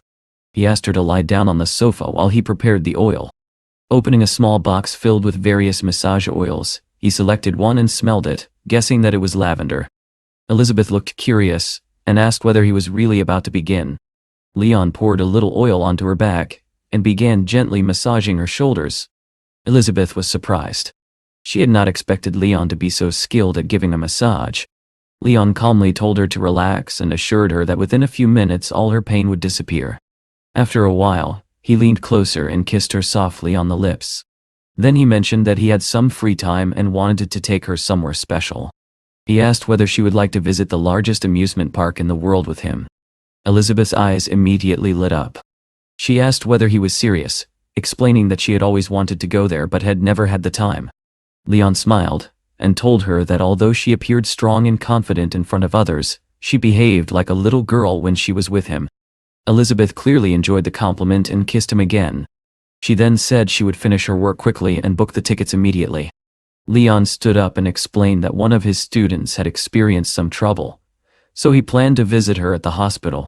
Before he left, Elizabeth playfully added that Leon had very gentle hands. She said that if she became tired again in the future, he could give her another massage.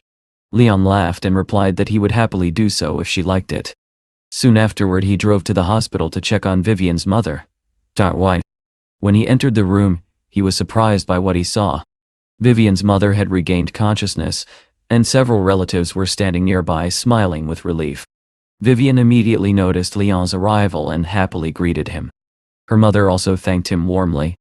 Leon joked that if he had known there would be so many people present, he might have come later. One of the men beside the bed introduced himself to Leon and then introduced his daughter Rebecca. He proudly mentioned that Rebecca had joined the civil service immediately after graduating from university, and had never even been in love. Embarrassed, Rebecca quickly asked her father to stop talking. Leon tried to lighten the situation by joking that Rebecca was so perfect that it would be impossible for anyone to keep up with her. However, Rebecca misunderstood his tone and became annoyed. Before the argument could continue, another relative pushed past Rebecca and walked toward Leon. The woman grabbed his hand and introduced him to her son, proudly saying that if Leon ever had any problems, he could call them and they would help him. Leon smiled politely, but an idea quickly formed in his mind. He suddenly grabbed the man's hand and asked whether he truly meant what he had said. Leon then casually mentioned that he had helped Vivian borrow 500,000 from a loan shark, and wondered whether this generous man could help settle the debt. The man immediately looked uncomfortable. Leon reminded him that he himself had just promised to help with anything, and a few 100,000 should not be a big problem. The man quickly pulled his hand away and asked why Leon was speaking like that. Leon calmly replied that the man had started the conversation. Meanwhile, the relatives began arguing again about money. Leon turned to Vivian and quietly asked about her mother's condition, and whether they still had enough money. Vivian explained that the surgery had been successful, but her mother would still need to remain in the hospital for about a week before being discharged. She added that they still needed more than 200,000. However, she promised that once her mother returned home, she would repay Leon. Before Leon could respond, another relative interrupted and said that Vivian should not repay the money yet because she was still studying. Another uncle then added that Vivian's cousin had recently placed second in the civil service examination, and they wanted to buy her a gift. He asked whether Vivian could spare some money for that purpose. Vivian stared at them in disbelief.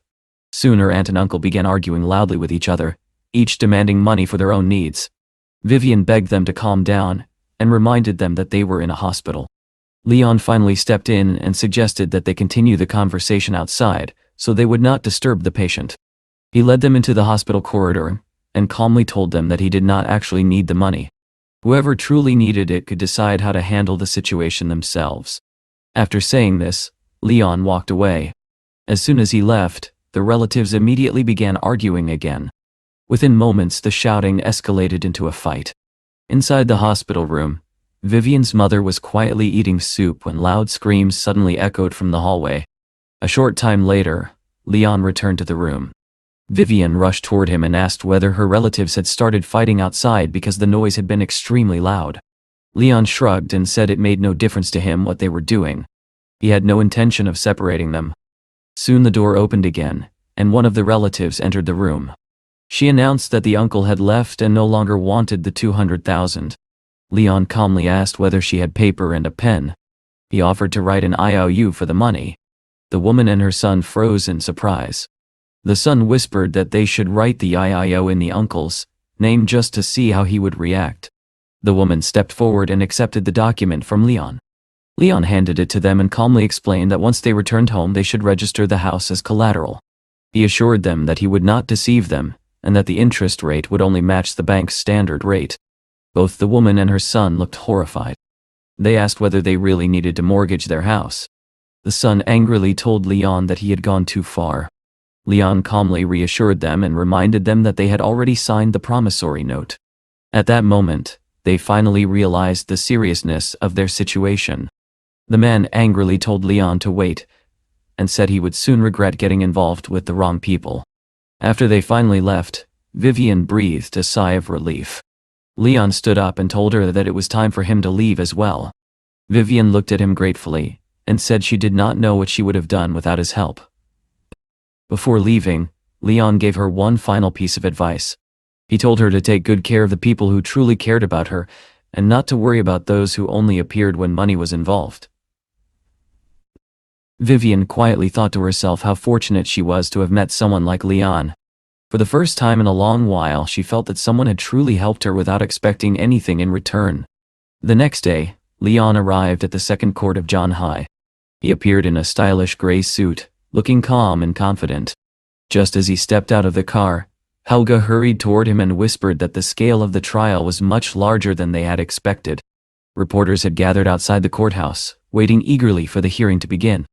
Within seconds, the reporters surrounded Leon, pushing microphones toward him and demanding exclusive comments.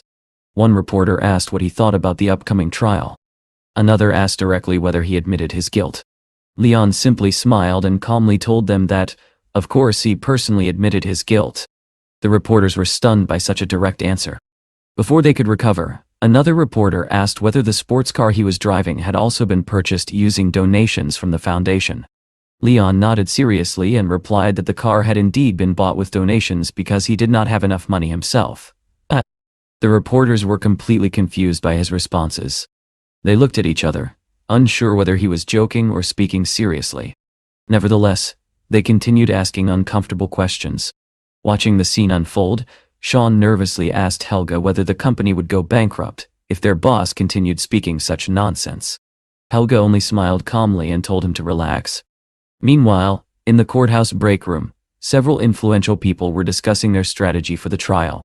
One man reassured the group that they should not be nervous and simply follow the plan they had prepared. Grant, the director of the John High Hope Orphanage, admitted that the current situation did not feel entirely right. Sitting beside him was Susan, the director of Yanch Orphanage. At that moment, Carson snapped his fingers confidently. He told them that if everything went according to plan, all the money would soon belong to them, and they would become rich overnight. Grant and Susan nodded in agreement. Carson then began describing Leon to them in a hostile tone. He claimed that Leon had done something unforgivable by stealing both his girlfriend and his money. He promised that today they would destroy him completely. Just then a staff member entered the room and informed Carson that the hearing was about to begin. Everyone was asked to take their seats in the courtroom. A few minutes later, Carson entered the courtroom, where Leon was already sitting calmly. Carson approached him and remarked that he had never expected their next meeting to take place in a courtroom. He said the situation made him feel quite sad. Leon replied casually that there was no reason to worry and that he felt perfectly fine. Carson smirked and said Leon should not remain so calm. He proudly declared that he had never lost a lawsuit in his life and intended to send Leon to prison.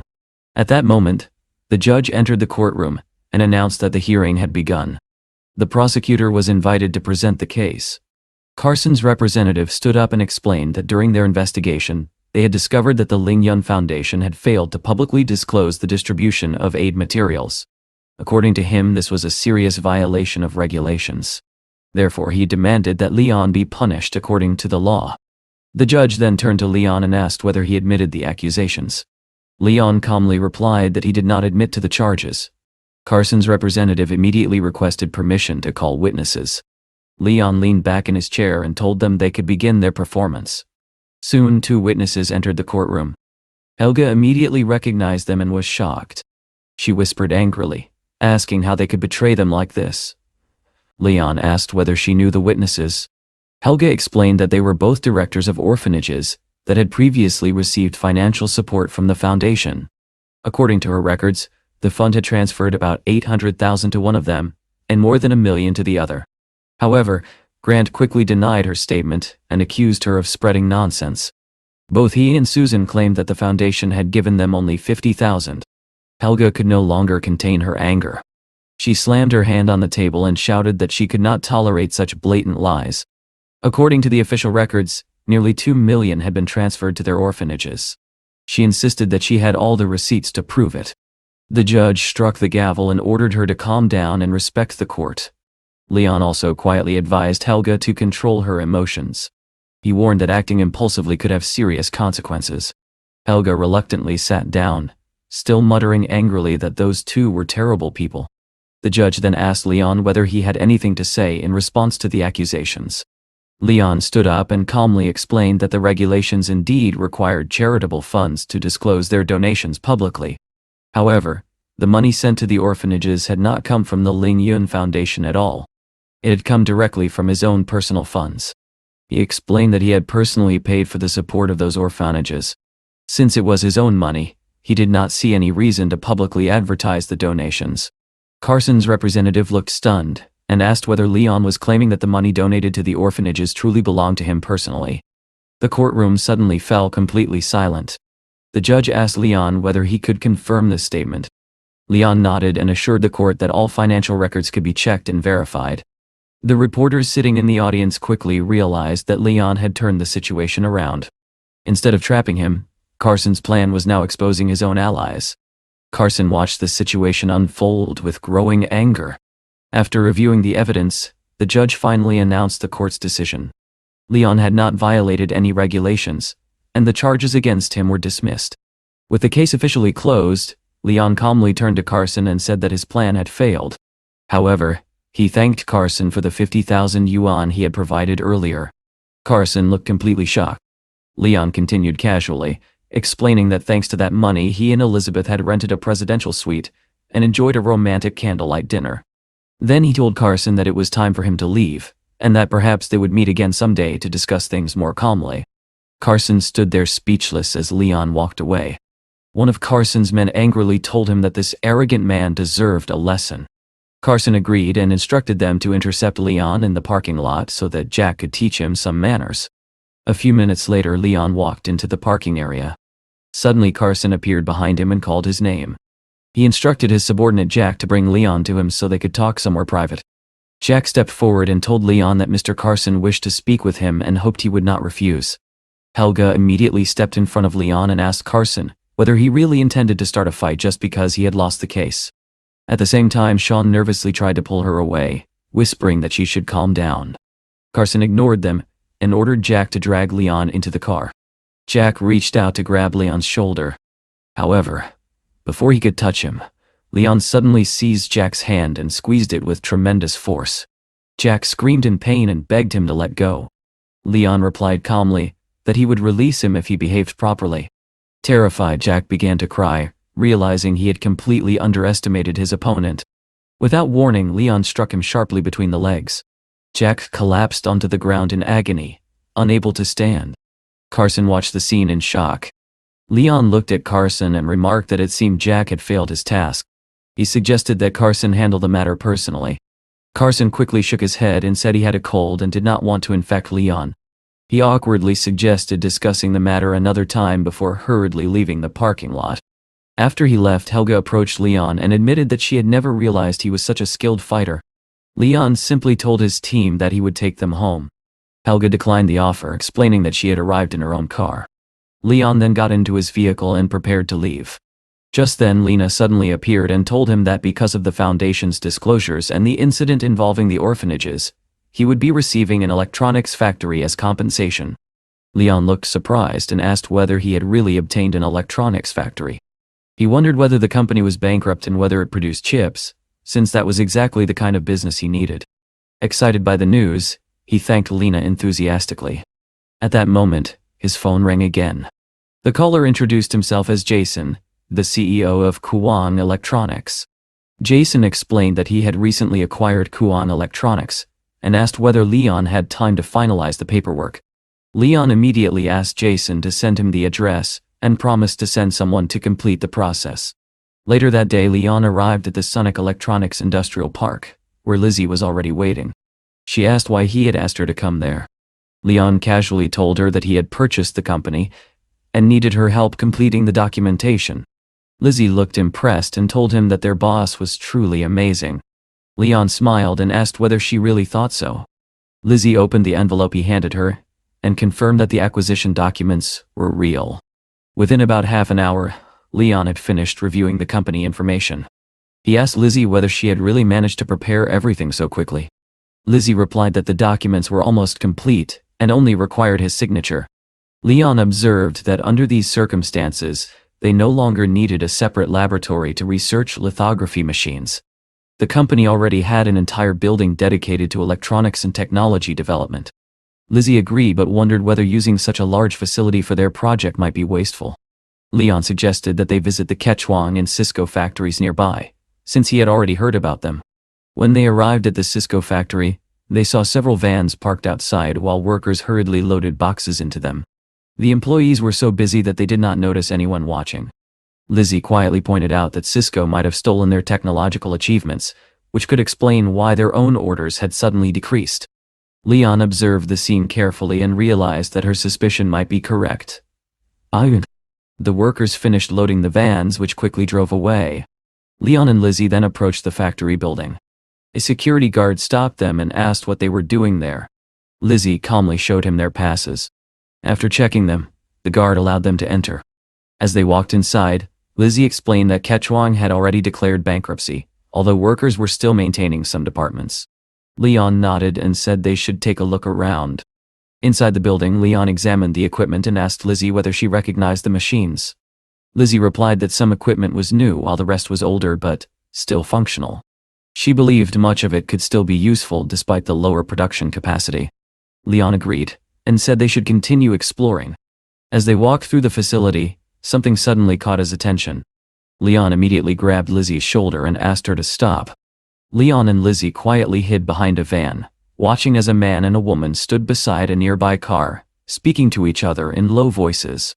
They had managed to conceal themselves just in time, so the man did not notice them at first. However, he heard a faint sound behind him, and instinctively turned around to check. Lizzie, confused by Leon's sudden caution, whispered and asked whether he knew those people and why they were hiding from them. Leon explained that earlier he had seen the same car at the entrance to Cisco, and now it had appeared here again. The coincidence struck him as suspicious. As they continued watching, the two strangers soon finished their conversation and went their separate ways. Leon narrowed his eyes, finding the situation increasingly strange. Lizzie then asked whether he truly believed the people were connected to Cisco. Without answering immediately, Leon pulled out his phone and secretly took a photo of the car's license plate. He then called a friend and asked him to investigate who owned the vehicle with that number. After ending the call, he turned to Lizzie and told her that the plan to build an office building in Ketvan would now depend on her and Samuel, and that they needed to begin preparations as soon as possible. Lizzie nodded and said she understood, but she soon asked about Santiago. Leon reassured her calmly that he would personally resolve that matter. With that, he prepared to leave, and told Lizzie that he would visit Santiago soon. Later, Leon returned home to Juga. When he stepped inside, he was surprised to find a familiar figure in his house. Elizabeth was standing in the kitchen. She explained that she had come to cook ginseng soup for him. Leon gently lifted her chin and teased her, asking whether she was truly that worried about him. Elizabeth replied that she had noticed how busy he had been lately, and thought he needed something warm and comforting to eat. Just as they were speaking, Leon's phone rang. He answered the call and learned that the caller was Jason, the owner of the car whose license plate he had photographed earlier. Elizabeth noticed Leon's reaction and asked what the call was about. Leon explained that earlier that day he had been in Kachwang and had met Jason, the son of Cisco's director, in Ketvan Park. Elizabeth then asked how many children the Cisco CEO had and suggested that perhaps they were trying to establish their own influence. Leon recalled that Helga had once mentioned that the director had 2 children, Jason and his sister Cassandra. Elizabeth thoughtfully suggested that if Leon could discover what position Cassandra held at Cisco, they might confirm whether her guess was correct. She also advised him to go to Ketwang that very day, in order to strengthen his position within the company. Leon agreed with a smile, praising Elizabeth for her clever thinking. She then told him that the soup was ready, and urged him to take a break and taste it. According to her, maintaining his strength would give him an advantage during negotiations, and allow him to bargain more effectively. At that moment, Helga called with unexpected news. She excitedly informed Leon that Jason had just contacted her and proposed cooperation. Elizabeth smiled the moment she heard this, realizing that her earlier guess had been correct. She placed the pot of soup on the table and began setting the dishes, while Leon continued reviewing some work documents. Elizabeth soon asked him whether he still had anything important left to handle, and reminded him that their flight was scheduled for the next morning. Leon assured her that he had no other commitments, and that he was looking forward to spending time with her. Elizabeth hugged him and jokingly called him a flatterer. The next day they flew to their destination. After arriving at the airport, Elizabeth expressed her happiness, saying she could hardly put into words how glad she was to be there. However, just as they were about to leave the airport, someone appeared behind them. It was Carson. He remarked with a thin smile that it was quite a coincidence to meet them there. Leon calmly replied that he was also glad to see Carson, and added that it was thanks to Carson's money that they had ended up meeting again in this place. He explained that he and Elizabeth had strengthened their relationship, otherwise she would never have agreed to fly to this country with him. Carson's expression darkened. He scoffed, and said that $50,000 was nothing to him, adding that he could not understand why Elizabeth liked Leon's so-called rotten character. Leon calmly replied that he had already defeated Carson in court, and that now he was ahead of him in other matters as well. Carson, clearly irritated, said that he had a plane to catch. He gave the couple a curt farewell and walked away, though his anger was obvious. His assistant quickly informed him that Leon and Elizabeth were planning to fly to the same country. He suggested that Carson could contact someone there to teach Leon a lesson. Carson shook his head and said it was unnecessary. Meeting another person in that country was far more important to him. However, he instructed his assistant to call the airport manager because he did not want to see Leon and Elizabeth on that plane. Meanwhile, Leon and Elizabeth approached the ticket counter to check in. Leon assumed everything would go smoothly, but the receptionist suddenly told them there was a problem with their tickets, and that she could not allow them to board the flight. Elizabeth was shocked and asked whether there had been a mistake, explaining that she had purchased the tickets directly from the airline's official website. At that moment Carson approached them again. With a mocking smile, he asked Elizabeth whether they were really trying to deceive the staff. He then said goodbye and announced that he was about to board his plane. Leon calmly told Elizabeth that they should step aside so they would not block the line. However, just as Carson attempted to leave, Elizabeth stopped him. She angrily accused him of orchestrating the entire situation. Carson smirked and casually admitted that he might have done so.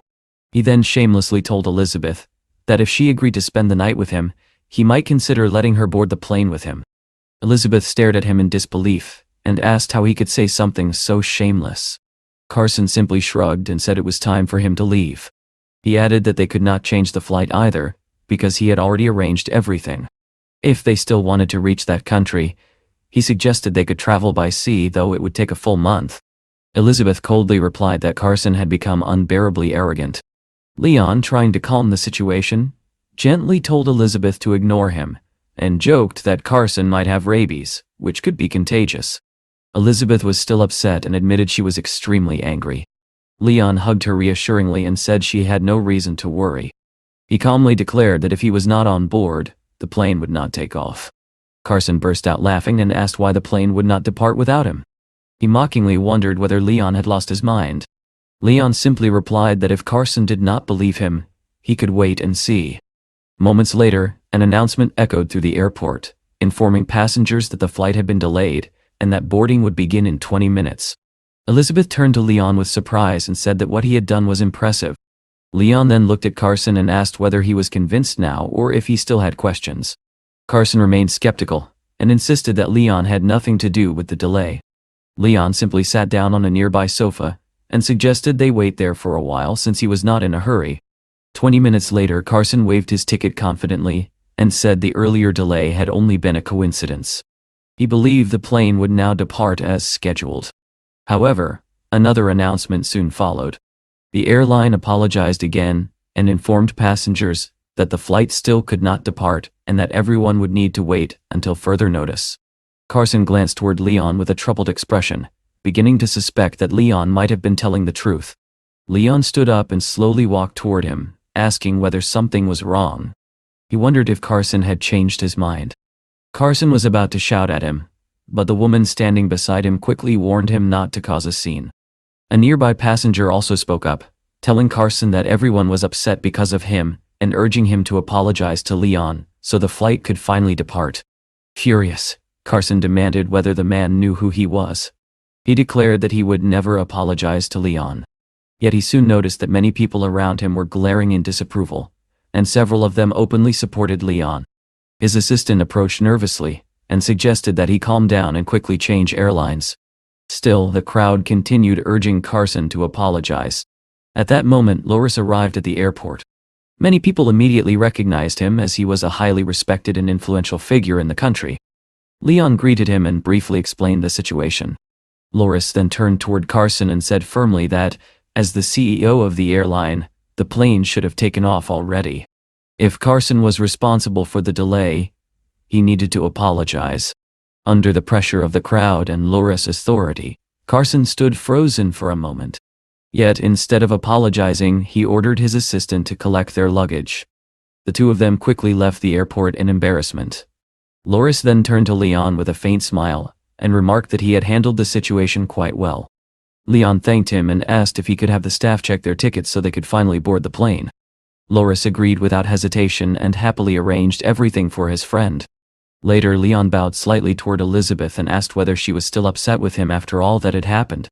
Elizabeth smiled and assured him she was not angry at all. Without his help, she said, they might never have been able to fly to this country. After arriving at their destination, they checked into the Chanba Hotel. A luxurious presidential suite awaited them, filled with elegant furniture and beautiful decorations. While exploring the room, Elizabeth noticed a delicate golden hairpin placed on the table.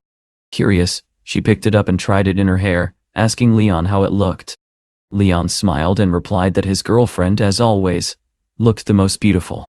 Elizabeth leaned forward and kissed him lightly on the cheek, once again calling him a flatterer. As evening approached, she said it was probably time for them to rest. Before going to bed, Elizabeth decided to brush her teeth. However, when she reached the mirror, Leon was already standing there, blocking her path. She looked at him with amusement and asked whether he wanted to try her special toothpaste. Leon picked up the tube and examined it carefully, asking what was so special about it since it looked completely ordinary. Seeing the offended look on Elizabeth's face, Leon gently pulled her closer by the waist. The tension between them quickly faded, and the couple shared a warm kiss before heading to bed together. The next day, Leon and Elizabeth decided to visit the amusement park, Shounen. As they wandered through the park, Elizabeth suddenly mentioned that she had heard a loud roar somewhere nearby. Curious, Leon suggested that they go and see what was happening. They soon noticed a sign announcing that a North American gray wolf was on display. Not far from the enclosure stood a girl named Viola and her boyfriend, Carter. Viola looked at the animal and commented that the wolf appeared rather thin. She said she wanted to feed it something. Carter quickly suggested that they secretly open the door and feed the animal some jerky. Just as they were about to act on the idea, Elizabeth approached them and calmly explained that feeding the animals was strictly prohibited according to the park's rules. Viola immediately reacted with annoyance. She told Elizabeth that the park was not her home and insisted that she could do whatever she wanted. At that moment, Leon stepped forward and explained that gray wolves were protected animals under the law. If someone fed them something harmful and the animal died, that person could even face imprisonment. Hearing this, Viola and Carter were visibly shocked. Trying to avoid trouble, Viola snapped at Leon to mind his own business, and the couple quickly left the area. Leon and Elizabeth continued strolling through the park, enjoying the various attractions. They tried several rides and wandered through the lively grounds, reluctant to leave the cheerful atmosphere. At one point, Elizabeth spotted a carousel and said she wanted to ride it. However, she was unsure how to get in line. Leon smiled and suggested that she sit down and rest for a moment while he went to purchase VIP tickets so they would not have to wait in line. At the ticket counter, Leon asked the employee whether VIP tickets allowed unlimited rides. The woman explained that each ticket cost nearly $2,000 could only be used once. Hearing Leon's question, several people nearby began to laugh, wondering why he was asking such an obvious question. To everyone's surprise, Leon calmly asked the woman to give him every VIP ticket she had left. The woman stared at him in shock and explained that there were 105 tickets remaining. She asked whether he truly wanted all of them. Leon confirmed without hesitation that he needed every single one. After completing the purchase, Leon returned to Elizabeth. The people at the ticket counter were still staring in disbelief. Leon walked up behind Elizabeth and told her that he had returned. He then invited her to ride the carousel. Elizabeth was delighted and thanked him happily. As the carousel began to spin, she laughed with excitement, almost like a child enjoying a carefree moment. While riding, she looked at Leon and realized how fortunate she was to have met someone who could make her so happy. After the ride ended, Elizabeth asked whether VIP tickets allowed unlimited rides. Leon explained that unfortunately they did not. Hearing this, Elizabeth said she did not want to ride again because she did not want to stand in line. Leon simply smiled and told her that he had purchased 105 tickets, and more than 100 of them were still unused. Elizabeth stared at him in disbelief and asked whether he had really bought so many tickets. She happily kissed him on the cheek and called him the best. The couple continued enjoying the rides together for quite some time. Eventually, Elizabeth said she was feeling hungry and suggested that they find something to eat. A few minutes later, they arrived at a cafe inside the park. They sat at a table and ordered food. While eating, Elizabeth tried the vanilla ice cream and said it was delicious. She asked Leon if he could bring her another one. Leon agreed immediately and walked to the counter. He asked the chef for 2 servings of vanilla ice cream, and the chef quickly prepared the order. At that moment, Viola appeared beside him again. She told Leon that vanilla ice cream was considered VIP class, and that he could not simply take as much as he wanted. She remarked that the cafe was not a public canteen. Her boyfriend Carter joined in and asked Leon whether he really thought he could behave like that while abroad. Leon calmly replied that he had purchased 105 VIP tickets, which meant he could take as much as he wanted. Hearing this, Viola and Carter were stunned and asked whether he had truly bought that many tickets. Leon took the ice cream and returned to Elizabeth. Elizabeth smiled happily when she saw it and said it looked delicious. Meanwhile, Viola and Carter continued staring at them. Viola muttered that Leon seemed like someone who had suddenly become rich, but had never truly seen the world, calling him an upstart. Elizabeth immediately became angry and warned Viola to watch her language. Carter replied arrogantly that they had already been very polite. Viola then began bragging about Carter's company. She claimed that his company had recently secured a round of investment, and that its future looked very promising. She then insulted Elizabeth, saying her boyfriend looked more like a small-time figure than a wealthy man. Leon listened quietly before calmly asking Carter whether he was still confident after only 2 rounds of funding. Carter replied proudly that Jianghai's company had invested in his business. He added that Leon probably did not understand such matters at all. Hearing this, Leon nearly spat out his drink in surprise. He then asked Carter how confident he was in Jianghai, and what his relationship was with Charlie, the owner of the company. Carter arrogantly added that besides Jianghai, Ling Yun was also interested in investing in his company. He implied that Leon clearly knew nothing about investment. Viola impatiently asked why they were wasting their time talking to someone who probably did not even understand what investing meant. Leon simply smiled and began listing several names of investors. Carter's expression immediately changed. He stared at Leon in shock and asked how he knew those people. Leon then calmly made a phone call. On the call, he asked his friend whether he knew someone named Carter. The person on the other end replied that Carter was from Jonk Science and Technology Company. Hearing this confirmation, Carter finally realized that something was wrong. At that very moment, Leon calmly asked his friend Charlie to cancel all investments related to Carter's company. Charlie was shocked but immediately agreed, saying he would inform the relevant parties. Carter's face turned pale. He asked Leon who he really was. Leon calmly replied that he was the director of Linyan Company. Realizing the gravity of the situation, Carter immediately apologized and claimed he had only been joking earlier. He desperately begged Leon for another chance, explaining that if the investment funds were withdrawn, his company would collapse. Viola, however, told Carter not to apologize. She insisted that with his connections he could easily find other investors. Furious, Carter suddenly slapped Viola and shouted that no one would want to invest after what had happened. He blamed her entirely for the disaster. Leon calmly watched the scene while wiping his mouth with a napkin. Then he stood up and told Elizabeth that they should leave and continue enjoying the rest of their day. As night fell, the two of them walked peacefully down the street together. Elizabeth thanked Leon for giving her such a wonderful day.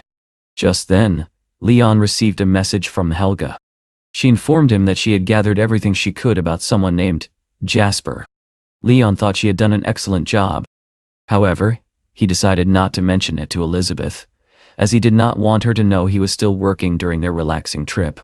The next morning, Leon lay comfortably in bed after a long day of walking. He noticed Elizabeth sitting beside him, preparing to leave.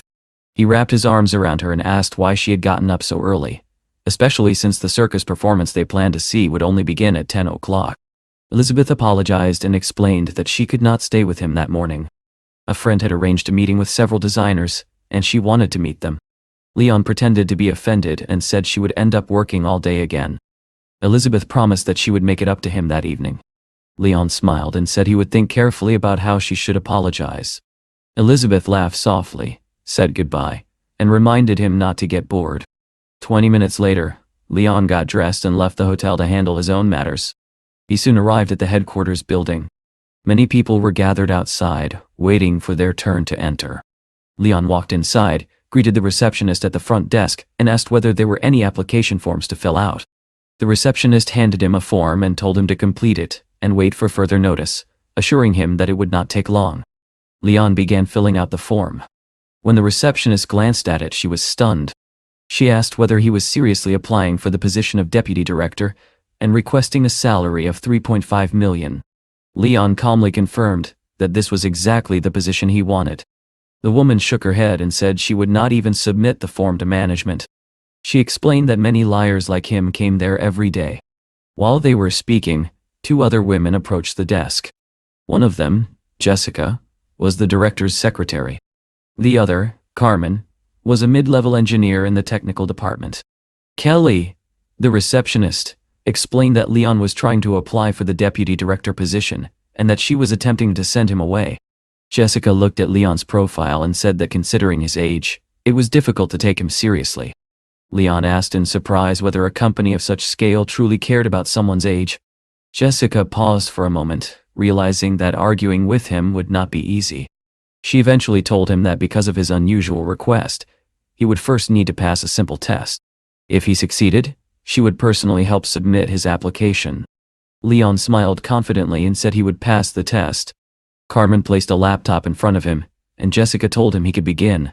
Leon warned them calmly that they might actually need someone more experienced to evaluate his code, because he was not sure they would understand it.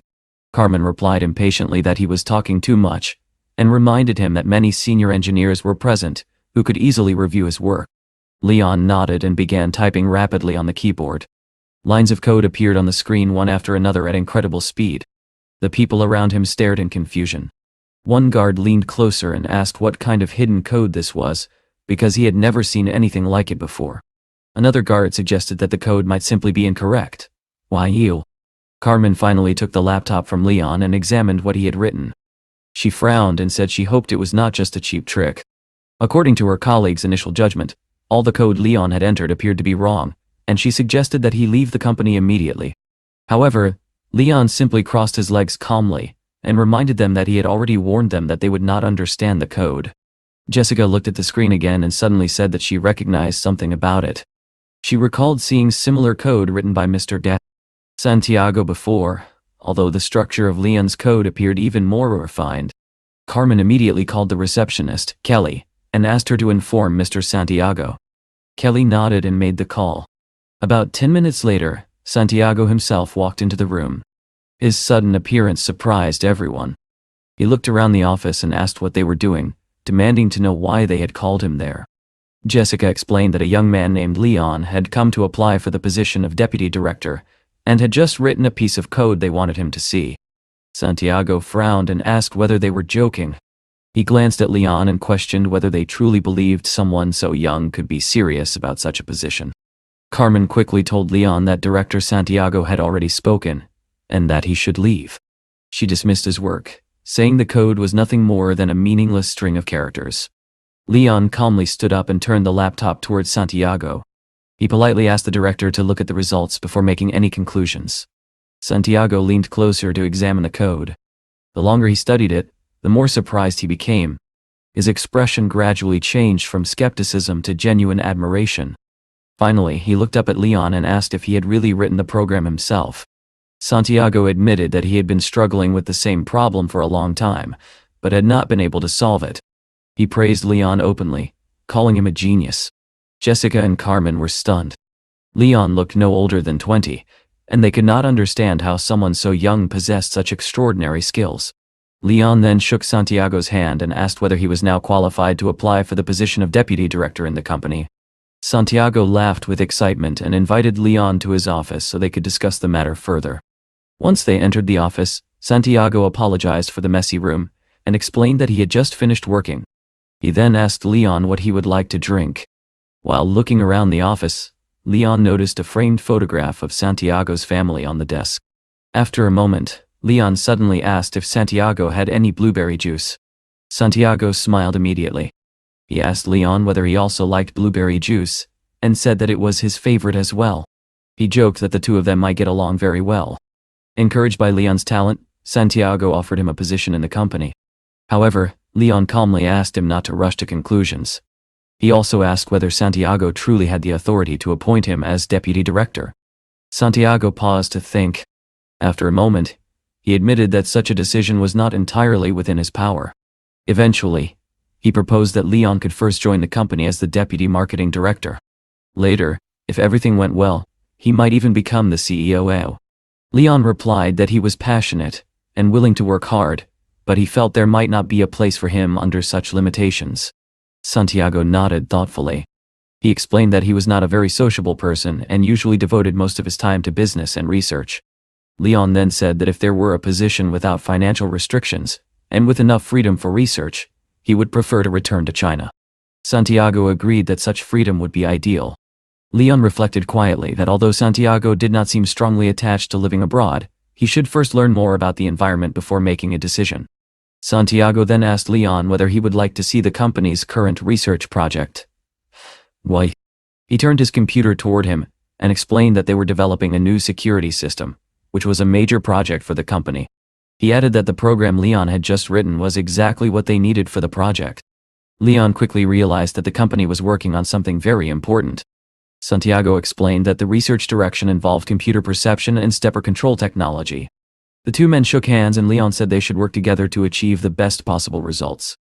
After a moment, Leon told Santiago that he needed to return to the hotel because he had promised to cook dinner for his wife. He said he would come back the next day. Santiago watched him leave with admiration, believing that Leon was not only talented but also a devoted family man. Leon stepped outside and enjoyed the pleasant weather as he made his way back to the hotel. By the time he arrived, Elizabeth had also just returned. She asked Leon whether he had been bored sitting around all day. Leon replied playfully that he had not been bored, but he deserved some compensation. Elizabeth laughed and promised she would handle that task properly. She also told him that after her meeting, her friend Georgia had taken her shopping to buy a gift for him. She hoped he would like it. She reached into her bag and handed him the package. Leon glanced at it and remarked that Georgia seemed to have excellent taste. However, when Elizabeth looked closer, she realized that Leon was holding a piece of women's underwear in his hand. Embarrassed and annoyed, she immediately called him a fool. Soon after, the playful argument ended with the two of them collapsing onto the bed together. Leon joked that he had not expected things to turn out that way. Elizabeth then reminded him that she would need to leave again soon, but promised to finish her work earlier that day. Leon told her that was fine, but only if she compensated him properly that evening. Elizabeth called him shameless before laughing. About an hour later, Elizabeth prepared to leave again. She told Leon that if he felt bored, he could go for a walk around the city. Leon sighed and replied that he would feel lonely without her. Elizabeth shook her head and asked him not to say such things. After she left the hotel, Leon quickly got ready as well. Dressed neatly like a gentleman, he felt energetic and ready to handle his tasks. He headed toward the parking lot where his car was waiting. Just as he approached the vehicle, someone called out to him from behind. Leon turned around and saw Carson standing there. Leon casually apologized for having delayed him earlier and wondered aloud what that troublemaker was doing there. Carson, clearly irritated, told Leon to stay away from him. Leon shrugged and said that he happened to know someone inside the building and could even help him if needed. Carson replied coldly that he had already made his own arrangements and had come there to sign a contract. He said he no longer needed any help from Leon. Leon nodded calmly and assured him that he would not interfere with his business. With that, he turned and walked away. Carson muttered angrily that once his business was finished, he would make Leon pay for everything. He wondered what Leon was doing in that building. His assistant suggested that Leon might simply be accompanying Elizabeth to a business meeting. Meanwhile, Leon entered the building and headed straight to Director Santiago's office. When he entered, he was surprised to see several other people inside. Santiago immediately stood up and introduced them. Their names were Sona and Roy. Sona explained that Roy was the general manager of the marketing department and also the department head. Roy warmly greeted Leon and said that if Leon joined the company, they would soon become colleagues. Leon shook Roy's hand politely. Just then, Jessica entered the office and informed Roy that a client was waiting for him. Sona offered to handle the client instead. Leon suddenly asked Sona whether the client's name was Carson and whether she knew him. Sona confirmed that it was indeed Carson. Leon calmly said that he would like to accompany her and speak with the client himself. Santiago was delighted by this and asked whether Leon had truly decided to stay with the company. Leon replied that Santiago's sincerity had convinced him. Sona was also pleased and offered to register him immediately. However, Leon said there was no need to rush. He preferred to prove himself first on his very first day. Meanwhile, Carson was sitting impatiently in a conference room, waiting for the person who would finalize the contract with him. A staff member informed him that the company's new deputy director would arrive shortly to sign the agreement. Carson was stunned. He asked whether the deputy director would really come personally to sign the contract. His assistant smiled proudly and said that Carson was becoming more influential every day. Carson nodded proudly and asked what the new deputy director was like. The secretary replied that she did not know much, but had heard that he held a very high position in the company.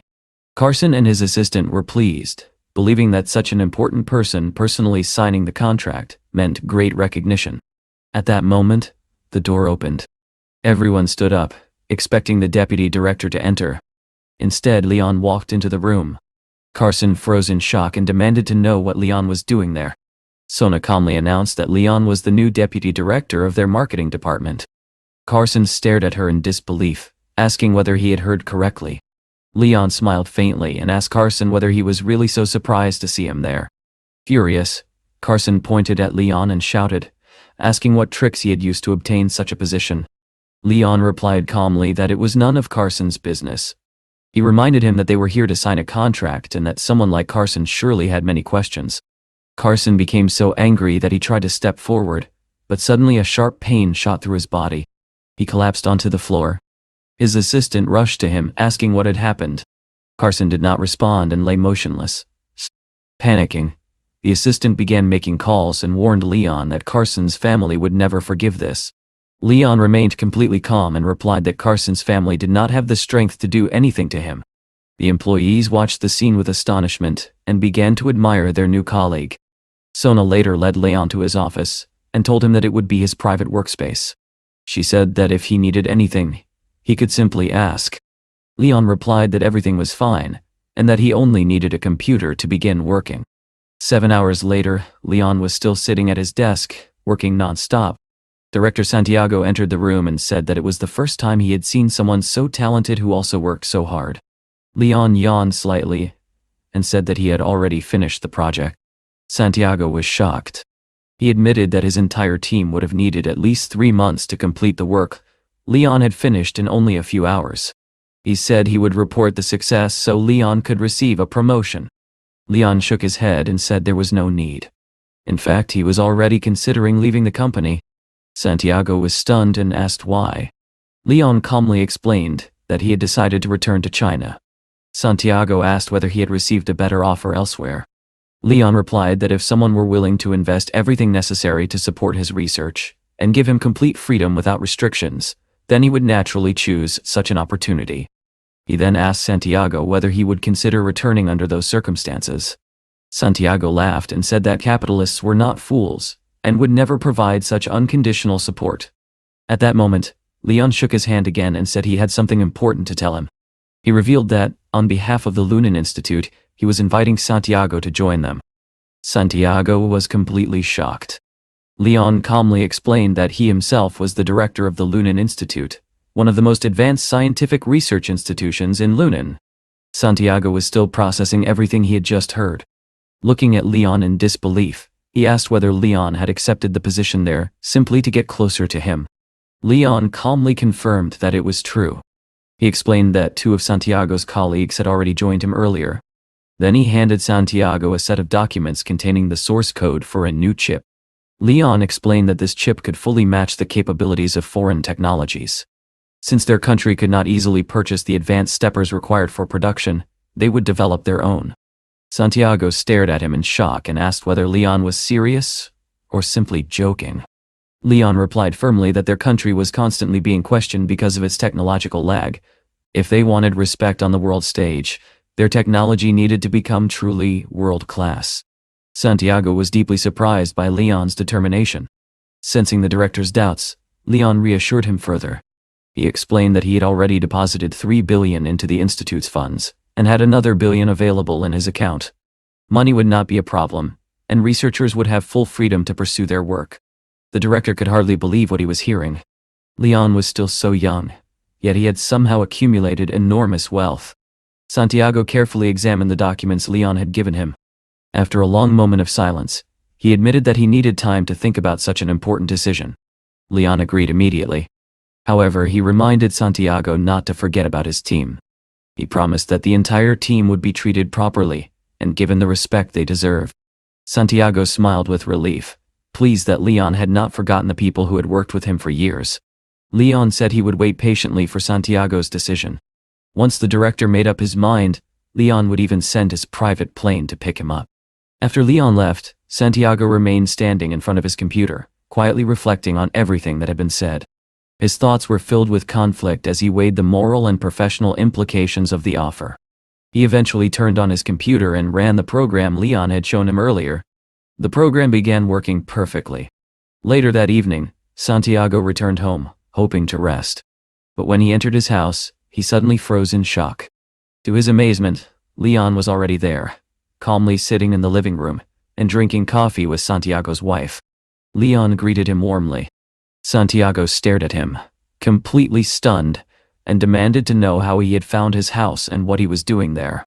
Leon explained casually that he would soon be leaving and that he had already discussed the move with Santiago's family. According to him, Santiago's wife had already agreed with the plan, and all that remained was for Santiago to prepare himself. The director stood there speechless, overwhelmed by how suddenly everything was unfolding. Not long afterward, Leon returned to his hotel. Elizabeth soon entered the room and happily announced that she had finished her work and was finally free. She joked that Leon must have been terribly bored waiting alone in the hotel for 2 days. Leon smiled and told her that he had been waiting patiently for her return. Now that she was finally free, they could spend time together again. He asked her to get dressed because he wanted to take her somewhere special. A few hours later, Leon brought Elizabeth to a large attraction where a beautiful Ferris wheel towered over the city skyline. Elizabeth's eyes lit up with excitement. She thanked Leon for remembering how much she loved Ferris wheels, and was touched by how thoughtful he had been. They rode the Ferris wheel together, enjoying the peaceful moment high above the city. Neither of them wanted the ride to end. Elizabeth asked Leon to take a photo because the view was so beautiful. Leon took the picture, and both of them smiled happily. Elizabeth thanked him sincerely for everything he had done for her during the trip. She said it had been the best vacation of her life. The next day, Leon returned to his home country. One of the first things he did was visit his company's office to check on his team. When he entered the office, he greeted everyone warmly and announced that he had personally brought chocolates for them. Lizzie was delighted to see him again and said it was wonderful that he had returned. Leon replied that the trip had been very enjoyable. He also casually mentioned that he had successfully recruited Santiago. Lizzie and Samuel were shocked and immediately asked how he had managed to convince someone so famous. Lizzie jokingly wondered whether Leon had bribed him, since Santiago was known for his strong integrity. Leon laughed and told them not to underestimate him. He said he had used similar methods many times before to solve difficult situations. He then asked how things were progressing in Kachuang. Samuel explained that nearly everything was ready. Some of the necessary equipment had already been delivered. He also asked whether the institute would still keep the name Lunan. Leon replied that he would not change the name until he personally dealt with Cisco. He did not want to create unnecessary complications. He also informed them that Santiago would not be coming alone. His entire team would join them as well. The students were stunned and praised Leon enthusiastically. They called him incredible. Leon then announced that Santiago would become the director of the scientific institute, since he was far more experienced than anyone else. He asked Lizzie and Samuel whether they would be willing to serve as deputy directors. Lizzie smiled and said she did not mind at all. She even joked that she would happily work as a secretary if needed. Samuel also agreed, saying the role suited him perfectly. Leon nodded and said the arrangement was settled. At that moment, Leon received a phone call. The caller introduced himself as Jason, the director of the Cisco factory. He said he had heard that Leon was involved in the situation at the factory and asked if they could meet. Leon initially said he saw no reason to meet. However, Jason explained that he was currently at the Dynasty Hotel and had drinks waiting for him. Upon hearing the name of the hotel, Leon changed his mind and said he would come immediately.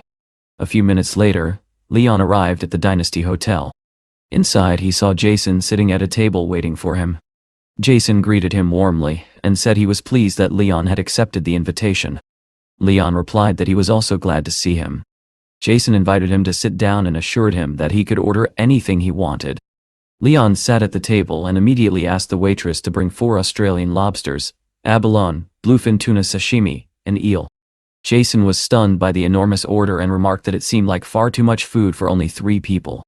Leon simply nodded and said he would not order anything else.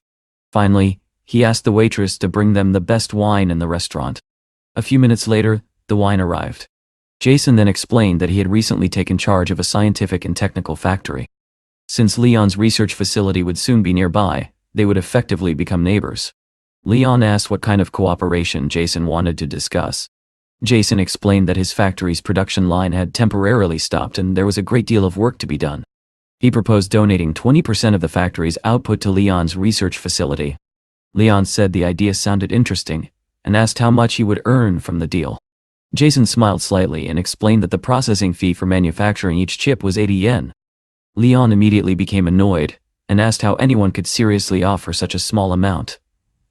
Jason clarified that 80 yen was only the standard processing cost per chip, but the total contract would involve producing 100,000 chips. Leon quickly calculated the numbers and realized that the total fee would be 8 million. Jason nodded and said that 8 million was already quite a high foundry fee, but he was willing to accept those terms. Leon then suggested increasing the price to 100 yuan per unit, which would bring the total to 10 million. Jason hesitated for a moment because it was a significant decision. After thinking carefully, he eventually agreed that 100 yuan was a fair price, and said he could delay payment collection for a few months. Leon suddenly frowned and said he was not satisfied with the arrangement. Before the conversation could continue, the woman sitting beside Jason subtly signaled that she had another idea. Jason reached into his pocket and took out a bag filled with cash. He said there was 500,000 inside, and claimed it was more than Leon's annual salary. Leon looked at the money for a moment and said he could start with that amount. In return, he would allow Jason to use the factory's equipment and storage facilities. Jason immediately raised his glass, declaring that the deal was complete. Leon nodded and said he agreed. He stood up and announced that he had other matters to attend to, but they could meet again later. Jason quickly stopped him and reminded him that although they had verbally agreed, they had not yet signed the contracts. Leon asked whether signing the contract was really necessary. Jason insisted that it was better to finalize it immediately. The woman beside him produced the contract, and told Leon he only needed to sign in the indicated place. Leon casually agreed and signed the document before leaving. After Leon left, Jason laughed proudly. He told the woman that he had never expected Leon to settle for only 500,000. In his opinion, he had greatly overestimated him. The woman began massaging Jason's shoulders and praised him for his cleverness. She mentioned that they had inserted a hidden clause in the contract, which could give them a major advantage if disputes occurred. Jason nodded confidently. He said they had not only solved their production problem but had also secured large storage capacity, making them stronger than their competitors. He added that he wanted his father to see that Leon could never compete with him.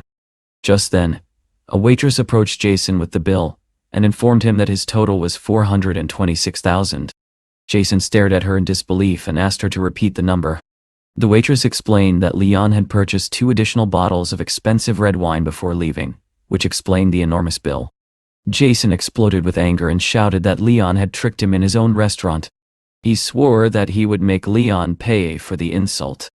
Meanwhile, Leon returned to his company office, carrying the 2 bottles of wine. Helga picked up one of the bottles and remarked that this particular series was extremely rare. Leon laughed and said that thanks to Jason, he had not spent a single cent. He then asked what had changed in the company during his absence. Helga explained that she and Sean had recently been evaluating several new projects and were deciding how much money to invest. Leon advised them to be careful with future investments so they would not encounter similar problems again. He asked Helga whether she truly wanted to invest in Fangland culture or whether it might be wiser to focus on technology instead. Sean argued that with a strong public relations campaign, the company could handle any future crisis. Helga poured herself some wine and said that only a few days after the company opened, they had already been sued. That was why she believed investing in a public relations firm was necessary. Leon asked whether they had noticed that Charlie was listed as the company's legal representative. Helga said the name sounded familiar. Leon then pulled out a folder and told them he would personally handle these investments. Helga reminded him that the folder existed for a reason and suggested they examine it carefully as well. Leon reassured her that he knew exactly what to do. Just then, his phone rang. A woman on the line said she was in serious trouble and needed his help. Leon immediately stood up and asked her to explain what had happened. The woman said that she had gone out to buy medicine for her mother. Unfortunately, she had accidentally spilled a bottle of medicinal wine onto someone's clothes and bag. Now the people were demanding compensation. Leon quickly asked where she was. A few minutes later, he arrived at a pharmacy called Health and Medicine. Outside the store, a young woman named Vivian was apologizing repeatedly. An angry woman was shouting at her, accusing her of ruining the expensive clothes and handbag she had just purchased. A man beside her claimed that the bag alone was worth 20,000 euros and demanded full compensation. Vivian looked terrified and explained that she only had about 500 euros with her. She offered to give them every cent she had. The situation turned violent without warning as the woman suddenly grabbed Vivian by the hair and yanked her forward with all her strength. Her voice was filled with fury as she threatened to kill her if she did not hand over the full amount. Vivian cried out in pain, unable to break free or escape. At that very moment, a car pulled up and stopped right in front of them. Leon stepped out quickly, his expression sharp as he approached the scene and demanded to know what was happening. The student rushed toward him, visibly relieved, and expressed her joy at seeing him arrive just in time. The woman immediately turned her attention to Leon, asking if he was Vivian's boyfriend, and demanding that he pay 20,000 for the bag. Leon remained calm and asked her to settle down. Taking out his phone, he simply asked where he should send the money. Moments later, the woman confirmed that the payment had gone through. Her tone changed instantly as she praised Vivian for having such a capable boyfriend, even questioning why she had not called him earlier. Once the situation was resolved, Vivian mentioned that she would repay Leon another 20,000, but he stopped her and told her not to worry about it for now. Instead, he asked her to come to his car, saying he had something important to discuss. Surprised, Vivian wondered if he was about to offer her a job, especially since she had just passed all her exams. Leon confirmed her suspicion. He explained that he was short on staff and needed a secretary. Her role would involve acting as a bridge between his business and Cisco, and she would need to quickly familiarize herself with a man named Jason. Without hesitation, Vivian accepted, promising to do her best. Leon nodded in approval, though he warned her that Jason was a troublesome and inappropriate person, advising her to handle him carefully. Vivian assured him that she understood.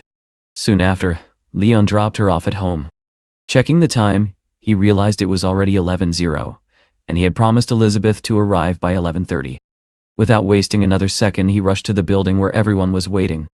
When he arrived, Elizabeth, standing beside Leah, immediately questioned where he had been, noting that everyone had been waiting for quite some time. Leon apologized sincerely and promised to make it up to them. Elizabeth, though aware of how busy he was, appreciated that he still made time to accompany her to the class reunion. Admitting she was hungry, she urged him to go inside with her.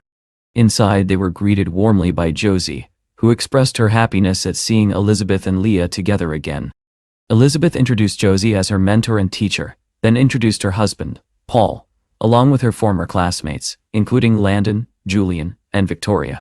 Leon greeted them politely, saying he was glad to meet everyone in person. Josie smiled and remarked that she had heard Leah mention Elizabeth's handsome boyfriend, and now she could see it for herself. She even commented that Leon was far better than someone from Shounen. Paul then invited Leon to sit down, as the food had already been prepared. The table was filled with fruits and sweets, and the atmosphere quickly turned warm and lively. Elizabeth raised a toast, expressing her gratitude to Josie for bringing everyone together, and wished her and her husband good health. Josie dismissed the formality, saying they were all like her children, and that this gathering felt like home. Paul jokingly added that such heartfelt toasts would be even better saved for their wedding. At once, the group began urging Elizabeth and Leon to set a wedding date, promising they would eagerly wait for the celebration. Elizabeth was caught off guard, clearly surprised by the sudden pressure. However, the mood shifted when Landon spoke up, saying there was no need to rush into marriage. He added that many unreliable men in the world could not offer anything more than a few thousand yuan. His words angered Elizabeth, who immediately defended Leon, insisting he was a good man and telling Landon to stop speaking nonsense. She even whispered to Leon that Landon was likely drunk and talking foolishly. Landon, however, seemed to catch on and brought up his passion for the accordion, offering to play something for everyone. Encouraged by Josie, he began performing, and his melody filled the room. Josie praised his performance, clearly pleased. Afterward, Landon turned to Leon and asked if he liked the song, then provocatively questioned whether he knew anything about the accordion and if he could offer any advice. Sensing the challenge, Leon calmly replied that Landon had made several mistakes and that there was little point in giving advice. This shocked everyone. Landon grew irritated and challenged Leon to explain himself. Josie, however, intervened and suggested they hear Leon out. Leon then calmly pointed out specific issues in Landon's performance, including timing problems and rushed sections. Elizabeth was delighted, realizing once again how capable Leon was, while Josie and Paul were astonished that he could identify such detailed flaws. Unwilling to back down, Landon challenged Leon to play himself. Josie supported the idea, and Leon agreed without hesitation. Standing up, he took the instrument and began to play. The moment his fingers moved, the atmosphere changed completely. His performance was flawless, rich with emotion and precision. The room fell silent as everyone listened, completely captivated. It felt as though the music transported them far away into a vivid, beautiful landscape. When he finished, Paul openly praised him, calling his skill nearly professional. Josie admitted that the performance had painted a breathtaking scene in her mind. Despite the praise, Landon remained dissatisfied. He dismissed the importance of such talent and shifted the conversation to his own achievements, boasting about his rapidly growing company and its approaching billion-yuan valuation.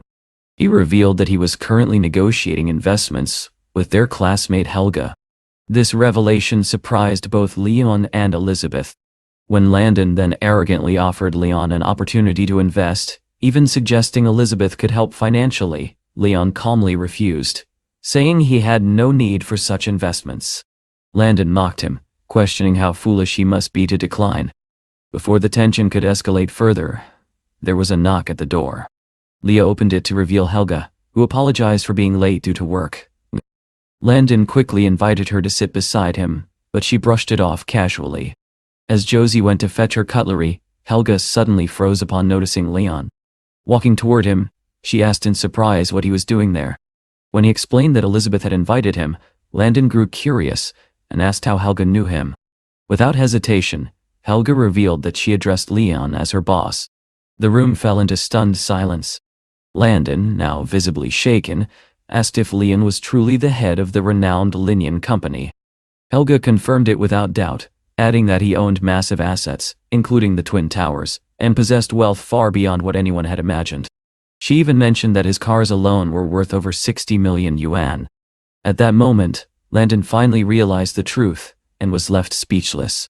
After the gathering ended, everyone stepped outside.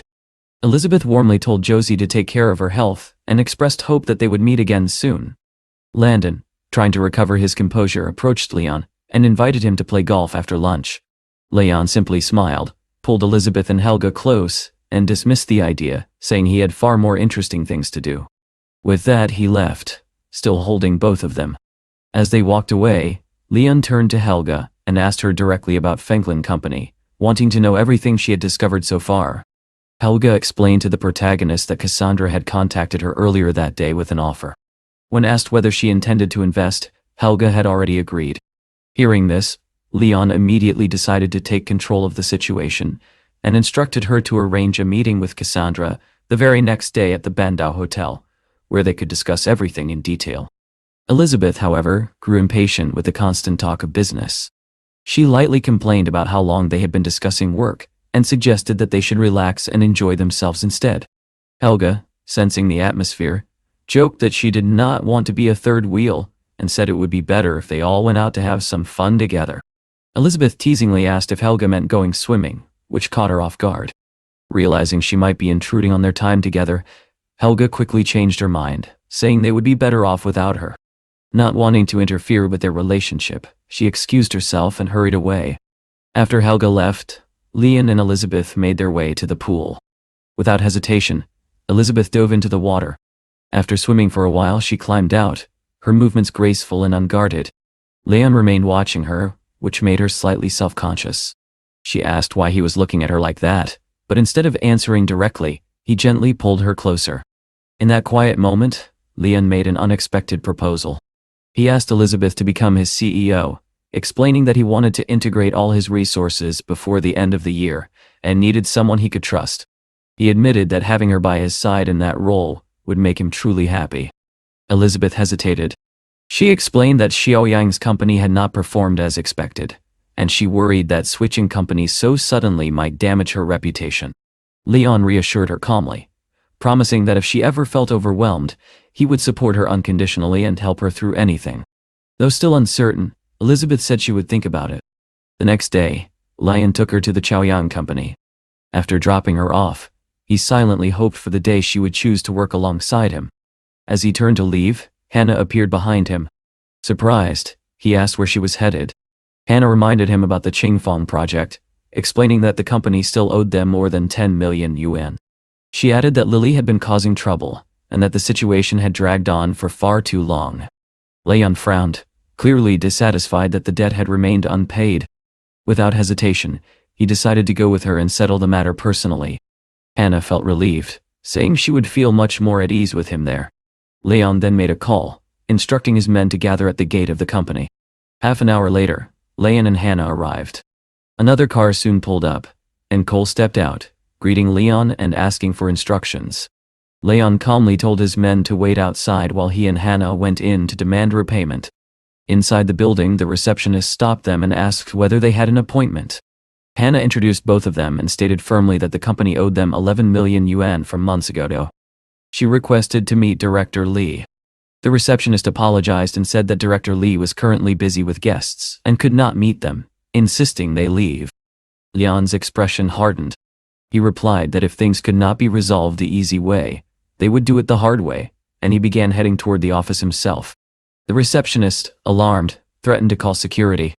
At that same time, inside the CEO's office, Leroy was speaking with Cassandra.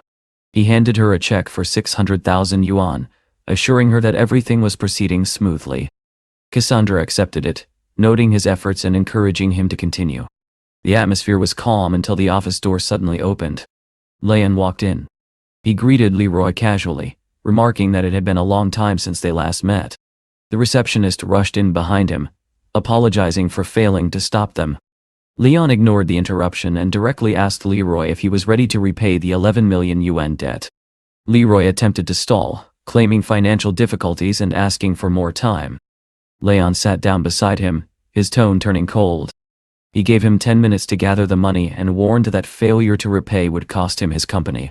Hannah added that they had shown restraint so far, despite having every reason to take legal or public action, but their patience had limits. Leroy, however, grew arrogant. He claimed that Cassandra's company was now working with him, and that he no longer needed to worry about his reputation. Hearing this, Leon turned and noticed Cassandra properly for the first time, realizing the unexpected connection. Even he seemed slightly surprised by the coincidence. Leroy, growing more aggressive, ordered the receptionist to call security and even threatened Leon openly. But before anything could escalate, the situation changed instantly. Cole and his men stormed in, having already dealt with the guards outside. The balance of power shifted in an instant. Leroy's confidence vanished as he realized who he was truly dealing with. Cole made it clear that anyone who crossed Leon would face immediate consequences. Leroy, now shaken, finally understood that Leon was far more powerful than he had imagined. Leon calmly raised the amount, stating that with interest, the debt now totaled 15 million yuan. When Leroy questioned the high rate, Leon coldly asked whether he would prefer to pay with one of his legs instead. Terrified, Leroy immediately gave in and agreed to pay the full amount. The check was handed over without further resistance. With the matter settled, Leon told Hannah they were leaving. As they exited, Leroy, still trying to regain control, told Cassandra to put pressure on the Chanyang company, wanting revenge for what had happened. Cassandra agreed outwardly, stating she would handle it as long as payment continued. Later, Cassandra arrived at the Bandao Hotel for her scheduled meeting with the new investor. As she looked around, she spotted a man seated calmly and approached him. But the moment she saw his face clearly, she froze in shock. It was Leon. Stunned, she asked if he was the head of the Lingyan company and the same person who had just confronted Leroy. Leon calmly pulled out a chair for her, silently acknowledging her surprise. Cassandra admitted she had not expected this at all. She explained that their funding plan required 14 million yuan and asked whether he had reviewed it. Leon replied that he had not gone through the details yet, but he was willing to invest 20 million. This caught her off guard. She questioned why he would offer an additional 6 million without reason, suspecting ulterior motives. Leon dismissed the idea and stated his condition clearly. He wanted 36% of the shares. Cassandra calculated quickly, noting that normally 20 million would only secure 32%. Leon pointed out that few others could offer such a generous investment, and the deal would ultimately benefit her. After a moment of consideration, Cassandra agreed. She even stated that, given his generosity, she would overlook what had happened earlier with Leroy. Just then, her phone rang. Her expression changed as she answered. She sounded irritated, telling the caller she had already asked not to be contacted. She asked about her brother and whether he was home, then quickly ended the call, saying she would handle it later. Leon noticed the shift in her demeanor and asked what had happened. Cassandra brushed it off, saying it was nothing serious, and that her father simply needed her help. However, as she prepared to leave, Leon sensed that something was not right. Moments later, Vivian called him. Remembering the earlier conversation about Cisco, Leon decided to follow up. Vivian confirmed that Cisco was planning to expand its foundry operations, though the timeline was still unclear. Without hesitation, Leon gave her immediate instructions. He told her to wait at the factory and arrange for 2 excavators to be brought in as quickly as possible. Within minutes, the machines were already positioned on the factory grounds, ready for whatever Leon had planned next. Vivian soon informed Leon that the excavators had arrived at the factory.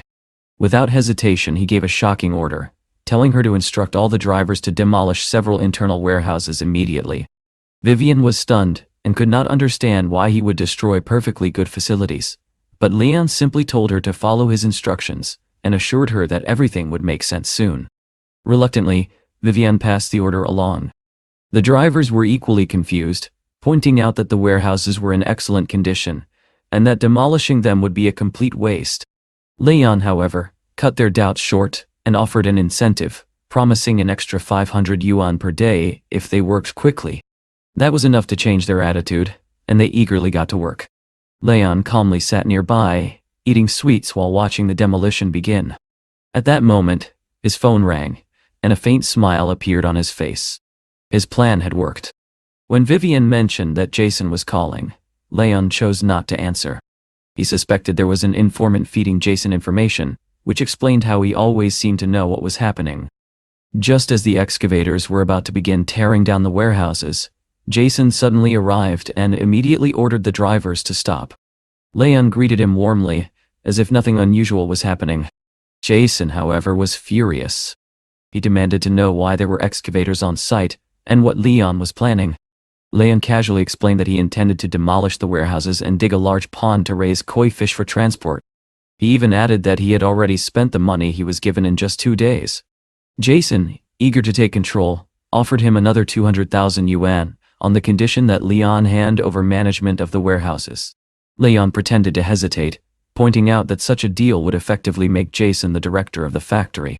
Jason signaled his assistant and explained his real plan. He intended to rent the warehouses to store Cisco products, which he claimed would benefit everyone.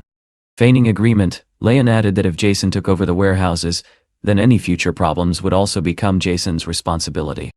Jason, blinded by greed, accepted without thinking further, convinced that he was getting an incredible deal. The contract was brought forward, and Jason urged Leon to sign immediately. Leon, however, calmly insisted on receiving payment first. With no choice left, Jason transferred the 200,000 yuan. Once the payment was confirmed, Leon signed the contract and formally handed over the warehouses and production line. He even wished Jason success, reminding him not to forget who had helped him. Jason smugly assured him he would not forget and left, believing he had secured a major advantage. Vivian, still confused, approached Leon and asked why he had given away such valuable assets for such a small amount. Leon simply replied that everything had been done for that very 200,000 yuan, hinting that there was more to the plan than she could see. Later, Jason returned home and proudly shared the news with his father. He claimed that he now had full control over the production lines and warehouses, presenting the signed contract as proof. His father was delighted, praising him and expressing confidence that he had exceeded expectations. Jason even boasted that once the project was complete, he would return to the family company in triumph. However, Cassandra, who was present, immediately sensed something was wrong. She questioned Jason sharply, asking how he could make such a reckless decision. Jason dismissed her concerns, accusing her of lacking experience and understanding, while their father also brushed off her worries, insisting everything had already been settled. Frustrated, Cassandra left, convinced that they had overlooked something critical. As she drove away, she could not shake the feeling that there was a hidden trap in the deal. Determined to uncover the truth, she decided to personally investigate the Quechuan company. Meanwhile, Leon had already moved on to his next task. Late that night, he received a call from Santiago. Glancing at Elizabeth, who was fast asleep, Leon stepped aside and asked why he was calling so late. Santiago explained that he and his team had finalized their plans to return to China and would arrive in Shanghai the next day, bringing 22 people along with their families. Leon agreed to pick them up and then took a short rest. The next morning, he began making arrangements for their accommodation, knowing he needed something suitable for such a large group. He soon found himself at a real estate office, where he was greeted by Felicia. She introduced her company, Longjin Home, explaining that they specialized in high-end residential properties. Leon initially considered leaving, thinking it might not suit his needs, but nearby workers mocked him, assuming he could not afford anything there.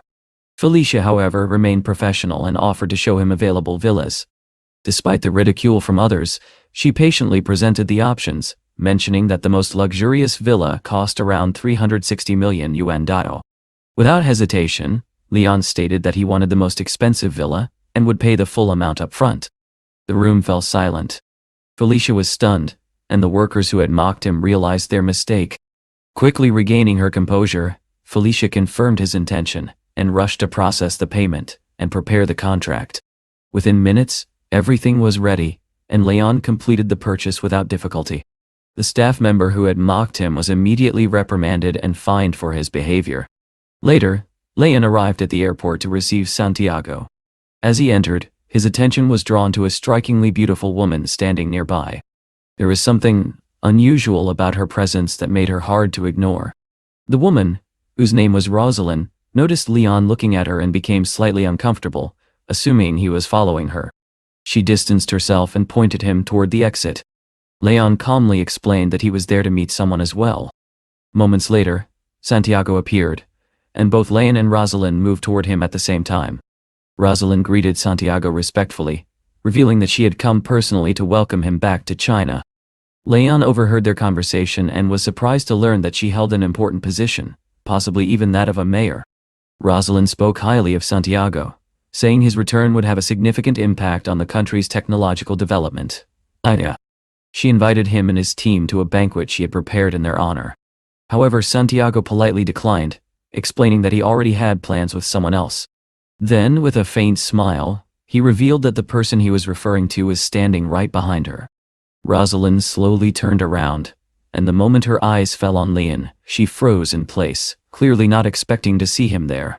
Leon offered a brief apology, explaining that Santiago was supposed to go with him. He then casually asked Santiago whether he was hungry, as if nothing unusual had happened.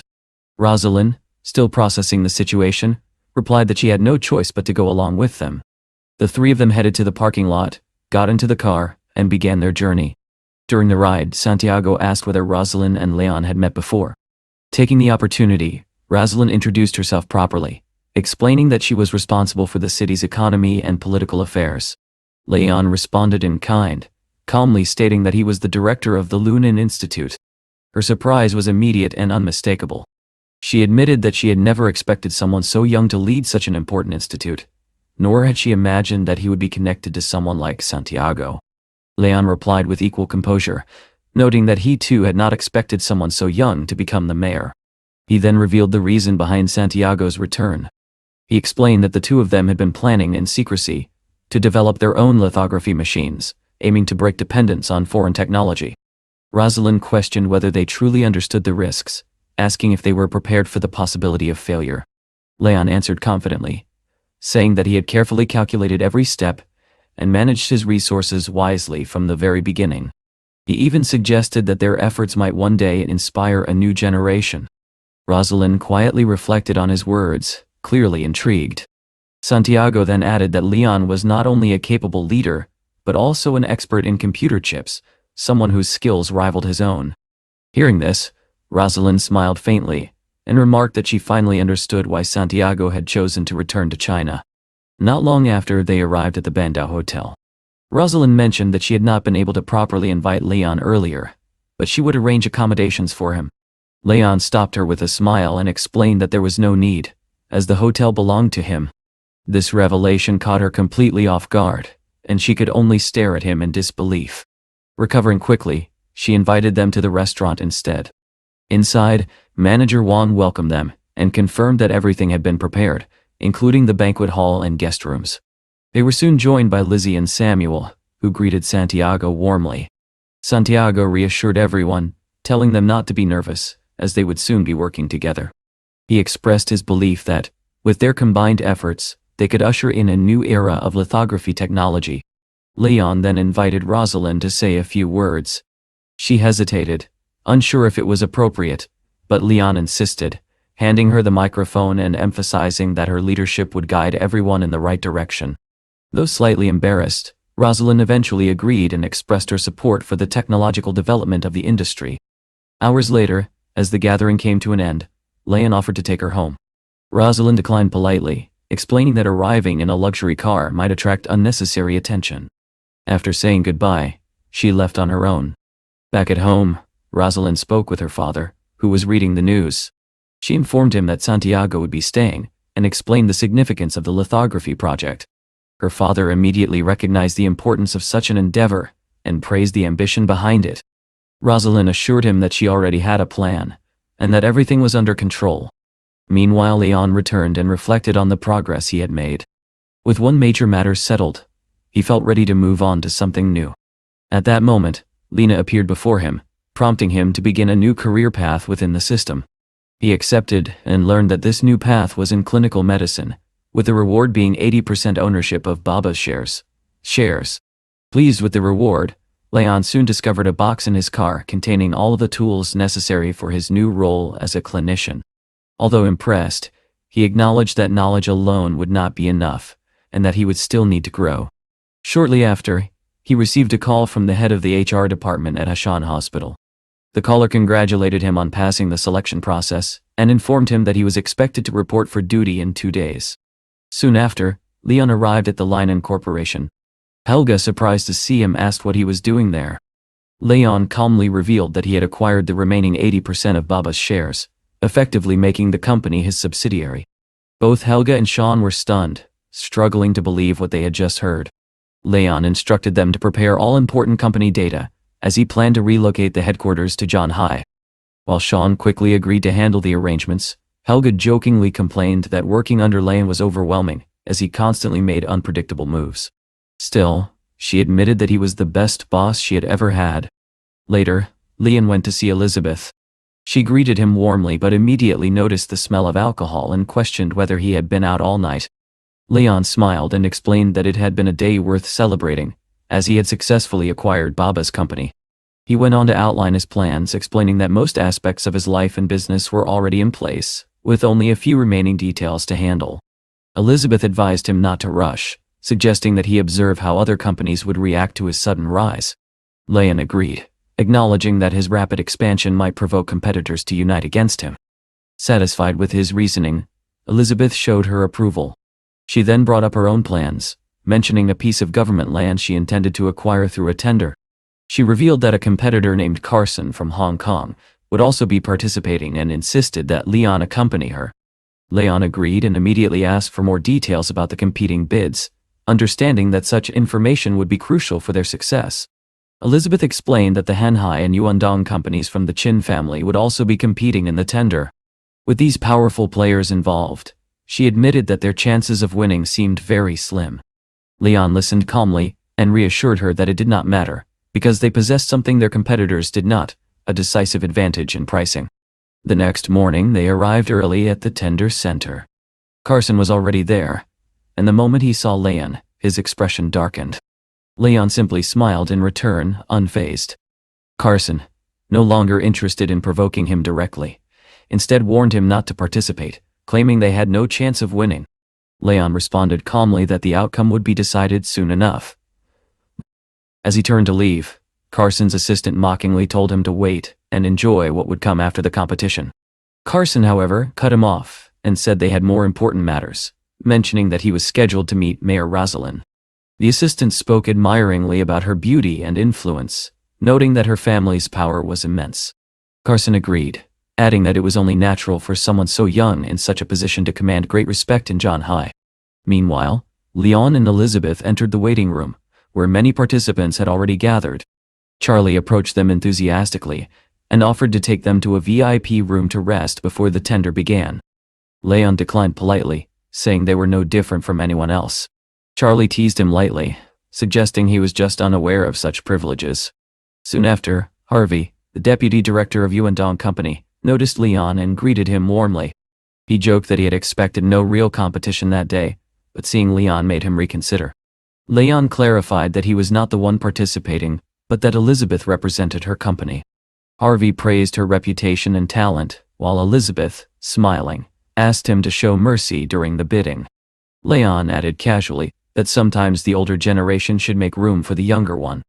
At that moment, an announcement was made that the tender would soon begin. As they took their seats, Leon noticed Elizabeth speaking urgently on the phone. When he asked what was wrong, she explained that Mayor Rosalind was overseeing the project, and she had tried to contact her but received no response. Leon stood up immediately, deciding to handle the situation himself. He stepped into the hallway and sent Rosalind a message, telling her he was there and wanted to meet. She replied shortly after, surprised that he knew she was present, and said she would come out in 5 minutes, though she was not alone. Charlie, noticing Leon's actions, assumed he was trying to use connections to gain an advantage, and warned him that Rosalind was not someone easily approached. Leon ignored the comment and continued upstairs, telling Charlie to follow if he wished. Outside Rosalind's room, they found Carson waiting with a bouquet of flowers. Charlie immediately guessed his intentions, joking that Carson was trying to win her favor. Carson denied it, though he hinted that such a thing might happen soon, and told them they would have to wait their turn. When the door finally opened, Rosalind stepped out and was clearly surprised to see so many people gathered. Carson quickly presented the flowers, but before anything else could happen, Leon stepped forward, pushed past him, and pulled Rosalind into an embrace. The scene stunned everyone.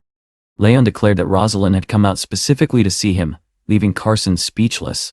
Without hesitation, he led her away, while Charlie stood frozen, unable to process what he had just witnessed.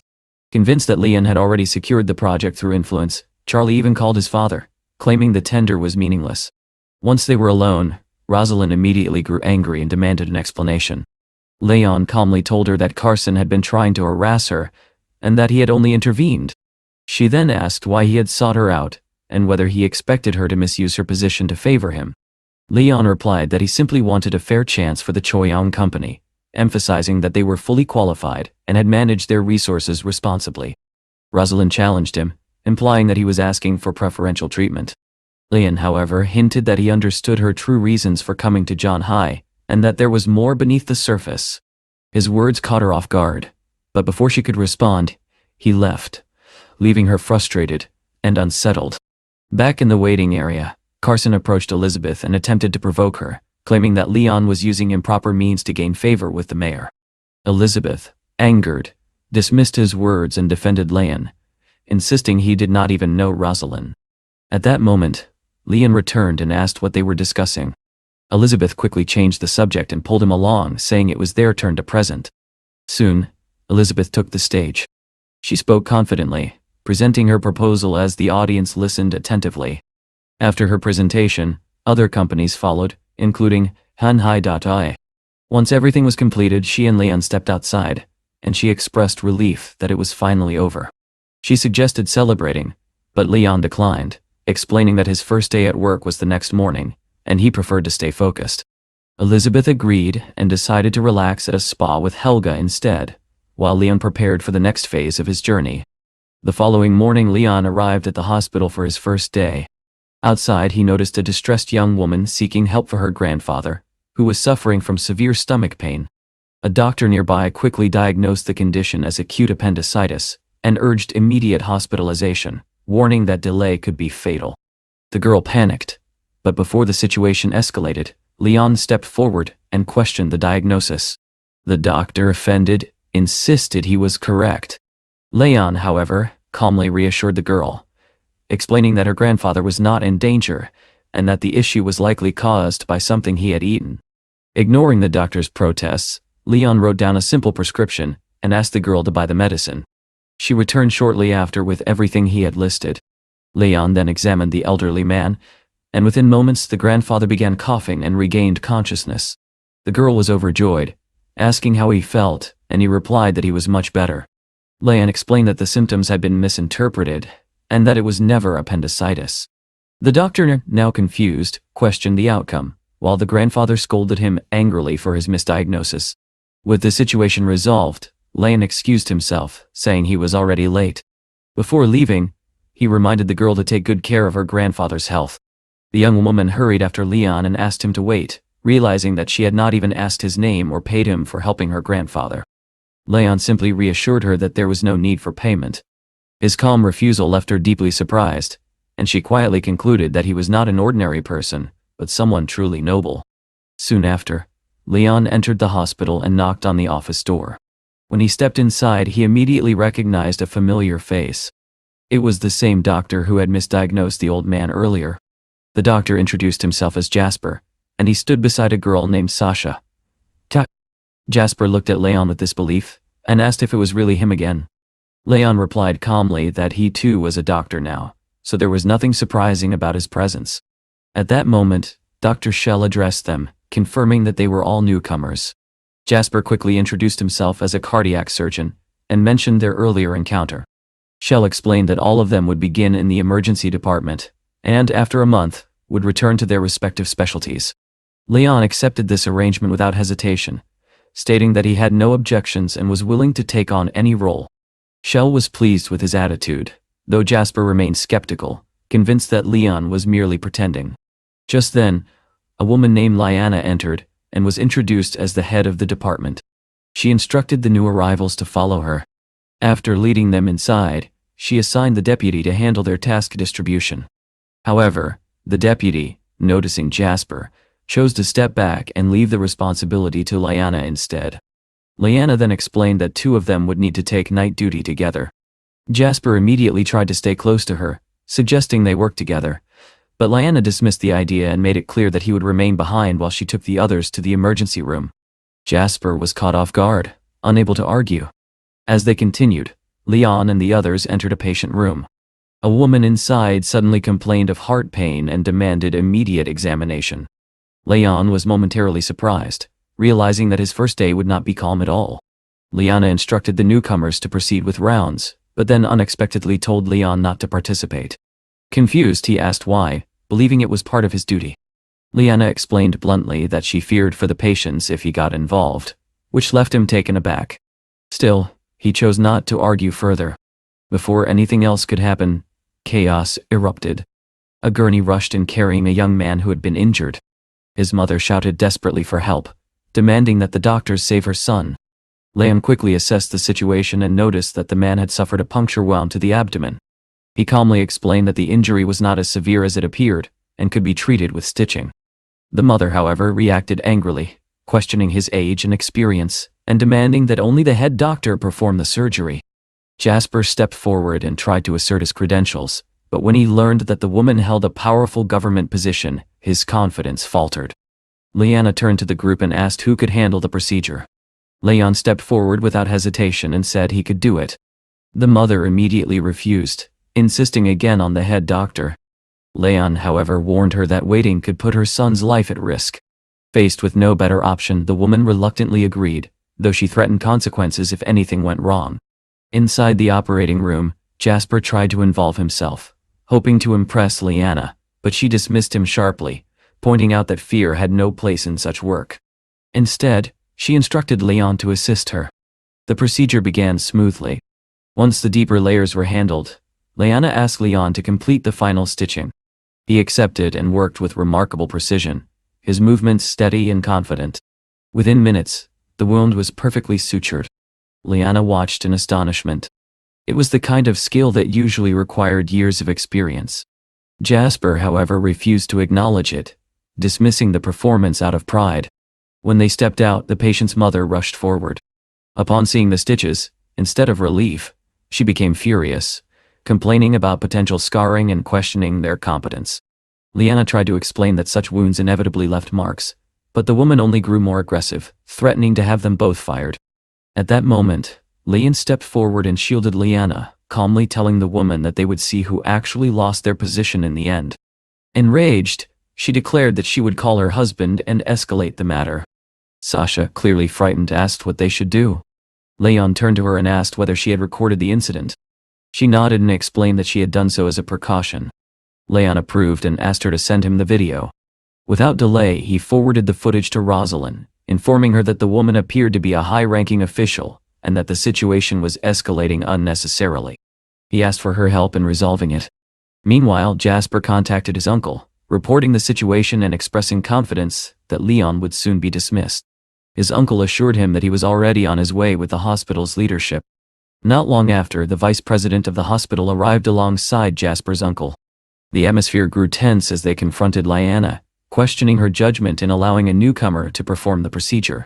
Liana stood her ground, stating firmly that she had done nothing wrong, and that the patient's family was causing unnecessary trouble.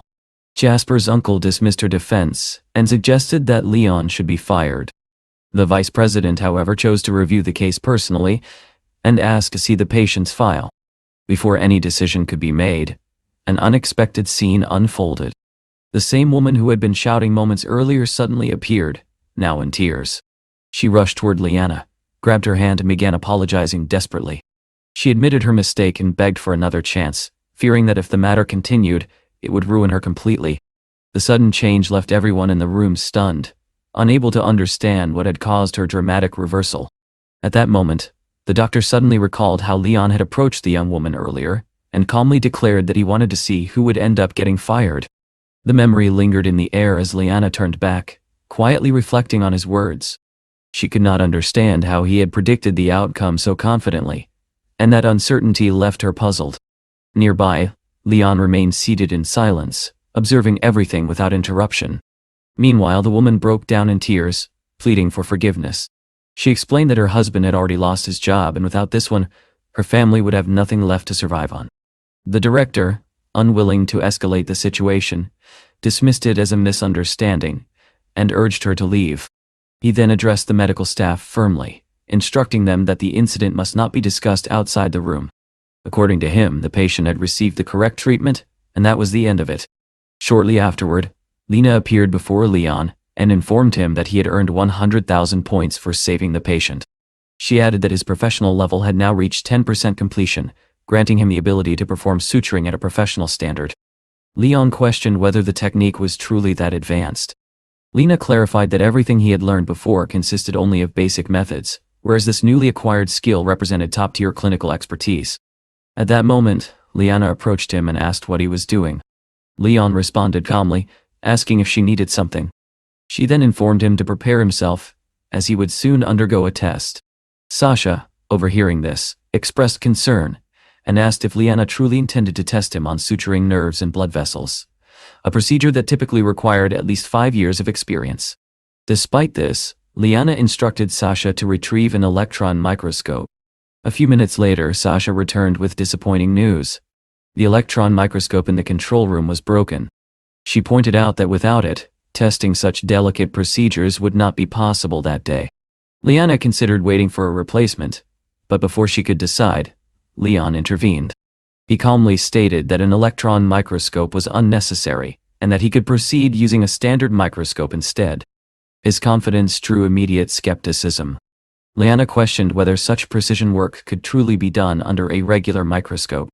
Leon simply nodded and reassured her that, since it was only a test, no harm would come to anyone. From the sidelines, Jasper could not help but challenge him, asking if he had become overly confident. Leon responded bluntly, stating that it was natural for Jasper not to understand, as he had already surpassed his level. After a brief pause, Liana decided it was worth trying.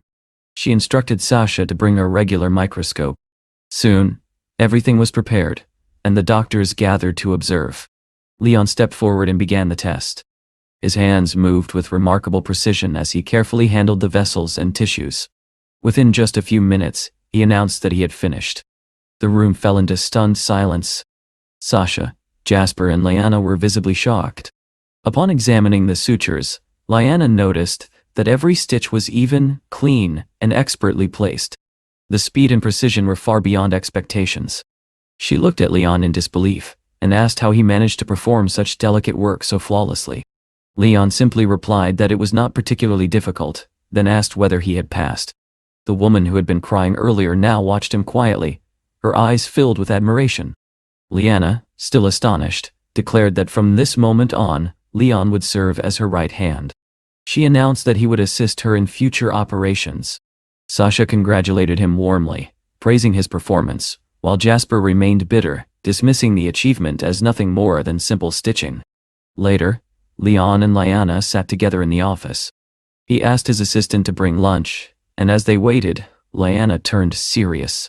She explained that an important surgery was scheduled for the next day.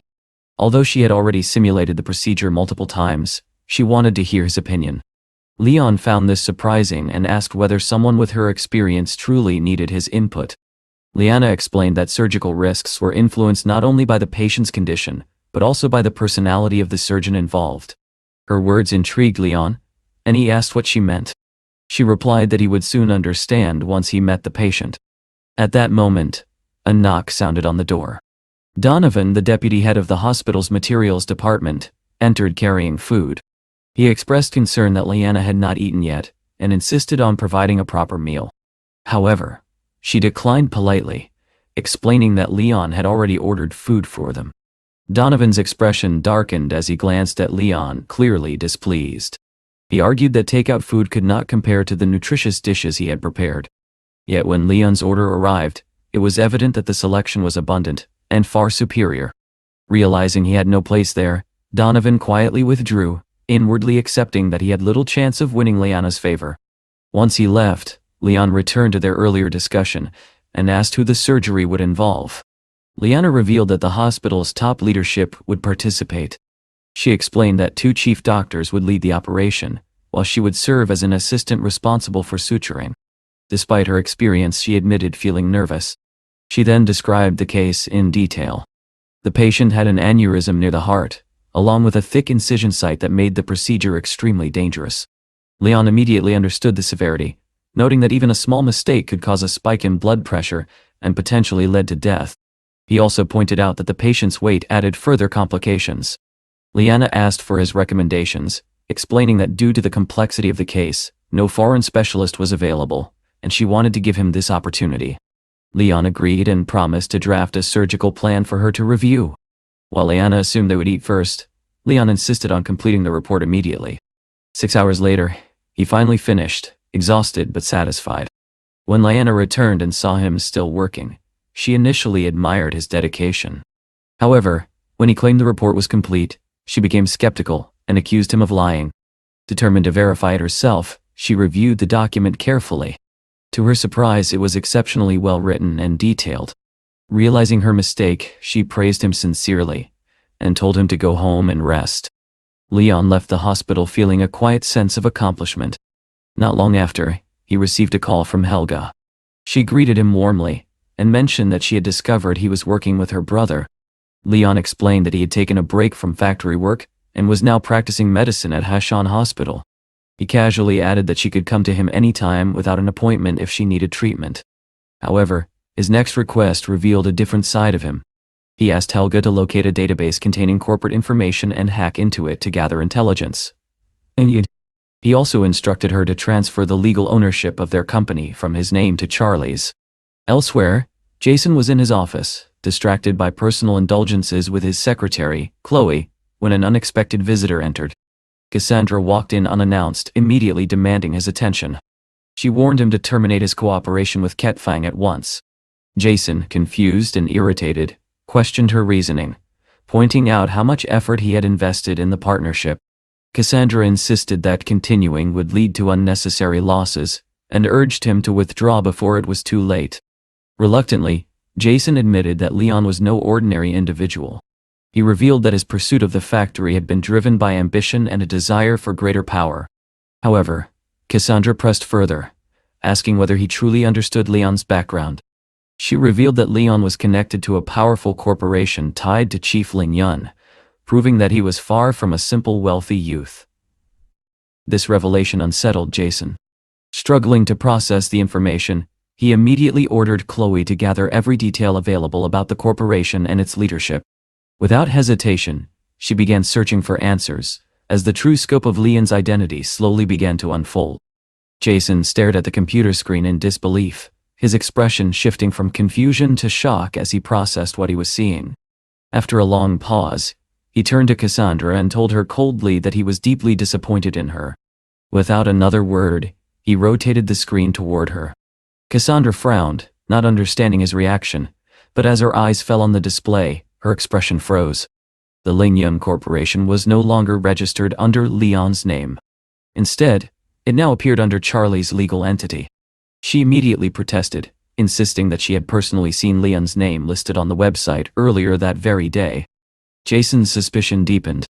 He pointed accusingly at his sister and demanded to know her true intentions. Cassandra, equally shaken, struggled to make sense of what had happened. Less than an hour had passed, and yet the ownership records had completely changed. The speed of it was unsettling, and for the first time, she began to truly question what kind of person Leon really was. Frustration quickly turned into anger. Cassandra raised her voice, declaring that she wanted nothing more to do with the matter. She reminded Jason that she would soon leave to start her own business, and insisted that everything she had done was to protect their family. Jason, however, refused to believe her. He accused her of pretending to care, suggesting that she was only trying to manipulate their father and undermine him. Furious, Cassandra cut him off, stating that she had no desire to continue arguing. She turned away, ignoring his accusations, convinced that time would eventually prove her right. Deep down, she believed that Leon would be the one to bring Jason down. The next morning, Leon arrived at the hospital and immediately noticed the tense atmosphere. Doctors hurried through the corridors, their urgency reflecting the importance of the day. Leanna spotted him and approached quickly, telling him that he had finally arrived.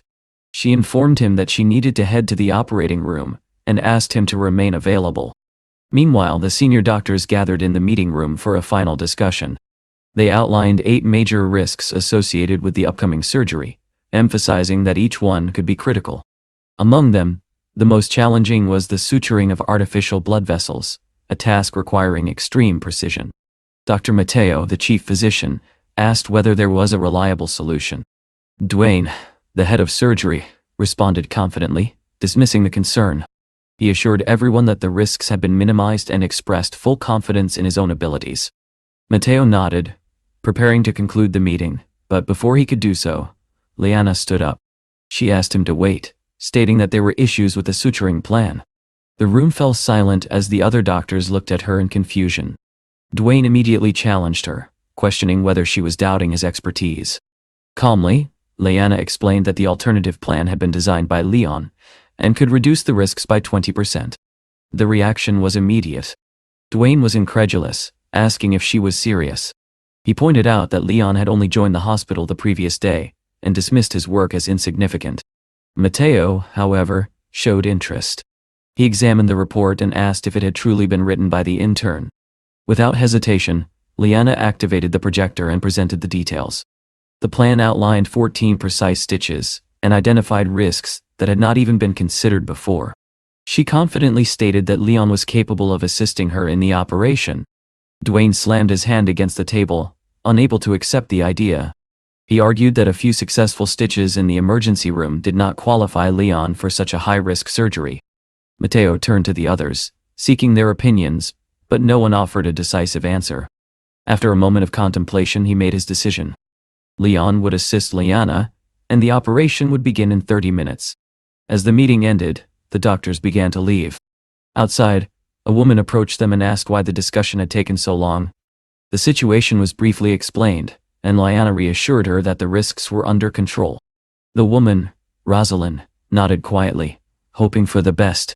At the same time, Leon was still in the emergency room when a woman suddenly burst in, demanding immediate attention. She claimed to be suffering from severe stomach pain and insisted on being treated at once. Leon, caught off guard, told her to wait until he finished with his current patient. However, the woman rudely pushed the patient aside, claiming that he did not appear sick and was only wasting time. Leon's expression hardened. He recognized her behavior as unacceptable.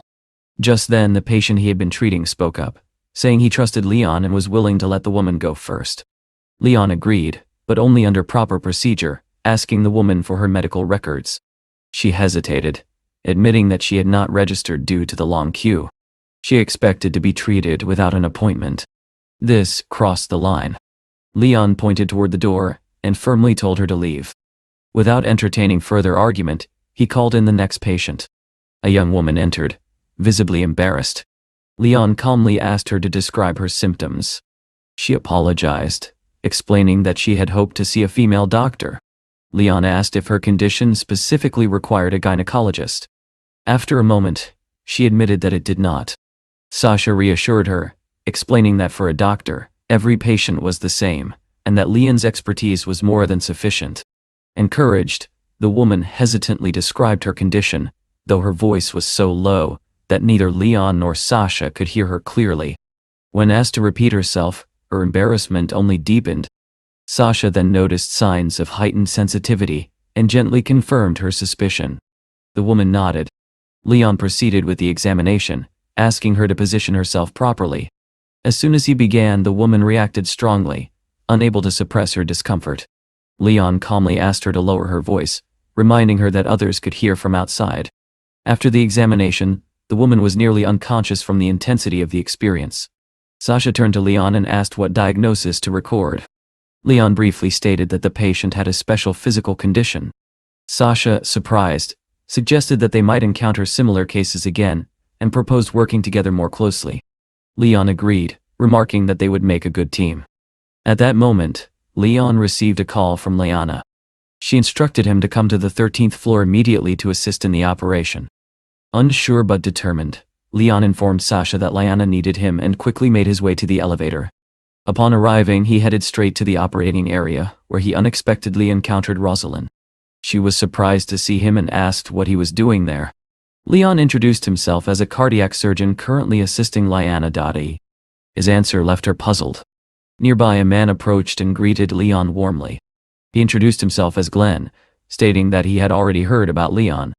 He explained that Liana had successfully convinced Chief Mateo to adopt Leon's suturing plan, and that the team had agreed to proceed with it. Rosalind was stunned to hear this, especially knowing that the most difficult part of the surgery would rely on Leon's method. Glenn added that he had even shared the plan with another expert, who had responded very positively. He assured her that Leon's abilities were exceptional. Listening to this, Rosalind began to wonder if there was any limit to Leon's capabilities.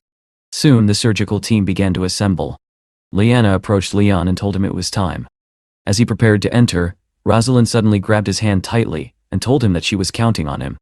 Leon reassured her calmly, asking her not to worry and promising to do his best. The doctors changed into their surgical gowns, and just before entering, Liana turned to Leon and clarified his role. Although he had been brought in as her assistant, for now, he would only be allowed to observe. Liana explained calmly that observing the surgery would be a valuable experience for Leon, and that by staying close to her, he could learn far more than from textbooks alone. Before the procedure began, Dwayne shot Leon a cold warning, telling him not to get in the way or faint once things became intense. Leon glanced at him and quietly thought that Dwayne was an unnecessarily difficult man, always looking for an opportunity to provoke him. Turning his attention elsewhere, Leon asked Liana whether the man they had encountered the previous day was Dr. Donovan's father. She confirmed it without hesitation. Moments later, the operating room lights blazed to life, flooding the space with brightness. Everything was ready. Mateo gave the signal to begin. Leon stood to the side, observing carefully as the operation started. Mateo announced that they would proceed with the replacement of blood vessels, and instructed the team to initiate circulation. He then handed over the responsibility of assessing the patient's condition to Dwayne. However, as soon as Dwayne examined the situation, his confidence faltered. He reported that the patient's blood vessels were severely compressed by surrounding organs, making suturing extraordinarily difficult. When Mateo pressed for more details, Dwayne delivered a grim conclusion. The vessels had fused with the axillary artery, and any attempt to stitch them would likely result in uncontrollable bleeding. In his view, no one could successfully perform this operation. The room fell silent. Mateo, visibly tense, asked one final time if there was any possible solution. Dwayne shook his head firmly and declared that no surgeon in the country could handle such a case.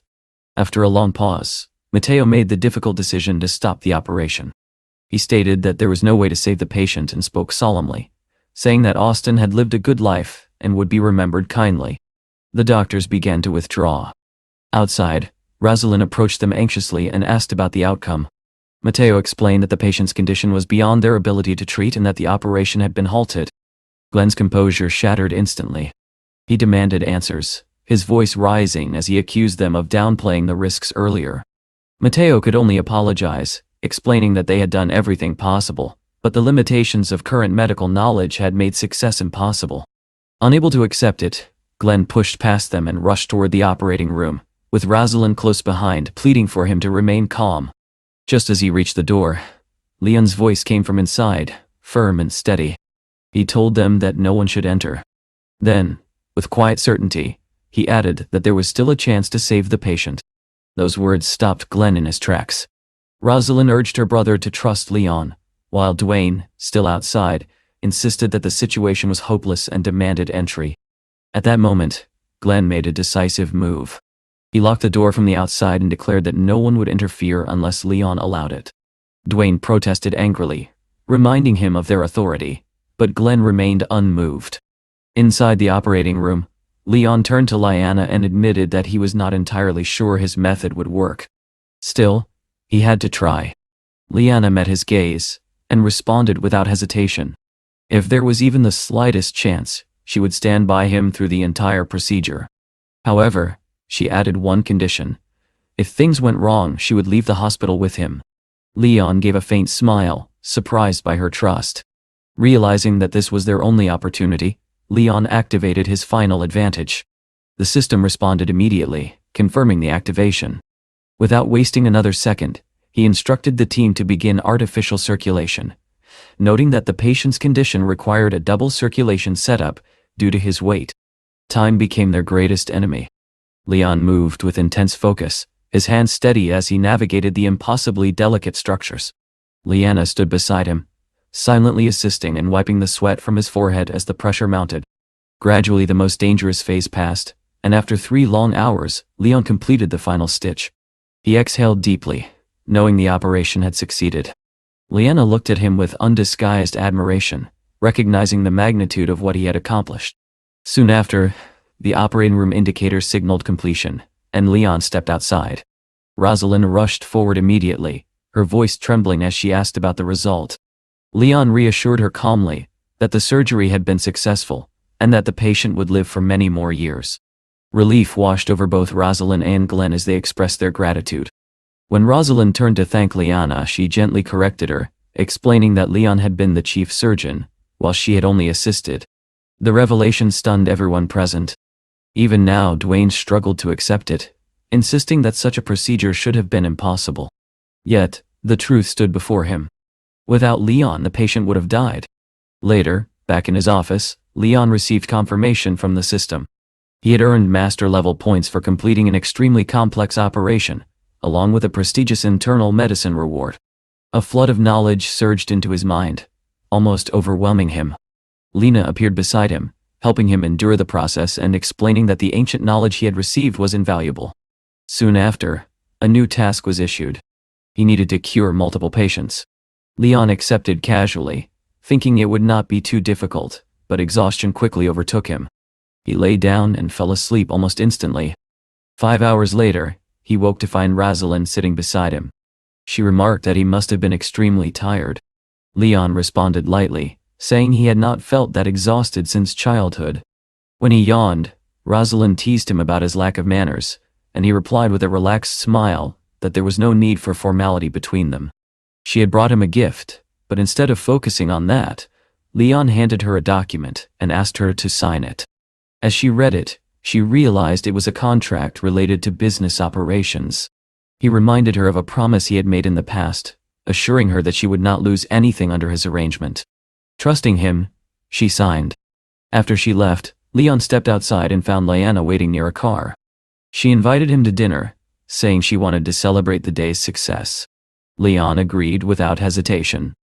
Just then, Donovan appeared, calling out to Lyanna. He excitedly told her about a high-profile racing event happening that evening, and invited her to join him. Lyanna declined politely, explaining that she already had plans with Leon.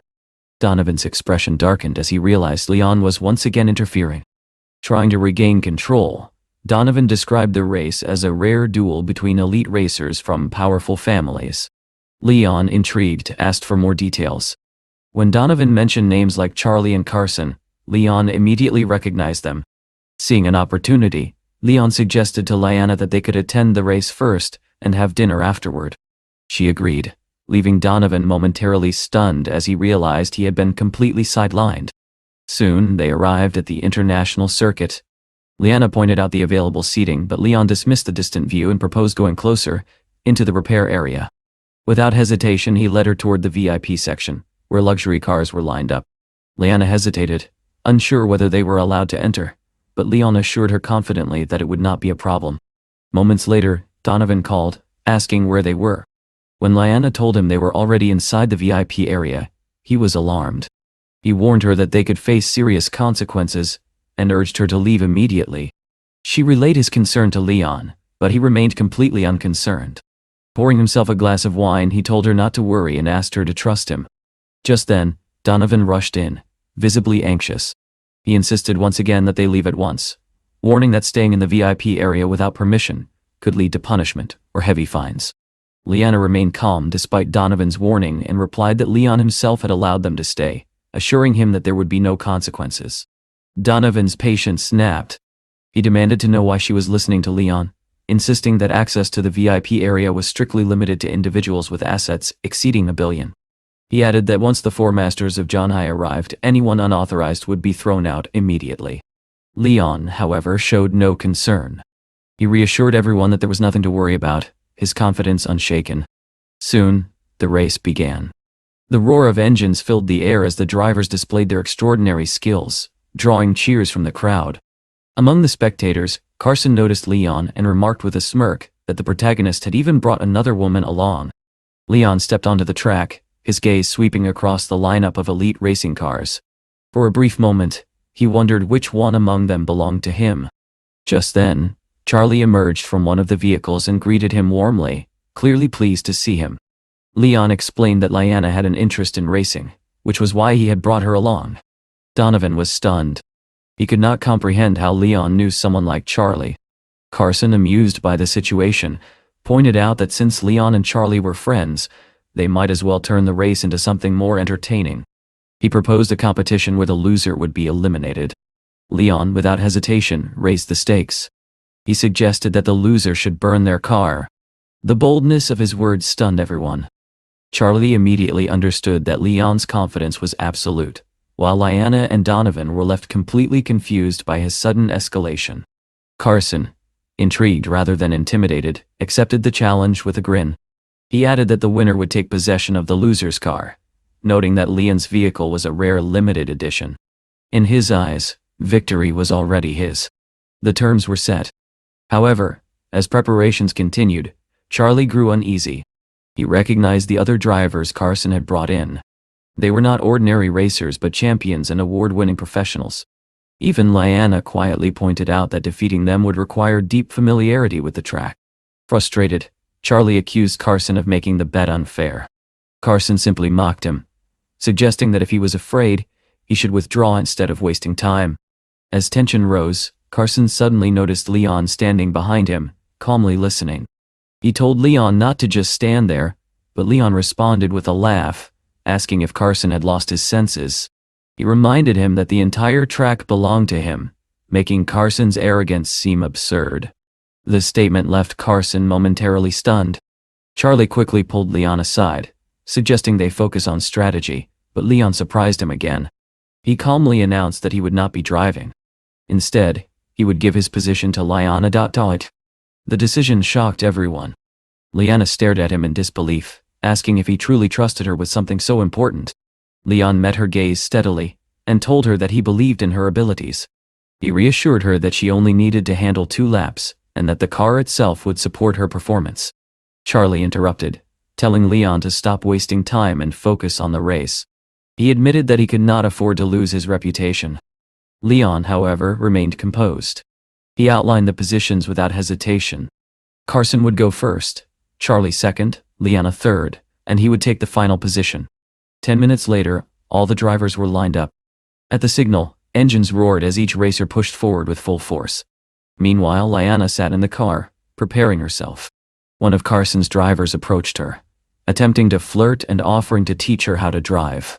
Lyanna responded coldly, stating that as a surgical department head, she could make hundreds of precise cuts on his body that would still be considered minor injuries. She assured him she needed no guidance. The man fell silent, shaken by her response. The race intensified.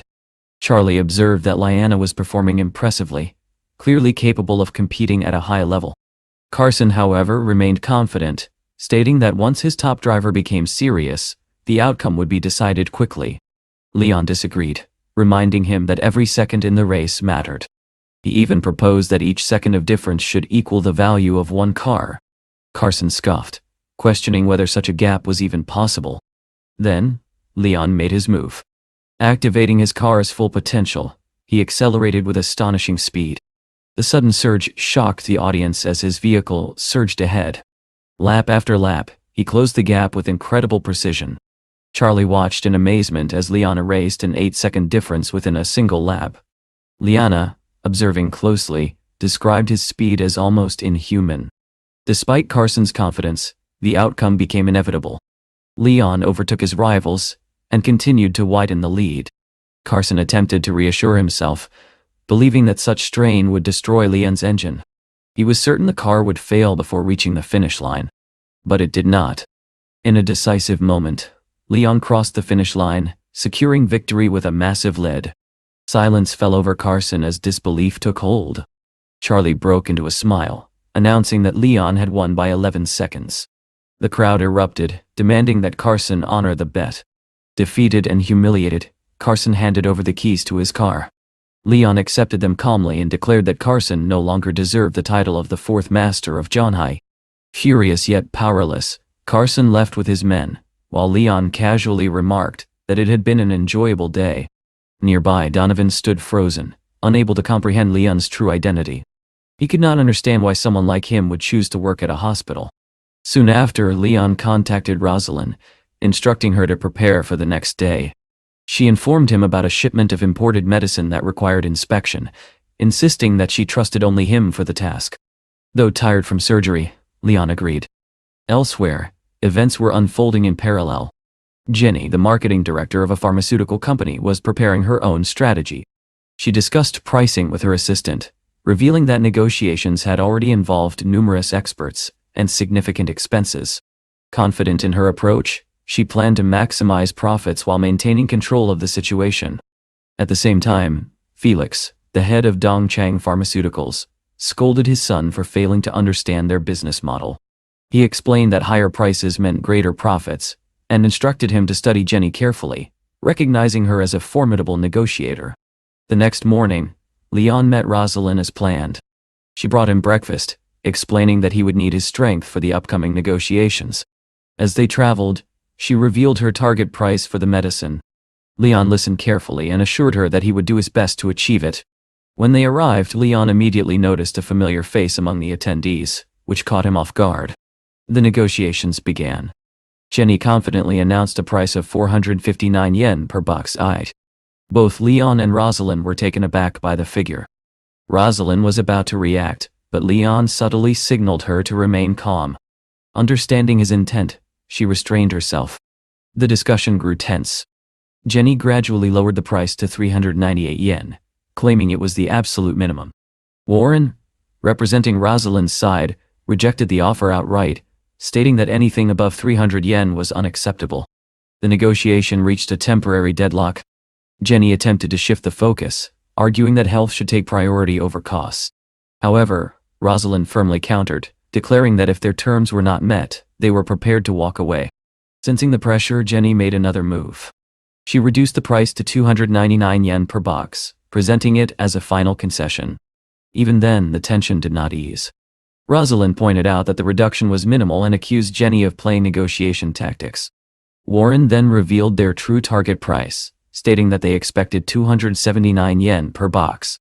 Jenny refused, but hinted that she might sacrifice a small portion of profit to maintain long-term relations.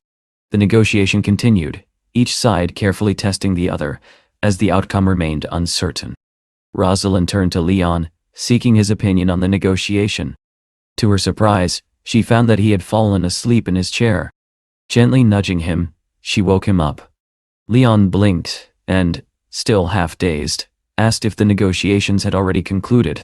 He quickly apologized, explaining that the exhaustion from the previous day's operation had caught up with him. His casual remark left Jenny and the others stunned, unable to comprehend how someone could fall asleep during such a critical discussion. Rosalind then informed him that the deal had been finalized at 289 yuan per box. Leon's expression changed instantly.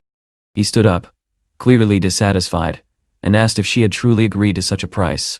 Rosalind admitted that she had tried to push it lower, but the opposing side had insisted it was their absolute minimum.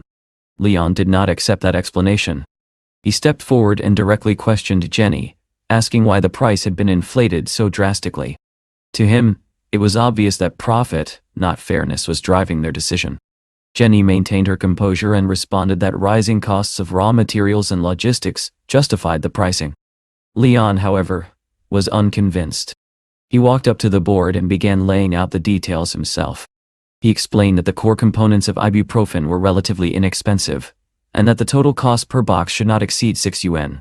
He emphasized that the medicine was not some rare or technologically complex product that justified such a markup. His words sent a ripple through the room.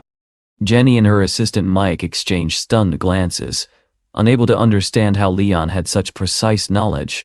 Leon calmly explained that as someone working in the medical field, he was well aware of actual costs. In his view, their asking price was nearly 10 times higher than it should have been. Jenny dismissed his claims as absurd, and attempted to redirect the discussion, suggesting that such technical interference was unnecessary. But Leon pressed further, openly accusing them of staging the negotiation and expecting blind agreement. At that moment, the sales agent present tried to intervene, dismissing Leon as irrelevant and suggesting that he leave the room. However, Rosalind immediately stepped in. She declared firmly that Leon was not only qualified to speak, but that he was one of the best cardiac surgeons, and anyone questioning his competence was simply wrong. The room fell silent once again. Even so, Jenny remained defiant. She argued that expertise in surgery did not equate to understanding pharmaceuticals. But Rosalind had already made up her mind. With a decisive tone, she announced that their final offer was 9 yuan per box, and that the negotiation was effectively over. Jenny was taken aback. She questioned whether Rosalind truly trusted Leon's judgment to such an extent. Rosalind admitted that while Leon was not formally part of the negotiation team, she agreed with his reasoning and believed the current pricing was unreasonable. Leon then spoke again, this time more measured. He reminded Jenny that she understood the Chinese market well and knew how many patients depended on affordable medicine. He assured her that even at the proposed price, her company would still make a profit and gain a valuable foothold in the market. Jenny refused to concede, stating that no company would accept such terms. Leon responded simply that if they could not agree, they were free to withdraw entirely. With tensions high, Jenny proposed reconvening later. Rosalind agreed to meet again in 3 days, and with that the meeting came to an end. Outside, Rosalind immediately turned to Leon and asked how he knew the production cost so precisely. Leon replied that his estimate was accurate enough, and even if there was a slight error, it would be insignificant. When she asked what they would do if the company refused again, Leon suggested that alternatives could be developed. He hinted at using knowledge from his own resources to create a substitute. He reassured her that he would handle everything, and told her to be ready to finalize the deal when the time came. Soon after, Rosalind informed him that Austin wanted to see him. They headed to the hospital together. Upon arrival, Glenn greeted Leon warmly, and Leon entered Austin's room. Austin welcomed him with a smile and asked him to sit.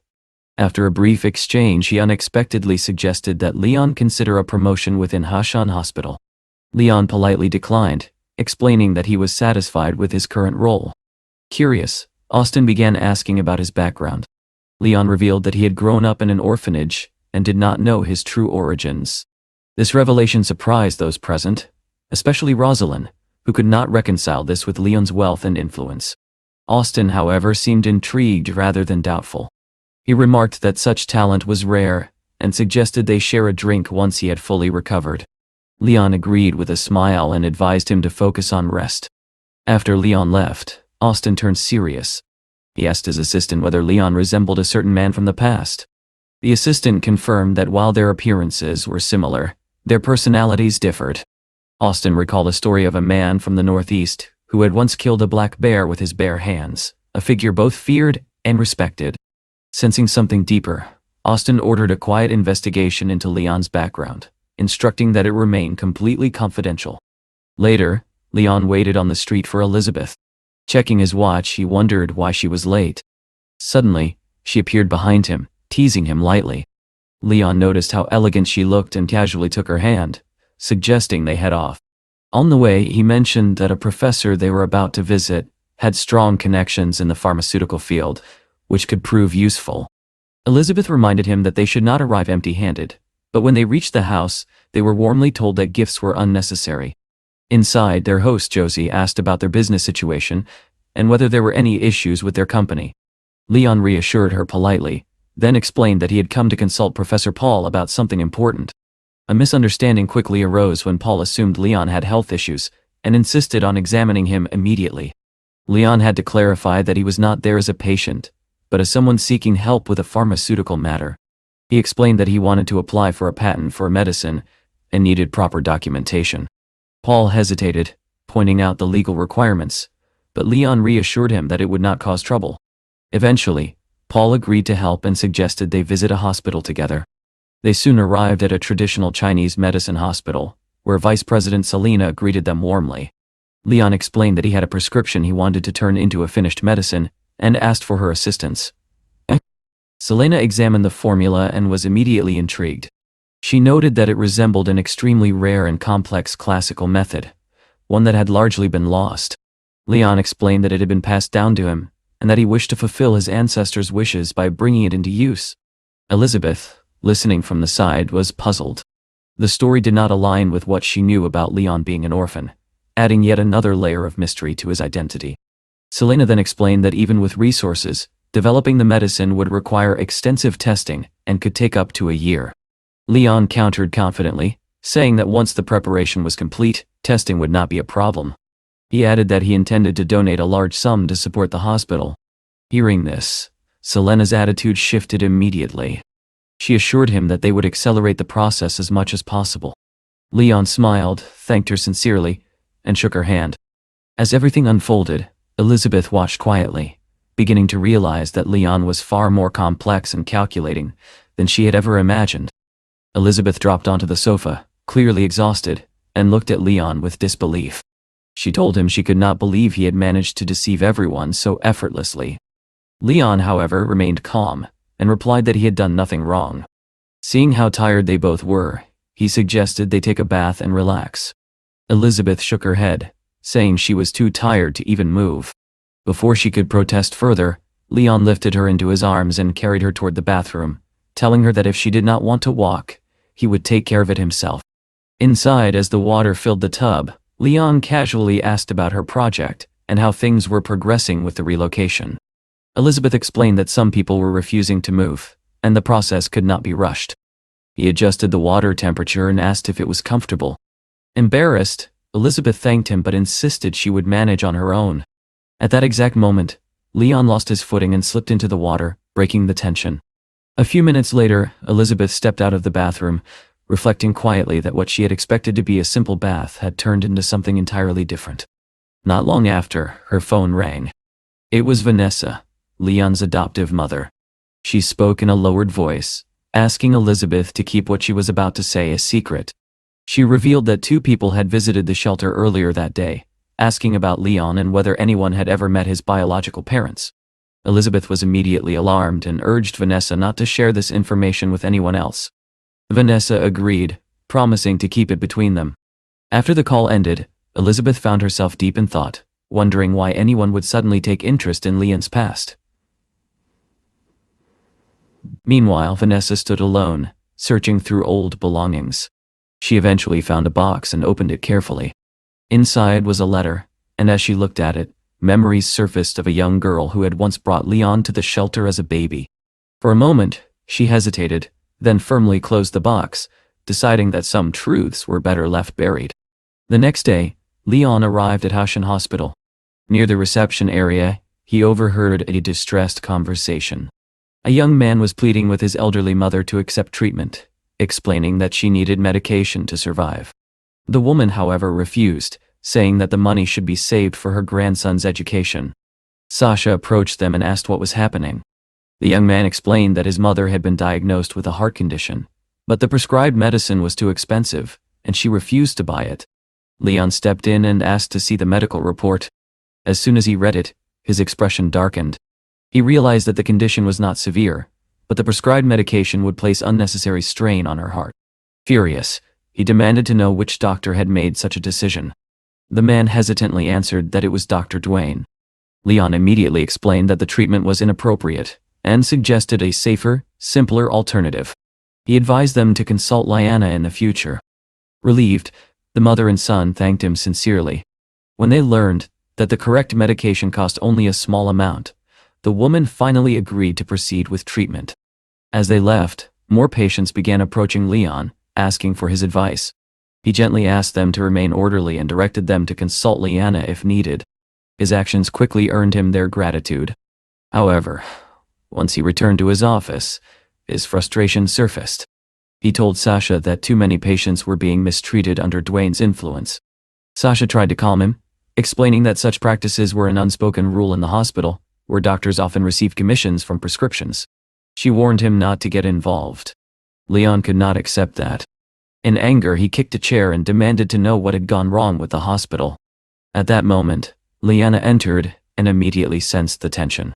Without wasting time, she told him to come with her to the chief physician's office. Sasha, concerned, asked if this was related to what had just happened. Liana replied that they would soon find out.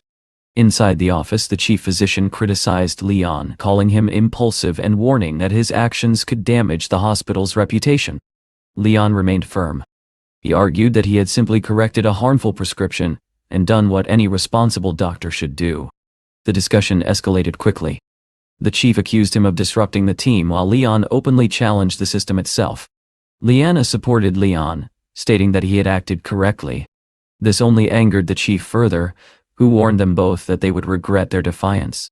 Later, back in his office, Sasha asked what had happened. Leon brushed it off, saying it was nothing serious, and continued seeing patients. When the next patient entered, Leon was surprised to find Helga standing there. She was equally shocked to see him working at the hospital. She questioned why he needed money if he was involved in other ventures, but Leon casually replied that he worked there without pay. As he examined her, he noticed red spots on her body. Helga explained they appeared after a recent trip.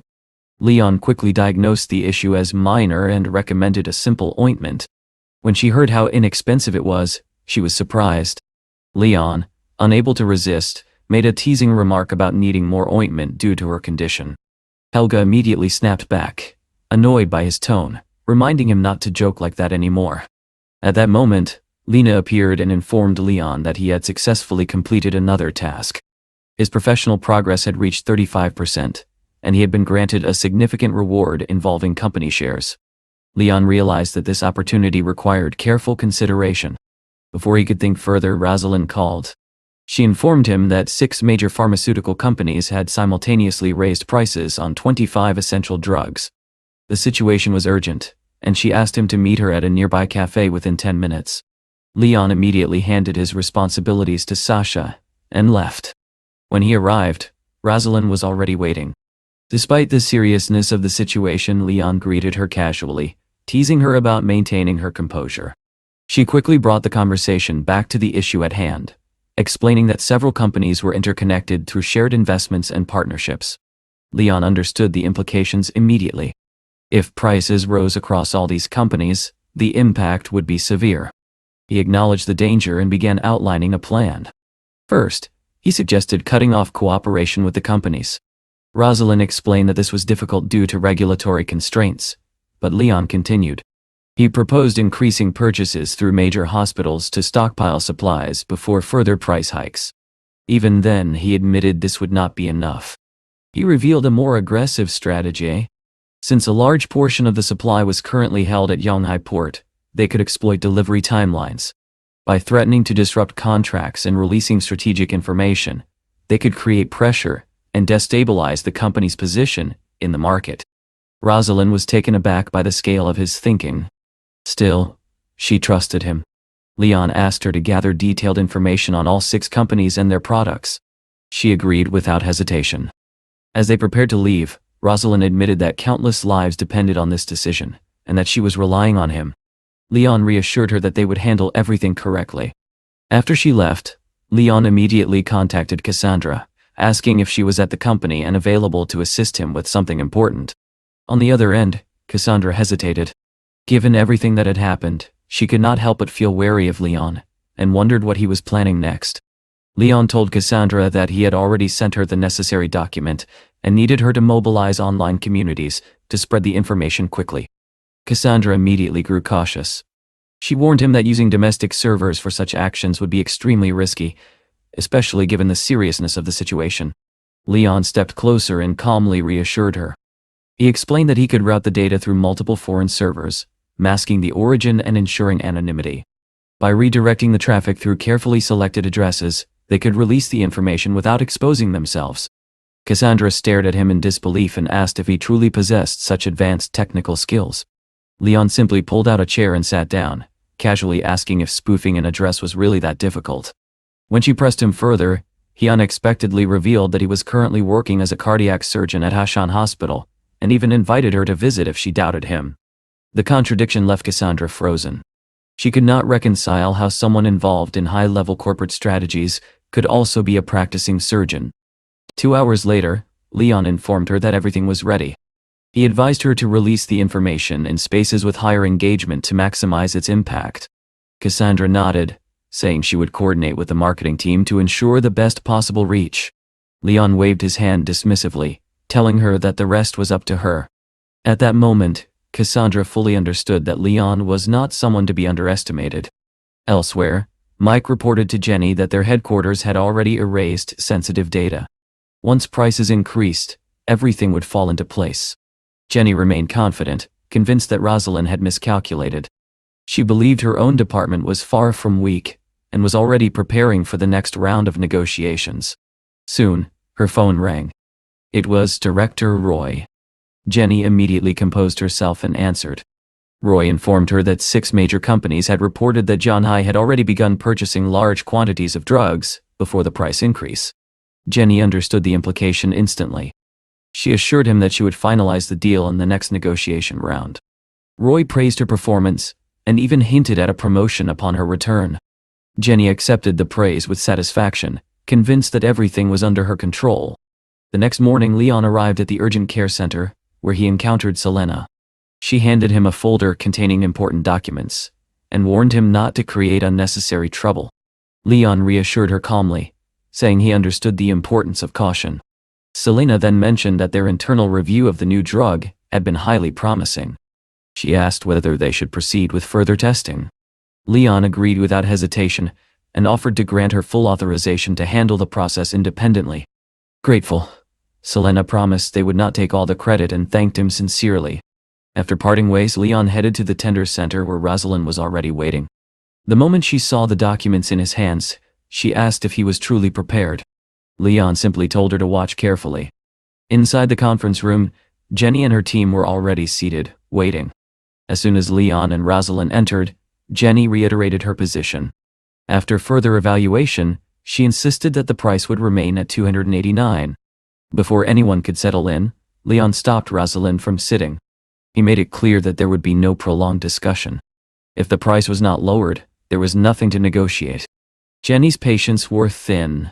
She argued that global raw material costs were rising and questioned what there was to negotiate if not pricing. The atmosphere grew tense. Then, without warning, Leon placed a folder on the table. He announced that it contained documentation for a newly developed Chinese patented drug, one that was more effective than ibuprofen. He added that the certificate inside had been issued by a professional authority and should be sufficient proof. The room erupted in shock. Jenny, Mike, and the others immediately stood up, unable to believe what they were hearing. They examined the documents carefully, searching for inconsistencies. Felix, studying the composition, noted that it appeared similar to existing formulations. Mike turned to Jenny, clearly unsettled.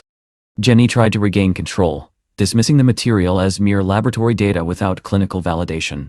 But Leon countered calmly, stating that clinical trials had already begun, and that the evidence was more than enough to support negotiations. Then he took out the actual medicine and placed it on the table. He told them they were free to test it themselves. Once they confirmed its effectiveness, they could continue discussing pricing. Jenny held the sample in silence, realizing that the situation had shifted beyond her control. Leon pressed further. If they insisted on raising prices for essential drugs, his team would simply develop superior alternatives. The implication was clear. Their leverage was gone. Jenny and Mike were left speechless.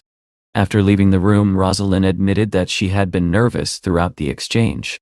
She asked Leon directly whether the new drug was genuine or merely a tactic.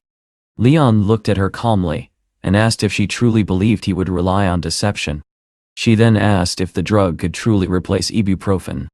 Leon replied that he only needed her approval to move it quickly into clinical application. Rosalind looked at him in quiet amazement, still processing how swiftly he had resolved such a massive crisis. Leon smiled slightly, and told her that perhaps he had a talent for solving problems in this world. He reminded her that he had promised to help her rise quickly, and that everything was moving according to plan. As they parted ways, Leon walked home in high spirits. Rosalind, watching him leave, admitted to herself that while he could be unpredictable, there was no denying his brilliance. Back in the conference room, Jenny remained standing, staring at the documents in her hands. She still could not fully accept what had happened. Mike urged her to report everything immediately to headquarters. Reluctantly, Jenny called Roy. At first he greeted her warmly, expecting good news. But as she explained the situation, his tone changed completely. She told him that their competitors had developed a drug comparable to ibuprofen, and that it was already functional. Roy was stunned. He could not believe that such a development was possible in such a short time. Jenny confirmed that the drug had been tested and worked as claimed. She added that China now had the capability to produce it independently. The implications were enormous. Realizing the danger, Roy immediately ordered that all shipments be switched to air transport, and instructed Jenny to take full control of the situation. After the call, Jenny felt overwhelmed, nearly collapsing under the pressure. Mike rushed to help her, but she refused, telling him to focus on their tasks. Meanwhile, Felix received the news and reacted with fury. Slamming documents onto the table, he demanded answers. His son urged him to remain calm and focus on strategy. Frank added that he had reviewed the new drug and warned that without agreeing to the low pricing, they would lose their position in the market entirely. Felix, however, refused to accept such terms. He ordered his son to investigate everything about Rosalind's mysterious ally.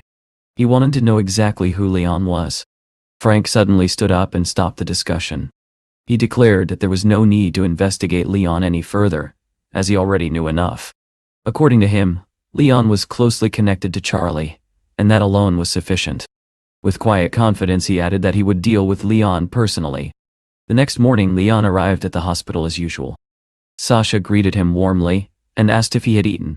She even offered him 2 bananas she had brought along. Leon thanked her politely but declined, mentioning that he had already bought a fruit pancake. As he walked through the hospital, he noticed something unusual. People kept staring at him, whispering among themselves. Confused, Leon asked Sasha if he had done something to offend everyone. Sasha explained the situation honestly. Because he had advised patients to choose cheaper, more appropriate medication, many had started going directly to him. As a result, other doctors were losing patients and income. Naturally, they now saw him as a threat. Leon simply yawned and dismissed it as their problem. A few hours later, dissatisfaction among the staff grew louder. Several doctors complained that they had barely any patients left and feared becoming irrelevant. Along with Jasper, they went to Valerio and blamed Leon for everything. Valerio, clearly irritated, decided to escalate the matter and led a group straight to the chief physician's office. Inside, they voiced their complaints, emphasizing how Leon's actions were disrupting the entire department. The chief physician admitted that he had already received multiple complaints. His solution was calculated. He suggested transferring Leon to the emergency department and gradually isolating him from the rest of the team. Valerio, however, was not satisfied. Just then, his phone rang. Recognizing the caller as an important contact, he answered immediately. The man on the other end asked about the drug project, reminding him of the large investment he had made. Valerio explained that a new doctor was interfering with their operations and suggested pulling Leon into their scheme. He even offered to provide Leon's contact details. At that moment, Jasper stepped forward and questioned his uncle's decision. He warned that involving Leon could backfire and expose everything. Valerio dismissed his concern, explaining that once Leon was drawn in, they would report him and have him removed. Jasper, impressed by the plan, praised his uncle's strategy. Elsewhere in the hospital, a family dispute was unfolding. Celia had come to visit her father and bluntly suggested that they should prepare for his funeral. Ela was shocked and accused her of thinking only about inheritance. Soon, Leanna and the doctors entered the room. Leanna explained that the patient had been recovering steadily, but still needed rest. Celia, however, insisted on proceeding with surgery. Leanna warned her that the risks were extremely high, with less than a 10% chance of success, and advised against it. Despite this, Celia refused to back down. The argument escalated. Ela opposed the surgery, fearing it would cost their father his life. Celia, in anger, accused her of lacking filial piety, and even turned on her husband, demanding his support. Under pressure, he reluctantly agreed to the surgery. With no other choice, Liana accepted their decision.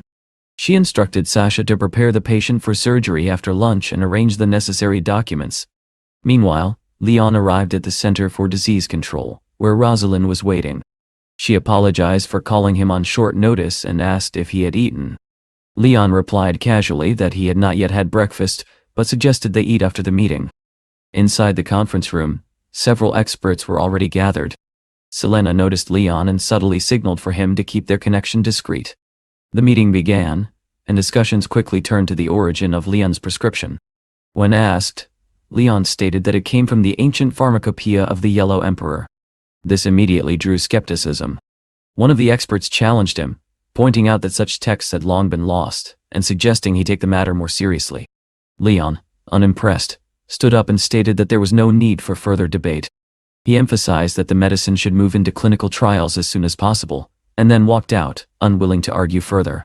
Rosalind quickly followed him, reminding him that the people inside were influential figures in the medical field, and that he needed to handle such situations more carefully. Just then, a man approached them and asked Leon to wait. It was Damien, the director of a traditional Chinese medicine hospital. He shook Leon's hand enthusiastically and praised him, saying that his work had broken through long-standing limitations in Chinese medicine. Both Leon and Rosalind were surprised by the recognition. Damien invited Leon to dinner, expressing his desire to know him better. After the meeting, Rosalind informed Leon that the 6 major pharmaceutical companies had already shipped their goods, and the first batch would arrive that very night. Leon listened calmly and suggested that when the time came they could apply pressure by holding the shipment if necessary. However, he quickly shifted the conversation back to something simpler, suggesting they focus on dinner for now. At that moment, Leon received another call. It was the owner of a pharmacy near the hospital, inviting him to dinner to discuss business. Rosalind asked who it was, and Leon explained the situation. He added, half-jokingly, that he was not used to dining alone with another man, and asked her to join him. Rosalind rolled her eyes and called him foolish, but agreed to go along. Later, they arrived at the restaurant and met Wallace, the pharmacy owner. Wallace was surprised to see that Leon was not alone and asked about Rosalind. Leon introduced her casually as a friend from the hospital. Without wasting time, Wallace got straight to the point. He explained that he had a batch of drugs he needed to sell quickly, and offered Leon 20% of the profits in exchange for help. Dan. Leon immediately pushed back, asking if Wallace thought that was sufficient. After some negotiation, Wallace reluctantly increased the offer to 23%. Leon accepted, but only on one condition. The agreement had to be formalized. Wallace assured him that his reputation was trustworthy, but Leon insisted. A contract was produced, and Leon signed it without hesitation, making their partnership official. Wallace smiled, satisfied with the deal. However, Leon then waved the signed document slightly, and pointed out that the agreement now had full legal protection. At that moment, Wallace's expression tightened. He quickly suggested that involving lawyers might complicate things, and hinted that it would be better to keep the matter informal. It was clear that Leon had already anticipated this reaction. Leon subtly nudged Rosalind with his elbow, signaling her to stop eating and pay attention. Without hesitation, she straightened her posture and introduced herself calmly as an economist from Zhanghai, giving her name with quiet authority. Wallace froze. For a moment, he could not tell whether she was serious or mocking him. Meanwhile, Leon continued eating as if nothing unusual had happened. Then, without looking up, he asked Wallace a simple but sharp question: where had he obtained his phone number? Wallace hesitated. He quickly realized that lying would only make things worse. Before he could even attempt an answer, Rosalind's tone turned cold and direct. She told him not to waste time trying to deceive them. Cornered, Wallace finally admitted the truth. His contact had been given to him by Valerio, and there was already an agreement in place between them. Leon listened carefully, and then asked whether any other doctors were involved. Wallace revealed that, in addition to those already mentioned, there were 2 more, describing them as greedy and cunning individuals. Leon gave Rosalind a brief look and told her to have the management department investigate the matter thoroughly. His subtle wink made it clear that they were already turning the situation to their advantage. Rosalind understood immediately. Before leaving, she reassured him that everything would be handled. Soon after, Lena appeared before Leon once again, congratulating him for successfully navigating yet another challenge within the hospital. She informed him that he had received a professional reward, including a large sum of money and a luxury vehicle. Leon, however, remained indifferent to the material gain. He made it clear that he genuinely enjoyed his work at the hospital and intended to stay. At the same time, tension was building elsewhere. Inside Hashan Hospital, those who resented Leon gathered in secret, determined to force him out. Valerio shared what he believed was good news. Wallace had already signed a contract with Leon, and in his view, everything was proceeding according to plan. Jiraiya, however, wanted to escalate matters further. He suggested involving the authorities to make the situation irreversible. 15 minutes later, Leon was summoned to Jiraiya's office. As he entered, he questioned why he had been called away from his duties. Jiraiya wasted no time. He accused Leon of violating hospital rules by signing a private agreement with the pharmacy owner, declaring that such behavior was unworthy of a doctor.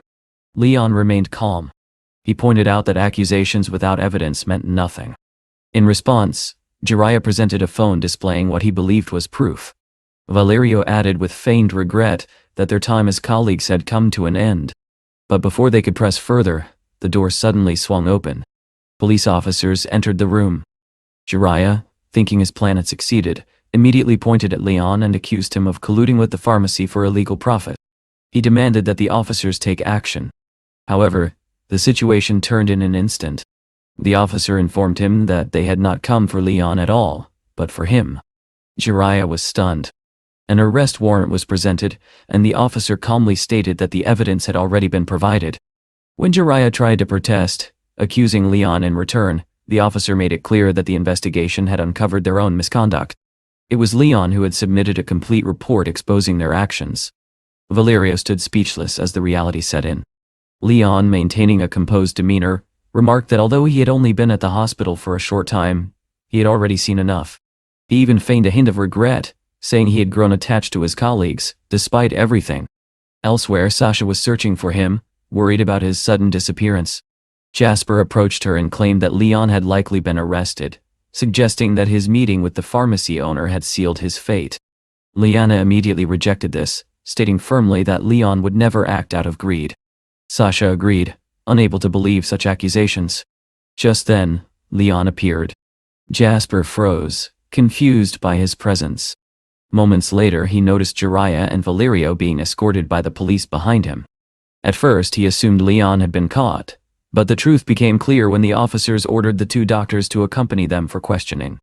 The entire staff watched as the corrupt figures were taken away. Before the situation ended, Leon pointed out that there was still another individual involved, Valeria's nephew, Jasper. The officer acknowledged the information and instructed his team to investigate immediately. Jasper panicked, desperately claiming innocence as the consequences of his actions closed in. With the matter resolved, Leanna returned with important news. She announced that she had spoken with higher management and had officially been appointed head of the cardiac surgery department. She also informed Sasha that she would no longer be transferred and could remain in her current position. Sasha was overjoyed and thanked her sincerely. Leon wasted no time. He reminded everyone that the operation for the patient in room 84 was about to begin. Leanna supported him, encouraging the team to stay calm and prepare together. Soon the operation commenced. At the same time, outside the operating room, Celia received a call. Sensing its importance, she quietly stepped away. Meeting her lover in private, she spoke without hesitation. She revealed that the chances of her father surviving the surgery were extremely low and implied that his death would result in her inheriting the family's wealth. After composing herself, she returned as if nothing had happened. 3 hours later, the surgery was completed. The doctors emerged and announced that it had been a success. The patient would live for many more years. Ela and Jim were overwhelmed with relief, expressing heartfelt gratitude. Celia, however, stood frozen. She could not understand how the operation had succeeded when the odds had been so low. Ironically, her insistence on surgery had extended the life she had secretly hoped to end. Later that night, Liana instructed Leon and Sasha to remain on duty. The first night after surgery was critical, and the patient needed constant monitoring. As the hospital grew quiet, Leon sat reading while Sasha, exhausted, fell asleep. Suddenly, the calm was shattered. Jim burst into the room in panic, shouting that something was wrong. His father had lost his heartbeat. Leon and Sasha rushed immediately to the ward. Inside, they found Isla and Celia already present. Without hesitation, Celia pointed at Leon and accused him of causing the patient's condition. She claimed the surgery had been poorly performed and that he was hiding his mistakes. Sasha angrily defended Leon, insisting that the operation had been successful. Celia continued, her accusations growing sharper. She insisted that Leon had concealed a critical error out of fear. Leon ignored her and focused entirely on the patient. But when her words crossed a line, he stopped. In a sudden, decisive moment, Leon struck her and ordered her to leave the room immediately, reminding her that this was a place for saving lives, not for chaos and baseless accusations. Celia fell silent, stunned, unable to comprehend that someone had dared to stand against her so directly. Leon's expression turned cold as he reminded everyone that they were in the middle of treating a patient. He ordered Celia to stop interfering and behave appropriately. Jim, unable to control his anger, stepped forward, rolled up his sleeves, and demanded to know how Leon dared to strike his wife. He made it clear that Leon would have to answer for it. Leon did not entertain the threat. In a swift motion, he kicked Jim in the stomach, forcing him back. His voice remained firm as he stated that the hospital was not a place for such behavior. He added sharply that if they continued like this, they would soon follow the same path as the patient lying before them. The nurses who witnessed this scene exchanged glances of admiration. To them, Leon's decisiveness was not recklessness, but authority. Without wasting another second, Leon turned his attention back to the patient. Leanna, after a brief examination, spoke with quiet gravity. There seemed to be nothing they could do. But Leon's eyes shifted toward the monitor beside the bed. The flat line on the screen told a different story. At that moment, Sasha entered and immediately noticed the patient's bluish-purple complexion. Leon analyzed the situation quickly and stated that this was not a surgical failure. Even if there had been complications, the symptoms would not have manifested in this way. Something else had gone wrong. Leanna made a decisive call and ordered that the police be contacted immediately. Sasha instructed the family not to touch anything and to wait. The room fell into tense silence as everyone awaited the next step. About 30 minutes later, the police arrived. Their initial findings pointed toward a malfunction in the ventilator. As the officers began their investigation, Celia stood quietly, listening. The realization dawned on her that the truth would soon come out. Suddenly, she panicked. Without warning, she rushed toward the exit. The officers reacted instantly, shouting for her to stop. Within moments, she was apprehended.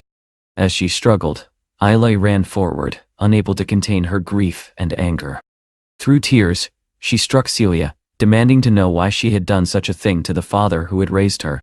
Celia had no answer. The officer in charge informed Leanna that the body would remain at the hospital for further examination, and that the suspect and family members would be taken in for questioning. With the immediate crisis resolved, Leanna told Leon and Sasha to rest, reminding them that the next day would bring serious discussions. The following morning, routine resumed, but not for long.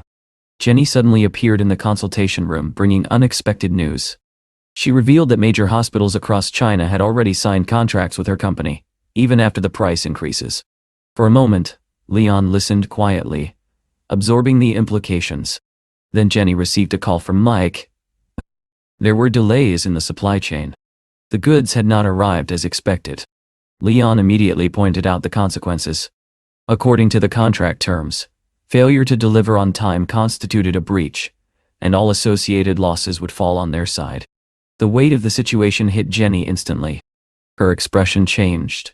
Her breathing grew uneven, and she suddenly collapsed, clutching her chest. Sasha reacted quickly, but even after several minutes, Jenny did not regain consciousness. Leon, however, remained composed. In his mind, the situation had already moved into its next phase. Soon, rumors began spreading across the internet. Reports claimed that the pharmaceutical batch had serious issues and had been detained.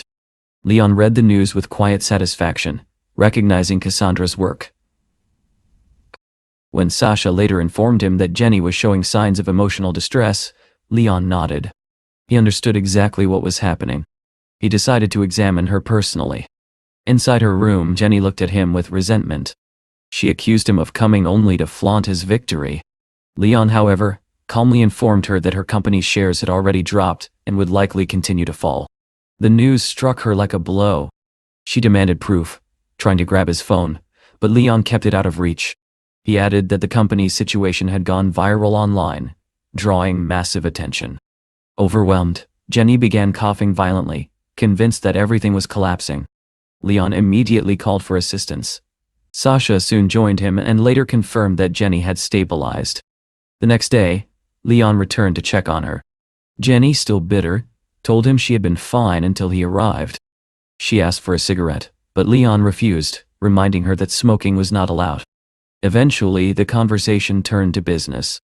Jenny revealed that her headquarters had agreed to reduce prices significantly, including setting ibuprofen at a much lower rate. However, Leon pushed further, insisting that the price should drop even more, and that the cost of other drugs should also be reduced substantially. Jenny stood up, refusing. She argued that such terms would destroy their company. She presented what she claimed was the final offer. Leon listened, then agreed in principle, but added that he wanted something else from her. That statement made Jenny uneasy. Half an hour later, Leon left the room.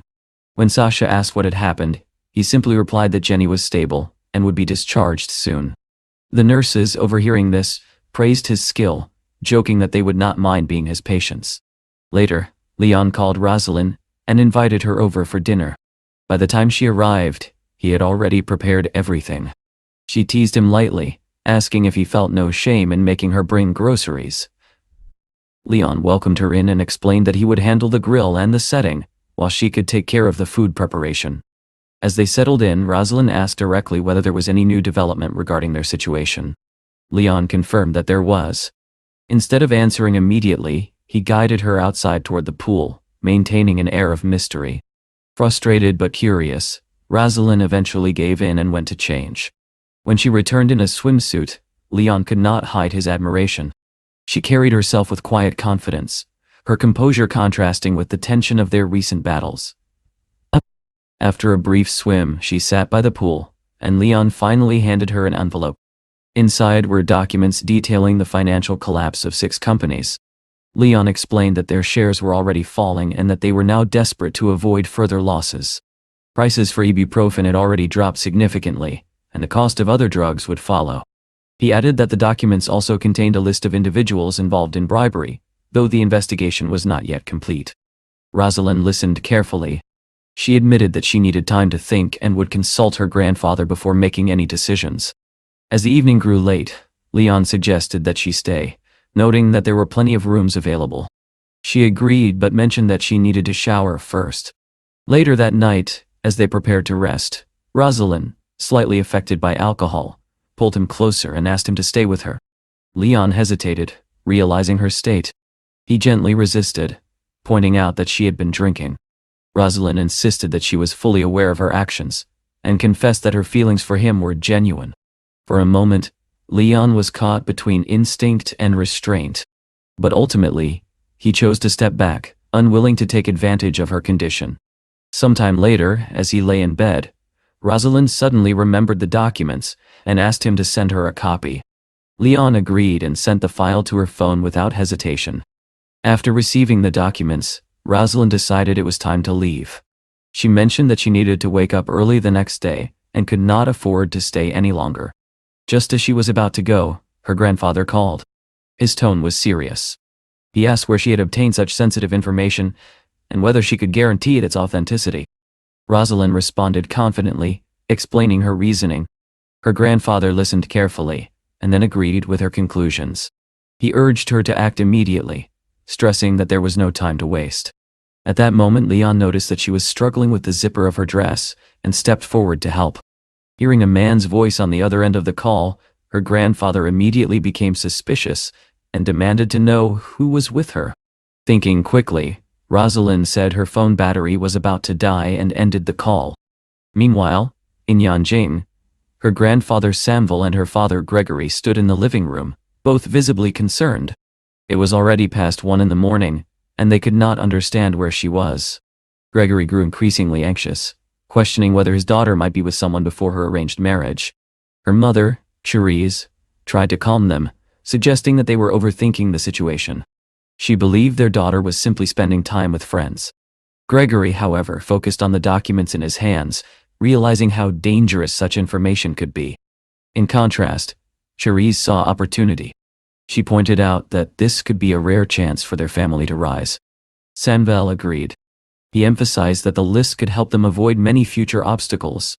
Then, with a decisive tone, he instructed Gregory to find out where Rosalind had obtained the information, and whether she had formed a connection with someone powerful.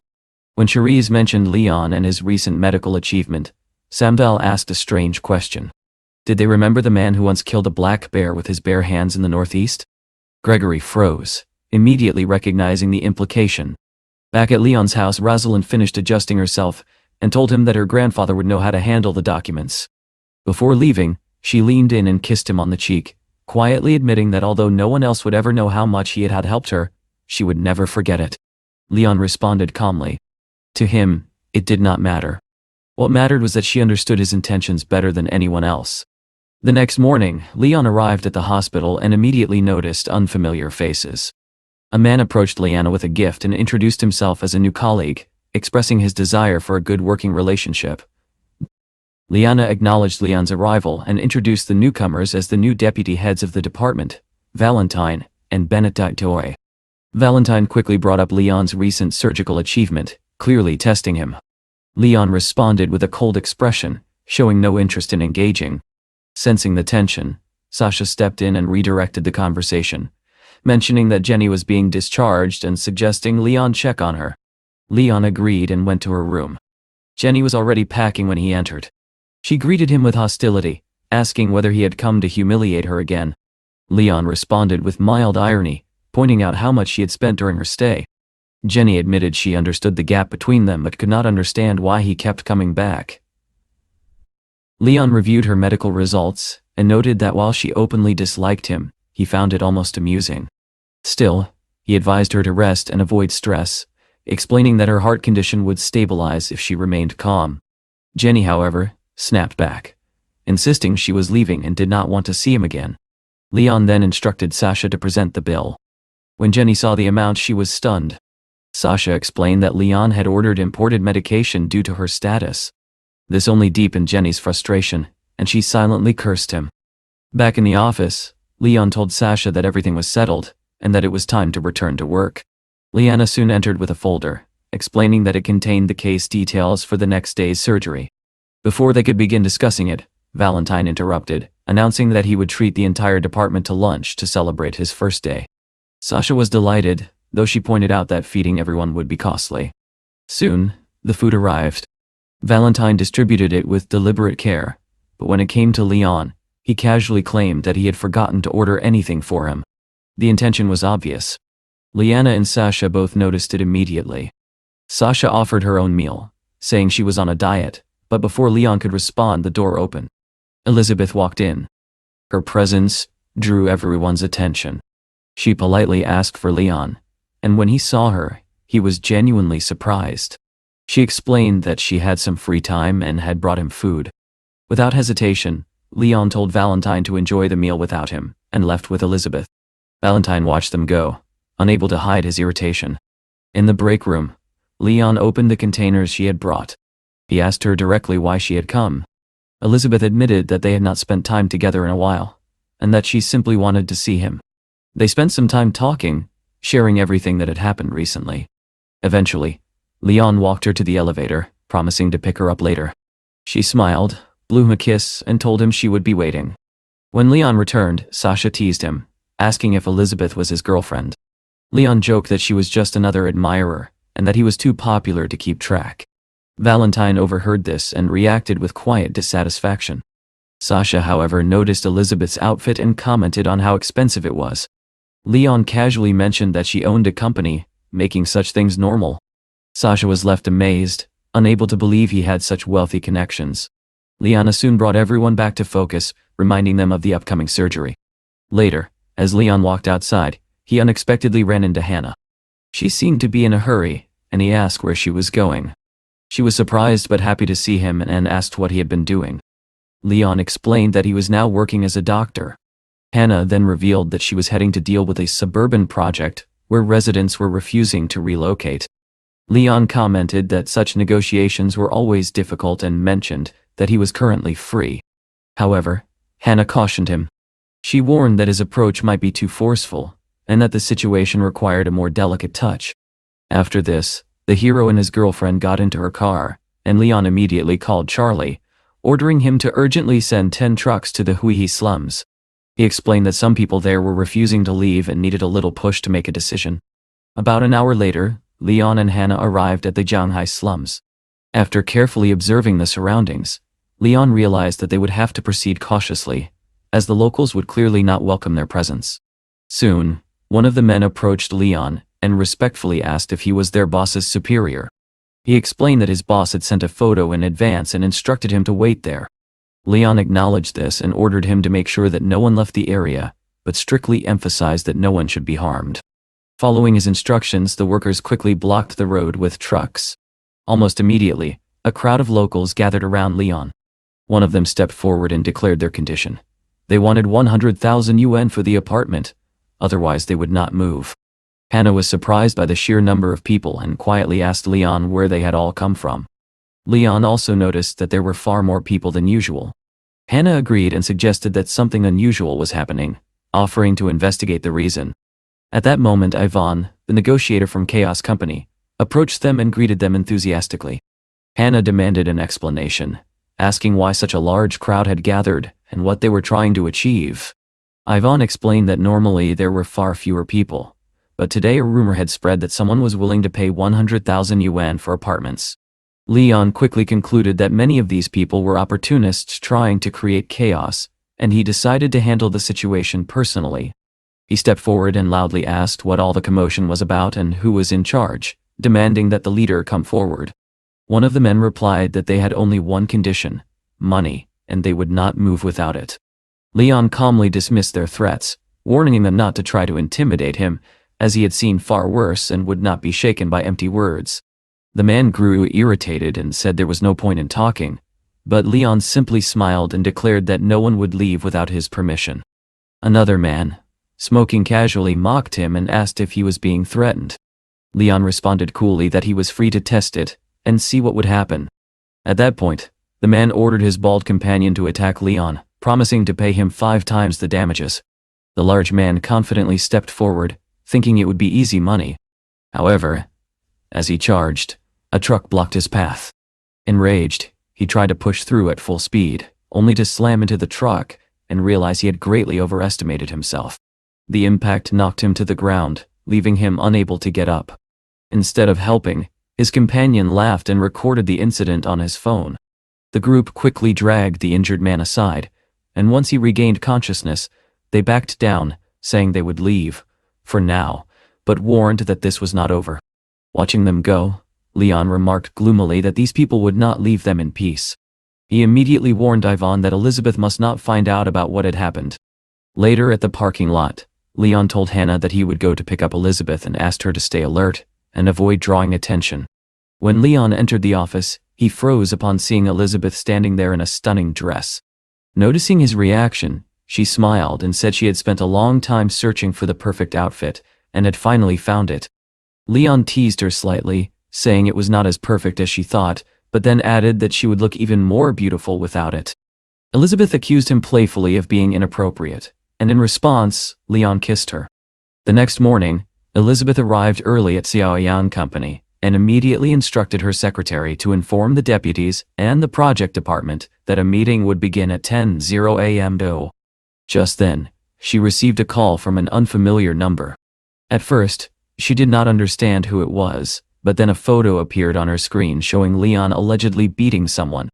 She answered the call, and the man on the other end claimed that her subordinate had been injured in a conflict involving Leon and was now in the hospital. Elizabeth instantly realized that Leon could be in serious trouble. She agreed to come and resolve the situation, determined to protect him. Meanwhile, Ivan rushed into Hannah's office, shouting that Elizabeth had discovered Leon's involvement in handling the slum situation. Hannah was shocked to learn that Elizabeth had already taken the contract and left. Panicking, she immediately called Leon and told him that Elizabeth was already on her way. Leon froze, realizing how serious the situation had become. He quickly removed his medical gown, tossed it aside, and ran toward the elevator, determined to catch up with Elizabeth and explain everything. Just then, Rosalind appeared and asked what was happening and where he was rushing off to. Leon calmly but firmly asked her to step out, promising to explain later. She did not argue, understanding that if Leon was this urgent, something serious had occurred. Meanwhile, Carson and his accomplices discussed the fallout from Leon's actions, the failed negotiations, and the financial losses they might face. They decided that when Leon's girlfriend arrived, they would take revenge and use her to blackmail him. As their discussion intensified, Elizabeth entered the room, carrying a folder of documents. One of the men greeted her with a smile and invited her to sit. Instead, she threw the documents onto the table and declared that everyone must sign them immediately to end the situation. The man noted her firm stance, but Elizabeth remained unyielding. She angrily stated that even if someone died and Leon ended up in prison, her business would remain under her control. She added that any problem could be solved with enough money, even if it required $1 billion. The men were stunned by her resolve. One of them tried to calm her down, saying they had not even begun discussing terms, yet she was already furious. Elizabeth replied that everything had already been prepared according to their demands, and there was nothing left to negotiate. The man then suggested that he could not handle the project alone and needed a capable partner, directly asking if she was willing to cooperate. Elizabeth coldly responded that if he was incapable, he should not have taken the project in the first place. Enraged, the man ordered his guards to stop her. They immediately blocked her path. Pouring himself a drink, he admitted that he was less interested in the project and more interested in taking revenge on Leon. He invited Elizabeth to sit and drink with them. At that moment, Carson approached from behind and grabbed her arm tightly, preventing her from escaping.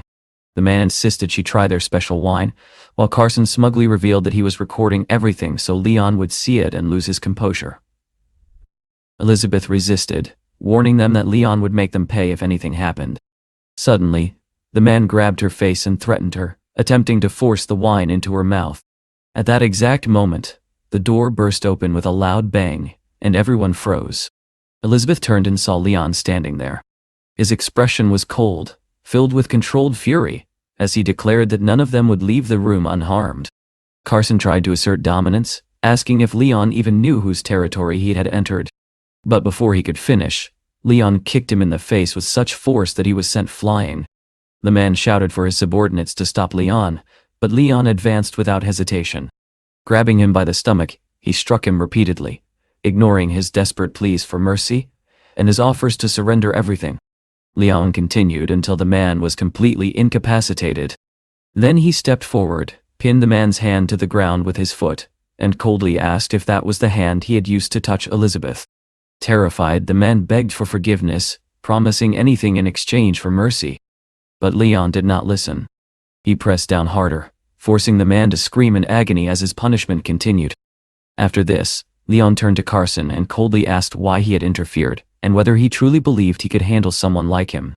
Carson, terrified, quickly backed down and begged him not to jump to conclusions, realizing that any resistance would only make things worse. Without another word, Leon grabbed him and threw him to the floor, making it clear that any further interference would end painfully. At that moment, Rosalind and Charlie burst into the office. They were stunned to see that Leon had already dealt with everyone on his own. Charlie tried to calm him, assuring him that they would resolve everything quickly and that he should not worry. However, Leon remained composed and said that he only wanted to tear Carson's arm off, nothing more. As he spoke, he tightened his grip on Carson's hand with such force that the man could not even move.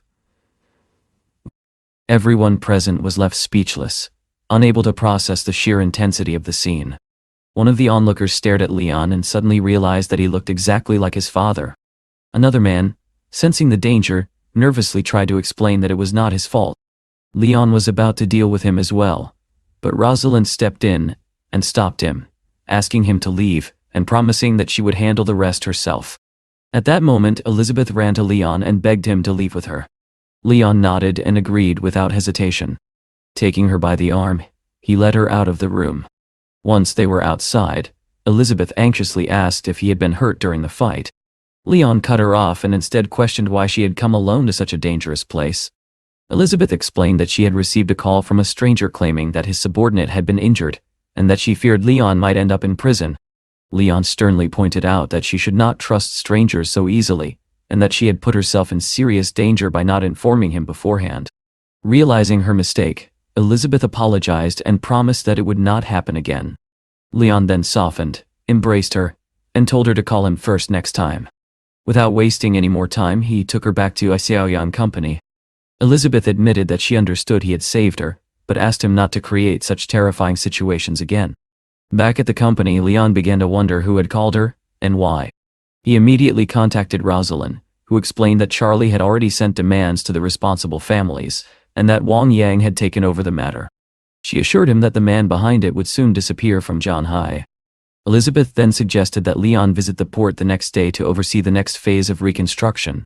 The following day, Leon returned to the hospital, where Sasha excitedly ran up to him with good news. She told him that in a few days they would perform a coronary stent surgery, with Leon leading the operation and her assisting him. Valentine overheard the conversation and suggested that the entire team take a break together, mentioning that Wangjiang Port had recently been expanded. The nurses eagerly supported the idea and asked Liana for permission to take time off. After some consideration, she agreed to give them half a day, offering to cover the patients herself. Valentine, pleased with the decision, invited everyone to join him, even offering to cover all expenses. Sasha joked that his original plan had only involved Leon, and that her presence had clearly not been part of it. Dr. Bennett declined the invitation, choosing to remain on duty, while Valentine thanked him for his dedication. Soon the group arrived at Wangjiang Port, and were impressed by the pleasant weather and the remarkable transformation of the area. Sasha was especially amazed, as she had not visited in a long time.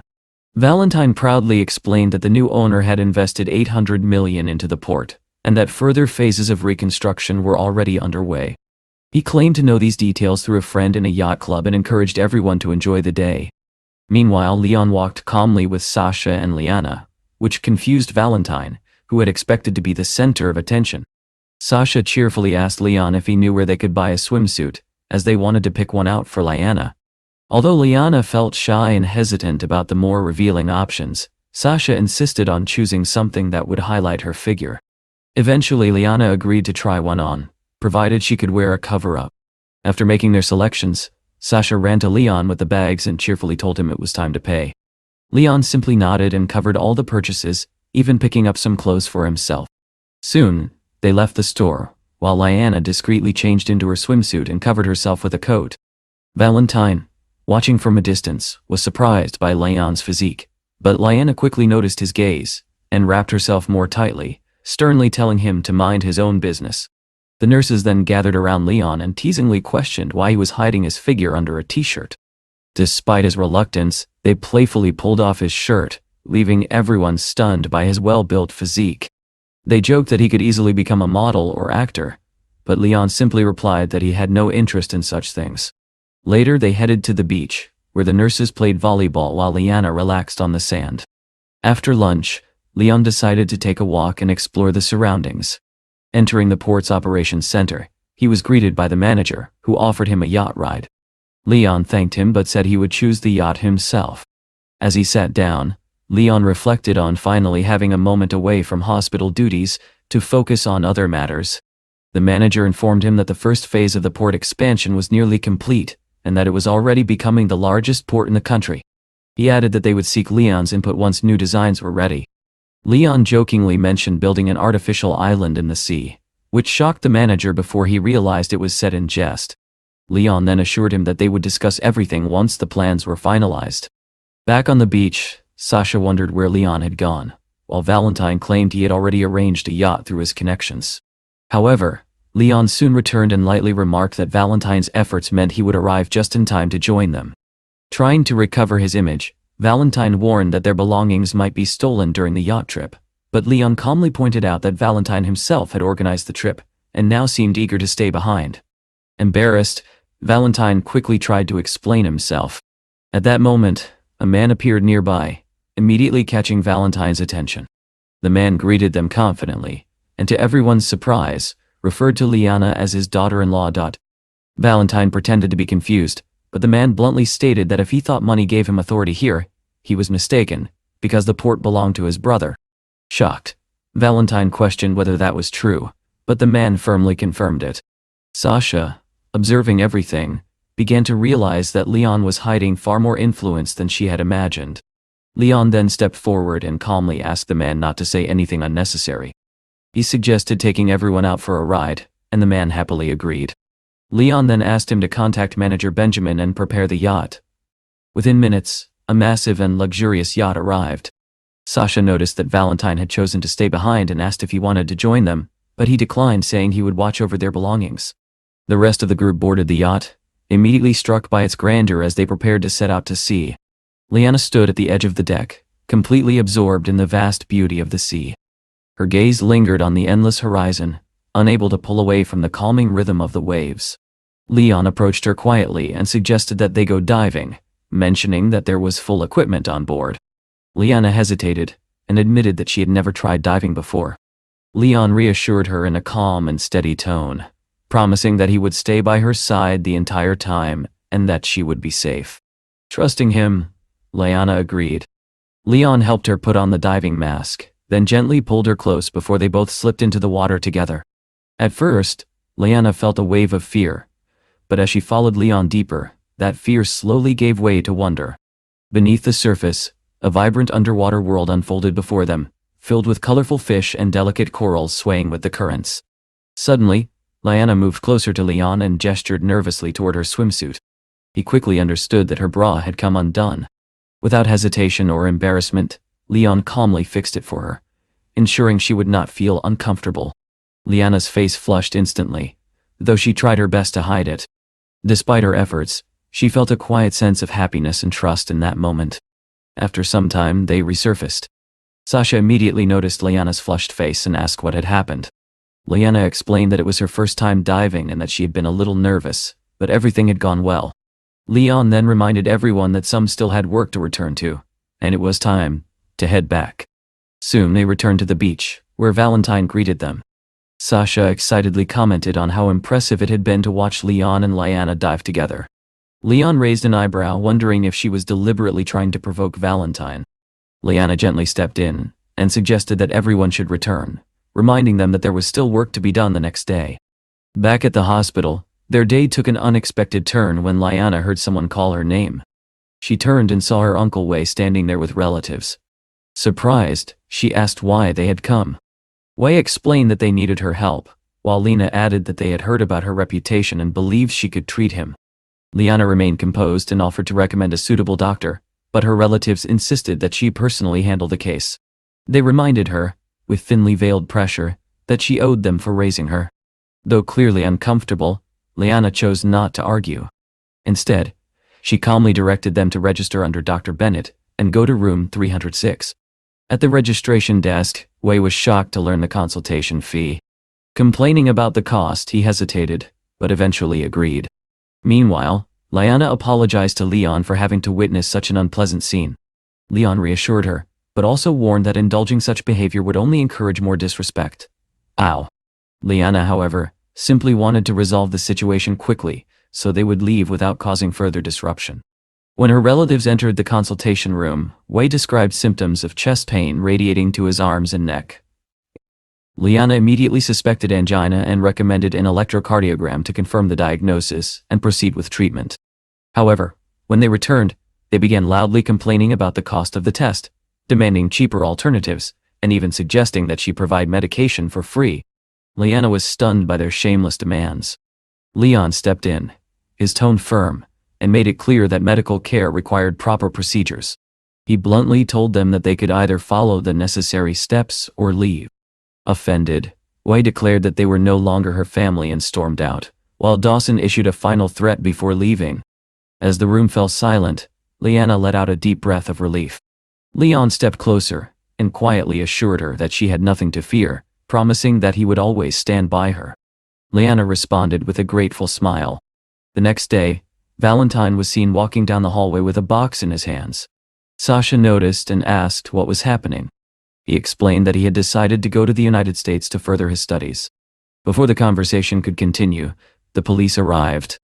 They informed him that his father was under investigation for bribery, and that he needed to come in for questioning. Leon watched silently as Valentine was taken away, realizing that Rosalind had already begun taking action. Sasha whispered her concern about the increasing number of arrests, but Liana quickly told everyone to stop discussing it and return to work. Later, Liana approached Leon and asked what he wanted for lunch, offering to order something for him. Leon declined, saying he had matters to attend to. Though slightly disappointed, she did not insist.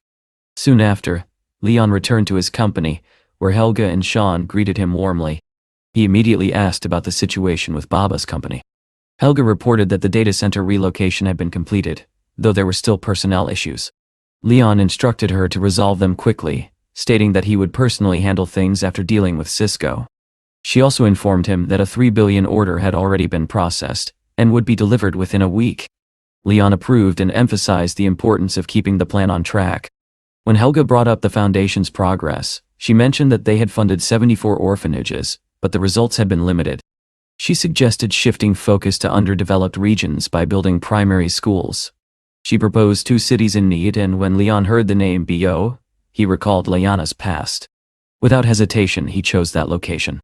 Despite Helga's concerns about poor infrastructure and the difficulty of finding teachers, Leon remained firm. He declared that no cost was too great when it came to protecting children's futures. He instructed her to include road and bridge construction in the project plan, and offered to invest his own funds. Deeply impressed, Helga immediately set off to execute his orders.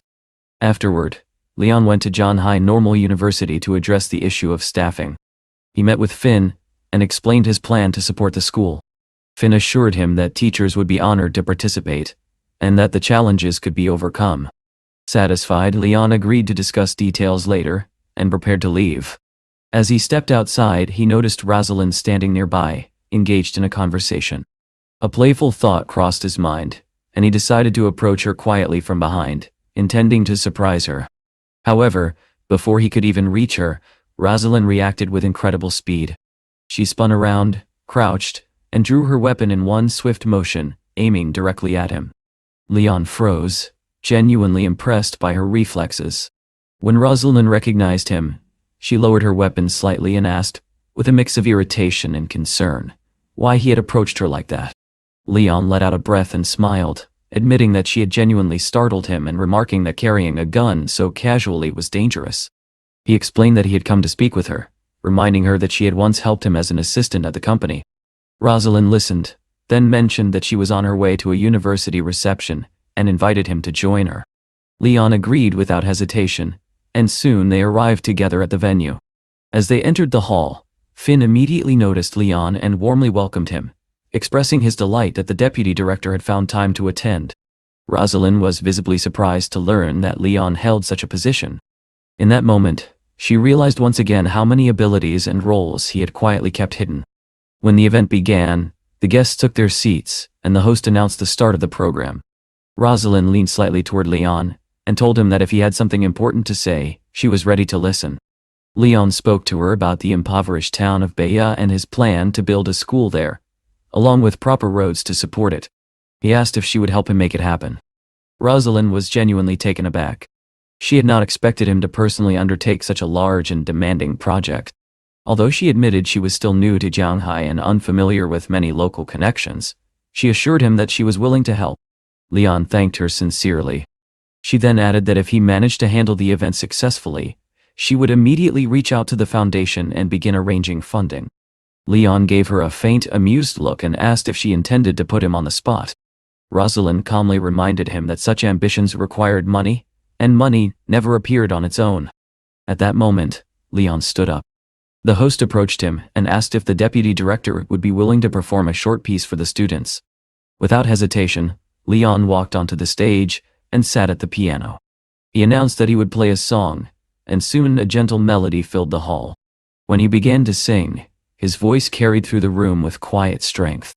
The audience listened in complete silence, captivated by the performance. Rosalind watched in astonishment, unable to believe how many talents Leon possessed.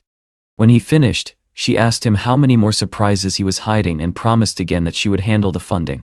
Leon simply thanked her for her trust and support, already considering how he might repay her kindness. Afterward, he told her she could stay and enjoy the rest of the event, as he still had matters to attend to. The next morning, Leon went to the university laboratory where the chip project was underway. He was greeted warmly and immediately asked about their progress. The researcher explained that they were close to achieving a new technical milestone, but still far from producing top-tier chips. The main obstacle was the light source technology, without which further advancement was impossible. Leon asked how much time and investment would be required. The answer was sobering: years of work and enormous funding, with no guarantee of surpassing competitors. Leon thought deeply, recalling that Satsuma led the world in optics, and stated confidently that they would find a solution. At that moment, Lizzie entered with Samuel.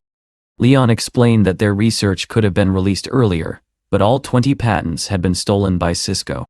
Lizzie questioned why they were preparing to release an older version when a newer one was ready. Leon smiled and hinted that after the morning conference, legal action would likely follow, but for now he intended to surprise everyone. After leaving the university, Leon headed to the Kuan Company's production park. The manager greeted him enthusiastically, noting that in his formal attire, Leon looked like a high-ranking official. Leon simply smiled and began outlining his ideas, which left the manager both amazed and doubtful. Still, Leon instructed him to follow the plan precisely. Later, Leon visited Vivian in her office. She was overjoyed to see him after such a long time. When he asked about the factory, she explained that Kechuang's facilities were now under Cisco's control, and she had been unable to even inspect safety conditions. She admitted that she felt useless, doing nothing while still receiving a salary. Leon reassured her, telling her that her role still mattered and that Cisco's control would not last forever. Emboldened by his words, Vivian suddenly kissed him, catching him off guard. He responded by steadying her and telling her that she did not need to rush to repay anything. Though embarrassed, she was clearly happy. About an hour later, there was a knock at the door. Leon opened it to find James, who jokingly complained that he had been waiting outside for a long time. Leon brushed it off and redirected the conversation to business. James expressed dissatisfaction with certain arrangements, but Leon calmly explained the financial realities and the structure he had put in place. He revealed that he had already granted control over the assembly line and warehouse, including authority to inspect safety conditions. James was surprised but accepted it. Soon after, Leon and Vivian inspected the warehouse, where employees greeted him with respect and enthusiasm. Leon praised their work, while James observed with skepticism, thinking it all seemed overly performative. As they reviewed operations, Leon pointed out inefficiencies and noted that profits would remain low without changes. James grew irritated, arguing that his business was small compared to Leon's empire. Leon replied calmly that while James was capable, he still had much to learn. After the inspection, Leon instructed the manager to return to work. James demanded clarification, but Leon explained that he was simply helping organize things efficiently, even mentioning that the manager was a distant relative in need of support. He then suggested they continue the discussion in the dining area, where they could think more clearly. James, though confused, agreed and began outlining plans, eventually taking control of key areas such as the warehouse and canteen. Leon acknowledged his efforts and said he could now rest easy, before excusing himself to attend to other matters. Before leaving, Leon confirmed that the manager had carefully reviewed the placement of surveillance cameras, ensuring everything was ready for the next step. Elsewhere, Cassandra informed her father that Leon's company was preparing to release a new line of chips. Though her father was confident in their own leadership, he acknowledged that Leon was not someone to underestimate. The following morning, Leon returned to the hospital and found Liana working quietly. He asked if she was from Bio, and when she planned to return home. Slightly confused, she replied that she intended to visit the following Wednesday. Leon then gently told her that he also needed to go there, though he kept his reasons secret. At that moment, Rosalind called him and asked about his plans for the evening. Leon agreed to meet her after work. Later, he arrived at the designated location in a sports car. Rosalind, seeing him, was slightly alarmed and worried that their colleagues might notice him, clearly unprepared for yet another unexpected side of Leon's life. Leon glanced at Rosalind and asked what the problem was, casually suggesting that perhaps she simply was not used to dealing with people of such wealth. Without arguing, she got into his sports car, though her phone began ringing almost immediately. It was her mother, checking in on her. Rosalind quickly answered, lowering her voice and asking Leon to stay quiet, so nothing suspicious would be overheard. She told her mother that she was reviewing materials after a meeting. Just then, a loud honk interrupted them. Rosalind looked around in confusion, trying to figure out who it was. Within seconds, she realized the truth. Her mother had been watching from nearby the entire time and had already noticed Leon. Leon, seeing her reaction, asked what was going on and why she was not responding to the person clearly signaling her. Reluctantly, Rosalind admitted that it was her mother. Without hesitation, Leon stepped out first to greet her. With a polite smile, he remarked that she and her daughter looked alike, though their personalities seemed quite different, adding that Rosalind still had much to grow into. He introduced himself calmly, explaining that he had come to pick Rosalind up. Cherise studied him briefly, then said she had originally come to invite her daughter to dinner after a meeting, but had not expected to encounter her like this. Rosalind tried to explain that her mother had misunderstood, and that Leon had simply come for work. Cherise gently brushed her daughter's hair aside and said they could have dinner another time. However, Leon interjected, saying that nothing was more important than spending time with one's mother, and suggested they all go together. Cherise agreed, curious to learn more about him, and Rosalind, slightly flustered, informed Leon that work would be postponed. Soon the three of them arrived at a restaurant and took their seats. Cherise remarked lightly that she had not expected a third guest, and that Leon would now have to spend more. Leon simply smiled and said it felt strange to pay in his own restaurant. Rosalind watched quietly, impressed by how naturally he handled the situation. During dinner, Cherise reflected on Leon's rapid rise, noting that in just 2 months, he had achieved results that seemed almost unbelievable. She mentioned hearing about his work on a lithography machine and asked for more details. She also offered to assist with funding if needed. Leon thanked her but said that for now, he had sufficient resources. Still, Cherise warned him that such technology required immense and continuous investment, offering support even on the scale of tens of billions. Leon then explained honestly that what he truly needed was a specialized 4-meter light source, something only the Satsuma company could produce. Cherise nodded, pointing out the complexities of dealing with foreign firms, and suggesting that any negotiation would require offering something equally valuable in return. Leon acknowledged her advice and said he would act on it. As the dinner came to an end, Leon excused himself, saying he had other matters to attend to. After he left, Rosalind hugged her mother tightly, admitting how much she had missed her. Cherise smiled faintly, calling her still a child at heart. When Rosalind asked what she thought of Leon, Cherise advised her to focus on her work and return to Yangjing soon. She added that a man like Leon did not belong to an ordinary life, warning that either he would shape the world or the world would consume him. Later, Leon arrived at a scheduled meeting where several influential figures had gathered. Rosalind introduced him to the officials, including representatives from Yangkeng and the mayor of Bio, as well as a reporter named Vicky. They thanked Leon for his support and praised his contributions. Leon responded modestly, saying he had done nothing extraordinary. The interview began shortly after. Vicky asked him why he chose to build a school in a place like Bio. Leon explained that he wanted to give children a real chance to pursue their dreams, and believed that in just 6 months, their futures could begin to change. Rosalind watched quietly, nodding in agreement with his words. After the interview, Rosalind thanked the media team for their support. She then stepped away briefly and returned with documents, handing Leon a check for 10 million. He was surprised and asked where it had come from. Rosalind explained that it was a donation from her mother, who had heard about the project and decided to support it immediately. Leon accepted it, asking her to convey his gratitude. The next morning, Leon arrived at his company and was momentarily caught off guard when he walked into his office and found Helga changing. She immediately reacted with embarrassment and frustration, scolding him for entering without warning. Leon calmly held up the check and explained that it was funding for the school project. Helga quickly analyzed the situation and mentioned that the funding appeared to be linked to a massive corporation. Leon frowned slightly, realizing there might be more behind it than he initially thought. He instructed her not to deposit the money yet and stepped outside, deep in thought, considering Cherise's influence and what it meant for him. That evening, Leon arrived at the airport where Vicky was waiting. She mentioned that Rosalind had arranged for them to meet there, and casually assumed Leanna was his girlfriend, which caused some awkwardness. Leanna quickly clarified that they were just friends. Vicky apologized and suggested dinner, but Leon declined, explaining that the journey to Bio would be difficult due to poor road conditions. Instead, he proposed buying a suitable vehicle for the trip. Soon they arrived at a dealership. While Vicky went to rest, Leon and Leanna inspected the cars. Without hesitation, Leon selected a luxury vehicle and agreed to the price, calmly completing the purchase. When the paperwork was ready, he handed the pen to Liana. She looked confused at first, but Leon made it clear that the car was for her and that she should sign the documents. He added that she could modify it however she liked. Watching from a distance, Vicky was left stunned, unable to fully grasp whether Leon's generosity was simply natural to him or something far beyond ordinary understanding. Liana carefully read through the contract in silence. After thinking it over, she finally made her decision and signed the documents. The seller smiled and invited them to collect the car. Soon they stood before a sleek red luxury vehicle, polished to perfection and ready for use.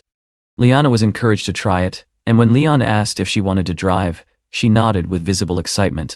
They got into the car, and Leon quietly hoped that she truly liked his choice. As Vicky attempted to open the back door, she realized it would not open. Leon politely informed her that her company would not be necessary for the rest of the trip. Caught off guard, she could not object and simply watched as they drove away. On the road, Liana asked where they were heading next. Leon told her they would visit an orphanage in Bao and asked her to follow the route. Surprised, she gently asked if he had grown up in such a place. Leon answered calmly, saying there was nothing unusual about it, and that many people shared similar beginnings. Liana fell into thought, realizing that Leon had built everything from nothing, yet she still could not fully understand how he had risen so quickly. When they arrived at the orphanage, the children immediately recognized Leon. They ran toward him with bright smiles, calling out to him as if he were family. One little girl eagerly asked for a hug, and Leon teased her gently, saying she had grown heavier and might soon be too big for him to lift. He then asked about Vanessa, and the children told him she was in the yard. Moments later, Vanessa appeared, her initial confusion turning into joy as soon as she saw Leon. He introduced Liana as the head of their hospital department, and Vanessa warmly welcomed them inside. She lightly scolded Leon for not informing her in advance, saying she would have prepared better if she had known. As they settled in, Vanessa mentioned that everyone needed to eat, and Liana immediately offered to help. During the meal, Vanessa suggested that if Leon had come for work, he should stay a few days. Leon gently declined, explaining that he still had many responsibilities in Shanghai but promised to return soon. She placed more food on his plate and reminded him not to overwork himself, saying that money was not everything. Leon quietly agreed, knowing she was right. By evening, he said his goodbyes and left with Liana. At the hotel, Leon requested 2 rooms, but Liana unexpectedly suggested that one would be enough, saying there was no need to waste money. Leon was surprised and asked if she was certain. She calmly replied that they were colleagues and saw nothing unusual in it. After a moment, he agreed, and they checked into a single room. Later, Liana offered to prepare a bath. Leon accepted and began unpacking. When he entered the bathroom, he paused, noticing her belongings already there. Before he could react, Liana approached him playfully and refused to let him leave. He tried to insist that she go first, reminding her of their plans, but she suggested they go together instead.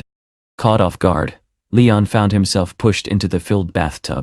Water splashed as he fell in fully clothed, momentarily stunned. Liana, clearly amused, stayed close and refused to let him get up. Though he initially resisted, the tension soon faded, and he stopped struggling, letting the moment unfold naturally. The next morning, Liana handed him a jacket and explained that she wanted to visit her mother's grave, perhaps even relocate it. Leon immediately agreed to accompany her, saying such matters should not be delayed. Soon after, Vicky called Leon, asking him to join her as she had been drinking. Leon glanced at Liana and chose to refuse, ending the call without hesitation. Early the next day, Liana drove them toward Bao. Along the way, they passed through areas of visible poverty. She asked if such sights disturbed him, but Leon replied that his work at the hospital had already shown him how many people lived in hardship. He reminded her that building the school was meant to change exactly that. As they approached the town, they encountered a crowd blocking the road, selling fish from barrels. The sellers insisted the fish was fresh, but the smell told a different story. Leon quickly realized they were trying to deceive him. When they refused to move unless he bought their goods, he lost patience.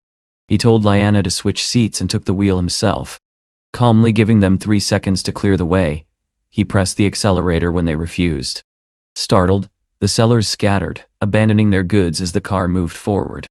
Liana felt embarrassed by the situation, But Leon reassured her, saying that change would come once the school was built. Soon, they reached their destination. Together, they approached her mother's grave. Liana lit candles and quietly stood there, finding a sense of peace. She asked Leon to give her some time alone, and he silently stepped away. After some time, she returned to him and spoke softly. She said she was grateful to her mother, who had endured hardship and suffering so that her daughter could study and have a better future. She added that, in the end, her mother had simply been too exhausted to continue. Leon listened quietly, understanding the weight of her words, and stayed by her side without interrupting. In that moment of quiet grief, Liana suddenly stepped forward and clung to Leon, holding him tightly. The composure she had maintained until now finally broke, and she admitted that she missed her mother deeply and did not know how to live without her. Leon understood the weight of that pain. He gently held her, offering silent reassurance, knowing that words alone could not ease such loss. Then, turning toward her mother's grave, Leon spoke with calm resolve. He promised that she need not worry anymore, because he would take care of Liana from now on. Hearing this, Liana felt a quiet sense of comfort, and realized just how fortunate she was to have met someone like him. After a while, Leon softly said it was time to leave, adding that they would bring her mother's remains to Shanghai so Liana could visit more often. However, just as they were about to go, a voice called out to her. It was her younger brother, Lukai. Leon asked if it was truly her brother, assuming he had come to pay respects. Liana confirmed it but remained uncertain about his intentions. As Lukai approached, he immediately revealed his purpose. Without even offering respect at the grave, he asked her for money, claiming he needed it to cultivate land. His tone quickly grew demanding, even grabbing her hand to pressure her. Liana pulled away sharply, her patience already exhausted. She reminded him that she had given him money many times before, only for him to waste it. Lukai tried to justify himself, insisting he had changed and needed the funds genuinely, but Liana no longer believed him. Their exchange escalated until Lukai accused her of being heartless. In response, Liana slapped him and declared firmly that her mother had been the only real family she had ever had. Enraged, Lukai threatened to ruin her reputation at the hospital. Leon stepped forward at that point, his voice calm but firm, saying that some problems must be dealt with immediately. Lukai, emboldened, demanded they follow him to settle matters. When they arrived at her family home, a crowd gathered around their car, whispering about its value. Leon confirmed with Liana that it was indeed her house, then walked forward without hesitation. In a decisive move, he kicked the door open and entered. Inside, her father, Dudley, sat drinking. He questioned Leon's identity and presence. Leon glanced at the table and coldly asked whether it was acceptable to live off his daughter's money while indulging himself. Dudley showed no shame, insisting it was his right as her father. In response, Leon acted without warning. He threw a knife with precision, shattering the table and everything on it. The room fell silent in shock. With an unwavering tone, Leon declared that from that moment on, Liana owed them nothing, and they would never demand money from her again. When Dudley demanded to know who he was, Leon pulled Liana close and stated clearly that he was the man who stood by her. He warned them that any further harassment would have serious consequences. Just then, the fish sellers from earlier appeared, blocking their path. They surrounded Leon, claiming he had ruined their business and demanding compensation. Liana grew uneasy, but Leon remained composed, even asking if they had come to sell him fish again. Their leader grew aggressive, threatening him openly. At that moment, another man arrived, Dean. The sellers greeted him eagerly, confident that he would handle the situation. Dean introduced himself with arrogance, implying control over the local trade. After hearing the complaints, he demanded that Leon compensate them, and then crossed a line by suggesting Liana spend the night with him as part of the settlement. Before the words had fully settled, Leon struck him across the face with force. The crowd froze. Dean, stunned and humiliated, threatened to call his father and have Leon arrested. Not long after, a car arrived. Rowan stepped out alongside a police officer. As he approached, he greeted Leon respectfully, making it clear that he already knew who he was. When Leon explained the situation, Rowan immediately turned to his son and slapped him, furious at his behavior. He apologized sincerely to Leon, acknowledging the disgrace caused by his son. He also recognized the importance of Leon's plans to build a school and a road in the area. Bowing slightly, Rowan promised to restore order and ensure nothing like this would happen again. Later, at a restaurant, Rowan suggested involving journalists to highlight the project, but Leon declined. He made it clear that he did not want publicity or his corporation's name attached to the announcement. Rowan agreed and confirmed that the investment would be attributed elsewhere, respecting Leon's wishes. After discussing future cooperation, Leon and Liana left together. As they drove away, Liana glanced back at her old home, but Leon gently told her not to look back. He reminded her that her past no longer defined her. She nodded, quietly deciding that once her mother's grave was relocated, she would not return again. Eventually, Leon returned to his company. He brought gifts for his employees, who welcomed him warmly. When asked about his trip, he explained that Bao was far worse off than expected, its development lagging by decades. Sean reassured him that the project had already been prioritized and would be completed within 3 months. Leon then shifted focus back to business, asking about pending payments. Helga informed him that shipments were being prepared and that agreements with partners were already in place, signaling that the next phase of his larger plans was steadily moving forward. Leon warned Cisco that they were already standing on the brink of collapse, making it clear that events were moving faster than they realized. He then calmly instructed that Sean and Helga should arrive at the hotel the following morning, signaling that everything had already been set into motion.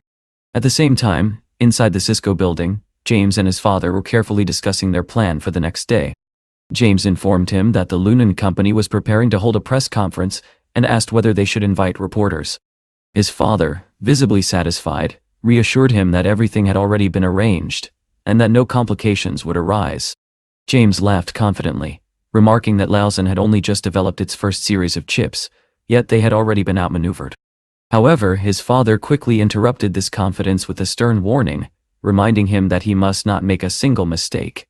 James responded with unwavering certainty, declaring that he had been preparing for this moment for a long time and that he would completely crush his opponents.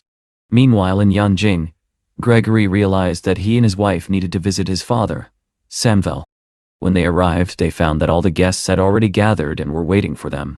Inside the house, the atmosphere was tense with expectation. Annette, Rosalind's grandmother and a key figure in their projects, immediately approached her daughter-in-law, asking about matters in Shanghai and about Rosalind's boyfriend. Rosalind explained that she had met him by chance, that they had shared a meal, and that Leon was exceptionally intelligent. Hearing this, Annette felt reassured. However, the calm did not last long. Cherise suddenly declared that she believed the relationship was a mistake. When questioned, she bluntly stated that Leon was too ambitious and unsuitable for Rosalind. Her mother agreed, adding that life with such a man would be difficult, and that she would prefer someone simpler for her daughter. She then revealed her suspicion that Leon might be the son of a certain woman from the past. Samvel was taken aback and asked whether the young man truly resembled his supposed parent. Cherise confirmed that his eyes were strikingly similar, reinforcing her belief. She then admitted to the entire family that she had already invested in Leon's company, and believed he must have realized her identity. Samvel listened carefully, then suggested that they set the matter aside for now and begin dinner. He asked for the television to be turned on. As the news channel came on, an unexpected report appeared, announcing that a school in Bao City was now being sponsored by the Chongqing Corporation, and that construction had already begun. Annette was stunned and immediately demanded an explanation, questioning why she had been told something entirely different. Rosalind's mother responded sharply, explaining that Leon had done this deliberately to show that he was not someone to be underestimated. Samvel observed quietly, noting that Leon's actions suggested a lack of respect toward her. He then urged everyone to sit down and eat, suggesting that the family resolve their internal conflicts calmly. The next morning, a large crowd gathered early outside the Jiang Nanchun venue, eager to attend the press conference. Cassandra watched the growing numbers with satisfaction, wondering whether the venue could even handle the influx, and confidently assuming that Lunan would be buried under the weight of their own exposure. Her assistant confirmed that all preparations were complete, and Cassandra announced that the event would begin at 9, certain that everything would proceed flawlessly. At that moment, Leon arrived at the hotel. Cassandra noticed him immediately and questioned his presence. He replied casually that he was there to observe developments in scientific and technological innovation, hinting that their paths would cross again. Though she studied him closely, she remained convinced that nothing he did could change the outcome. Inside the hall, James and his father stood ready, confident that their plan would unfold perfectly. With only minutes remaining before the conference began, his father reminded him to stay focused. He even promised that once everything was settled and the profits secured, he would hand over control of the company to him. Soon the host, Lizzie, stepped forward and announced the beginning of the conference. She introduced Lunen's new product as a groundbreaking innovation in chip technology, describing it as a leap into the future. However, her speech was abruptly interrupted when James stood up and challenged her. He accused Lawson of presenting technologies that Cisco had already patented, and demanded to know whether they had stolen proprietary designs. The accusation caused immediate chaos in the hall. Lizzie, caught off guard, realized that this was a deliberate attempt to publicly disgrace the company. Maintaining her composure, she apologized and stated that she could not answer the question directly. Instead, she announced that the director of the Lunan Research Institute would address the issue. Moments later, Leon stepped onto the stage. James froze in shock, unable to understand why Leon was there. Lizzie formally introduced him as the director of the Lunan Research Institute, leaving Cassandra equally stunned. Taking the microphone, Leon calmly greeted James and addressed the accusation. When pressed, he revealed a shocking truth. He explained that they had never intended to present the first series of chips at this conference. Instead, he announced that they had already developed and released a second series. He went on to clarify that his team had completed the first series months earlier, but that Cisco had stolen that technology. Now, with the second series publicly revealed and broadcast live, such theft would no longer be possible. The revelation shattered the room. James collapsed to the floor, his confidence completely destroyed. Cassandra covered her face, realizing that Cisco's downfall was inevitable. With calm authority, Leon proceeded to present the new technology, concluding the conference on his own terms. And afterward, James' father confronted Leon, accusing him of conspiracy and deceit. Leon responded evenly, reminding him that it was they who had lured Lu and stolen Laozin's work. He added with quiet irony that times had changed and advised them to return home. He also reminded them of the contract clause that would require tenfold compensation if obligations were not met. Unable to endure the pressure, the man suddenly lost consciousness and collapsed. Panic erupted as James rushed to his side and Cassandra called for help. In the midst of this chaos, Leon received a call from Rosalind. She had watched the entire broadcast and wanted to understand what had happened. Leon admitted without hesitation that he had orchestrated everything and had been preparing for this outcome all along. Shocked by the scale of Cisco's collapse, she invited him to her home. Leon agreed, joking that he would only come if she wore something comfortable. Later when he arrived, he found her dressed exactly as he had teased. Seeing her, he smiled with genuine satisfaction and told her that she looked beautiful, adding playfully that she might have looked even more beautiful without the outfit. Leon, having finally arrived, asked Rosalind if there was anything to eat, admitting that he had rushed straight from the press conference without having a single meal all day. She looked at him with a hint of concern and remarked that he had clearly lost track of time, completely absorbed in his work. Still, she agreed to check what food was available in the house. Leon replied lightly that a well-fed person is always stronger, trying to ease the mood. Rosalind acknowledged his success, noting that he had handled Cisco with remarkable precision. However, her tone soon turned serious as she warned him to remain cautious, reminding him that powerful and dangerous forces stood behind Cisco. As she began preparing food, slicing a tomato, the juice suddenly splashed onto her. Without hesitation, Leon stepped closer and gently wiped the stain away, quietly telling her to be more careful. The conversation soon shifted. Leon revealed that he had long known Cisco's main shareholder was the powerful Hawaiian corporation. Rosalind responded by explaining that the Jiao and Lang families were deeply connected, and that their influence was immense. Leon then stated that he was waiting for a certain individual to emerge, and that the lithography machine project would force this person out of hiding. Rosalind immediately cautioned him, insisting that it was not the right time to directly confront such a force. At that moment, Leon began receiving repeated calls from James and his father. He initially dismissed them with dry humor, wondering if they were calling to demand compensation for medical expenses, but eventually answered. To his surprise, it was Arlo himself on the line. Rosalind froze, instantly recognizing the gravity of the situation. Leon, however, remained composed, noting that he had not expected Arlo to appear so soon and realizing that he might have acted too quickly. Arlo spoke calmly. stating that he understood Cisco had never been the true target, and that Leon had been waiting for him all along. Leon did not deny it. Instead, he replied that he had prepared a welcome gift, the meaning of which would soon become clear. Rosalind, still trying to process everything, asked whether this entire operation had been orchestrated just to draw Arlo out. Leon explained that while others could be misled, someone of Arlo's level could not be deceived so easily. Without further explanation, Leon made a call and gave a simple order to begin. Rosalind remained uncertain, unable to fully grasp what he had set in motion. Meanwhile, the consequences of his plan were unfolding elsewhere. In Hashan Hospital, the previous night, a group had gathered around the bed of James' father, demanding answers. The old man admitted to Arlo that they had underestimated the situation and made a critical mistake. Arlo, though displeased, did not blame him, acknowledging that Leon had concealed his true capabilities well. When asked whether Cisco could still be saved, Arlo admitted the harsh truth. The chances were almost non-existent, and bankruptcy seemed inevitable. At best, they could attempt to sell off the remaining chips in the warehouse. Hearing this, the old man was overcome with shock and lost consciousness once again. James, desperate for direction, asked Arlo what they should do next and whether there was any way to defeat Leon. Arlo, now visibly angered, declared that they would target Leon's company next. He could not allow him to profit from Cisco's downfall without consequence. But before any plan could take shape, disaster struck again. James received a sudden call and froze in disbelief as he learned that their Ketwang warehouse was on fire. He immediately ordered emergency measures, but it was too late. The goods had been completely destroyed. His father concluded bitterly that this was undoubtedly Leon's doing, a final blow meant to ensure Cisco's total collapse. James, overwhelmed, admitted that they no longer had the strength to resist.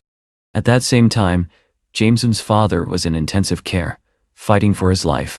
Enraged and desperate, James called Leon, accusing him of burning their warehouse and vowing revenge.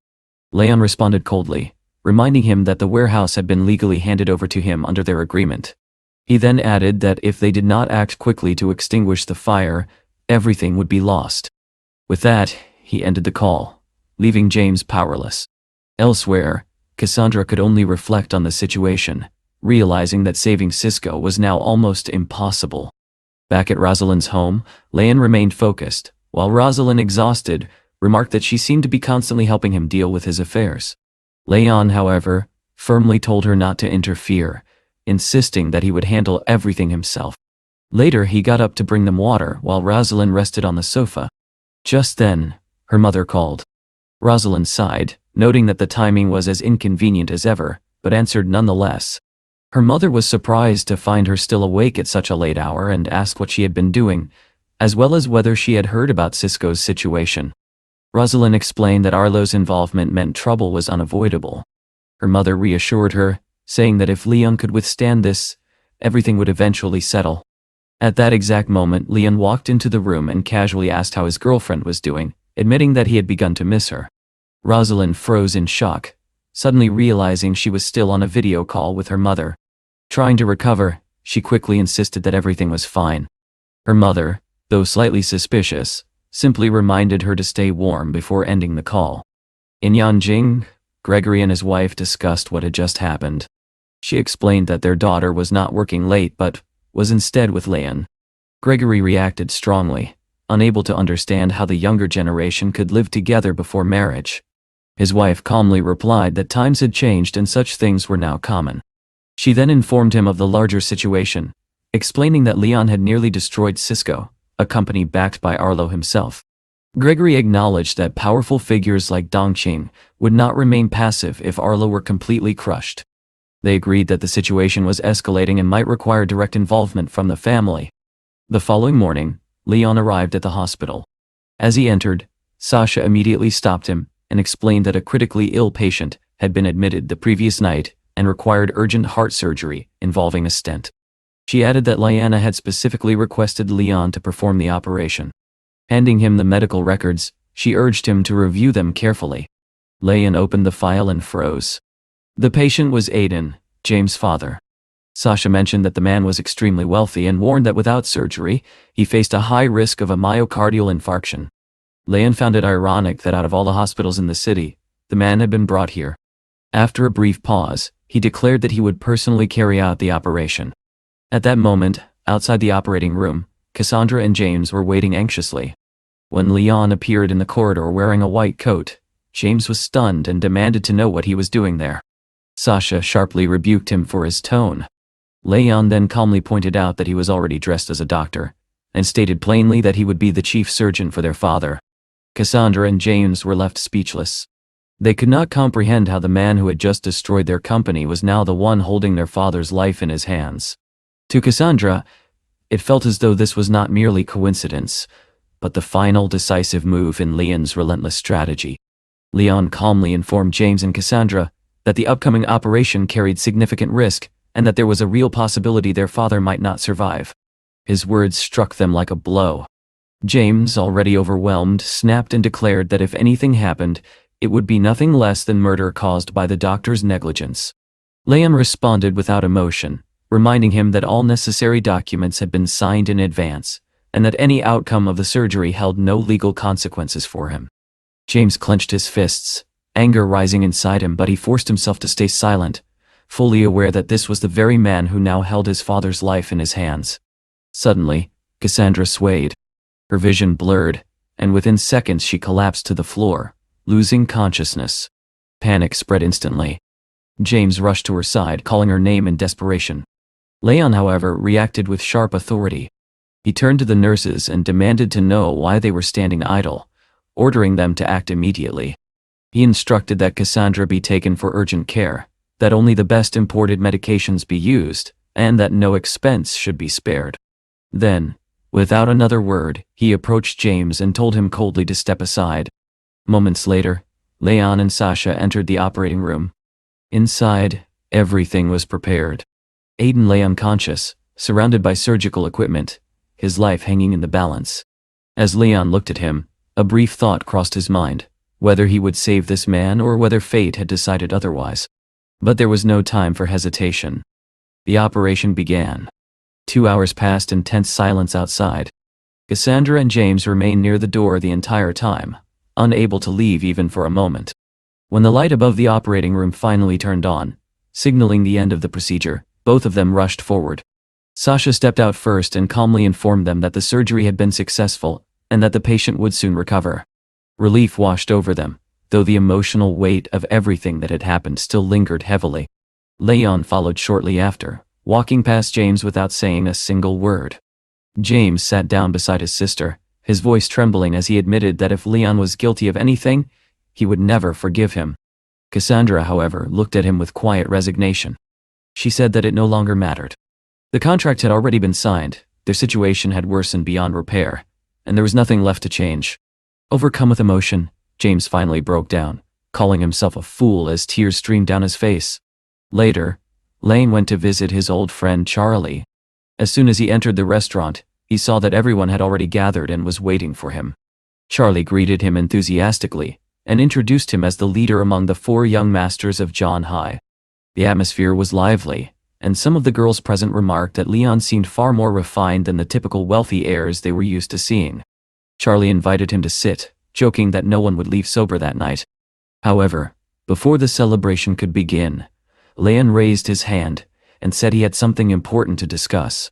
Sensing the seriousness of the moment, the girls quietly excused themselves, leaving the room. Leon then asked his friends if any of them had strong connections at a bank, explaining that he needed a loan. One of them immediately mentioned that his father had a long-standing relationship with the director of John High Bank.ao. Charlie, now curious, asked whether this meant Leon had another major project in mind. Leon calmly clarified that he was not working on any new project, but the amount he needed exceeded 20 billion. The room fell silent. Charlie quickly realized that this was connected to Arlo, and asked directly if that was the case. Leon confirmed it. He explained that after the fall of Cisco, Arlo would undoubtedly strike back, and this was only the beginning. Without hesitation, Charlie offered his help, promising to arrange funds through his family. Another friend added that he could contribute several billion through his own companies. However, Leon refused their financial assistance. He thanked them sincerely but stated that he intended to face Arlo on his own. For him, this was not just a battle, but a challenge he wanted to confront personally. Charlie, though concerned, respected his decision. He warned him that Yanjing operated under very different rules, and that Arlo was far from an ordinary opponent. Leon simply finished his drink and replied that the war had already begun, and that retreat was no longer an option. Even so, Charlie insisted that the funds would remain available if needed. Another friend reassured him that arranging a loan through their connections would not be a problem. Leon then listed several major assets he could use as collateral, including Bandao Hotel, Wangjiang Port, Moon Harbor Beach, and Ling Yun's properties. Hearing this, Charlie was astonished and asked what exactly he was planning. Leon answered quietly that he was about to begin a much bigger game, one that would eventually return profits to everyone involved.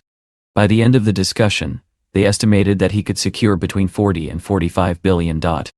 Leon emphasized one critical condition: absolute confidentiality. His friends agreed without hesitation. When asked why he did not use Lunsen as collateral, he simply replied that the company still held an important trump card that he was not ready to reveal. With that, the tension eased, glasses were raised, and the evening continued. Before leaving, Leon thanked them, promising that he would never forget their support. The next morning, he arrived at the hospital and received a call from Walker, who reported that all arrangements with the bank had been completed. With Lunsen as collateral, Leon could secure up to 85 billion. However, Leon immediately rejected the idea, explaining that Lunsen was too important and that he would make a final decision later. Soon after, he arrived at Ling Yun, where Helga rushed to him with urgent news. She reported that their company was facing serious trouble. A massive sell-off of shares had begun, already exceeding 8 billion, and the volume was continuing to rise rapidly. According to Sean, the situation had started that very morning and could escalate even further within hours. Despite the urgency, Leon remained completely calm. He told Helga not to panic, and instructed her to monitor the market while he took time to eat. His composure left her stunned, especially given the scale of the crisis. Inside the office, the team was working non-stop, analyzing data and preparing reports. When Leon entered, they immediately turned to him for guidance. Tanya explained that panic selling had pushed the total close to 9.5 billion, and that the situation was becoming increasingly unstable. After listening carefully, Leon made his decision. He ordered the company to buy up every available share on the market. The team was shocked. Helga questioned whether someone was deliberately targeting them. Leon confirmed it. He openly admitted that he had destroyed Cisco, and that this retaliation was inevitable. Now, they had no choice but to defend themselves. Helga pointed out that they currently had around 20 billion available, which would not last long under such pressure. Leon reassured everyone, revealing that he had already secured an additional 45 billion. There was no need to panic. The room fell silent in disbelief. No one could understand how he had managed to gather such enormous resources in such a short time. Meanwhile, in Yanjing, inside the headquarters of the Hawaiian Corporation, Arlo was engaged in intense negotiations. It became clear that he was playing a far more serious game against Leon's company. Surrounded by powerful figures, including members of the elite group known as the Four Young Masters, Arlo revealed that he had already secured 168 million shares through a broker. With cold determination, he declared that just as Leon had destroyed Cisco, he would now destroy Baba as well. Those around him recognized the scale of what was unfolding. This was no longer a simple rivalry. It was a full-scale corporate war, and neither side had any intention of backing down. At that moment, the secretary entered the office and reported that fresh updates had arrived from the stock market. She announced that the Linian Group had already begun aggressively buying back the shares that had just been dumped. Her words brought an immediate, heavy silence to the room. Arlo broke it, demanding precise numbers. The secretary replied that Ling Yun had already repurchased nearly 10 billion worth of shares, stabilizing the falling price. Axel frowned, admitting that they had underestimated Ling Yun's financial strength, and that this miscalculation could prove costly. Sains urged them not to waste time and insisted they go directly to the securities department to take control of the situation. They moved quickly. Upon arriving, they were met by staff, but before explanations could even begin, a report came in that the opposing side had already absorbed the entire 10 billion shares. The question of what to do next hung in the air. Arlo made his decision without hesitation. He ordered another 10 billion shares to be thrown onto the market, determined to push the confrontation further. One of his subordinates reminded him that the compensation from Cisco had not yet been received, and that Leon was already buying aggressively, which suggested his funds might soon run out. Arlo dismissed the concern, stating confidently that if they increased the pressure, Leon would not be able to keep up. He then turned to Axel and Sains, offering them participation in the operation with a 70% profit share. Both agreed immediately. Sains even committed to taking on 84 million shares himself. Arlo, growing more ambitious, declared that they would not only crush Baba but also develop a new program to replace it entirely, ensuring even greater profits. He wanted every competitor to understand that crossing him came with consequences. Amid their confidence, Sains mocked Leon, imagining him collapsing under the weight of bankruptcy. Amused by the thought, Arlo decided to call Leon directly, curious about his state of mind. With feigned concern, he asked how he was holding up. Leon's response was sharp and dismissive. He called Arlo a fool and told him to continue dumping shares if he wished. The reaction stunned Arlo, who had expected desperation, not defiance. Sains laughed, recalling Leon's earlier remark that he was interested in seeing how many shares his opponent could actually throw onto the market. Frustrated, Arlo demanded an immediate update. He was told that another 3 billion shares had already been released, but Ling Yun had absorbed them just as quickly. Enraged, he ordered the release of all remaining shares, another 10 billion, determined to overwhelm Leon once and for all. Even as tension rose, Sains tried to steady him, reminding him that they still controlled a massive reserve of shares worth tens of billions. Axel supported this, assuring Arlo that victory was still within reach. Yet Arlo himself admitted that losing was not an option. His reputation depended on crushing Leon completely. Axel then suggested stepping away temporarily to calm down, offering to take him to a hot spring. Arlo reluctantly agreed. Elsewhere, Cherise sat deep in thought at the Zhongyin Corporation, analyzing the unfolding battle. Gregory approached her, curious about what had captured her attention so intensely. She explained that both Arlo and Leon were effectively shorting the market, with Arlo alone having already sold tens of billions worth of shares. Gregory was visibly shocked and immediately asked how Leon was holding up. Cherise admitted that he was still standing for now, but the real question was whether his financial reserves would last. Gregory speculated that Leon might have taken a massive loan, possibly using his company's advanced chip technology as collateral. However, he warned that if the funds ran out before Arlo stopped, Leon could lose everything. At that moment, Rosalind called her mother, but Cherise chose not to answer. She decided to remain an observer, wanting to see whether Leon could truly reach the same heights as the powerful figures before him. Meanwhile, Leon appeared completely unbothered. He took a break and went for a swim as if the financial storm surrounding him did not exist. Elizabeth, watching him, could not understand how he could remain so calm under such pressure. Leon simply replied that all they needed to do now was spend money, and there was no reason to panic. As they reviewed the situation later, Elizabeth noted that they had already bought back nearly 22 billion worth of shares, and the market was beginning to stabilize. Leon explained that Arlo was now confused, having wrongly assumed that his limit was much lower. He estimated that Arlo could still release anywhere between 30 and 50 billion more, depending on his brokerage resources. Elizabeth finally understood why Leon had refused to mortgage Lausanne. He confirmed that his current funds were enough to handle both Arlo and the market pressure. What mattered now was timing his next move. At the same time, Arlo and his associates arrived at the hot springs. However, even there, the situation followed them. A call came in, confirming that Ling Yun had already bought back around 20 billion worth of shares. The remaining portion had come from investors. This revelation unsettled them. They began to speculate. Axel suggested that Leon must have taken a bank loan. Sains agreed, noting that Elzin's rising value would make such financing possible. Seeking confirmation, Arlo called Rosalind and casually asked whether Leon had approached her or her company for a loan. She denied it. This left only one conclusion. Axel stated plainly that Leon must have mortgaged his personal assets. Arlo agreed, though he found the scale of it unsettling. Someone like Leon would not act recklessly without careful planning. They resolved to investigate further, but Sains insisted there was no turning back. With nearly 100 billion in shares at their disposal, he believed they had more than enough power to crush Leon. Axel added that if Leon had truly leveraged everything, the collapse would come naturally. Arlo decided to continue pressing forward. He ordered his men to keep dumping shares without pause, determined to test Leon's limits.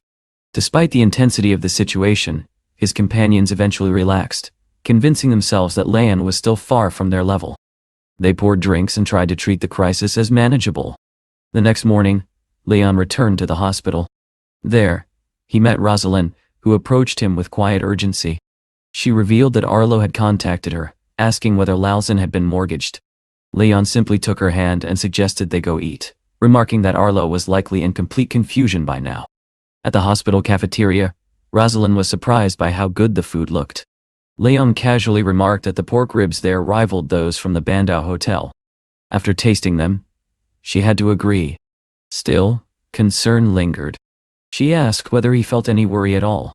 Leon glanced at his watch and calmly stated that it was already 11:30, and that he had secured nearly 30 billion dandai. Rosalind was stunned, and immediately asked where such a massive sum had come from, and whether he had mortgaged Lalzin. He reassured her, telling her not to worry. He explained that he was simply waiting for Arlo to exhaust himself, carefully observing every move. When Rosalind asked how she could help, Leon unexpectedly suggested that she publicly announce she was pregnant and intended to marry him. The suggestion caught her off guard, and she firmly refused, accusing him of trying to use her. Changing the subject, she mentioned a news story about a child suffering from a rare heart condition, congenital transposition of the arteries. She explained that the chances of survival were extremely low, and that the treatment costs were overwhelming, with the family seeking help online. Leon immediately agreed to assist. Without hesitation, he assured her that he would do everything he could to help the child before leaving the hospital. Rosalind looked at Leon in disbelief when he casually said he was about to leave. She could not understand how he could walk away so lightly after everything that had happened. Leon, however, answered with deliberate indifference, claiming that he was tired of seeing the same faces at the hospital and wanted a change of scenery. His teasing explanation only irritated her further, as she immediately recognized it as a poor excuse. Not long after, Charlie arrived with urgent news. He reported that Arlo had just dumped another 35 billion into the market. Despite the scale of it, Leon remained completely calm. He explained that every share had already been intercepted and that the market had stabilized once again. One of the others added that by the next morning, the borrowed shares would likely be exhausted. Leon simply nodded, saying he was actually looking forward to that moment, curious to see what Arlo would do when he ran out of options. Meanwhile, in the Hawaiian Corporation's office, frustration was reaching its peak. A subordinate reported that over 30 billion had already been thrown onto the market, yet every single share had been absorbed by Leon's side. Arlo slammed his fist against the table, unable to comprehend where such vast financial resources were coming from. Sains informed him that Axel had confirmed Leon had not mortgaged Lalzin, nor had he received any financial support from Rosalind. This only deepened the mystery. Axel concluded that something about the situation felt suspicious, even suggesting that the money might not belong to Leon at all. Arlo, however, was focused on the stakes. Losing now would not only cost him money but also his reputation and influence. For him, defeat was unthinkable. Elsewhere, a separate thread began to unfold. Vicky, having finished her work at the Shounen TV station, was walking home when she was suddenly approached by a man named Archer. He introduced himself as the head of the Asian office of Hunch. Though initially cautious, Vicky grew curious when he revealed that the companies they targeted often ended up bankrupt. Archer then presented her with a bank card containing 200,000, offering it in exchange for information. The amount stunned her, equal to nearly 2 years of her salary. After a brief hesitation, she agreed to talk and followed him into a nearby cafe. There, Archer made his intentions clear. He wanted information about Leon, specifically anything that could be considered negative. Vicky, after some thought, mentioned Leon's complicated relationships, including his closeness to Elizabeth and his past interactions with Liana Datai. She also recalled his actions in Bicao City. Once she finished, Archer accepted her answer and handed over the card. Before leaving, he subtly suggested continuing their conversation elsewhere, hinting at deeper intentions. At the same time, positive developments were unfolding for Leon. Jenny called to report that all 25 newly developed drugs had successfully passed testing.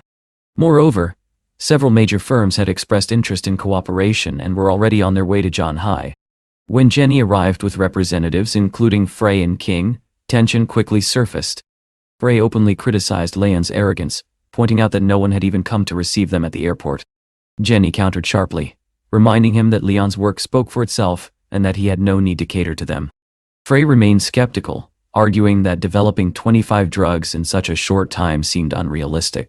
Jenny, however, firmly defended Leon and even emphasized the depth and history of Chinese medicine, refusing to tolerate baseless doubt. Soon after, Leon arrived at the Bandau Hotel, where Helge informed him that the market had fully stabilized. Arlo had temporarily stopped selling shares, likely preparing his next move. Leon responded that this was expected, and that it was now time for the next phase. Entering the conference room, he found all representatives already gathered. Jenny formally introduced him, highlighting both his medical expertise and his leadership.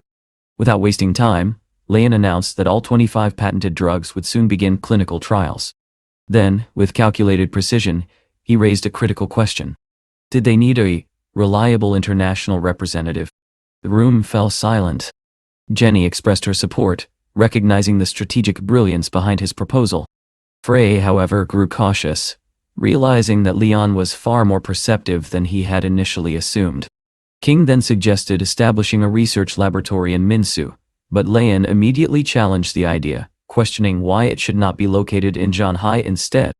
Sensing the shift, Frey quickly tried to clarify, but Leon cut him off, stating coldly that he understood their intentions perfectly. He then abruptly ordered them to leave. The sudden decision shocked everyone. Jenny attempted to mediate, suggesting they reconsider and discuss the conditions further. Leon then laid out his terms clearly. He was willing to collaborate, but only if drug prices were reduced significantly, especially for treatments of rare diseases. He insisted that costs be lowered to a fraction of their current levels, ensuring accessibility. King was stunned, struggling to believe that Leon was demanding such reductions. Jenny asked for specifics, and Leon listed the medications, reinforcing his position with firm resolve. He made it clear that profit would not come at the expense of people's lives. When Jenny later asked about the Bandau Hotel, Leon casually revealed that he owned it.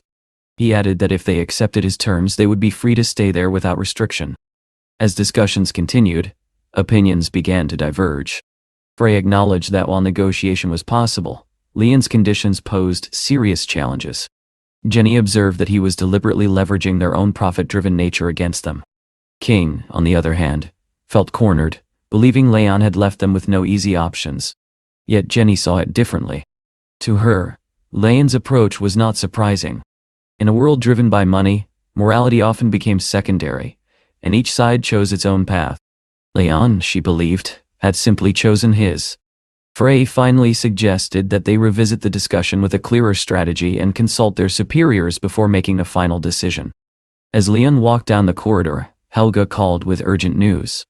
She reported that Arlo had once again begun dumping shares at an alarming pace, with nearly 2 billion sold in just half an hour. Leon was momentarily taken aback, confirming the numbers before immediately deciding to return to the company. Within minutes, he arrived at the Lin Yin office, where the entire team was already waiting. The atmosphere was tense. Leon asked how such a massive volume could have been sold so quickly.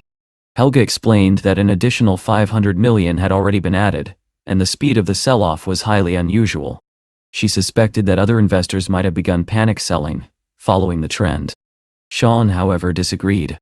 He pointed out that there was no major negative news circulating, making such widespread panic unlikely.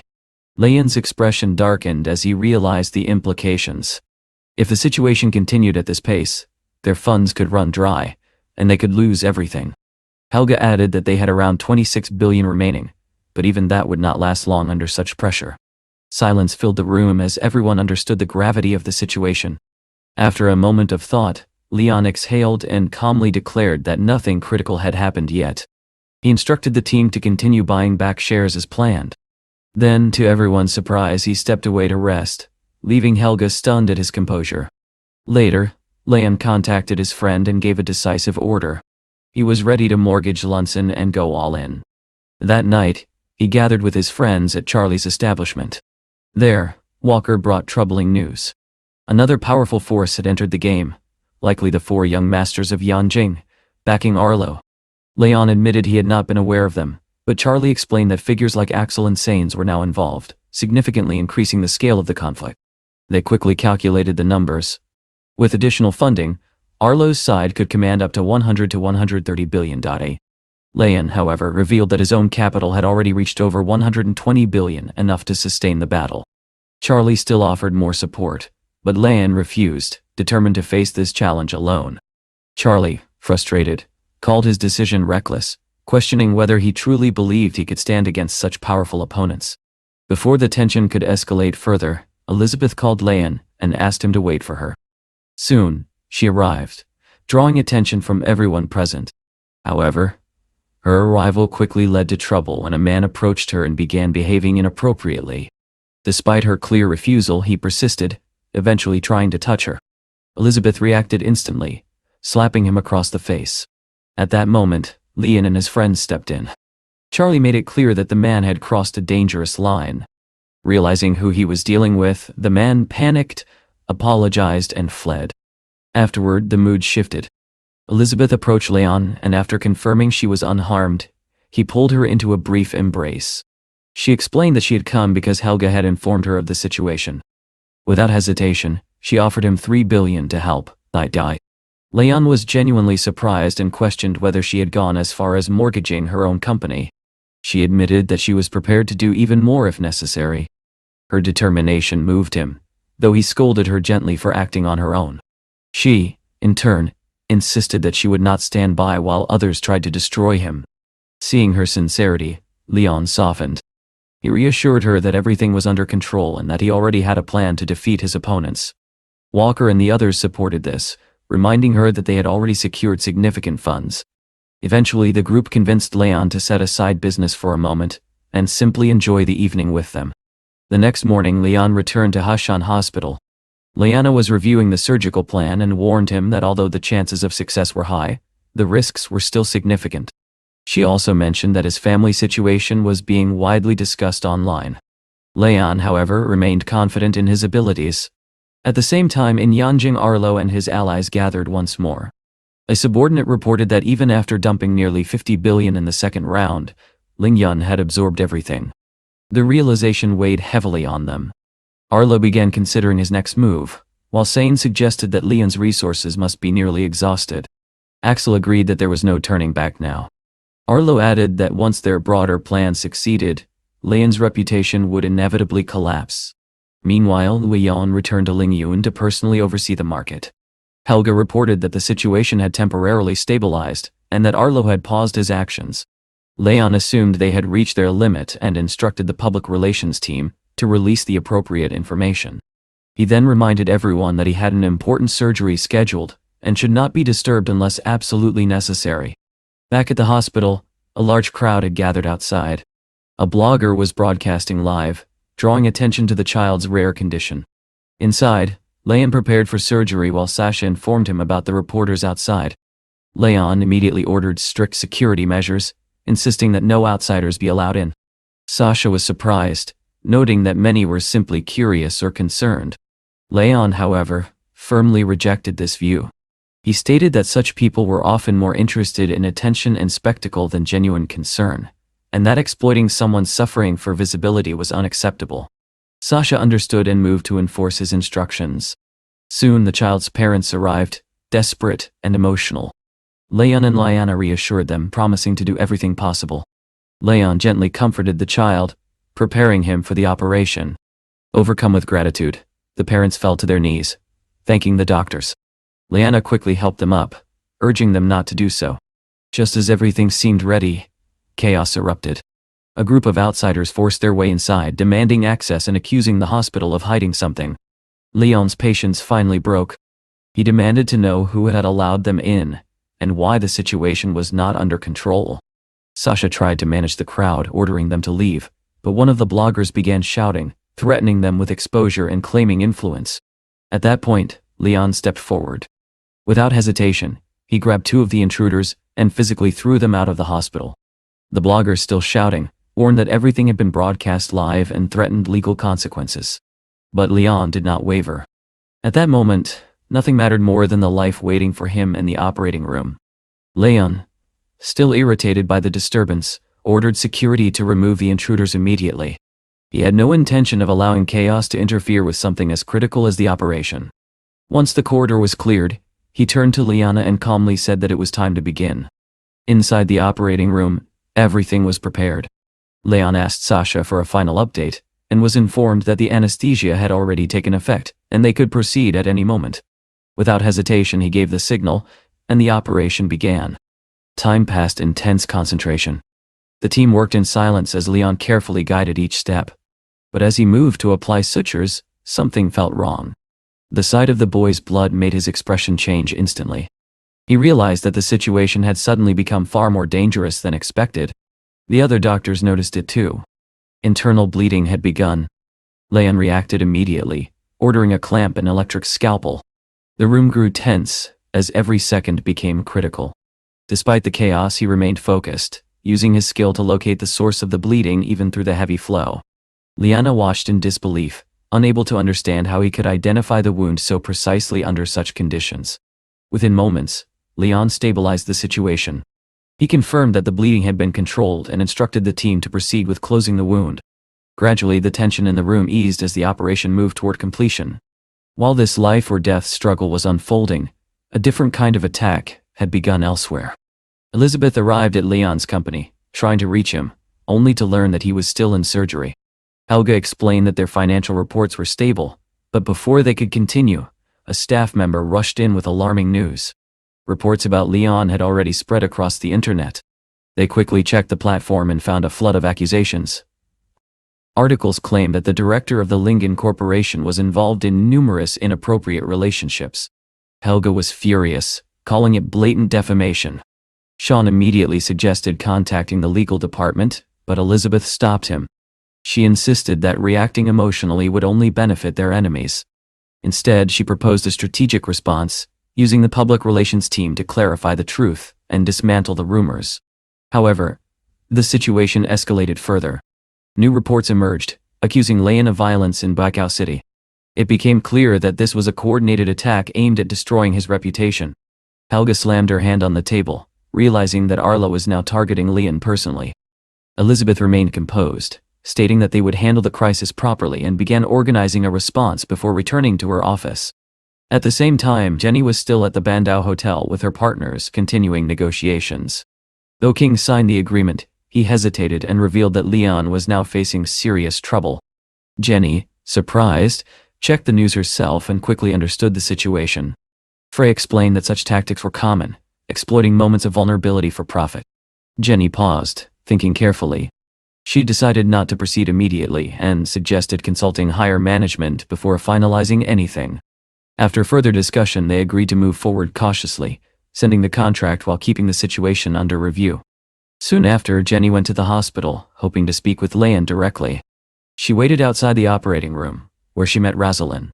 The two exchanged brief words, both aware of the seriousness of the situation, though neither fully expressed their thoughts. Then at last, the doors opened. Leanna stepped out and informed the family that the operation had been successful. Relief spread instantly. The child would recover. When asked about Leon, she explained that he remained inside, completely exhausted. Inside the operating room, Leon sat on the floor, drained after the intense procedure. When Rosalind entered, he looked up in surprise. She explained that she had come because she was worried about him. Leon admitted that he was beyond exhausted, remarking that the work of a surgeon demanded more than most people could endure. Rosalind dismissed his complaint, but when she asked him to stand, he admitted that he could barely feel his legs. Concerned, she helped him up and supported him as they walked out together. In the corridor, they encountered Jenny. She explained that all parties had agreed to Leon's terms, and handed him the documents. Leon accepted them but said he would review everything later when he had regained his strength. Then, without hesitation, he said he agreed and would sign soon. Sitting down, he handed the documents to Rosalind and asked her to sign them instead. She was startled and questioned what they were. Leon explained that several pharmaceutical companies wanted to establish a research center in Zhanghai, and that the agreement would ensure significantly reduced drug prices within China. Rosalind refused, insisting that this was his achievement and she had no right to interfere. Leon reminded her that he had promised to help her and wanted to keep that promise. Still, she declined, unwilling to accept something she felt she had not earned. Instead, she gently suggested he rest and even offered to massage him. As she spoke, she mentioned the growing storm of negative news about him online. Leon was caught off guard. When she showed him the headlines, including claims about his personal life and business troubles, he immediately tried to read everything himself. At that moment, Helga called, admitting that despite their efforts, they had not been able to contain the rumors. Leon responded decisively, instructing her to organize a press conference at Lingyun as soon as possible the next day. Without wasting another second, he began preparing to leave, knowing he had to address this new battle head-on. But before he could move forward, another call came. Nell informed him that their mother had seen the news, and had already traveled to Zhanhai. Leon was stunned. Meanwhile, Vanessa had already arrived and met Elizabeth. The two greeted each other warmly, with Elizabeth offering to help her carry her belongings. Vanessa, though surprised, accepted with a smile, remarking on the strength of the younger generation. Once inside, Vanessa spoke calmly, saying that she did not believe a single word written about Leon. She trusted the way she had raised him. Elizabeth reassured her, gently affirming her belief in him as well. Then, in a quiet and meaningful gesture, Vanessa opened a package and revealed a piece of jewelry she had received years ago when she married. Though Leon and Elizabeth were not yet married, she chose to give it to her, as if acknowledging something unspoken between them and placing her trust firmly in the future. Vanessa firmly placed the bracelet on her wrist and declared that she would be offended if the gift was not accepted. The girl, clearly surprised, asked why Vanessa had decided to give such an unexpected present. Later that evening, Leon returned home and froze at the entrance, completely unprepared to see Vanessa there. He immediately questioned his mother, asking why she had come without warning. Vanessa, however, was far from calm. She demanded to know why he had returned so late. Exhausted, the young man dropped onto the sofa and admitted that he desperately needed rest, explaining that he had just completed a highly complex operation. His explanation did little to ease her anger. In a sudden burst of frustration, Vanessa stepped forward and kicked him sharply in the leg. She accused him of neglecting his fiancée, claiming that while she waited at home, he had been out entertaining other women. Leon firmly denied this, explaining that he had been working on building a school and a road, and insisted that he was not the type to chase after every woman. Vanessa then turned to Elizabeth and reassured her that there was nothing inappropriate between Leon and any other women, dismissing everything circulating as mere rumors. Elizabeth simply smiled and replied that she trusted him. The next morning in Yanjin, employees of Hawaiian gathered to celebrate what they believed was a significant victory. Arlo raised his glass in a toast to Archer, praising his recent efforts and expressing admiration for the amount of information they had uncovered about Leon. Archer calmly responded that within a few days a new wave of damaging news would surface, leaving Leon with no chance of recovery. Although Arlo remained confident, one employee voiced concern, noting that Leon was far from foolish and would likely find a way to counter the attacks during the upcoming press conference. Axel added that 12 hours had already passed since the damaging post was released, yet Leon had not appeared, calling him a coward waiting for his fate. Sainz, however, pointed out that the delay in addressing the crisis had already cost them valuable time, making it increasingly difficult to repair the situation. Arlo concluded that even if Leon managed to recover, his reputation would be permanently damaged, rendering any cooperation with Baba meaningless.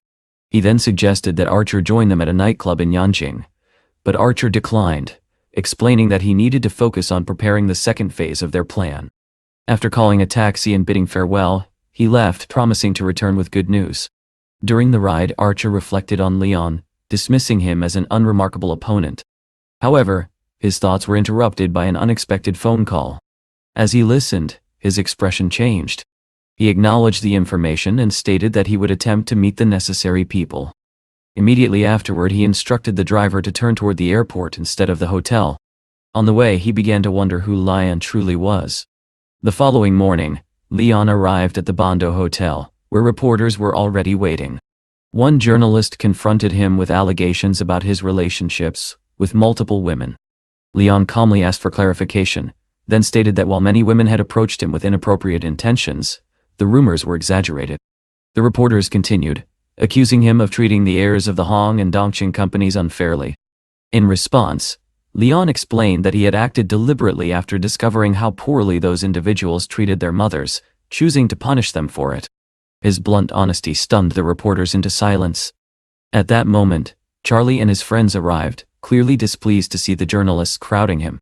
Security quickly intervened, pushing the reporters back. Inside, Helga and the representatives of Ling Corporation were already waiting. She informed Leon that the press conference was about to begin and asked whether he had a plan. Instead of answering directly, Leon asked about their current financial reserves. Helga reported that they still had nearly 20 billion available. He noted that Charlie and the others had invested 13 billion, while Elizabeth had contributed 3 wasuri. Without hesitation, Leon ordered Helga and Sean to use all available funds to buy up the fallen shares. Helga was stunned by the boldness of the decision and warned him of the immense risk. Nevertheless, Leon insisted, and she ultimately agreed, leaving with Sean to carry out the order. Soon after, Jenny approached Leon, informing him that everything was ready and that she had the contract prepared. She also mentioned that she wanted to introduce him to someone. To his surprise, Archer appeared and introduced himself as the head of Huna's regional branch in Asia. Leon responded with irony, asking if Archer had come simply to watch the spectacle. However, Archer surprised everyone by stating that he had come to clarify the false information circulating online and to apologize for the damage caused. Leon was genuinely taken aback and asked for an explanation. Jenny stepped in, explaining that they had united forces and pressured their competitors, forcing them to back down and admit their mistakes. She added that the remaining pharmaceutical companies no longer wished to risk their interests after reaching an agreement. Leon realized that even before fully setting his trap, the outcome was already in his favor. He then announced that he would not attend the press conference and instructed Archer and Jenny to coordinate with his team instead. When Charlie questioned his decision, Leon replied that allowing the intrigue to build would only make the final impact stronger. Charlie, clearly amused, admitted that he admired such dramatic moves. Meanwhile, the conference hall filled with anticipation. Aiden, seated with his children, remarked on the unexpectedly large crowd. Cassandra speculated that the invitation must have come from Arlo, noting that this short-selling battle had become a public spectacle. Soon the host, Tanya, stepped onto the stage and addressed the audience. She explained that due to the recent wave of negative publicity surrounding Lingyan and Baba, they had invited Archer from Hyun to clarify the situation. The announcement shocked many, especially the Cow family, who struggled to understand what was happening. Confusion spread as people questioned whether Archer had switched sides. Archer then took the stage and openly admitted that he and his associates had been responsible for spreading the false rumors about Lyon. He publicly apologized, bowing before the representatives of Ling Corporation and acknowledging that all the negative information had been fabricated. The revelation left the audience stunned. The Cow family, who had believed they were on the verge of destroying Leon's business, could not comprehend how everything had turned around so suddenly. Aiden quickly realized that Baba's stock price would now surge dramatically, and he wondered how Leon had orchestrated such a reversal. Cassandra, meanwhile, was certain that this news would soon reach Arlo, and she was eager to see his reaction. The next morning, Arlo and his team reviewed the news reports. When they saw Archer's public confession, a heavy silence filled the room.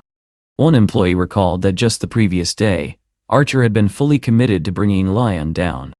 Enraged, Arlo immediately tried to contact Archer's company, only to discover that their work phone was no longer responding.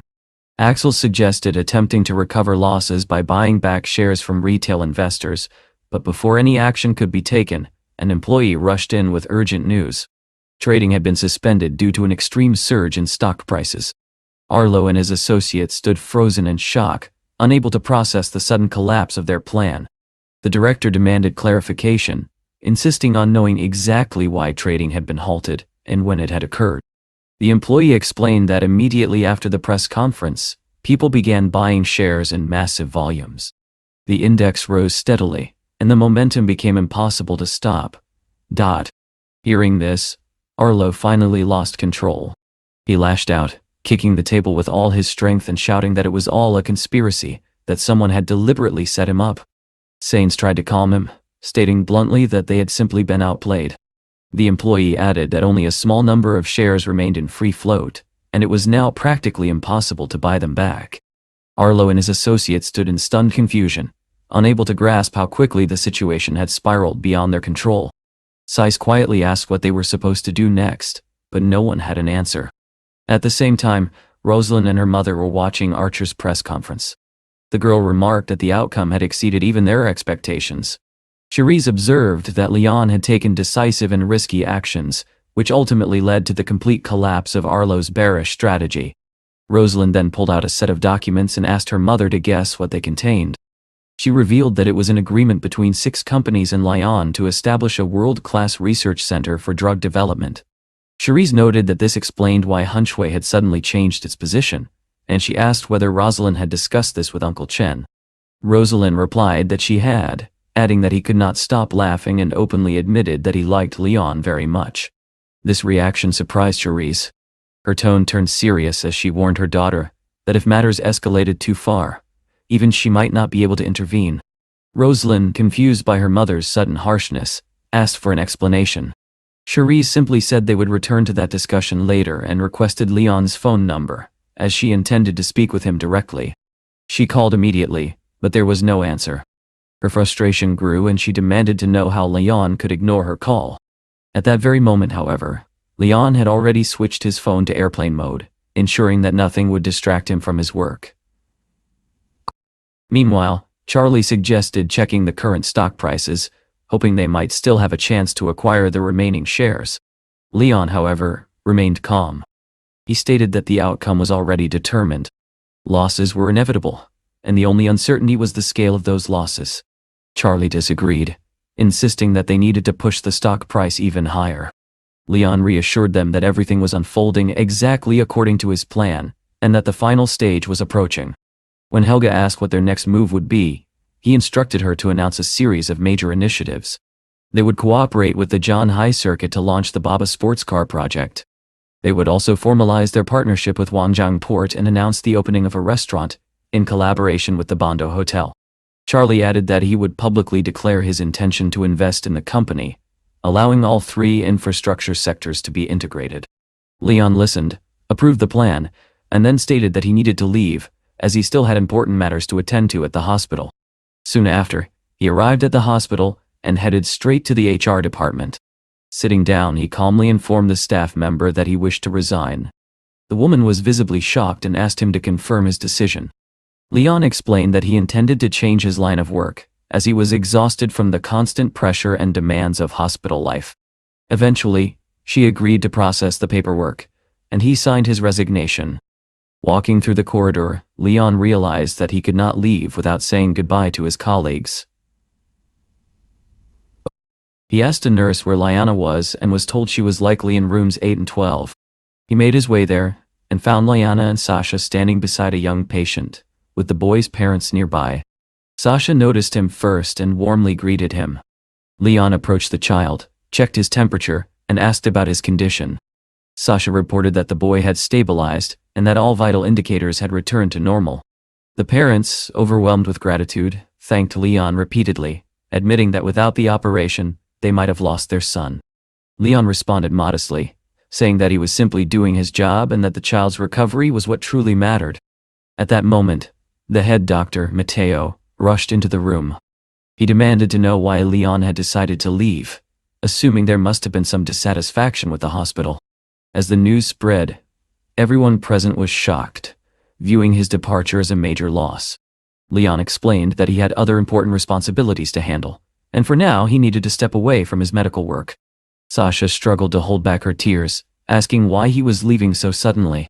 Mateo refused to accept the resignation, insisting that Leon was far too valuable to lose. Instead, he offered him an extended leave, allowing him to return whenever he wished while retaining both his position and salary. Leon considered the offer and replied that a long leave might be acceptable, but salary alone was not enough to keep him. Understanding his resolve, Mateo ultimately agreed to respect his decision. The boy's parents approached Leon once again, expressing their gratitude over and over. He gently helped them up and reassured them that everything would be fine, but added that he now had to leave, as many matters awaited him. Sasha admitted that she would miss him deeply, and mentioned that Liana was also worried. The doctors gathered around, wishing him success and urging him to take care of himself. Liana remained silent, but her sadness was evident. Just then, a nurse rushed into the room with unexpected news. An anonymous donor had transferred $3 million for the boy's treatment. Mateo was stunned and asked if this could possibly be true. The parents were overwhelmed with joy, struggling to believe that such help had arrived. Leon calmly observed that the timing was perfect.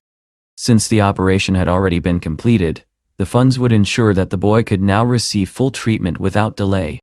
The parents broke down in tears, with the mother saying that there were still kind-hearted people in the world, and that without this support, their child could not have been saved. With everything settled, Leon asked everyone to return to their duties. He quietly reminded them that it was time for him to go. Liana felt a quiet certainty settle in her heart. In that moment she understood that no one but Leon could have made such a generous donation for the boy. The realization filled her with both gratitude and admiration. After leaving the hospital, Leon paused, reflecting on everything that had happened. He understood that his medical career had come to an end. However, before he could dwell on it any longer, Rosalind suddenly appeared in front of him. Surprised, he asked what she was doing there. The girl explained that she had heard about his resignation and came to make sure he was all right. Leon questioned why she would go out of her way for him. Rosalind replied sincerely that she simply wanted to thank him for everything, and emphasized that he was completely different from others. Then she opened a box and revealed a piece of calligraphy bearing the inscription, "Only the master wears white." She handed it to him, saying that the gift came from the bottom of her heart. Leon examined it carefully and smiled, pleased that she had remembered something so meaningful. At that moment, Lena suddenly appeared before him and congratulated him on successfully completing his task. She announced that he had been rewarded with 300,000 mastery points and had reached E-level combat power. When Leon asked what that meant, she explained that on Blue Star there existed a 5-tier combat system, and his current level was only the entry point. Even so, she added that his strength was now approximately 100 times greater than that of an ordinary person. Leon was delighted, and asked if that meant he had become practically invincible. Lena responded that while his strength would soon surpass even elite fighters and special forces, Blue Star was far more complex than he imagined, and he would need to continue developing his abilities. Curious, Leon asked where such systems came from, jokingly suggesting places like Nebula MS-78 or Cybertron. Lena simply replied that all secrets would be revealed when he became strong enough, and with that, she disappeared. Rosalind, confused, asked why he had suddenly frozen. She mentioned that her mother had been trying to reach him for quite some time. Leon immediately called Mrs. Cherise back, apologizing for not answering earlier and explaining that he had been busy. Cherise warned him that Arlo had already realized his mistake, and would soon attempt to strike back. Leon was surprised and asked whether she was referring to Hain or the so-called Big Four. Cherise clarified that Hain was not the immediate concern. She reminded him that the business world was full of hidden dangers. Leon acknowledged her warning, assuring her that he understood. Meanwhile, in Yanjing, at the Chongqing Corporation, the calm atmosphere was abruptly shattered when the vice president rushed into Cherise's office with urgent news. She handed over a tablet and insisted that the director read the report immediately. After reviewing the article, which claimed that all 4 masters had been defeated by rising newcomers and hinted at a hidden force behind the scenes, Cherise's expression hardened. She demanded to know the source of the publication, but the vice president explained that it originated overseas and could not yet be traced. Cherise quickly concluded that someone was deliberately targeting Linden Corporation, noting that other companies had been destroyed in similar ways before. She ordered that an official explanation be prepared through HR to address the stock market conflict, and the vice president promptly moved to execute her instructions. At the same time, Arlo received troubling news. A report had surfaced online accusing them of orchestrating the entire stock market scheme. Furious, he slammed his fist on the table and demanded to know who was responsible. Although the original post had already been removed, the damage had been done, as Chongqing Corporation had already released its own detailed report. One of his partners suggested that Cherise was behind this move, acting to protect herself from the fallout. The situation was worsening rapidly, as Leon's shares continued to soar, making it impossible to buy back the necessary securities in time. Arlo tried to maintain control, assuring everyone that he would find a solution. At that moment, his secretary entered and informed him that Mrs. Wang had summoned him. Promising his team that everything would soon be resolved, Arlo left to meet her.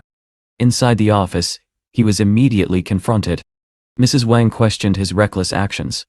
Arlo attempted to deflect responsibility onto the PR company, but the chairwoman of the Hawaiian group, Donatella, pressed him further. She asked whether he had considered why Hyun had suddenly aligned itself with Lion. This revelation stunned him. Donatella then disclosed that Lion had formed an alliance with 7 pharmaceutical companies to establish a research center, with plans to produce drugs at half the current market price. Arlo was left speechless. She went on to reveal that Lion also had another powerful asset, a renowned professor whom Arlo knew nothing about. Overwhelmed, Arlo asked what he should do. Donatella instructed him to act immediately. She would provide funds, but he had to buy back all brokerage shares while there was still time. She warned him that many were watching closely, anticipating a shift in power within the family, and that the scandal needed to be contained as quickly as possible. Soon after, new information arrived. The assistant reported that a case in Bao City was under investigation, with Xiaoyan Company handling construction, led by a director named Leona. However, the main investor behind the projects was Chongqing Corporation. This revelation deeply unsettled Donatella, prompting her to immediately contact Cherise. Elsewhere, Helga reported to Leon that Cisco had reached out to negotiate compensation. Leon observed that their opponents had been wise to retreat when they did, as continuing would have only deepened their losses. He instructed that all debts to the bank be fully repaid. Helga confirmed that she would carry out his orders. Sean added that based on Cisco's calculations, their profit could reach approximately 150 billion. Leon thanked his team for their efforts and promised generous bonuses, which delighted everyone present. Afterward, Leon decided to visit Rosalind. Arriving at her home, he did not find her in the living room and assumed she was elsewhere. Hearing his footsteps, Rosalind called out from the bathroom, saying she was in the shower and would be out shortly. Leon sat down on the sofa. Just then, Rosalind's phone rang. Curious, he glanced at it and saw that Arlo was calling. Answering the phone, Arlo said he wanted to discuss matters related to Lingyan Corporation and asked if she was available. Leon calmly replied that she was in the shower and suggested calling back the next day. Arlo immediately demanded to know who he was speaking to. Leon, pretending to be offended, asked if he had really forgotten his voice so quickly. Realizing the truth, Arlo was stunned and angered, clearly not expecting to hear Leon on the other end. Leon continued calmly, stating that Rosalind would be busy afterward, and that it would be better to postpone the conversation. Ending the call, he turned his attention inward, curious to test the extent of his newfound strength. Closing his eyes, he sensed a dramatic increase in his abilities, and felt an urge to test himself in battle.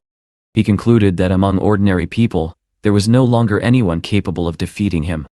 At that exact moment, Lena reappeared and asked whether he wished to begin a new career. Leon agreed without hesitation. She informed him that his new profession would be that of a shop owner, and that he would receive a luxury rickshaw as a reward. Still processing the unexpected turn of events, Leon asked whether this new role came with specific requirements, or if he was free to act according to his own judgment. Lena explained that as a shopkeeper, he would have to operate from a pedicab and offered to bring it down for him. However, when the rickshaw appeared, it was bright pink. Leon immediately frowned, deciding that it did not suit him in the slightest. As he stood there, he suddenly noticed a folder lying nearby. Confused about where it had come from, he picked it up and opened it, only to discover what looked like a menu. Scanning its contents, he was stunned. He asked aloud whether he was really supposed to sell a plate of fried rice for 189 yuan. At that moment, Rosalind appeared behind him. She looked at the rickshaw with visible confusion and asked where it had come from. Leon calmly replied that it was his new vehicle, and even asked if she found it fashionable. Approaching the rickshaw, he explained that he had decided to try a new profession, so he had bought it and planned to work wherever he liked. He added, half-jokingly, that she could help him run the business if she wanted. Rosalind laughed, remarking that pink hardly suited him. In response, Leon pulled her into a light embrace, and with a playful smile, declared that he was a princess at heart. Afterward, the two went inside together. Leon then mentioned that Arlo had called earlier, and that he had already spoken to him.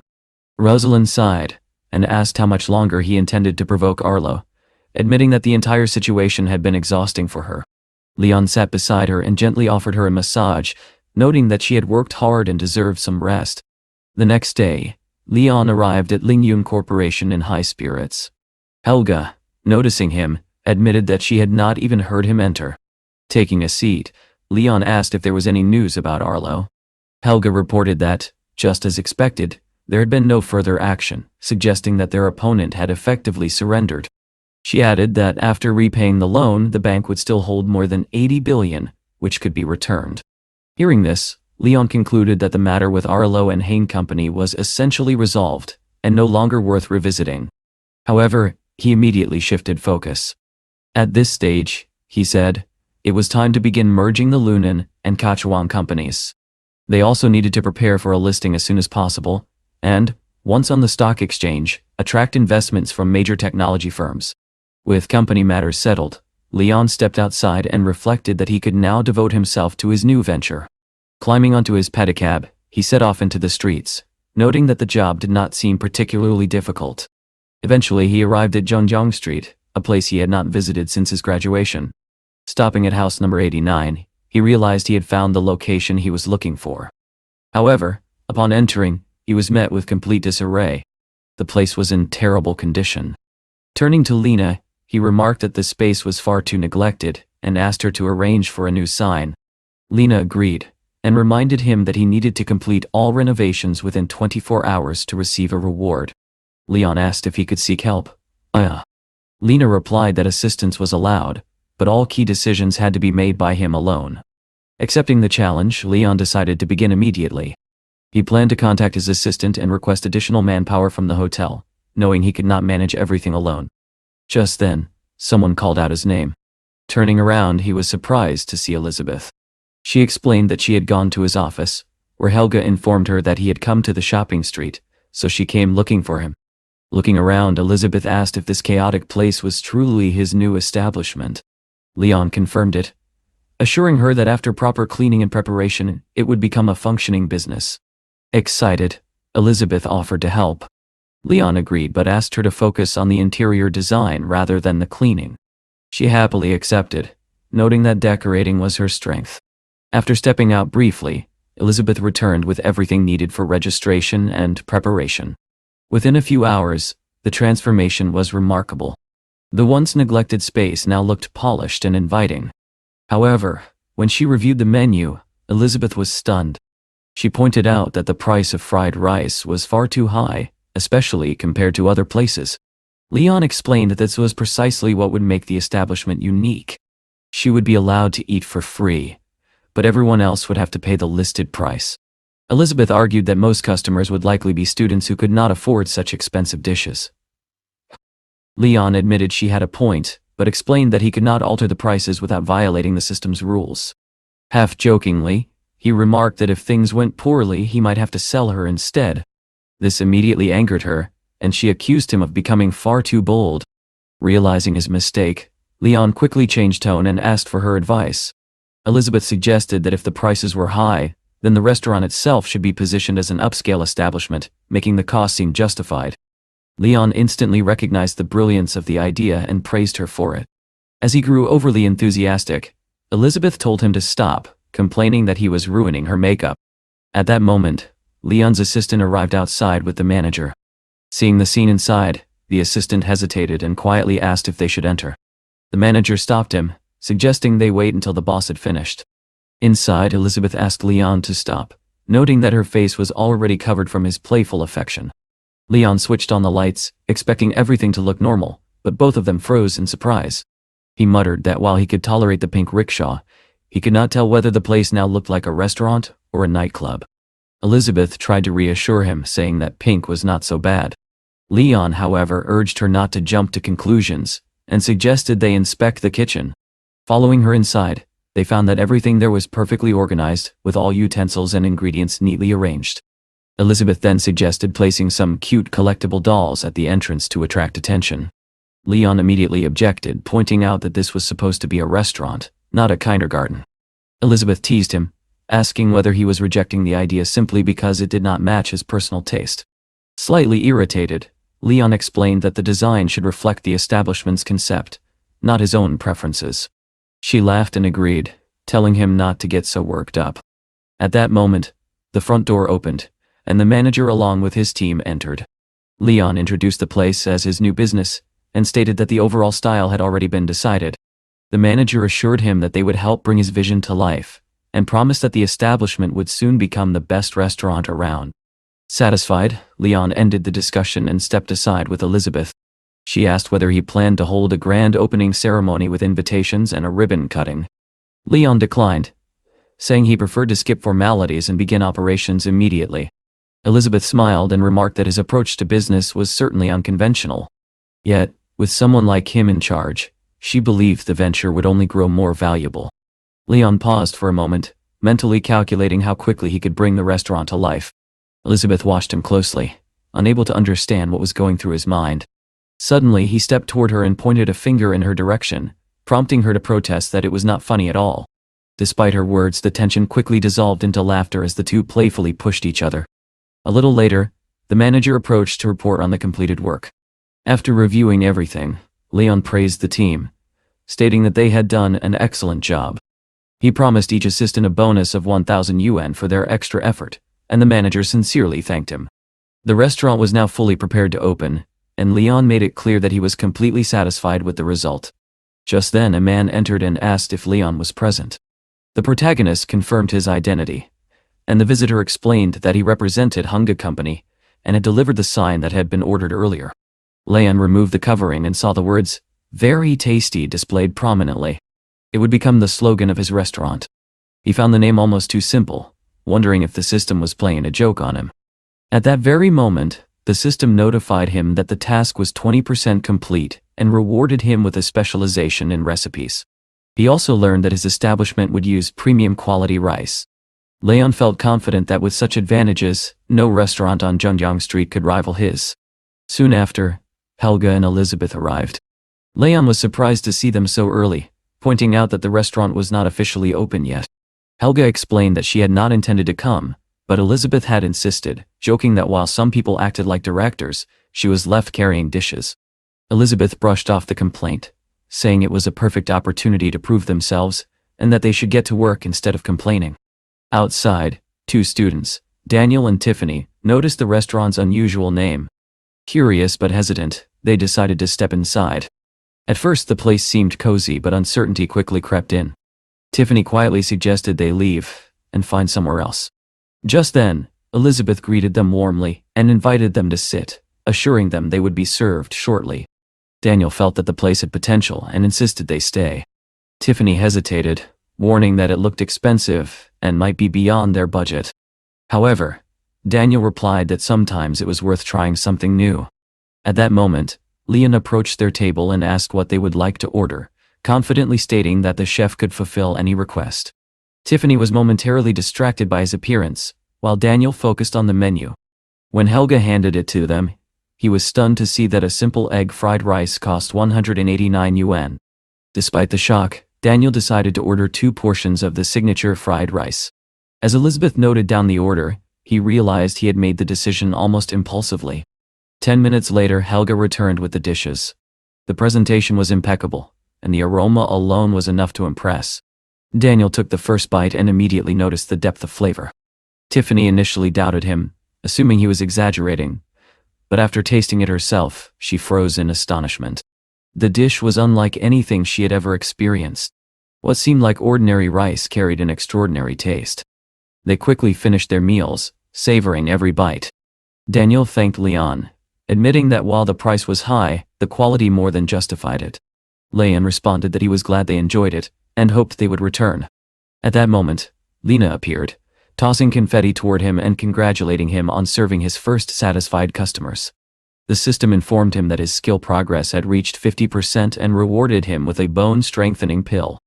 Lena explained that it would significantly increase his bone density, preparing him for future battles. Without hesitation, Leon consumed the pill.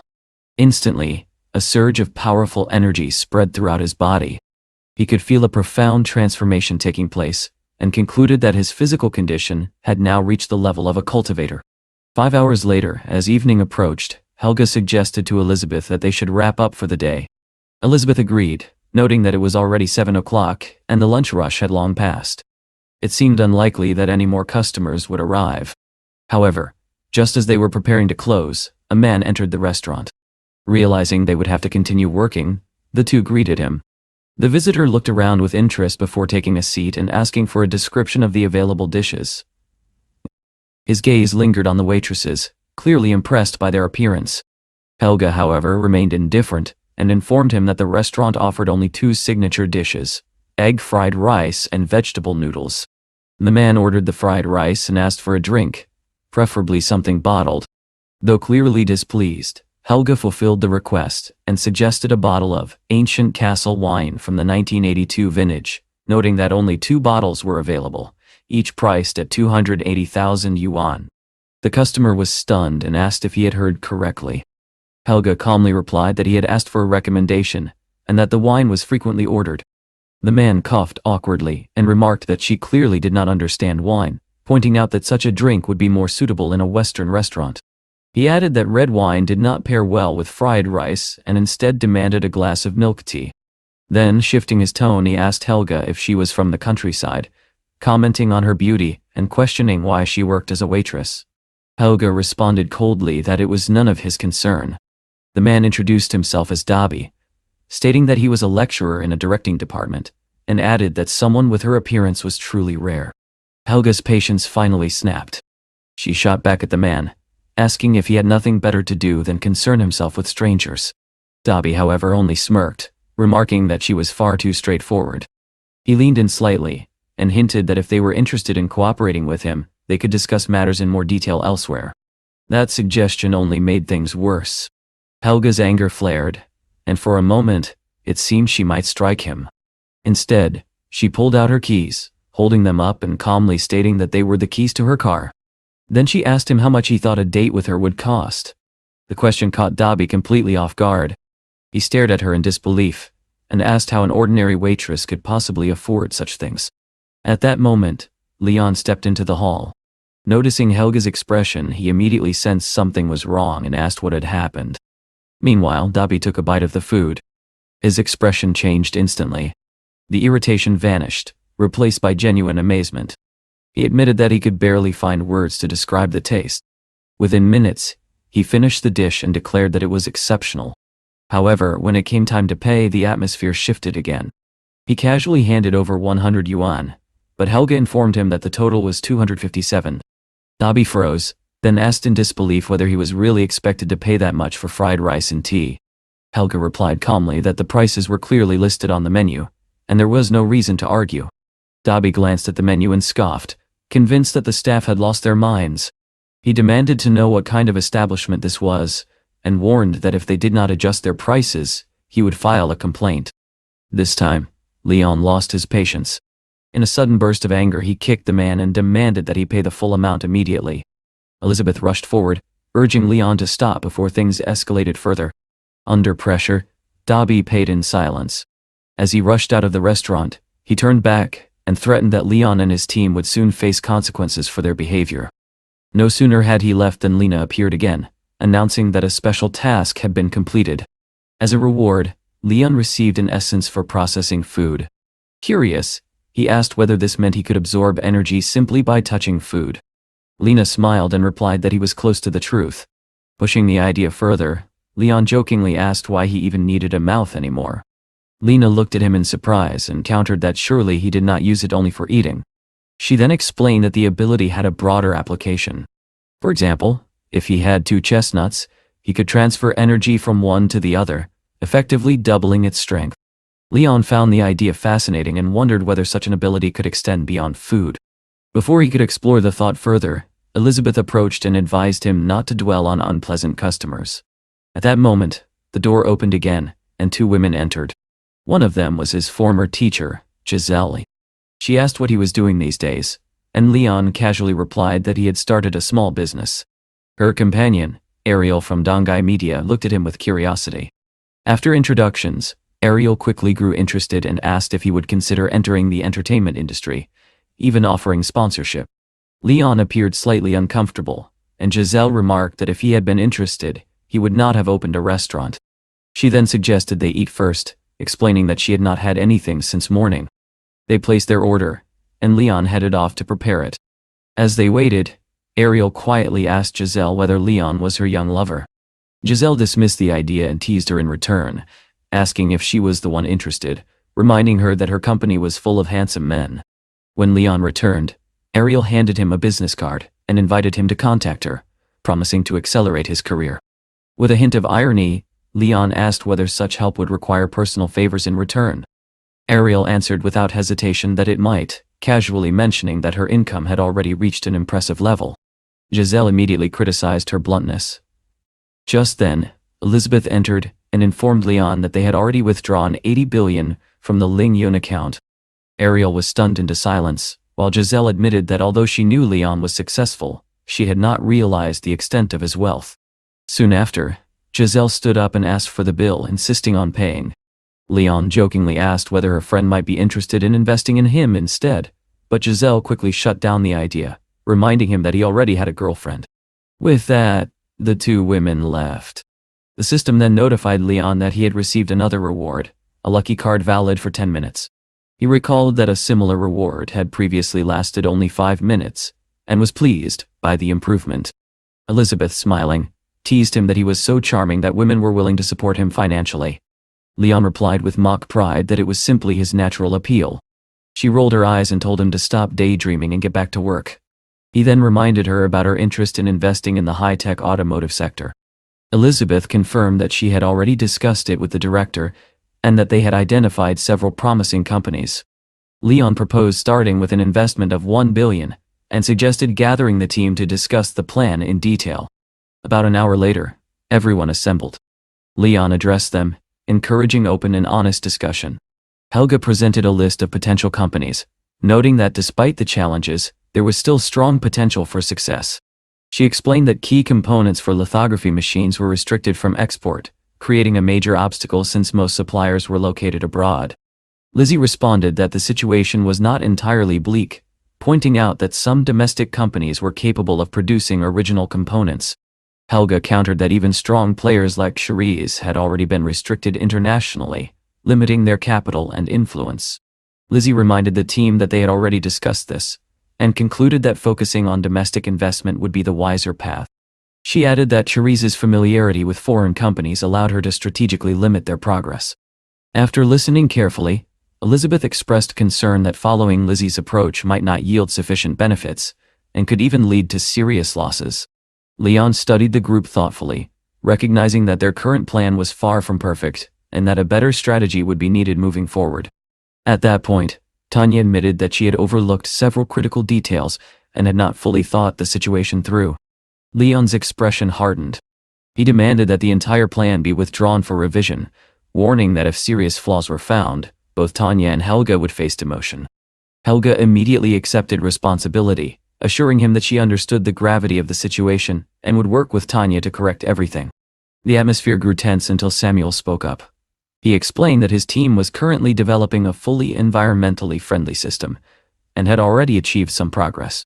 However, he acknowledged a major limitation. Even a perfect system would be meaningless if there were no developers to build software for it. Leon told him that he would personally handle that aspect but asked for his honest assessment. Samuel did not hesitate. He admitted that even if the project were approved, it was unlikely to generate significant profit. Hearing this, Helga and Tanya felt a wave of discouragement. The search for a perfect solution seemed more difficult than ever. It was then that Elizabeth calmly intervened. She agreed with Samuel's reasoning but proposed a broader strategy. If they followed the development model used by Lingyan, Lunsun and Baba, they could create a structure where multiple sectors supported each other. This approach, she explained, would help offset the risks of entering the mobile device market. Vivian immediately recognized the value of her idea. Elizabeth had managed to reconcile the conflicting directions and turn them into a unified strategy. The rest of the team quickly regained their confidence, agreeing that this could open up new opportunities for growth. Leon nodded in approval. He instructed Samuel to continue developing the system while simultaneously exploring smart transportation solutions. He then turned to Vivian and assigned her the responsibility of overseeing the integration and registration of Lunan and Ketwang. The task overwhelmed her. She hesitated, admitting that she was afraid of making a mistake. Lizzie subtly squeezed her hand, silently urging her to accept the responsibility. Gathering her courage, Vivian finally agreed. Leon encouraged her to be more confident, reminding her that success required decisiveness. With that, he concluded the meeting and dismissed everyone to continue their work. Sometime later, Tiffany entered the restaurant accompanied by several classmates. She cheerfully explained that she had brought them all to support Leon. Turning to her friends, she pointed at him and asked if they agreed that he was handsome. One of the girls joked that she was now motivated to study harder so she could afford to eat there in the future. Helga quietly remarked to Elizabeth that the girls seemed quite taken with Leon, but Elizabeth responded calmly that she was not concerned. Within 10 minutes, Leon prepared all their dishes and wished them an enjoyable meal. Tiffany asked if he was the only chef in the restaurant. Leon replied that his friends sometimes helped, and together they could manage the workload efficiently. Tiffany then asked whether they were hiring part-time staff, mentioning that one of her friends was interested. Leon admitted that he had not considered it yet, and added that they maintained very high standards. This puzzled her, and she questioned why such strict requirements were necessary even for basic tasks. Curious, she turned to Lizzie and asked about her education. Lizzie calmly replied that she held a PhD in computer science. The students were stunned. Another girl turned to Helga, assuming she would not have a degree, but Helga stated that she had studied international economics and trade, and also held a doctorate. The group fell into disbelief, wondering how they could ever reach such a level. Leon remarked that he would not mind hiring them in the future, but the restaurant's current capacity would not allow it. Inspired, Tiffany declared that they would return to their studies, and that she would come back to work there once she had earned her doctorate. After finishing their meal, the students left with renewed determination. Back in the kitchen, Elizabeth questioned Helga about her involvement in company matters, reminding her that she had previously chosen to stay out of such affairs. Helga replied that she was simply acting in the company's best interest and meant no harm. Elizabeth clarified that the issue was not about intention. Leon had sufficient resources, and every decision he made was part of a larger vision for the corporation's future. Helga acknowledged this, and promised to work even harder moving forward. As the day came to an end, Leon realized that everyone had put in considerable effort. He decided it was time to close the restaurant. Just then, Lena appeared once again and announced that he had successfully completed his current profession. As a reward, he received a solar-powered phone. Sitting down on the couch, Leon learned that his next profession would be that of a streamer. He quickly realized that he needed to upgrade his chip program to version 3. Understanding that rest would have to wait, he opened his laptop and continued working. Elizabeth, however, suggested that the issue with the phone could not be solved immediately, and encouraged him to step outside for some fresh air. He agreed, and soon they arrived at the campus. Looking around, Elizabeth asked in surprise whether there was actually a forest there, as she had never noticed it before. Leon confirmed that it existed, explaining that it provided privacy for couples seeking to escape prying eyes. Elizabeth observed the couple scattered among the trees and commented that they seemed bold. She added, half-jokingly, that seeing them made her feel older. Leon reassured her that she would always feel young as long as she was with him. At that moment, Tiffany spotted Leon from a distance. Recognizing him immediately, she called out loudly and approached them, asking if he was out for a walk with his companion. Leon greeted Tiffany politely, saying he was glad to see her again. At that moment, another student tossed him a basketball and invited him to join their game, asking if he could play. Leon replied with calm confidence that it would not be difficult for him, and that he could easily outperform anyone there. Without hesitation, he leaped into the air and released the ball. A second later, it dropped cleanly through the hoop. The students froze, realizing that he had not exaggerated his abilities at all. Elizabeth clapped in delight and urged him to try again. Smiling, Leon said that his next shot would be dedicated to her. The students exchanged doubtful glances, noting that the distance was far too great. One of them even joked that if Leon managed to score from there, he would eat the ball himself. Leon did not argue. He simply jumped again, his movements precise and effortless. The ball flew in a perfect arc and landed straight in the basket. The entire group stood in stunned silence, unable to comprehend what they had just witnessed. Elizabeth rushed toward him, her excitement impossible to hide. She told him he was incredible, and admitted that she had never imagined he possessed so many hidden talents.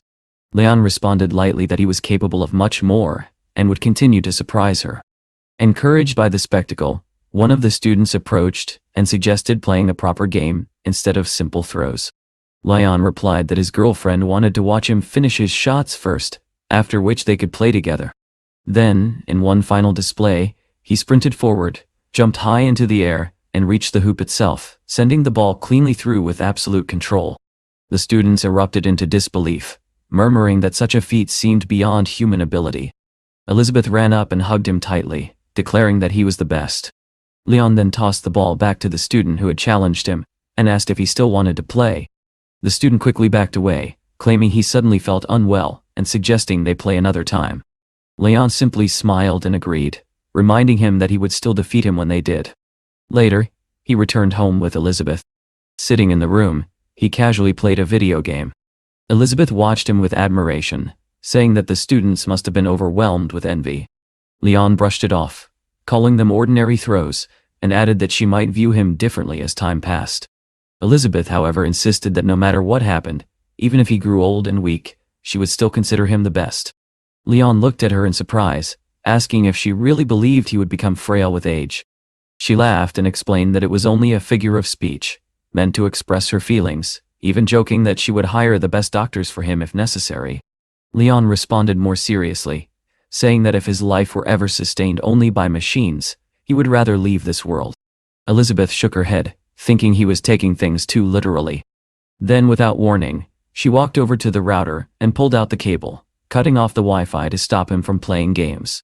The next morning, Leon went to Rosalind's house to discuss a new idea. He asked whether she would be interested in participating in a promising project. He explained that they were developing a personal mobile system and that she could take a leading role in it. Rosalind declined, saying she was not particularly interested, though she was willing to help if needed. Leon then asked directly whether it would be possible to secure certain benefits. Curious, she asked what kind. He explained that he wanted exclusive naming rights, and emphasized that money was not the issue. Rosalind recalled that similar deals had previously reached around $1 billion, and assumed he planned to promote the system through advertising. Leon clarified that this was not about a phone but about the system itself. He intended to market it independently rather than relying on traditional advertising models. She asked him to wait while she contacted her mother. While she spoke on the phone, Leon turned on the television and idly switched channels. After some time, Rosalind returned and said that her mother was willing to help connect them with several companies. She added that Leon would later need to choose a partner to support software development. She also mentioned that her mother was considering establishing a manufacturing center and asked whether he would be interested. Leon admitted that such a project would be risky, with a lifespan of up to 20 years, and that he could not manage it alone. Rosalind pointed out that it was a rare opportunity and a privilege worth serious consideration. After thinking it over, Leon agreed and asked to review the list of potential partners. Soon after, he visited the Lunan Science Center. Professor Samuel warmly welcomed him. Leon explained that the new system's source code should not differ too drastically from existing solutions, though implementing it would still be challenging. Samuel reassured him that their system was fundamentally similar to current ones, and that the team had ensured full compatibility with existing applications. Leon then stated that their next step was to find manufacturers willing to enter the mobile industry.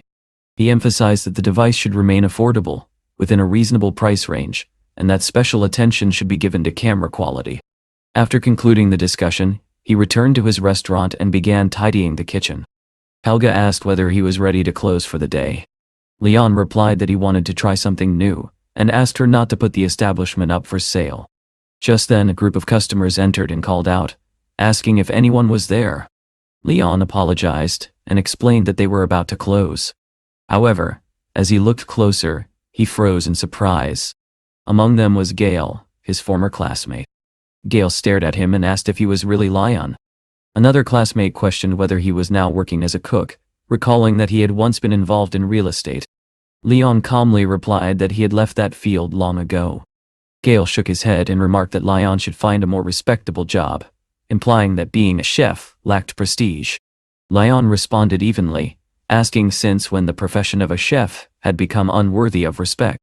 Gail then began boasting about his own achievements, saying that after entering graduate school, he had been working on venture projects. Another classmate tried to stop him, suggesting he was talking too much. Holly stepped in, offering a different perspective. She said she did not see anything wrong with being a chef, pointing out that with enough capital, one could always open a successful restaurant.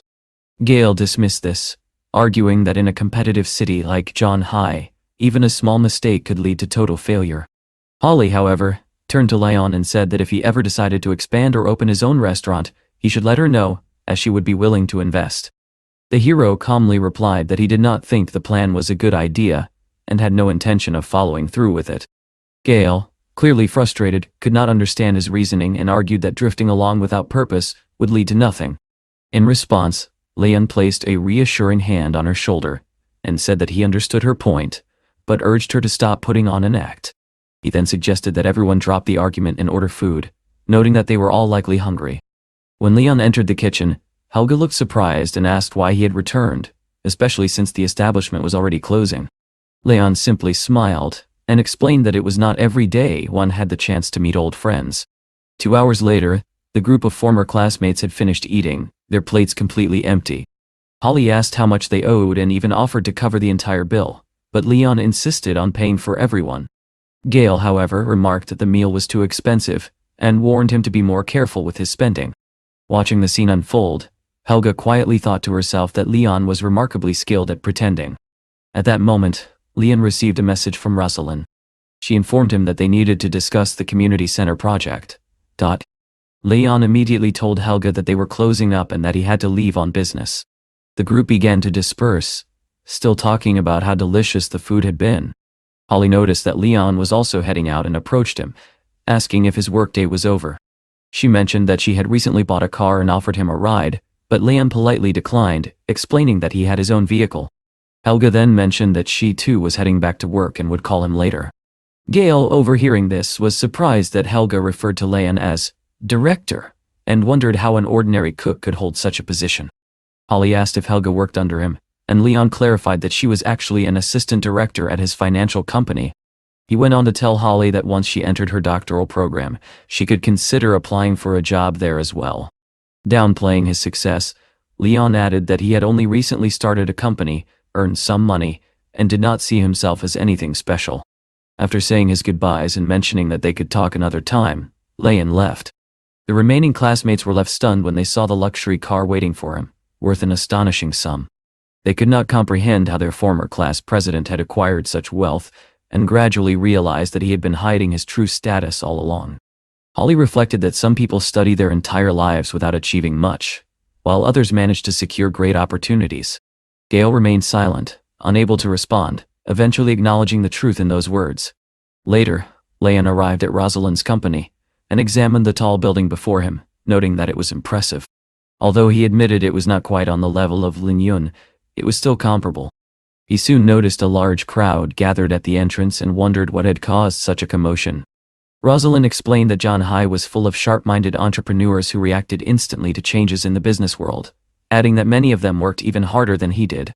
Leon, however, remarked that hard work alone was not enough to earn great wealth. As the elevator arrived, he stepped inside, intending to meet with the project's investors.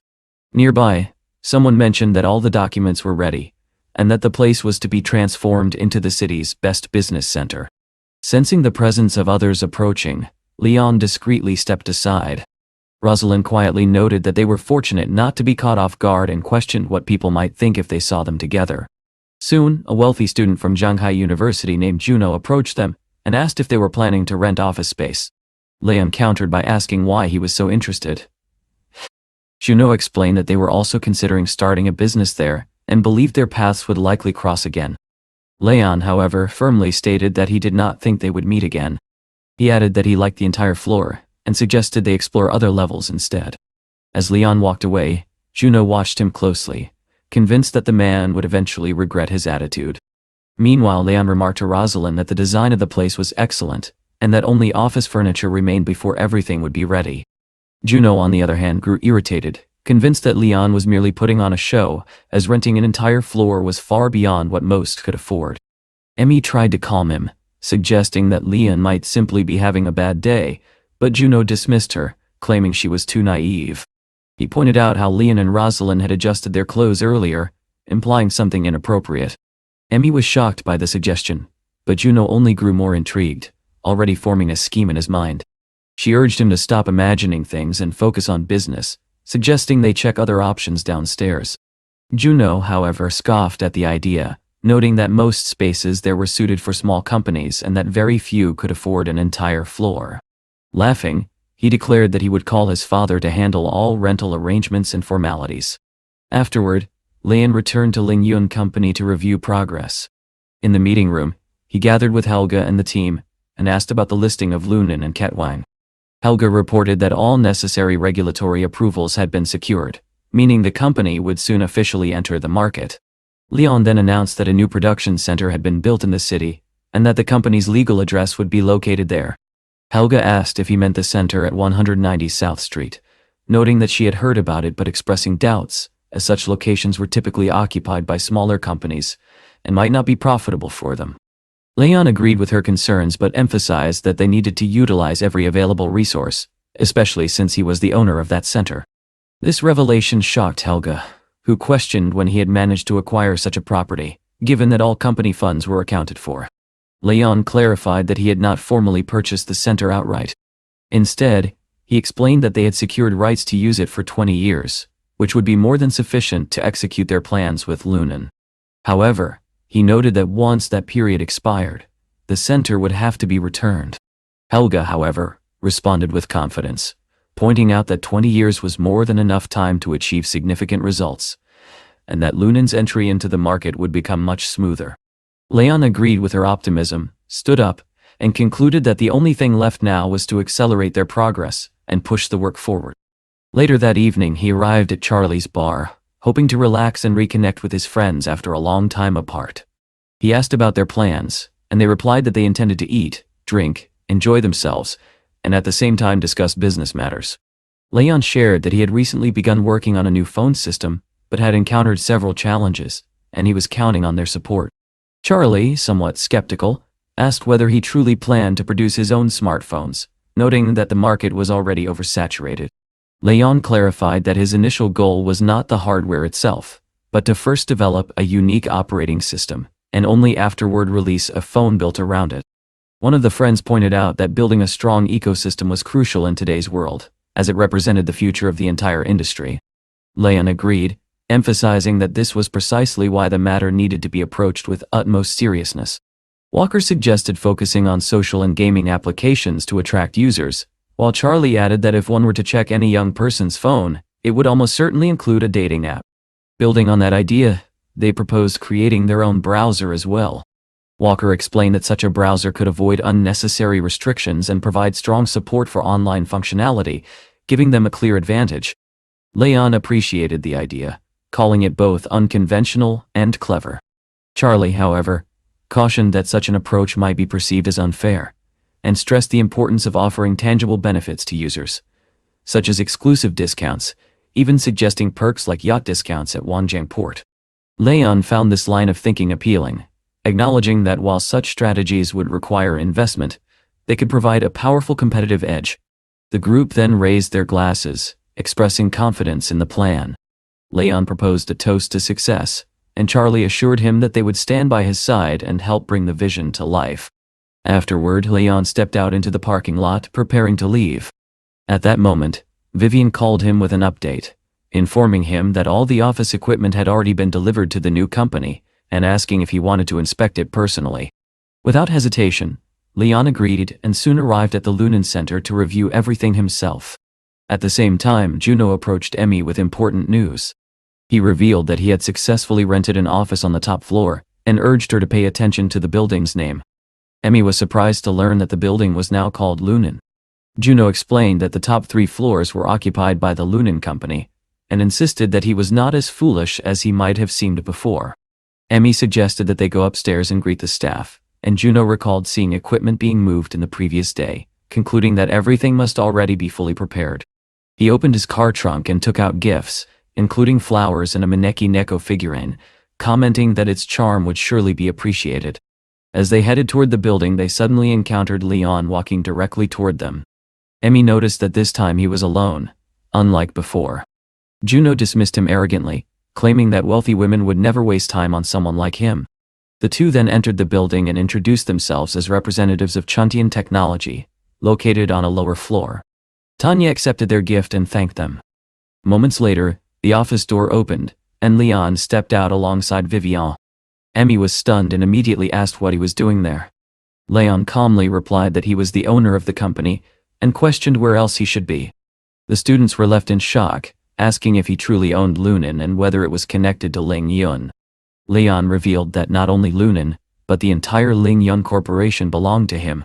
Hearing this, they were rendered speechless, finally realizing the true identity of the man they had previously underestimated. Emmy cautiously asked about the woman who had been with him earlier. Leon advised them to pay closer attention to the news, and explained that she was a well-known economist in Zhanhai City. Embarrassed, Emmy admitted she had not known. The students then respectfully greeted Leon, clarifying that Emmy was the manager of Chuntian Technology. When Leon asked about their business, She explained that they were developing an online learning application that would soon be launched. Leon wished them success and excused himself.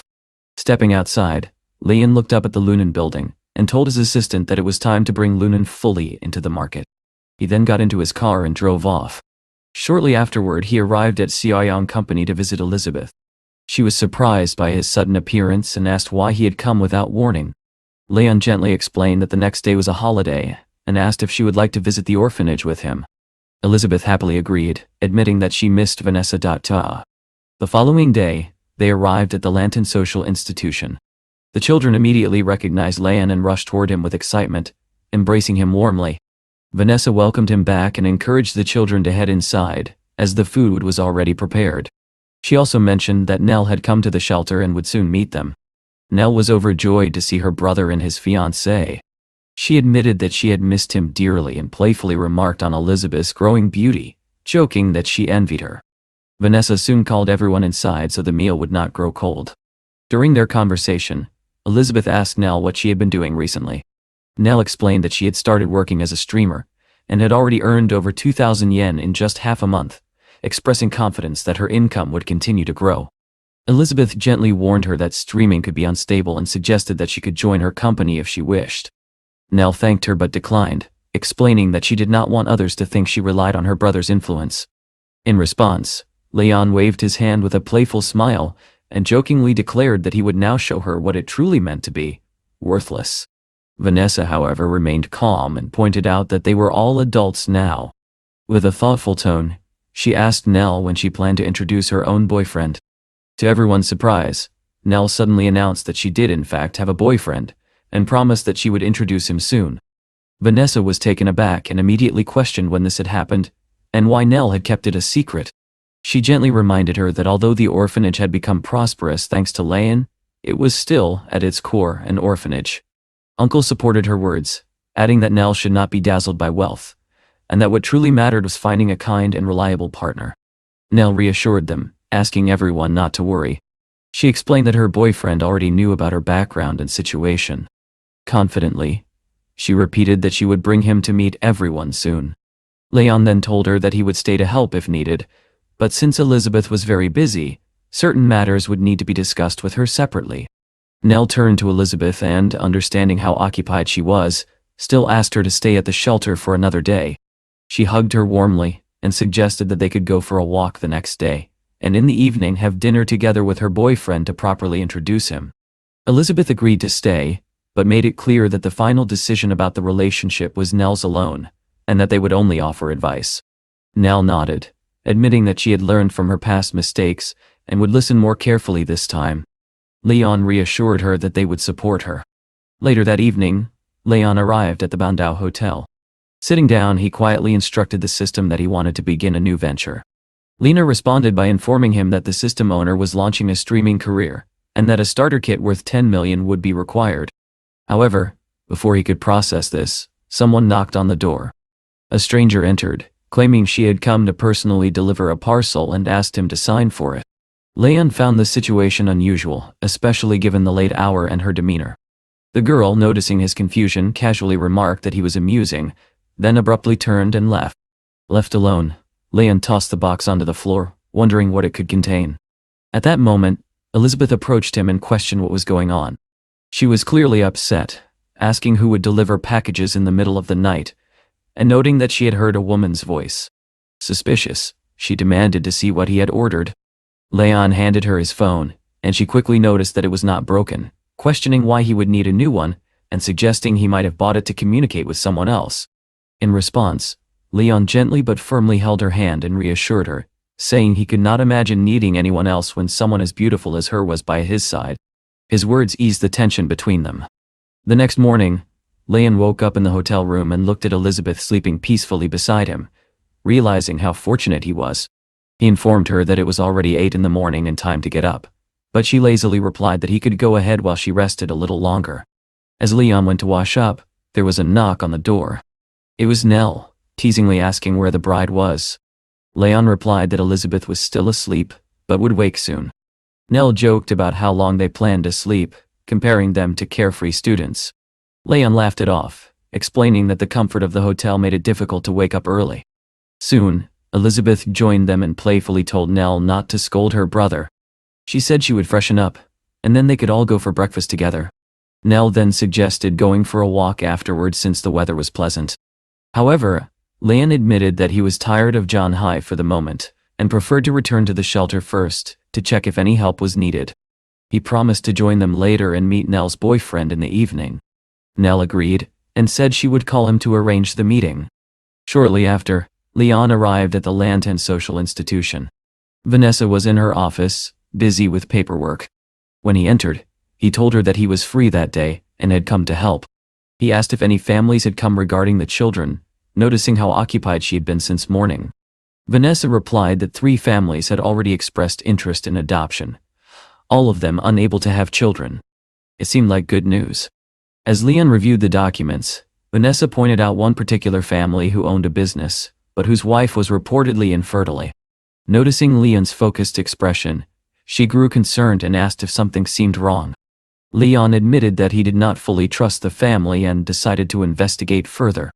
He contacted Mr. Wu, asking him to gather detailed information. 10 minutes later, while Leon continued helping Vanessa, Mr. Wu called back with unexpected news. The man in question, Larry, was legally clean but already had a 1-year-old son. Leon was stunned and asked for confirmation, as this detail had never been mentioned. Vanessa was equally shocked, questioning how a couple claiming infertility could already have a child. At that moment, an Kurmachari informed them that Larry had arrived at the shelter with his wife, seeking to adopt a child. Leon immediately understood that something was terribly wrong. When Larry entered the office, smiling confidently, he asked whether they had passed the evaluation. Leon calmly replied that, according to the documents, they did qualify. However, further investigation revealed that Larry already had a son. The couple froze, clearly unprepared for this revelation. Vanessa's tone turned stern as she demanded an explanation, accusing them of deliberately hiding critical information. Under pressure, Larry admitted the truth. They did have a son, but he suffered from severe vision problems and urgently needed a corneal transplant. Then, without hesitation, he revealed their true intention. They had planned to adopt another child in order to use that child's cornea to save their own son. Hearing this, Vanessa was overwhelmed with anger, struggling to contain herself in the face of such a cruel and inhuman scheme. Larry, however, showed no remorse. He coldly asked what the problem was, arguing that 500,000 was a significant amount and more than enough to buy an orphan. His wife supported him, accusing the shelter of trying to demand even more money and calling the situation outright robbery. At that point, Vanessa could no longer contain her anger. She ordered them to leave immediately. Larry scoffed, saying he would simply go to another shelter where someone would surely accept such an offer. Before he could take another step, Leon moved forward, and with a cold, steady voice, told him that he no longer had that option. He revealed that he had recorded everything they had said, and that they would now have to answer to the police. Larry laughed mockingly, asking if Leon truly believed he was afraid. He boasted that without powerful connections, he would never have attempted such a deal. Leon observed that they even seemed proud of their actions, and reminded them that he knew Mr. Rao Wu from Yongqing, making it clear that they had nothing to be proud of. The moment Larry heard that name, his confidence faltered. He turned around and saw several police officers standing behind him. Within seconds he was handcuffed and taken away for questioning. One of the officers approached Leon, conveyed greetings from Mr. Wu, and assured him that the case would be handled with the utmost severity and that justice would be served. Leon thanked them for their professionalism before returning inside. Back at the shelter, Vanessa admitted that without Leon, she could not imagine how the situation might have ended. She was deeply shaken, confessing that she had never believed such cruelty could exist in a place meant to protect children. Leon gently reassured her, telling her that everything was under control and that no one had been harmed. Still, Vanessa expressed her fear, saying that she now found it difficult to trust new families. Leon reminded her that he had more than enough resources to support the shelter for as long as necessary, easing her concerns. Soon after, Leon's phone rang. Realizing it was Nell, he remembered their plan to meet that evening. He informed Vanessa that Nell had been waiting for him all day and that he needed to go. Meanwhile, Nell stood at the agreed meeting place, accompanied by her boyfriend Kay and his sister Blair. She asked Kay whether the restaurant they had chosen was expensive. He reassured her that the prices were reasonable. Nell, still cautious, asked him not to order anything too costly, and to behave modestly, mentioning that her brother and his fiancée were wealthy, and there was no need to pretend otherwise. Kay, however, remained skeptical, quietly wondering how someone who had grown up in an orphanage could have acquired such wealth. At that moment, a taxi arrived. Nell rushed forward to greet her brother, clearly delighted that he had come. Nearby, Blair quietly questioned Kay about Nell's claims, pointing out that while their own family had some assets, they would not consider themselves truly rich. Kay stopped her, reminding her that this meeting was important, especially since he and Nell were planning to get married. Nell introduced Leon to Kay and Blair, and Kay politely invited everyone inside. As they walked in, Kay observed Leon carefully, sensing an unusual confidence about him. He quietly asked Blair what she thought, but she warned him not to be misled, insisting that their family would not be intimidated. Once inside, an unexpected interruption occurred. A man approached Elizabeth and asked if it was really her. She recognized him as Mr. Sun, a business associate who had previously worked with their company. He politely offered to arrange a more formal reception for them, but they declined, explaining that this was a private family dinner. After being seated, Kay suggested that Leon choose the dishes first, given the restaurant's reputation. However, Leon declined and encouraged Kay to order freely while he looked over the menu himself. Kay agreed and called the waiter to place the order. Before long, several people began approaching Leon, eager to speak with him about business. Trying to keep things low-key, he asked if they knew each other. One introduced himself as a representative from Baifeng Technology and praised Leon's recent chip conference. Another, from Hongchang Entertainment, expressed similar admiration.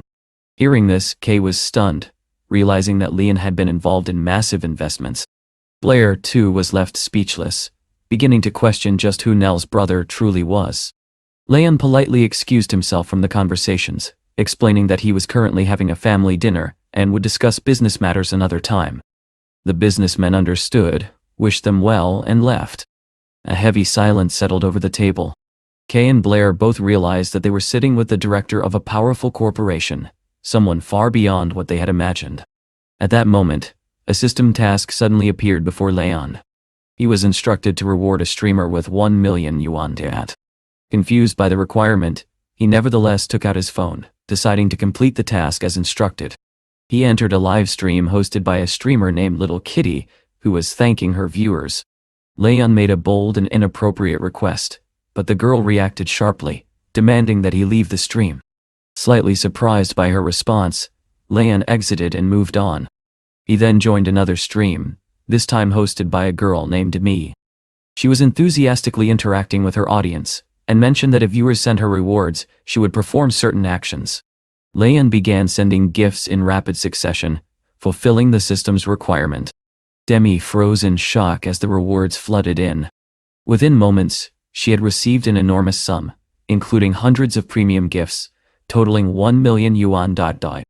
Overwhelmed, she realized that she had encountered an incredibly wealthy and generous viewer. In just a few minutes, she rose to the top of the platform's rankings, unable to fully comprehend what had just happened. Meanwhile, Leon received his reward for completing the task, an elite Bugatti car. The realization left him stunned, as he had not expected the system to grant something so extravagant. At the same time, a new condition appeared. He now had to go live himself and gain popularity. Before he could fully process this, Elizabeth scolded him lightly, pointing out that his reaction to the streamer had been overly intense, as if he had never encountered such situations before. Leon quickly apologized to his friends, explaining that he had simply been nervous. Elsewhere, Demi, still overwhelmed, thanked the mysterious viewer for the generous rewards, and even asked if she could invite him to dinner. Later that evening, after finishing their meal, the group stepped outside. But Nell declined, saying that she and Elizabeth were heading out to do some shopping. Kaya then offered to drive Leon back to the shelter, but Leon refused, mentioning that he still had business to attend to.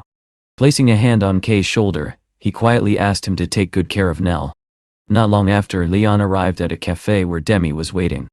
She appeared visibly tense, and her friend tried to reassure her, reminding her that the man she was about to meet was not just a stranger, but the very person who had gifted her a fortune. When Leon finally entered, both girls were momentarily stunned. Demi quickly realized that he was indeed the mysterious benefactor. Wanting to speak privately, she asked her friend to step outside for a while. Left alone, Demi awkwardly offered to let Leon order anything he liked, but he calmly explained that he had not come for leisure. Instead, he revealed that he wanted to enter the world of live streaming and asked for her advice. This surprised Demi, who pointed out that someone of his wealth could easily pursue anything, making his interest in streaming unusual. Nevertheless, she explained that the biggest challenge in streaming was attracting and retaining viewers, which required engaging and unique content. Leon then stated his goal, to gather an audience of 200,000 viewers, and asked whether it was realistic.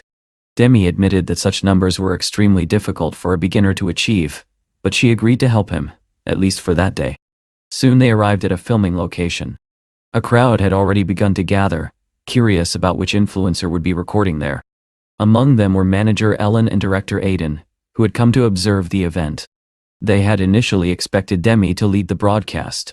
However, when Leon and Demi arrived together in an elite car, the situation immediately drew attention.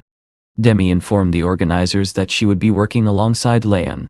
As they entered the building, Leon noticed a luxury car prepared for the event. Demi asked if he still used his old nickname, but Leon instead chose to adopt a new identity. Putting on a mask, he requested to be introduced as the Masked Man, believing it suited him better. Demi warned that hiding his face might reduce their appeal to certain viewers, but Leon remained confident in his approach. The live stream began. Demi introduced the broadcast as a live test drive event, and mentioned that there would be giveaways to keep viewers engaged. She then introduced the masked co-host, which immediately caused confusion among the organizers. They had not agreed to such a change. The manager approached them and expressed concern, reminding Demi that she was supposed to host the broadcast. Demi, however, reassured him that Leon had far more knowledge about cars. Aiden still found the situation questionable, but Leon stepped in calmly. He assured them that there was no need to worry and boldly guaranteed that he would sell 10 cars during the broadcast.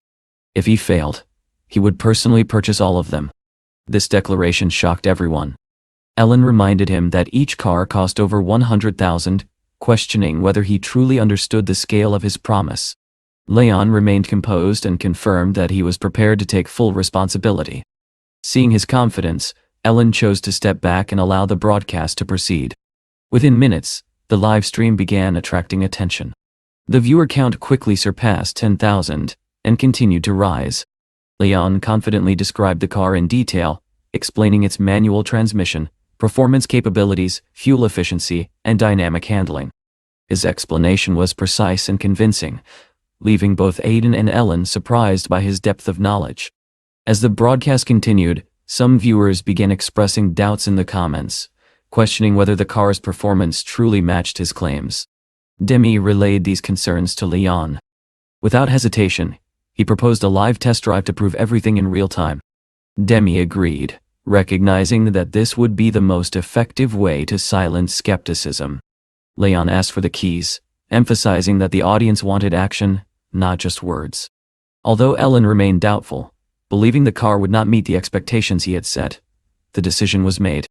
By this point, the live stream had exploded in popularity. The number of viewers surged past 200,000, setting a new record. Aiden began to suspect that the test drive would expose flaws in Leon's claims, but Leon showed no hesitation. He stepped into the car, determined to prove his point. Demi, now sitting beside him, felt a wave of nervousness and asked if he was truly confident. Leon answered calmly that he had complete faith in himself. When she informed him that over 220,000 people were watching, he tightened his grip on the steering wheel and told everyone to hold on, ready to demonstrate exactly what he was capable of. At that moment, the car shot forward with explosive acceleration. Demi froze in fear, instantly regretting getting into the passenger seat. Meanwhile, manager Eden watched in astonishment, admitting that he had never expected this model to deliver such power. In contrast, Leon remained perfectly calm, fully in control and confident in his abilities. Soon he realized that even this speed was not enough. Without hesitation, he pressed the accelerator further. Addressing the audience, he declared that they were now witnessing the car's true performance, with no exaggeration or deception. At the same time, Demi announced that special discounts and gifts would be available for buyers, with the promotion lasting an entire week. After the test drive ended, Demi excitedly told Eden that the broadcast had been a huge success, far beyond anything she had expected. Eden confirmed that the results had exceeded all forecasts, revealing that the sales department had already recorded 15 orders. Despite this, Leon glanced at the system task and noticed it was still incomplete. He began to wonder if gaining true popularity was more difficult than it seemed. Demi then relayed a new suggestion from the viewers. They wanted to see something truly extraordinary, something no one had done before. Leon asked what exactly they had in mind and promised to deliver it in the next broadcast. Demi explained that the audience wanted to see a sports car. Although slightly surprised, Leon confidently stated that he would meet their expectations and show them something remarkable. He went further, declaring that if viewers wanted to see a Bugatti, then that was exactly what they would get. Demi was stunned and cautiously asked whether he personally knew the owner of such a car, suggesting that such a plan would normally require prior arrangement. Leon, surprised by her doubt, questioned whether she truly believed he was incapable of it. Demi reminded him that only a select few could afford such a vehicle. Turning back to the live stream, Leon encouraged viewers to share the broadcast. He promised that once the audience reached 600,000, he would reveal the Bugatti. Shortly after, he and Demi arrived at an elite residential district, heading toward his villa. Demi was visibly shocked, noting that only extremely wealthy individuals lived in such a place. When he proceeded without hesitation, she questioned how they could enter without permission. Leon simply turned and calmly stated that it was his home. He opened the garage and inside stood his brand new Bugatti. The live stream erupted with excitement. Viewers flooded the comments, confirming that it was genuine and praising the masked man for keeping his word. Inspired by the moment, Demi announced that if the broadcast reached 1 million viewers, she would give an even closer look at the car. The numbers surged almost instantly. At that point, the system notified Leon that the task had been completed, rewarding him with a fortune card, though it came with a limited time window. Moments later, Demi excitedly reported that the live stream had surpassed 1 million viewers. Leon then guided the audience through a detailed showcase, highlighting the Bugatti's design, including the bumper and fuel system. After some time, the broadcast came to an end. Demi admitted that it had been the most successful stream of her entire career. Remembering the generosity he had shown earlier, she felt deeply grateful, and said she would always be willing to help him in the future. After packing up her equipment, he reflected on how fortunate she had been to meet someone as capable as Leon. Before leaving, she told him he could contact her anytime. After packing up her equipment, she reflected on how fortunate she had been to meet someone as capable as Leon. Before leaving, she told him he could contact her anytime. Once she was gone, Leon realized that he had completed the system's task far more quickly than expected. Not long after, Helga called him urgently, asking to meet. Within minutes, Leon arrived at the office, where he found Helga and Sean waiting. Sensing the seriousness of the situation, he immediately asked what had happened. Sean explained that negotiations with several production companies had initially gone very well. However, that very day, all of them had suddenly refused to cooperate without providing a clear reason. This unexpected turn raised serious concerns. Leon questioned why the partners had changed their stance so abruptly, and asked whether the issue could have been related to pricing. The team confirmed that the contracts had been reviewed and there were no objections. Yet, the following day, the deals were abandoned entirely. Leon quickly understood that such a situation could not occur without external interference. Helga suggested that someone might be deliberately obstructing them, mentioning recent disruptions connected to Mr. Tian's investments. When Leon asked for possible suspects, she cautiously proposed that it could be Aulo, possibly seeking revenge over the earlier stock dispute.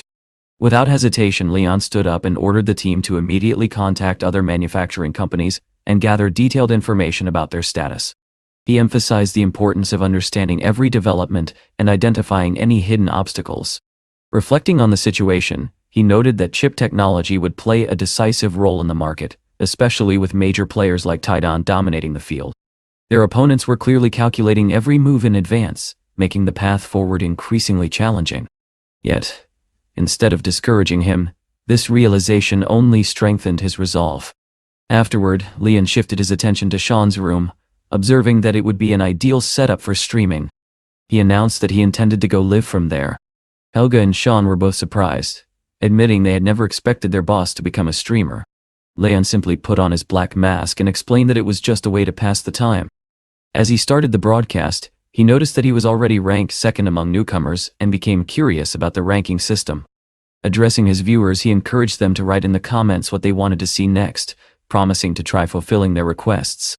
At that moment, Helga entered the room with food for him. Watching him interact with viewers, she found the scene strangely amusing, seeing her usually composed boss behaving like an energetic streamer. Quietly, she took a photo and sent it to a friend, asking them to find out which platform he was using and under what name. Meanwhile, Leon continued engaging with his audience, thanking them for gifts and support. Suddenly, one of the viewers began sending an enormous number of high-value gifts, shocking him. He wondered who this mysterious benefactor could be. Despite hiding behind a mask, his natural charisma continued to draw attention, and his popularity grew even faster. Noticing the rapid increase in both viewers and subscribers, Leon encouraged the audience to keep the momentum going, making it clear that he intended to rise to the very top among all newcomers. At the same time, other streamers were going live inside Weon's studio. In one of the rooms, a girl suddenly rushed in and urgently told her brother Mile that he had just been pushed out of first place. A mysterious masked streamer had overtaken him. Mile, known on as Provincial and one of the platform's top personalities, listened calmly and remarked that this masked man was clearly ambitious. His sister added that it looked like a real competition was beginning, but she firmly believed he would reclaim his crown. Meanwhile, one of Leon's viewers, using the nickname Ribka, sent him a message saying that the rival streamer had returned and already taken back first place. Leon noticed the name and immediately realized that it was Elizabeth watching his stream. At the same time, Miles' assistant reported that the masked man had attracted an incredibly wealthy supporter who had already sent 40 missiles. Hearing this, Mile quickly put on his headphones and instructed his assistant to support him fully, emphasizing that he had to maintain his position. Suddenly, the assistant screamed in shock. Startled, Mile tore off his headphones and demanded an explanation. She told him that a single fan had just sent 500 missiles to the masked man in one burst. Mile froze, instantly calculating the staggering value of such a gift. The assistant added that viewers were now flooding toward the masked man's stream, eager to witness what was happening. Realizing the seriousness of the situation, Mile declared that he would confront this rival directly and force him to back down. Without hesitation, he sent Leon a request for a voice conference. Leon accepted. Mile immediately challenged him, proposing a decisive showdown for the title of king. He suggested a game, stating that if he won, he would no longer compete, but if he lost, he would log off completely. Helga, watching nearby, warned Leon that his opponent was experienced and had been in the industry for a long time, while he himself was still new. However, Leon remained calm and accepted the challenge without hesitation. He proposed that the match take place the next evening at 8 o'clock, and with that he ended the broadcast. Afterward, Leon began eating the food Helga had brought, and casually asked why she had come. Helga revealed that during his earlier conflict with Arlo, someone had secretly interfered, and they had now discovered that the Titan side was responsible. Leon showed no surprise, admitting that he had already suspected as much. Soon after, he received a call from Jenny, who informed him that the research center was now operational, but that a serious dispute had broken out among the scientists. She asked him to come immediately. Within minutes, Leon arrived, where Jenny was waiting. He remarked that she did not need to come personally, but she explained that the situation had escalated beyond control. Leon assured her that he would resolve everything quickly. However, Jenny asked him to be gentle, reminding him that the scientists were not young and might not handle harsh treatment well. Unexpectedly, Leon reassured her with a quiet promise to handle things more carefully, and together they headed upstairs. Inside, the atmosphere was tense. The professors were visibly irritated, and clearly did not welcome his presence. Pharmacologist Miller argued that the active substance should be extracted using a solvent method, while pharmacist Vakun insisted that sublimation would yield higher purity. Their disagreement had reached a stalemate. One of the researchers suggested that since Leon was present, they could seek his opinion. Miller dismissed the idea with a faint smile, claiming that Leon lacked sufficient knowledge in pharmacology and could not offer meaningful input. Vakun supported this view, stating that science could not be mastered by simply reading a few books. At that moment, Jenny stepped in, pointing out that their argument could be heard from outside. She introduced Leon as a highly capable specialist, and reminded them of his importance. However, Miller responded sharply, insisting that within the laboratory, rules mattered more than status, and that Leon should remain an assistant. Leon calmly asked if he should simply leave, but Jenny quickly intervened, urging everyone to reconsider. She reminded the scientists that without Leon, neither the research center nor the company would exist. Miller countered by emphasizing his own academic standing, claiming that Leon could not possibly surpass their expertise. Jenny then pointed out a crucial fact. They had been struggling with this problem for over 6 months without achieving results. The professor replied that scientific progress took time, and that only further research could lead to a breakthrough. At this point, Leon proposed a condition. If he could solve the problem, he would have the final say in the research center. Jenny was alarmed, realizing that such a condition would override the influence of several major stakeholders. She tried to stop the discussion, but Vakun dismissed her concerns. Leon then stated that they had Sashura Sinapo available, and that he needed only 500 grams to solve the issue. Jenny was astonished, unable to understand how such a complex problem could be resolved with something so simple. Nevertheless, the materials were quickly brought to him. Miller informed Leon that he could use any equipment, and that the staff would assist him. Leon declined, saying he only needed a test tube and a separate room. The scientists were stunned, doubting his sanity and ability. Alone in the room, Leon recalled that one of his recent rewards granted him the ability to extract essence. With calm focus, he began the process. Though he noted that he had not practiced in some time, his confidence did not waver. Within moments, he successfully isolated the required enzyme, once again impressed by the system's power. He then returned to the others and presented the result. With quiet certainty, Leon announced that the extraction had been successfully completed. Now, all that remained was to calculate the purity and mass of the final product. Miller refused to believe what he was seeing. He insisted that such a result was impossible, arguing that the test tube should not contain more than 4 grams of enzyme at most. At that moment, Jenny realized that the situation had moved beyond her control. Leon remained calm and simply told them that if they doubted him, they were free to verify the results themselves. The laboratory technician stepped forward and began analyzing the substance, fully expecting to expose an error. However, as the results appeared, he suddenly froze. With disbelief in his voice, he announced that the purity was 100%. Not only that, but the test tube contained nearly 5 grams of perfectly pure enzyme. The room fell silent. Miller and Vakun were stunned, unable to accept what they were hearing. Miller continued to argue that such a result defied all logic. The technician, however, insisted that the data was accurate, and urged them to check it personally. After reviewing the results themselves, the two professors could no longer deny the truth. Leon calmly reminded them of their agreement, and expressed his expectation that the research center would now fall under his authority. Without hesitation, Miller bowed deeply, acknowledging Leon's superiority and apologizing for his earlier arrogance. He then asked with genuine curiosity how such an extraction had been possible, hoping to learn from him and advance their research. Leon replied simply that the lotus they had been using was not the optimal material for enzyme extraction, and advised them to consider alternative sources in the future. With that, he removed his lab coat and walked toward the exit, leaving the stunned scientist behind. Miller, still processing what had happened, turned to Vakun and admitted that the country never ceased to amaze him. Vakun, however, was more focused on Leon himself, questioning who he truly was, and how he had achieved in minutes what they had failed to accomplish for years. Outside, Jenny approached Leon with visible regret, apologizing for involving him in the conflict. Leon reassured her calmly, noting that she was more capable than she realized. He then asked whether she had ever considered changing her career path. Jenny reflected on his words and admitted that he was right, as many new opportunities were opening before her. Sometime later, Leon arrived back in the city, where Elizabeth asked if he was ready for the upcoming match against the rival streamer. Leon seemed surprised by the question, stating that he saw no need for preparation since he was already confident in his abilities.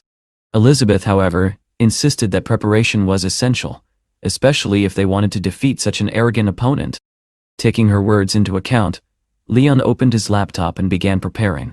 Soon after, he started his broadcast from his phone, noticing that the number of viewers was unusually high. He understood that expectations were now much greater, and he could not afford to disappoint. At the same time, Mile contacted him, announcing the start of their match and expressing confidence in his own victory. Leon calmly activated a system feature, a luck card, deciding to ensure the outcome in his favor. The result was immediate and shocking. Mile could not comprehend what had just happened. After a brief silence, he admitted defeat to his assistant. Leon, on the other hand, felt satisfied that he had resolved the rivalry so quickly, and that the streamer would no longer pose a challenge. Meanwhile, at the platform's headquarters, senior staff gathered to review the situation. The deputy head, Dozia, demanded to know what was happening and requested to see this rising streamer. Operations Director Goshibo explained that the masked man had only been active for a week, yet his popularity had already surged dramatically. The CEO was astonished to learn that this newcomer was attracting over 100,000 live viewers. Lillian added that he had already challenged the platform's top streamer to a duel where the loser would leave.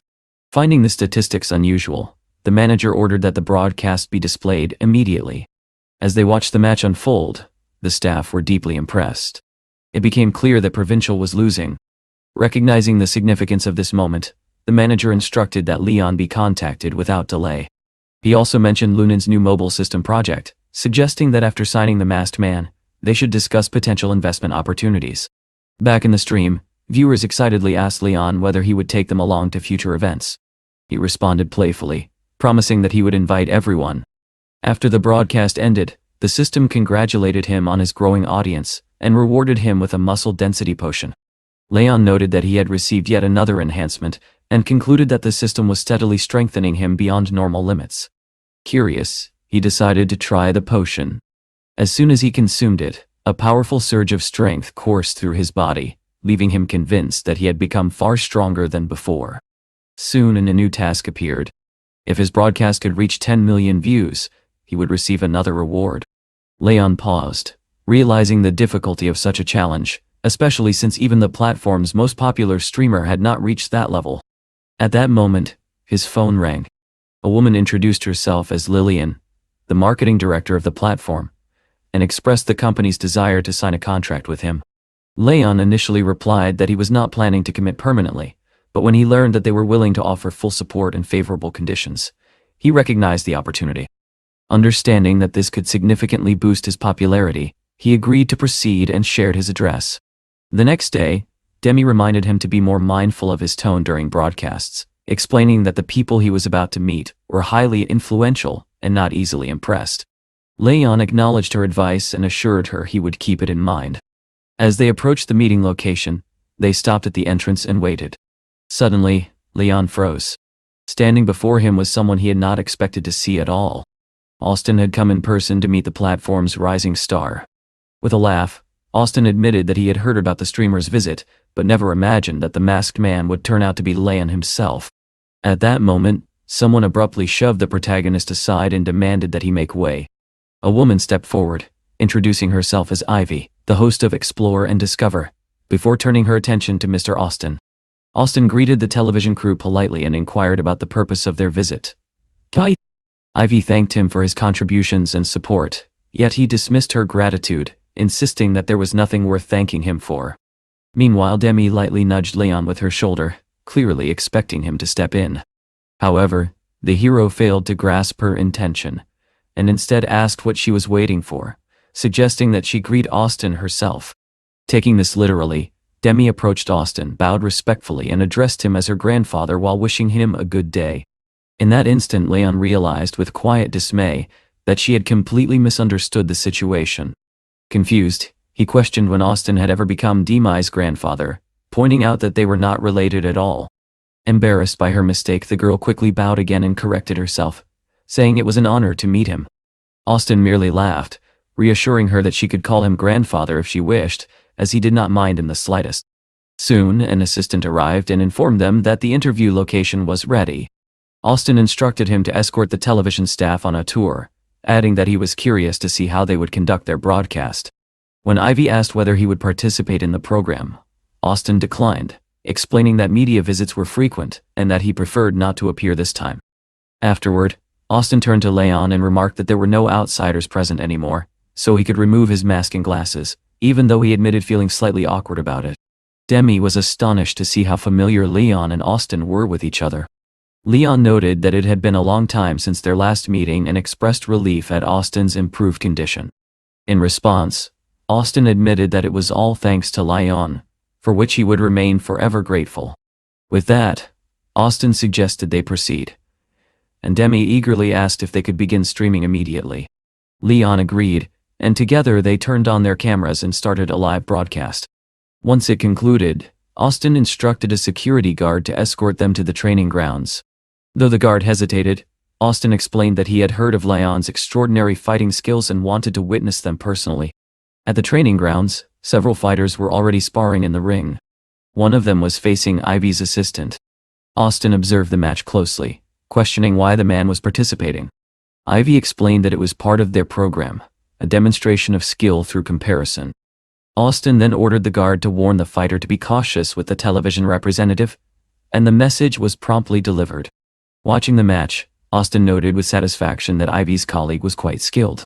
She explained that he had graduated from a sports school and specialized in boxing, which justified his presence in the ring. As the fight continued, Austin turned to Leon and pointed out that all outsiders had left, urging him not to stand idle, but to step into the ring himself. Leon hesitated, expressing concern that things might end badly. Austin challenged him, asking whether he was afraid, but Leon calmly clarified that fear had nothing to do with it. He simply did not wish to seriously injure anyone. Amused by his confidence, Austin insisted that he prove it by entering the ring. Feeling that his abilities were being openly questioned, Leon finally agreed and walked toward the ring. Demi grew visibly anxious, admitting that she doubted whether he could handle such a challenge. Leon reminded her that this was not something he had chosen freely, as he had effectively been pushed into the situation. As he observed the ongoing fight, Ivy noticed him and asked about his intentions. Leon explained that Austin had requested his participation, leaving him little room to refuse. Skeptical, Ivy remarked that he was merely a streamer and unlikely to compete with trained fighters. Leon questioned her condescension, asking what was wrong with being a streamer. She then proposed that he face her colleague for the sake of the program, but he declined. Smiling provocatively, Ivy asked if he was afraid. Once again, Leon denied it, stating that fear was not the issue. He then declared that the current fighter was too weak for him, and that he required a more serious opponent. His words immediately angered the fighters, who took it as a direct insult. Confidently, Ivy declared that if Leon defeated her fighter, she would admit her mistake. Recognizing that the terms were favorable, the protagonist accepted and prepared himself. As he surveyed the ring, he calmly announced that the show was about to begin. Without hesitation, one of the fighters charged at him, accusing him of madness. The man threw a powerful punch, but Leon effortlessly evaded it. In the same motion, he delivered a precise counterattack, striking his opponent hard in the stomach. The blow landed with undeniable force, and Leon remarked that this was how a proper punch should be executed. He reminded everyone present that he had warned them of the consequences, yet no one had listened. Ivy and Austin stood frozen, stunned by the display of strength. It became clear to all that Leon was far more formidable than he had initially appeared. Realizing his mistake, one of the men ordered another fighter, Van, to step forward and challenge Leon. Van approached cautiously, asking if he was ready. The hero confirmed without hesitation. In the next instant, Leon surged forward with astonishing speed. Caught off guard, Van barely had time to react before Leon seized his arm, destabilized him, and forcefully threw him to the ground. Before Van could recover, Leon locked his arm into a firm hold, leaving him completely unable to escape. The entire exchange happened so quickly that Demi could hardly comprehend what she had just witnessed. Austin, equally astonished, admitted that he had severely underestimated the hero's true capabilities. After the fight came to an end, Leon calmly extended his hand to his opponent, thanking him for the match. Van, still catching his breath, admitted that he was genuinely impressed by the hero's strength.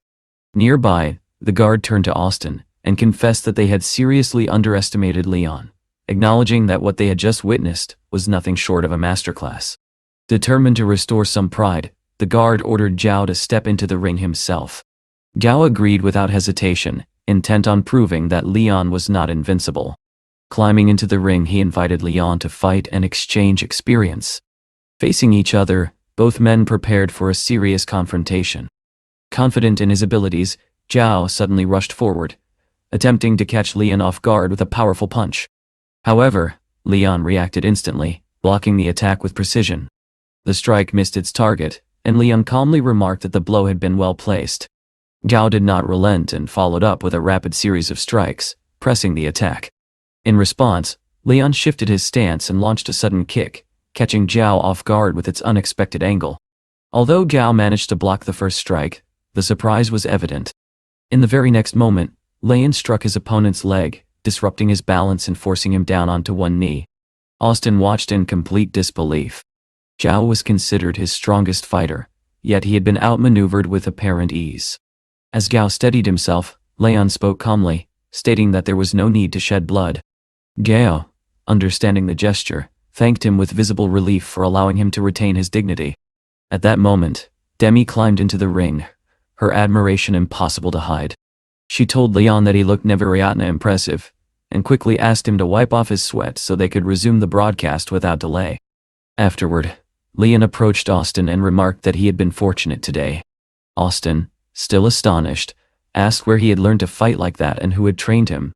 While changing his clothes, Leon answered plainly that no one had taught him. He had grown up an orphan and learned everything on his own.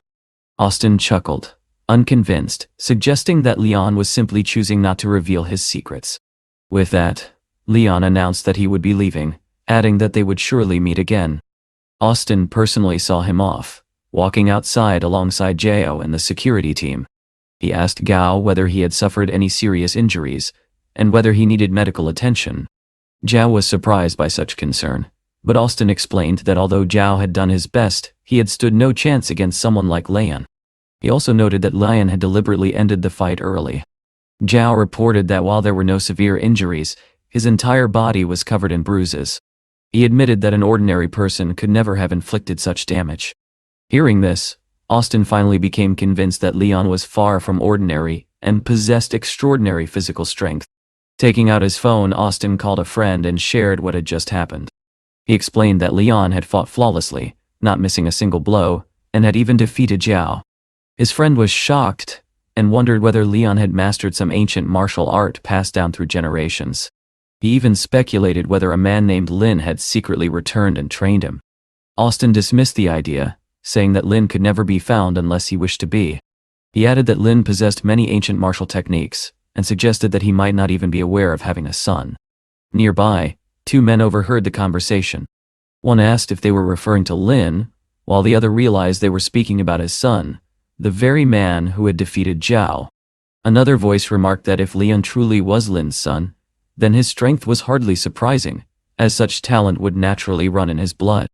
Meanwhile, Leon returned to the Lingyun company, where he soon received a call from Lillian, a marketing employee from the Duoxia platform. She expressed her desire to arrange a meeting and finalize a contract as soon as possible. Leon replied that he was currently occupied, but once he finished his work, they could meet and discuss everything calmly. At that moment, Sean entered the office with urgent news. Leon immediately asked about Helga, who usually greeted him upon arrival. Sean explained that Helga was overseeing a contract signing after discovering a small factory and completely restructuring its production line. Leon inquired about the expenses and was told that the total cost had reached 80 million. Surprised, he questioned whether the factory was truly worth such a sum, noting that Helga was typically very frugal and would never spend so much without good reason. Sean then added, somewhat awkwardly, that Helga had also mentioned the factory owner's son was so handsome that she had no desire to bargain. Hearing this, Leon was left completely stunned, unable to comprehend what Helga was really doing. Shifting his focus, the protagonist picked up documents related to the listing plan for the Lunin company. Sean informed him that the plan was nearing completion, and that the first results would become visible within a couple of weeks. Soon after, Tanya entered the office, wishing to discuss an investment proposal that had previously been considered with Mr. Key. Leon asked if this involved investing in a live streaming platform. Tanya confirmed confidently, stating that it represented the future of the company and would greatly benefit the marketing department. However, Leon abruptly stood up and declared that he would not review the project, giving his team full authority to make such decisions independently. Meanwhile, at a restaurant, Lillian was reporting to her superiors that representatives of the Linyan company had already made concessions. She explained that for a corporation of that scale, such investments were insignificant and would barely be noticed. Goshibo remarked that the deal was essentially settled, and that only the contract signing remained. If everything proceeded smoothly, he would be able to return that very day. He also mentioned that Chen had proposed signing the masked streamer for 5 million, though he personally doubted the streamer was worth that amount. At that moment, the restaurant door swung open, and Leon entered, scanning the room for the people he was supposed to meet. Lillian immediately stood up and waved, calling him over. However, Goshibo quietly observed that the man had not even changed his clothes, and continued to maintain his mysterious persona. Lillian welcomed him warmly, and invited him to sit down, saying they had been looking forward to meeting him for a long time. She then suggested that he remove his mask and glasses so they could speak openly, without unnecessary formality. Leon calmly refused, explaining that he had no intention of revealing his identity or ruining the image he had carefully maintained. Lillian calmly took out the documents and, noticing Leon's reluctance, assured him that she would not insist on seeing his face. She handed him the contract, explaining that all the terms had already been prepared and that he only needed to review them. Leon glanced through the papers and pointed out that his monthly broadcast time already exceeded 100 hours, making it unreasonable to require him to stream every single day. Lillian reminded him that the offer included a fee of 5 million and suggested that he think carefully before refusing. In response, Leon looked at her and asked whether he truly appeared to be someone in urgent need of money. Before she could answer, Goshibo interjected with a sharp question of his own, asking why Leon had chosen to become a streamer in the first place. Leon ignored the provocation. Instead, he mentioned that they had previously discussed an investment, only to dismiss the idea entirely. Without hesitation, he sent a message to Tanya, instructing her to cancel the planned investment in the live streaming platform. This sudden move caught everyone off guard. Goshibo immediately lost his temper, calling him a fool, and insisting that a major corporation like Ling Yun could not possibly reverse its decision so easily. At that moment, Lillian's phone rang. She answered politely, only to freeze as she listened. Confused, Goshibo demanded to know what had happened. Lillian slowly explained that Tanya had just informed her that the company was withdrawing from the investment. Shocked, he asked how such a thing was possible, especially after successful negotiations, and whether any reason had been given. Leon then spoke calmly, stating that if Goshibo left immediately and disappeared from his sight, the project could still proceed. Only then did Lillian begin to understand that Leon's influence within the company was far greater than she had imagined. However, Goshibo reacted with anger, demanding to know whether Leon truly considered himself the director of Ling Yun. He declared that if that were the case, he would leave at once. Without raising his voice, Leon contacted Tanya again and instructed her to process a refund for the investment.